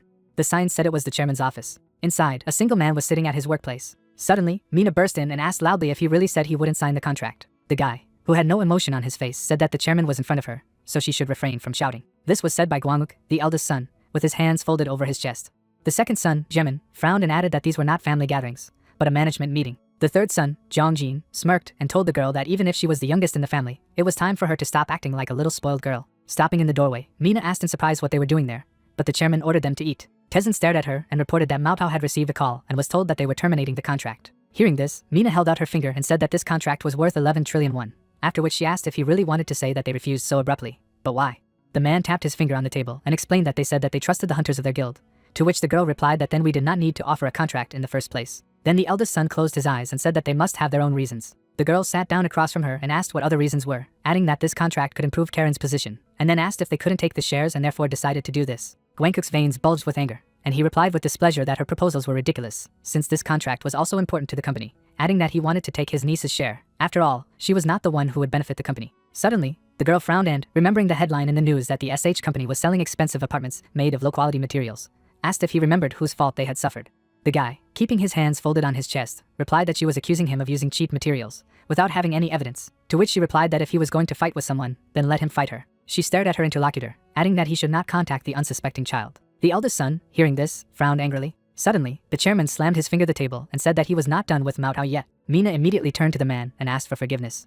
Tae-san looked at those present and said that they did not trust them and said that they would come to the negotiations in person and Jang Wei would come here to Korea. Hearing this, the three brothers reacted differently. Only Mina's face showed shock and bewilderment. She drew an image of a guy in her head and said to herself that Jang Wei, one of the 13 heroes, was the savior of mankind, and also the first disciple of Viren. Thinking of this, she imagined another man with stubble on his face.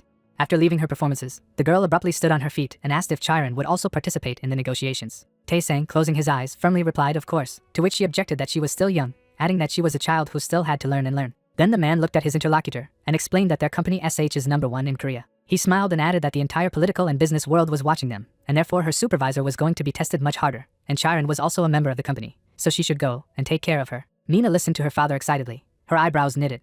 After a while, the sun was shining brightly outside. The main character trained in a clearing in the forest. His eyes were full of firmness and self-confidence. He carried out blow after blow, moving forward. In flight, the guy raised his fist back. By striking, he created a powerful shockwave. Hercules, seeing this, asked in surprise why he suddenly pumped up so much. Shiva turned around silently. Then he performed a quick kick in the air. Smoke and dust rose from such a blow. After a while, when the main character was sitting on a stone, Hercules asked him if he felt the difference, to which he replied that he did not actually even know. But when Hercules said that at first glance it was clear that his level had increased, the guy looked at the bracelet on his hand and asked if it was because of him. Drawing the image of the bracelet in his head, the main character remembered that he increases all skills by 10%, so now his level of mastery of the Hercules SSS class slashing blow is 28.54%. Folding his arms over his chest, Hercules shook his head and said that if you look at the growth rate, it turns out that genius does not exist, because if you look closely at the nuances, you will not find a greater stupidity in the whole world. Resting his hands on his feet, the main character replied that even if his skills had improved, his level was inaccessible to him, after which he asked if he could overcome it.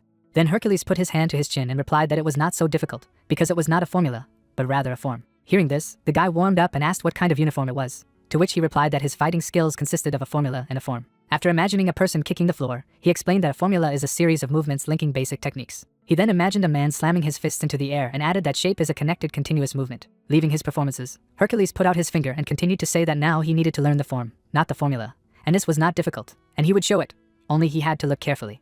Shiva pointed his finger at his head, and the shrewd Hercules shook his head incredulously. Raising his leg, Hercules began to explain that the first formula reflects the essence of kicks. Clenching his hand into a fist, he continued to explain that the second was a fist that struck everything and everyone, and if you combine them, you get a form. A bright glow appeared in his chest, and then the man said that the form contained the mystery contained in these two formulas, which brought them together. Standing in a fighting stance, he added that thanks to this, he can continuously strike.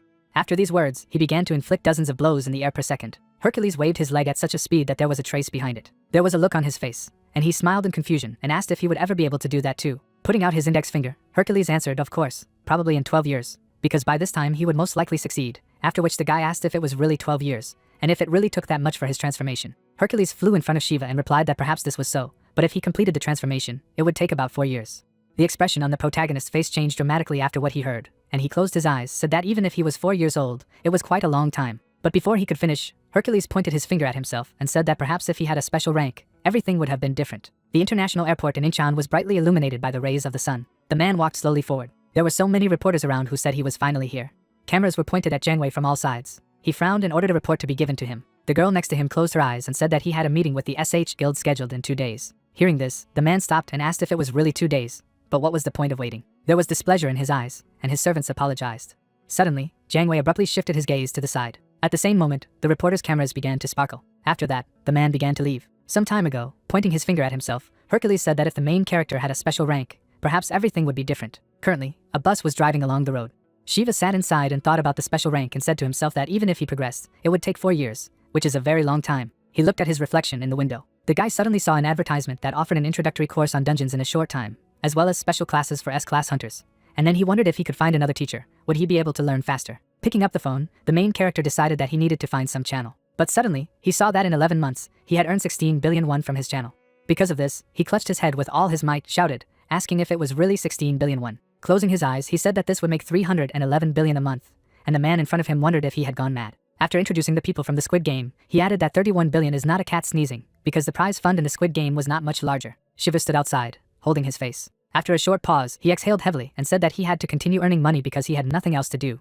Moving forward, he explained that he would go for the money. After a while, Mina spread her hand to the side and said in confusion that she wanted to bring up the topic about the advertising she mentioned, because most likely it would have to be postponed. The protagonist's expression immediately changed after such news, because he lost 20 billion, after which he asked about the contract with Mao Ao. He sat opposite his interlocutor and asked if she really wanted to say that it was cancelled, to which she firmly replied that everything was so. There was a certain sadness in her eyes, with which she said that if the contract with Mao Ao was signed, then Charon's position would be strengthened. After saying that, she introduced all her brothers and said that there are people who don't like it. Hearing this, he lowered the corners of his lips and said to himself that he didn't really understand their family. At this time, his interlocutor closed her eyes and said that there was another chance, because Jiang Wei would fly to Korea to see Charon. Hearing this, the main character smiled broadly and asked if he understood correctly that there was now hope, to which she replied that only a ghostly one was possible. There was a photo on the wall, and the girl explained that there is such a concept in Chinese culture called guanxi, and this is a kind of network. Spreading her hand to the side, she continued to say that she was very close to the others, to which Shivu replied that if they could not solve the problem of the guanxi culture, then it seemed that negotiations were virtually impossible. Then Mina smiled and replied that everything was so, adding that there were 2 days left before the negotiations, so she needed to do everything possible. Suddenly there was a knock on the door, and they said that there was urgent news. Hearing this, the girl raised her eyebrows and allowed her to enter, after which she asked what had happened. Opening the doors, the guy with an excited face replied that Jiang Wei was already here, and it was said that he was already talking to Chiring. The man was sitting opposite the girl. A drop of cold sweat flowed down his subordinate's face. Hearing this, Mina turned around abruptly and shouted loudly, asking if it was so. At this time, Jiang Wei, folding his arms on his chest, said that this contract for a joint raid in the dungeon was not profitable for Mao Tao, to which his interlocutor asked for details. With a calm expression on her face, she looked at the man and added that they would give away 30% of everything they earned during the raid, and it was quite profitable for them. Jiang Wei then put his hand to his chin and asked if she was talking about Chinese dungeons for foreign hunters, adding that he didn't like it too much, so he would need to convince the Public Security Bureau, which was not easy. After these words, they looked at each other in silence. A few seconds later, Chiron, who had no emotion on her face, said that she had heard that there were many dungeons in China that were afraid to touch, and because of this, difficulties and human casualties appeared. As she spoke, she imagined monsters coming out of the portal, attacking people. Then she drew a contract in her head to divide the dungeons and said that if he signed a contract with them, the damage would be much less, and then it would be much easier to convince the Bureau. At these words, a smirk appeared on the man's face. Closing his eyes, he raised his head and asked if the SH Hunter Guild thought they had enough skills. Then the girl opened a video on her laptop in which she and the Korean S-class hunter Yejuan fought each other, and asked to watch it. In this video, their swords collided. Karen was throwing fast and strong punches. Frowning, Jiang Wei watched the video and said that it was pretty good. Suddenly, from what he saw, shock appeared in his eyes, and he screamed loudly, asking where the hell she got such power. At that moment, the girl put her hand to her chest. As her aura changed, she took a fighting stance. Currently, she was looking at the guest and explaining that this martial art was taught to her by Lord Shivu. And immediately after asking who Shiva was, the door to the office opened. Upon hearing what was being said about him, the protagonist pointed his finger at himself and asked if they were talking about him, adding that he did not know Chinese. He sat down next to his disciple and asked the guest what he was talking about. Then the girl leaned over to him and explained that he had asked if he was Shiva, to which he replied in confusion, yes. Suddenly, surprise appeared in his eyes, and he asked if she could speak Chinese, to which she firmly replied, yes.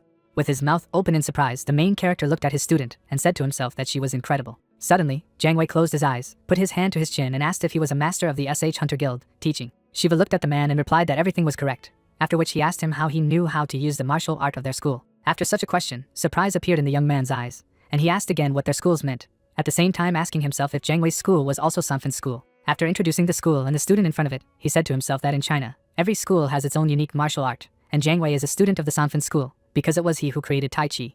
And while he was thinking about it, the man raised one eyebrow and asked who taught him this. A few seconds later, a smile appeared on Shiva's face, because he realized that if he did everything right, the Guanxi culture would play into their hands, after which he replied that this was a secret that was passed down from generation to generation. Jiang Wei stared at his interlocutor and asked if this was a Tai Chi family secret, and if he really wanted to say that it was his family's secret. The main character kept his hands folded on the table and firmly answered that everything was so, and his interlocutor asked if he was a descendant of Ming. Then the guy, putting out his finger, replied that everything was correct, adding that the Tai Chi he owned came from his family, and he knew that for sure.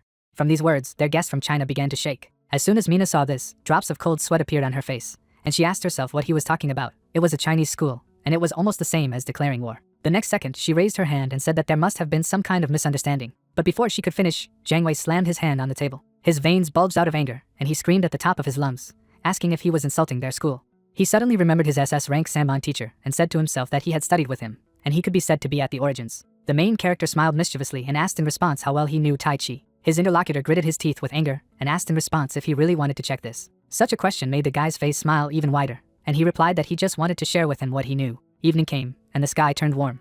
At the training base of the SH Hunters Guild, Jiang Wei held out a sword towards the protagonist and said that he had to see it with his own eyes. After all, Tai Chi is a shamanic martial art of self-defense, and since Sanban founded his school, it has become almost a power and continues its lineage to this day. Listening to his opponent, the main character smiled in confusion and said to himself that it was he who taught him Tai Chi. Frowning, the visitor from China showed his magical power and said to himself that even if he was a descendant of their Ming dynasty, he had long since lost Confucian traditions, which meant that he was just a thief who was trying to harness the power of Tai Chi. At this time, Shiva was already ready for battle. Suddenly, the man, waving his sword, stood in a fighting stance and said to himself that as the head of the school, he could not turn a blind eye to this.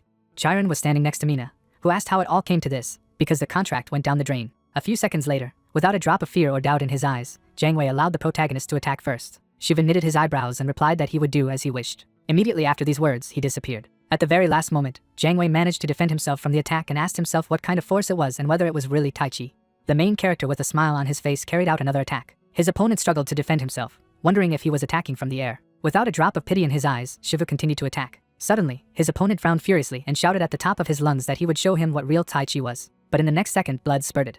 The main character landed a few meters from his opponent. Blood spurted from Jiang Wei's mouth. His men's eyes were shocked by what they saw, and they asked each other if he was injured. Jiang Wei tightly gripped the hilt of his sword in his hand. He was on one knee and asked himself what it was and how it had happened. He sensed a huge magical beast and added that he had been absorbed by the Tai Chi and absorbed by the founder's Tai Chi. This power came from the protagonist, and the man wondered if it was even possible. Suddenly he gritted his teeth and exclaimed that all this was nonsense, because this simply could not happen and it could not happen. Sensing that something was wrong, Shiva turned around. Drops of cold sweat appeared on the faces of Jiang Wei's men, and they shouted loudly that they had a problem because he needed to be stopped. Jiang Wei unleashed his insanely powerful magical power, saying to himself that the Tai Chi root was within him, and that was why he had fallen into a state of possession. His subordinates covered their faces with their hands and shouted loudly that they could not approach him and tried to shout to him to stop. Mina also covered her face with her hands, and Chiron stood motionless. Shock appeared in the eyes of the main character, because he understood that it was dangerous, and if it continued like this, the building would collapse. Jiang Wei was getting stronger by the second, and his aura was more destructive. Suddenly, a bright light appeared in the guy's hand. The same thing appeared in the other hand. He slowly walked towards his opponent, and said to himself that everything in the universe happened after the explosion, and before it there was no beginning or end, and Tai Chi is the highest harmony of the universe. After these thoughts, Shiva swung and used the divine power of Hercules the second stage, then Tai Chi, and then symbiosis. In the next second, the guy slammed his fist into the air, unleashing a powerful magical attack towards his opponent. After a while, Jiang Wei opened his eyes with difficulty. He was lying on the floor and asked in confusion what had happened. His subordinate helped him up and explained that he had fallen into a state of possession, to which he was asked why he had come to his senses then. A drop of cold sweat ran down the boy's cheek as he explained that Shiva had taken control of his energy. At these words, shock appeared in the man's eyes, and he asked if he controlled his inner energy. He looked at the other side of the hall and realized that his strength was much greater than his, and his roots were deeper than his. The main character was lying on the floor unconscious. Next to him sat Mina and Chiron, excited. Jiang Wei suddenly came up to them and said that he had simply lost consciousness. The girls immediately put their hands on the guy and asked him to stop, because everything was already clear. Suddenly, their guest opened his mouth wide and shouted loudly that he was the eldest son of Yeoman Jiang Wei. He slammed his fist into his palm. Bowing his head, the man said that he had met a descendant of the great teacher. That same evening, the rays of the sun setting below the horizon illuminated the headquarters of the SH company. Folding his arms over his chest, Zhang Jin asked if he understood correctly that the negotiations with Mao Tao had already ended. Jeming held the phone in his hand and replied that Jiang Wei must have been very angry, adding that he had heard about Mina being there as well, after which he was asked why she had gone there. Without looking up from his phone, the second son replied that he thought she had gone because she was worried about her niece, and there was nothing he could do about it. Suddenly, Jianjin stuck out his finger and said that it wasn't true, adding that since Mina had gone there, they could talk to her. Then Jemin looked at his interlocutor and asked if he would really talk to her. Then the guy smiled mischievously and replied that he could actually do it. After a few seconds, the second son folded his arms over his chest and said that although Mina was the youngest of them, she was not the kind of person to be trifled with. On the contrary, she had to be especially careful, so it was better to leave her alone, because in any case, Chiron would get the shares, so Mina was not important to them. The evening rays of the sun fell on the green leaves of the flower. Suddenly Jemin turned around and asked how he had done it. The eldest son folded his arms over his chest and asked in response what he was talking about, to which he replied that he was talking about Mao Tao. Then the guy, closing his eyes, smiled and replied that he had not done anything of the sort. Suddenly, a man burst into the office and shouted loudly that they were in big trouble. Guangkuk, hearing this, looked at his subordinate and asked what had happened. Drops of cold sweat flowed down the man's face, and he replied that Jiang Wei had said that he was ready to sign a contract with them. Hearing this, the second and third sons abruptly turned to their subordinate and asked what kind of nonsense. This was nonsense. The man looked at them and replied that he also did not know the details. But they said that since the descendants of the founder cooperated with them, then Mao Tao was ready for anything. The eldest son looked intently at the speaker and asked what other descendants of the founder were, to which he replied that he did not know the details. But most likely it was because of a man named Shivu. Guangkuk sat in his father's place. He suddenly gritted his teeth with rage and hissed the name of the main character through them. His eyes were full of rage and hatred, and his face was veined. Clouds floated across the blue sky, and a woman's voice could be heard in the SH hospital, saying that the contract with Mao Tao had been successfully signed.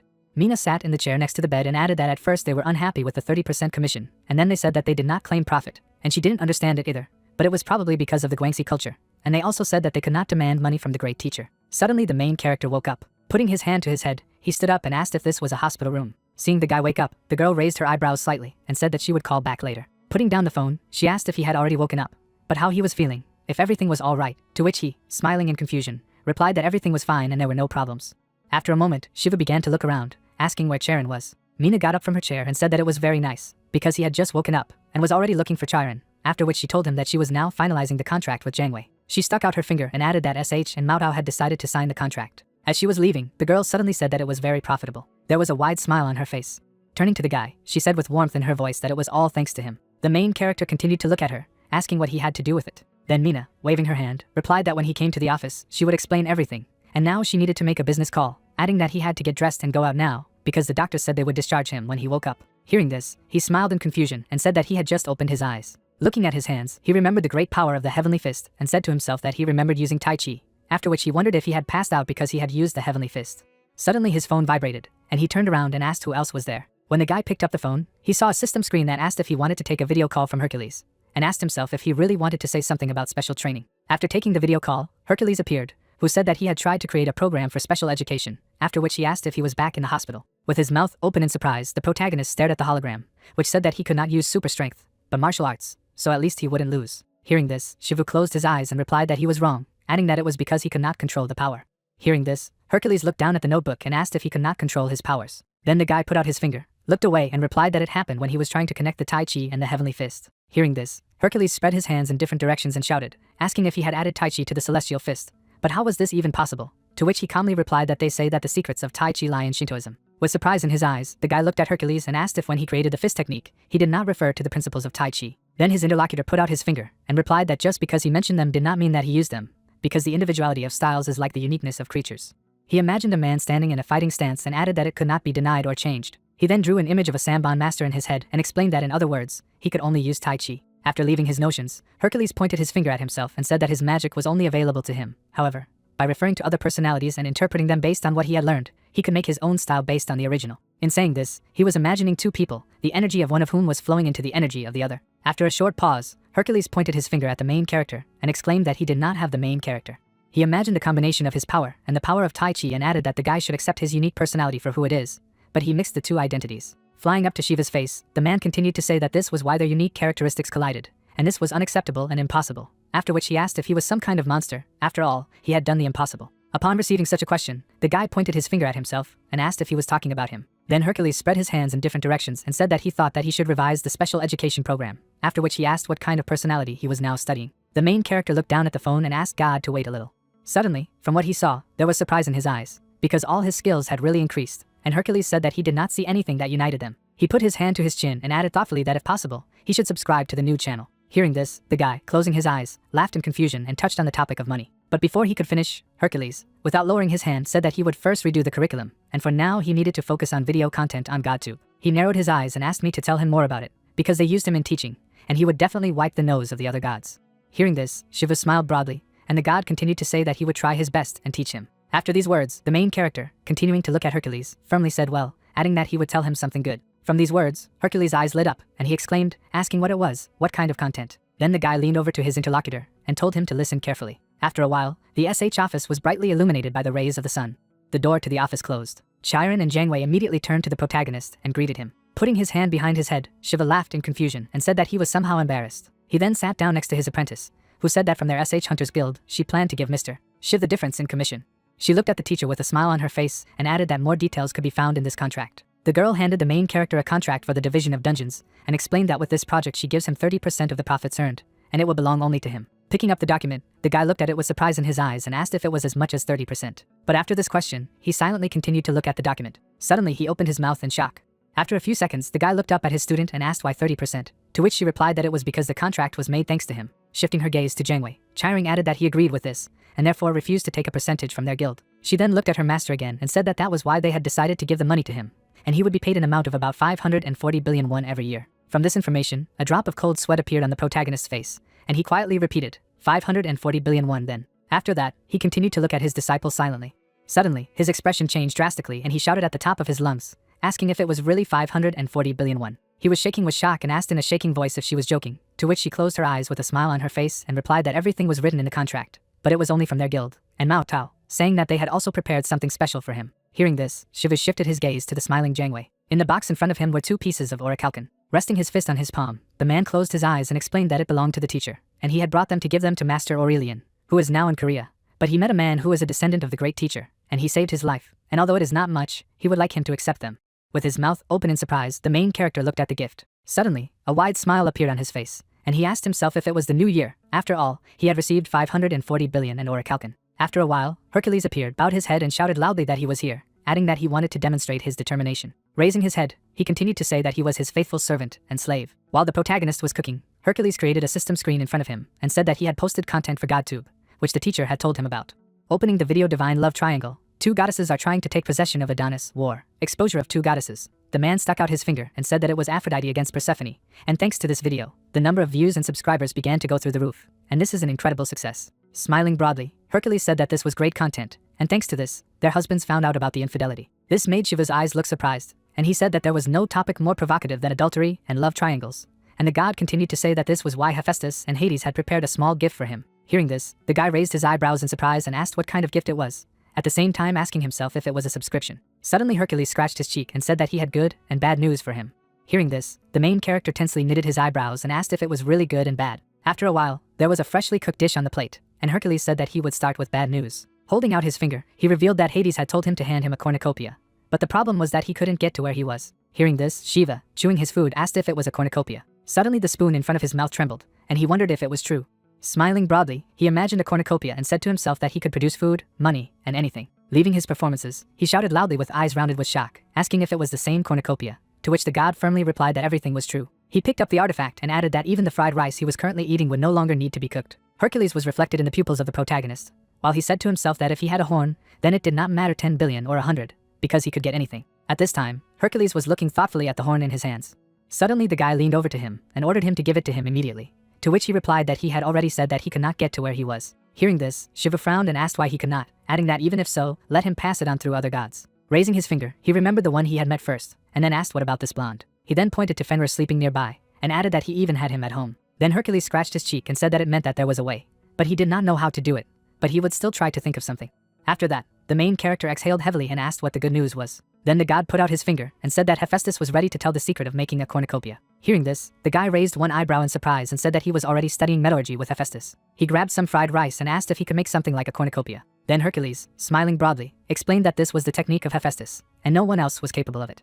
The guy, hearing this, was actively chewing his food, after which he asked what he meant. Then the god showed his biceps and explained that to put it simply, he could learn this thanks to his superpower. He then introduced a man standing in a fighting stance and added that in addition, he would also be taught the art of SSS-class Shinto sword. Hearing this, the protagonist spat out what he had in his mouth and exclaimed that he realized that he also wanted to learn this, to which Hercules replied, of course. At the same second, the guy jumped to his feet and said that it was time to start right now, to which he replied that he would go and inform Hephaestus. After a while, the rays of the sun fell on a hotel near Seoul. The guy tapped his finger on the table and thought about the pandemonium in the Gyeonggi district, which was completely destroyed. Jiwon, the manager of the pandemonium branch, had a single eye looking away. He suddenly drew the image of the main character in his head, which made him frown. Looking up at his subordinate, he asked what about Seonji, to which Sunjae replied that he was still hiding. The man knitted his eyebrows tensely. When his boss said hiding then, Jiwon drew images of several people in his head and said to himself that Bukshin had died and the rest were missing. Having said that, he imagined a man who had broken the chains on himself. After leaving his performances, the manager of the pandemonium branch frowned and firmly said that he knew, Seonji knew everything. He drew an image of this man in his head and added that he must be cooking something. Jiwon frowned angrily and said that there was almost no time left, which was why he had to act immediately. After a short pause, he looked at his subordinate out of the corner of his eye and asked if he was sure that Jangwei had become close to Shiva, to which he firmly replied, absolutely. Hearing this, Jiwon slammed his fist to the table. His eyes were full of rage and hatred, with which he spoke that the protagonist continued to annoy him, and they couldn't just leave it. Suddenly there was a knock at the door. Shifting his gaze to the side, the guy asked who was there, to which he received the answer that there was urgent news for him. Ju-won's subordinate turned around and said that he would come out and speak. But before he could finish, his colleague pulled the doorknob. Bursting into the office, he told the executive with an excited face that SH Director Gwang-ek had said that he wanted to talk to the branch manager. Hearing this, Ju-won smiled contentedly, drew an image of his eldest son in his head and asked if it was Gwang-ek himself. At this time, the main character put on sneakers. Smiling broadly, he said that until Hercules contacted him, he would be in Paldwan's workshop. But as soon as he stepped outside, the phone in his pocket vibrated, making him wonder if it was that fast. Taking his phone out of his pocket, Shiva saw that he had received a video call from Adonis, and then he asked why he was calling him. His eyebrows knitted excitedly. He remembered the video and wondered if it was because of him. After a short pause, the guy accepted the challenge. A guy immediately appeared in front of him and asked him if he was free now. A blush immediately appeared on the protagonist's face, and with his mouth open in shock, he asked himself how a person could be so beautiful, while God was saying that he was a man and he could contact him. At the same second, Shiva slapped his face with his hands and said to himself that he was very handsome, but he needed to pull himself together, adding that in front of such transcendental beauty, you need to understand that Adonis is a man. Adonis himself was looking at the guy with an excited expression on his face. The protagonist raised his hand in front of him, after which system screens appeared, informing him that he was resisting the influence of transcendental beauty. His thoughts were returning to normal, and his mastery of the skill of gentleman's heart, kindness, righteousness, decency, and wisdom had increased by 10.6%. Slowly opening his eyes, Shiva said to himself that just looking at his face made him forget everything, and it was no wonder that the goddesses were ready to fight for him. After these thoughts, he asked why he had called him, to which God, scratching his cheek in confusion, was about to answer. Lowering his head, Adonis said that first of all he was very grateful to him, because Hercules had told him everything. Hearing this, the guy raised one eyebrow in surprise, and Adonis continued to say that he was talking about Persephone and Aphrodite. Bringing his hand to his face, he added that the guy had saved him. Hearing this, the main character raised his hand and explained that he had simply told Hercules what to do, and everything else had already been arranged by him. Then Adonis looked away in confusion and said that he understood everything, because he should have decided everything himself, but he could not. Tears came to his eyes, and he added that if he did, someone had no idea what the two goddesses would do to him, and did not know if he would be able to survive after that. This picture made Shiva's face blush, and he quietly said that the god was very handsome, while Adonis continued to say that he didn't actually even know how to express his gratitude to him, after which he asked how to repay him, since he didn't even have any ideas. The main character listened to the god with his hand raised, and people walked past him and thought that he was strange if he talked to the air. Adonis suddenly flew up to the guy's face and said that he knew he was learning new skills, but he had nothing, to which he replied that he had beauty. Holding out his finger, he added that if he made a channel on GodTube, he would hit the jackpot. Hearing this, Adonis put his hand to his chest and said in frustration that he could not do anything, to which he replied that he needed beauty-related content. Holding his hand raised, he smiled and added that it was not necessary specifically about appearance. You could say something about acting, because, as they say, incredible beauty is the greatest talent. Upon receiving such an offer, the god looked away and admitted that he was not very good at acting, and then Shiva said that if he lacked acting, then he could learn it. While they were talking, a bus drove up to the bus stop. The main character waited for the doors to open and said that he thought that he would succeed, but just in case, he would ask if he knew how to get into his dimension. When he entered the bus, the god replied that he had never heard like that. Having received a negative answer, the guy exhaled heavily and quietly said that there must be some way. Suddenly Adonis put his hand to his heart and said that if there was a way, he would find it. He knitted his eyebrows pitifully, and with a blush on his cheeks, he added that he would find a way to get into his dimension. The main character, holding the phone in front of him, felt an arrow pierce his heart. Suddenly he spread his arms and legs and shouted loudly that he was very handsome. At the same moment, everyone present looked at him. Even the driver looked at him. Shivu's expression immediately changed as he realized that he was the only one who could see the god, which meant that everyone thought he was crazy. Closing his eyes, he lowered his head and quietly said that he was very ashamed. He held his hand to his face and added that only he could see GodTube, and still shouted about his beauty in the middle of the bus, adding that it would forever remain the most shameful memory. The main character with his eyes closed continued to walk forward, saying that if he made a channel about beauty, then many goddesses would subscribe to him.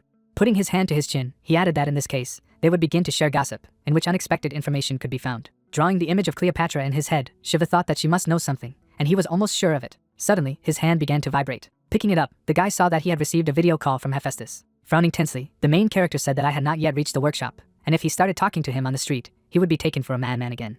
Looking to the side, he saw a cafe and realized that he needed to take a short break. Inside, expensive coffee beans were loaded into the coffee machine. Shiva sat down at an empty table and greeted Hephaestus. The god patted himself on the head and asked incredulously if it was he, the one about whom Hercules had told him. Smiling in confusion, the main character replied that everything was correct, at the same time saying to himself that he was very scary, but perhaps it was just against the background of Adonis.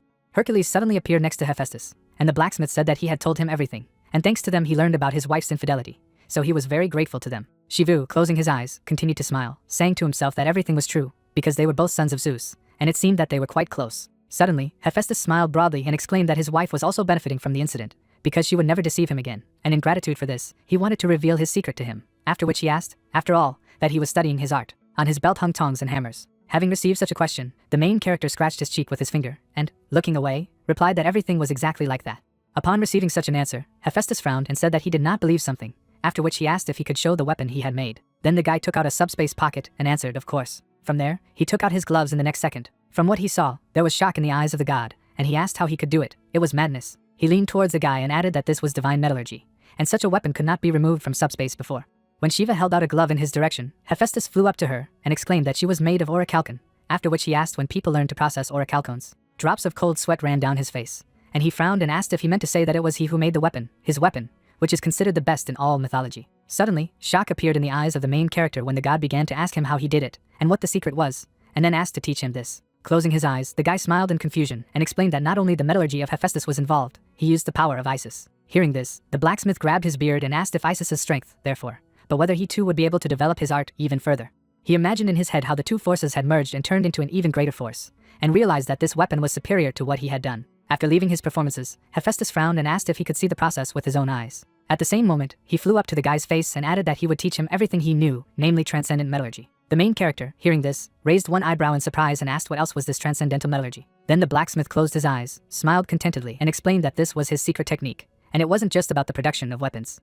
He imagined gears and magic circles in his head, and added that he was talking about technology and magic, and that if they were combined, it would be something like magical engineering. Holding out his finger, he continued to say that it may seem like magic, but in fact it is not, because a well-developed science is no different from magic. He reintroduced all sorts of symbols and magical energy in the cosmos and said that in his metallurgy the secret was to use and interpret the laws of the world. This was transcendental metallurgy, and all this in addition to the divine metallurgy. And in order to deal with the laws of the world, unnecessary knowledge, but he had to go beyond the laws of the universe, and then he could change anything. After listening to God, the main character put his hand to his chest and asked if he could be. Immediately after this question, Hephaestus opened his eyes and, with his finger outstretched, said that he only needed one thing now. Suddenly he began to pose and say that he needed muscles. At the same second, he ended the call. After a while, the bright rays of the sun fell on the SH office. On the table was a document with signatures. Mina sat across from Chiron and said that she had done a good job, and although she wouldn't admit it, as the director of SH, she had signed her first contract. She smiled and added that after signing such a big contract with Mao Tao, it was rather strange to claim that she had done nothing. The girl smiled warmly in response and replied that they would not have signed this contract without the main character, and then there would have been nothing at all. Suddenly, Mina stuck out her finger and said that since they were talking about it, she was interested in what she thought about the main character. After such a question, there was excitement in Chiron's eyes and a blush on her face. Upon receiving the answer that the protagonist is a good person, Mina smirked and said the same thing in her head, after which she asked if that was all there was to it. Chiron raised her eyebrows in surprise and asked if she had anything else to think. Then the girl spread her hand to the side and replied that she was talking about thoughts like that she thought about him all day. Her heart fluttered when she saw him. If she couldn't see him, she missed him. And even when they were together, she wanted to be even closer to him. Then her interlocutor brought her hand to her chin and closing her eyes said that she thought about the teacher all day because of the training, because they trained with him every day. Hearing this, Mina raised one eyebrow and said to herself that this is some kind of nonsense. But maybe it's because she's never been in a relationship and that's why she doesn't understand a lot. As she thought about it, they looked at each other in silence. After a short pause, Mina smiled and said that half of the world's population is men, but there are not so many decent men. Holding out her finger, she suddenly asked if she knew how to make sure that the guy she chose was the one, to which she asked in response how she could be sure of this. Then Mina folded her hands on her chest and replied that it was necessary to put responsibility on him, after which she was asked what to put what. Then she closed her eyes, stuck out her finger and exclaimed, it was responsibility, to which Chiron, folding her hands, replied that she could try. Suddenly, the phone in her pocket vibrated.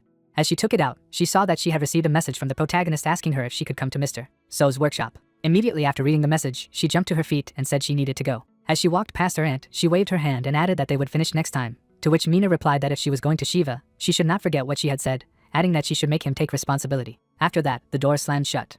So's workshop was brightly lit by the warm rays of the sun. Opening the door, Karen stepped inside and greeted her. Suddenly she knitted her eyebrows excitedly and asked what was wrong with him. The main character sat on the floor and replied smiling that everything was fine, he was just a little tired. Struggling to his feet, he apologized for writing to her so suddenly, for she must have been busy.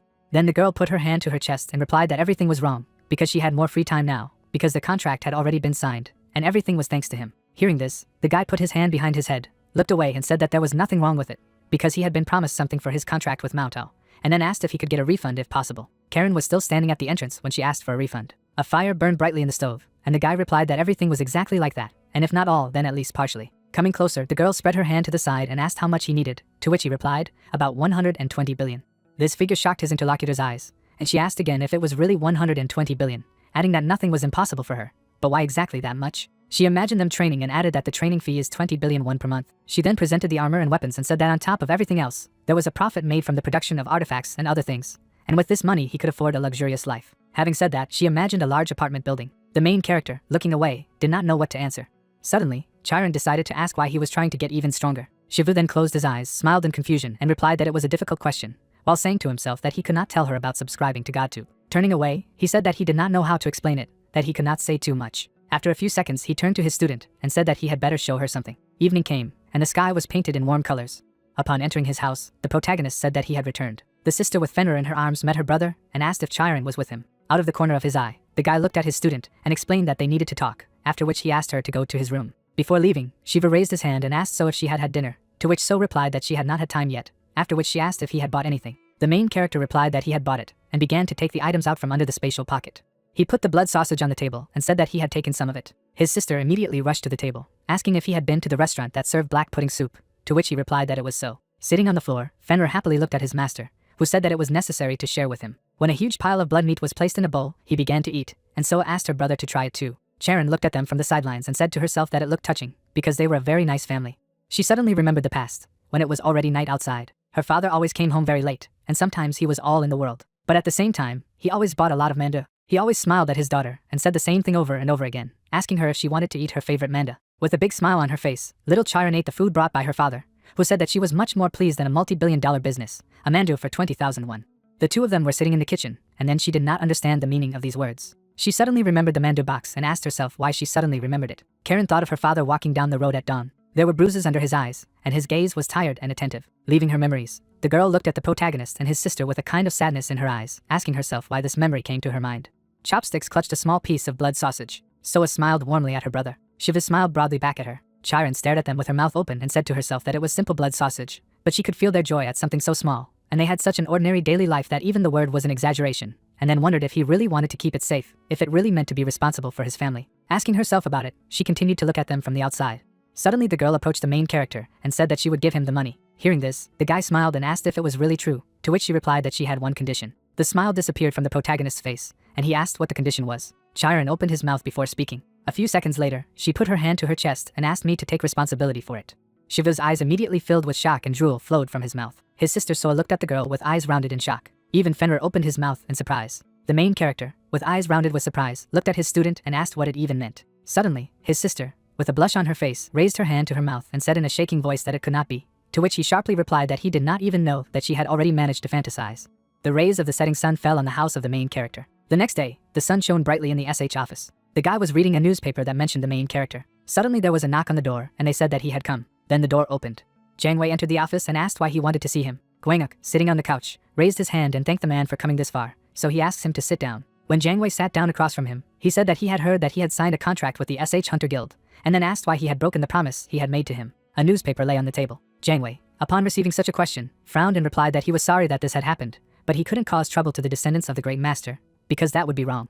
Gwanguk looked at his guest attentively. Suddenly he frowned and asked if he had not made him a promise. Then his interlocutor spread his hand to the side and replied that Mao Tao was ready to apologize, and besides, closing his eyes, he put his hand to his chin and agreed that this contract would be useful to SH. And while he was saying this, the eldest son raised his hand.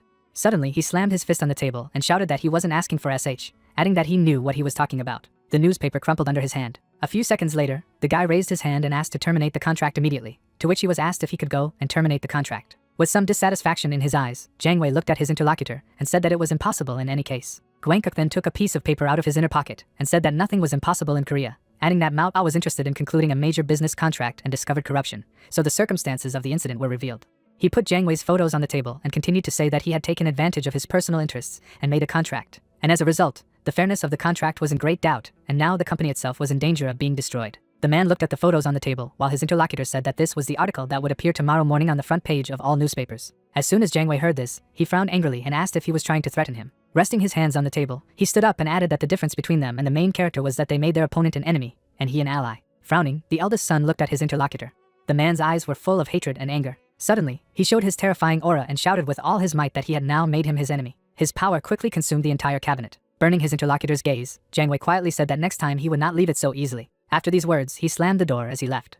Left alone with himself, the eldest son looked away and said that things were bad. At this time, someone was running quickly along the corridor. Gwanguk's subordinate burst into the office and asked with an anxious face if the director was okay, adding that he had heard screams. The guy ran his hand through his hair and replied that there was a small problem, but nothing like that, after which he asked what was going on with the pandemonium. Raising his hand, his subordinate replied that there was no news yet, after which he received an order to contact them again.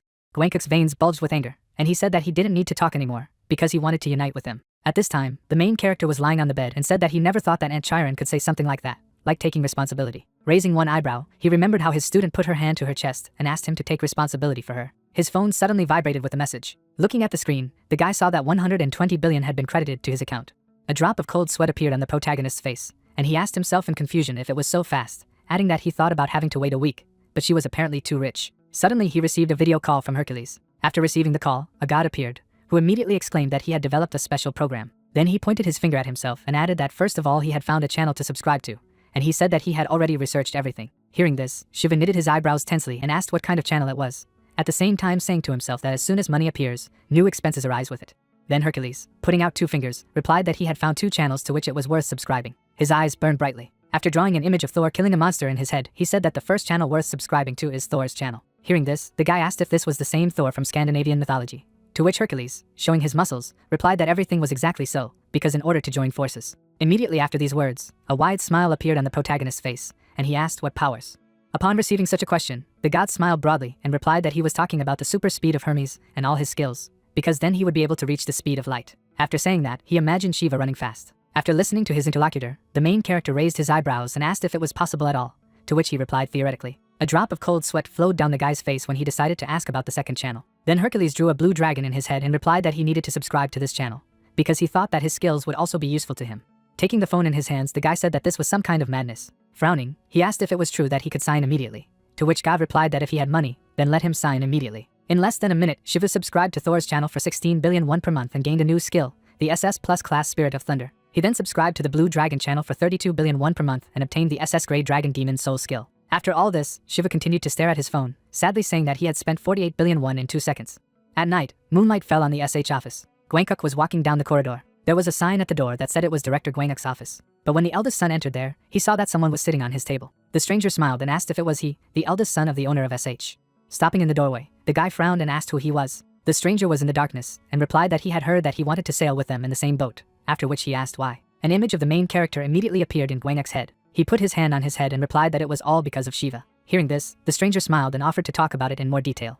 After a while, Liz Hong showed his hunter's license and asked the protagonist to take a look. He ran in his direction and happily shouted that he was now a rank as well. With a blush on his cheeks, he pointed his finger at his ID and added that he was now in the top 0.1%. Seeing this, the protagonist said that it was pretty cool, after which he pointed his finger at himself and added that he was going to an A-rank dungeon today anyway. As soon as the guy heard this, his expression changed abruptly, and he quietly said that he was somehow scared. A few minutes later, the monster's foot hit the ground. Huge orcs walked through the forest. With horror in his eyes, Liz Hong looked at them and said that there were A+ class ogre monsters living here, and there were a lot of them here, and they usually went to such places in groups of 30 people. He tried to keep up with the main character, who said that he was just exaggerating. Out of the corner of his eye, he looked at his comrade and smiled broadly and added that it wasn't as difficult as he thought, and that these ogres had unusual behavior, so fighting them was good for practice. A crowd of monsters stood not far ahead. Drops of cold sweat flowed down the boy's face, and he asked in confusion if it was for practice, after which he suddenly shouted that even if he had 100 lives, it was better not to come here. But while he was shouting this, the main character rushed to attack. With glowing eyes, the ogre raised his club behind his back. When he delivered a powerful blow, Shiva easily returned. While in the air, he used the new skill Thor's First Lightning with glowing eyes and said that it was time to see how this skill worked. Bright blue lightning appeared in the air. It struck a huge orc. Liz Hong, filming this, asked in a shaking voice what it was. At this time, another ogre shouted loudly with a grimace of rage. He rushed to attack the main character. Seeing this, Shiva only smiled. The monster was flying straight at him. The guy also rushed to attack, and his cameraman said to himself that he was using the power of lightning and flying. The protagonist's fist quickly appeared in front of the ogre's muzzle. After a missed blow to the jaw, the monster flew into the sky. At this sight, Li Zhong's mouth dropped open in shock and asked himself what the hell it was, if he was killing A+ rank ogres like ordinary goblins, and what was going on here. The main character was gradually surrounded by monsters. Their eyes burned brightly with rage. Shiva turned to them and said with a smile on his face that there were still a few left, but then he could use another technique. Raising his fist, he used the Blue Dragon Soul SS Class Demon Dragon Soul ability. With eyes full of horror, the cameraman filmed it and asked himself in a shaking voice what it was. The ogres opened their mouths and roared furiously. At this time, the protagonist raised his hands and used the Thunder God ability. All the monsters were struck by lightning in the same second. Liz Hong covered his face with his hand and said to himself that he thought that this time would be different. After all, he had become an A-class hunter and thought that he would help him. His eyes were filled with sadness and grief. Having defeated all the monsters, the guy spread his hands in different directions and exclaimed that this is incredible strength. He looked at Hercules and asked if this was the power for thermonuclear fusion, Thor's thunderclap, and the soul of the demonic blue dragon. Putting out his finger, the god with a smile on his face asked if it was impressive, wasn't it? There were defeated monsters lying around the main character, and he replied that he really gave him good advice. Then he opened the system screen and, holding out his finger, said that he had a lot of practice to do and it would not be easy, and the subscription fees continued. Then Hercules snapped his fingers and said that now he could try to join forces together. Then he showed his muscles and added that the subscription was really under pressure. Hearing this, he knitted his eyebrows and asked what kind of subscription and what kind of pressure it was, to which he received the answer not to drive the horses. The guy gritted his teeth in displeasure and said that if something like this had happened, he should have told him about it a long time ago. Then Hercules folded his arms over his chest and asked if he had ever imagined that he would be able to unite two unique personalities, adding that it could be done differently. He remembered the superpower Fist of Destruction and said that it was an unimaginable technique. The main character, hearing this, spread his hands in different directions and asked if this was what he called real compression. Then his interlocutor put his hand to his chin and replied that everything was so, but to put it simply, he would just show him. After saying that, he pointed his finger at the guy. Clouds floated over the headquarters of the inspection bureau across the blue sky. The man knocked on the door and called for the master. The man on the other side of the door, without any emotion on his face, allowed me to enter. His subordinate carefully opened the door and asked for forgiveness, after which he was asked what had happened. Taking a few steps forward, he replied that he had studied everything he had said, and it seemed that Joan was stirring. With that, he handed over the records of the events in the dungeons for the past 3 months. If you look closely, you will notice that the frequency of dungeons has increased exponentially over the past 3 months. The old man's subordinate continued to stand in front of his boss's desk, adding that this was the first such situation since the Demon King had been defeated, except in Seoul. There was no emotion on his face as he continued to say that they were appearing all over the country, and there were already victims. After listening to the man, Taemin frowned and asked why there was no problem with Seoul, to which Seoul replied that it was rumored that the Hunter Shivu had cleared all the dungeons of Seoul. The man looked at the old man and continued to say that they had some information, although they were not sure about it. Drawing an image of the one-eyed Juan in his head, he reported that it seemed that someone had teamed up with the Pandemonium. The man continued to stand in the same place, saying that after all, Mingzhong was saying so it seemed to be true. Drawing an image of the girl in his head, he explained that she was the head of the 4th group of the Seoul department, a former member of the Pandemonium, and Bukshin told them about it. Taemin, hearing this, put his hand to his chin and said that if this was indeed the case, then this time Joan would act decisively. Suddenly, a notification came to the tablet, informing about a new message in the mail. The man looked down at the tablet and said that he had received a message from the UN. A drop of cold sweat suddenly appeared on his face, and he looked up and said that they were talking about the red shadow moving. As soon as the old man heard this, his eyes filled with shock and horror. Drawing a black silhouette with glowing red eyes in his head, he said, "The ruler of Pandemonium and the red shadow." Leaving his performances, the old man sprang to his feet. His subordinate looked at him and replied that everything was correct. The UN was monitoring this, after which he was asked if he really wanted to say that the red shadow was now in Korea. The man knitted his eyebrows and replied that they had said that there was such a possibility, because there was a high probability that he was really here. Gritting his teeth, Taemin said in a low voice, "The red shadow is moving, and it's actually hard to believe." Drawing a black silhouette with glowing eyes in his head again, he said to himself that the red shadow was the ruler of Pandemonium, and he was not only a criminal, but also a world-class personality. Leaving his performances, he raised his hand. Putting his hand to his chin, the old man said that such a creature in their small country called Korea was unlikely to ever happen. Suddenly, his subordinate raised his eyebrows in surprise and asked where he was. Looking at the man, Taemin replied that he needed to meet his father. After a while, the plane landed. Taemin was standing at the airport and said that they had finally arrived, so they had to pass. His subordinate was standing next to him, and with a big smile on his face, he was saying that he would meet Mr. Sumpying, the immortal sword. The old man, hearing this, shifted his gaze to the side and said that he was the most important, after which he asked why he should bother with him. After all, he was already busy with work and there was no need to go with them at all, to which he replied that his job was to help the director. They both got into the car, and the director replied that if someone had heard him, they would have thought he was a child. After reaching the right place, the subordinate followed his master and continued to say that he was still suffering from the wounds inflicted by Joan, so he still hadn't fully recovered. The old man walked ahead and replied that he was almost recovered, to which he replied that it almost did not count. A drop of cold sweat was running down the man's face, and he was saying that he was just coming with him, so he should stop complaining. Smiling in confusion, the old man looked at his subordinate and said that he, like Peak, was infinitely stubborn. When the latter caught up with him, he said that he just had to keep going, after which he asked if he wanted to go first. Then the man silently looked away. He was looking deep into the forest when he suddenly asked why they were here on Mount Halasan in the first place. Taemin smiled and replied that he didn't know it, because he didn't know where his father lived. Hearing this, his subordinate raised his hand and took a step forward, asking why they had come here.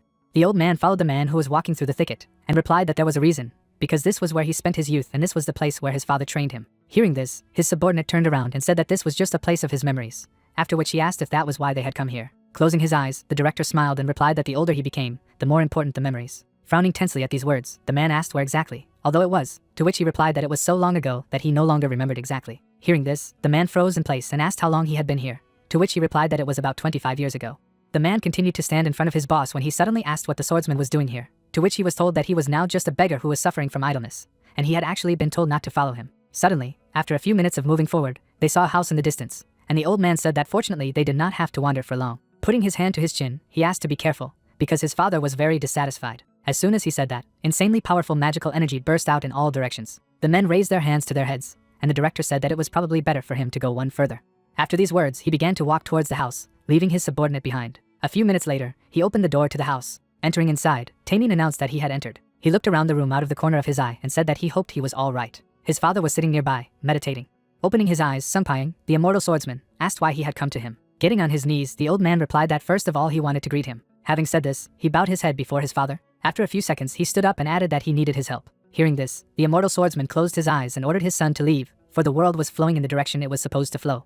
He continued to sit in the same position, adding that the law says that you should let things take their course, to which he replied that he could redirect him. Frowning, the director imagined a fish splashing in the water, and added that it was possible to fight against the current, after which he asked if this was not so. Then his father opened his eyes and said that it seemed that someone had touched his heart, after which he asked if he had ever seen how he changed because of this. The old man did not take his eyes off his interlocutor, remembering the main character and answering that he saw a trend that he thought he could never go against. He saw how everything changed with the appearance of just one person. There was only one candle burning in the room, and the immortal swordsman replied that someone had given him false hope.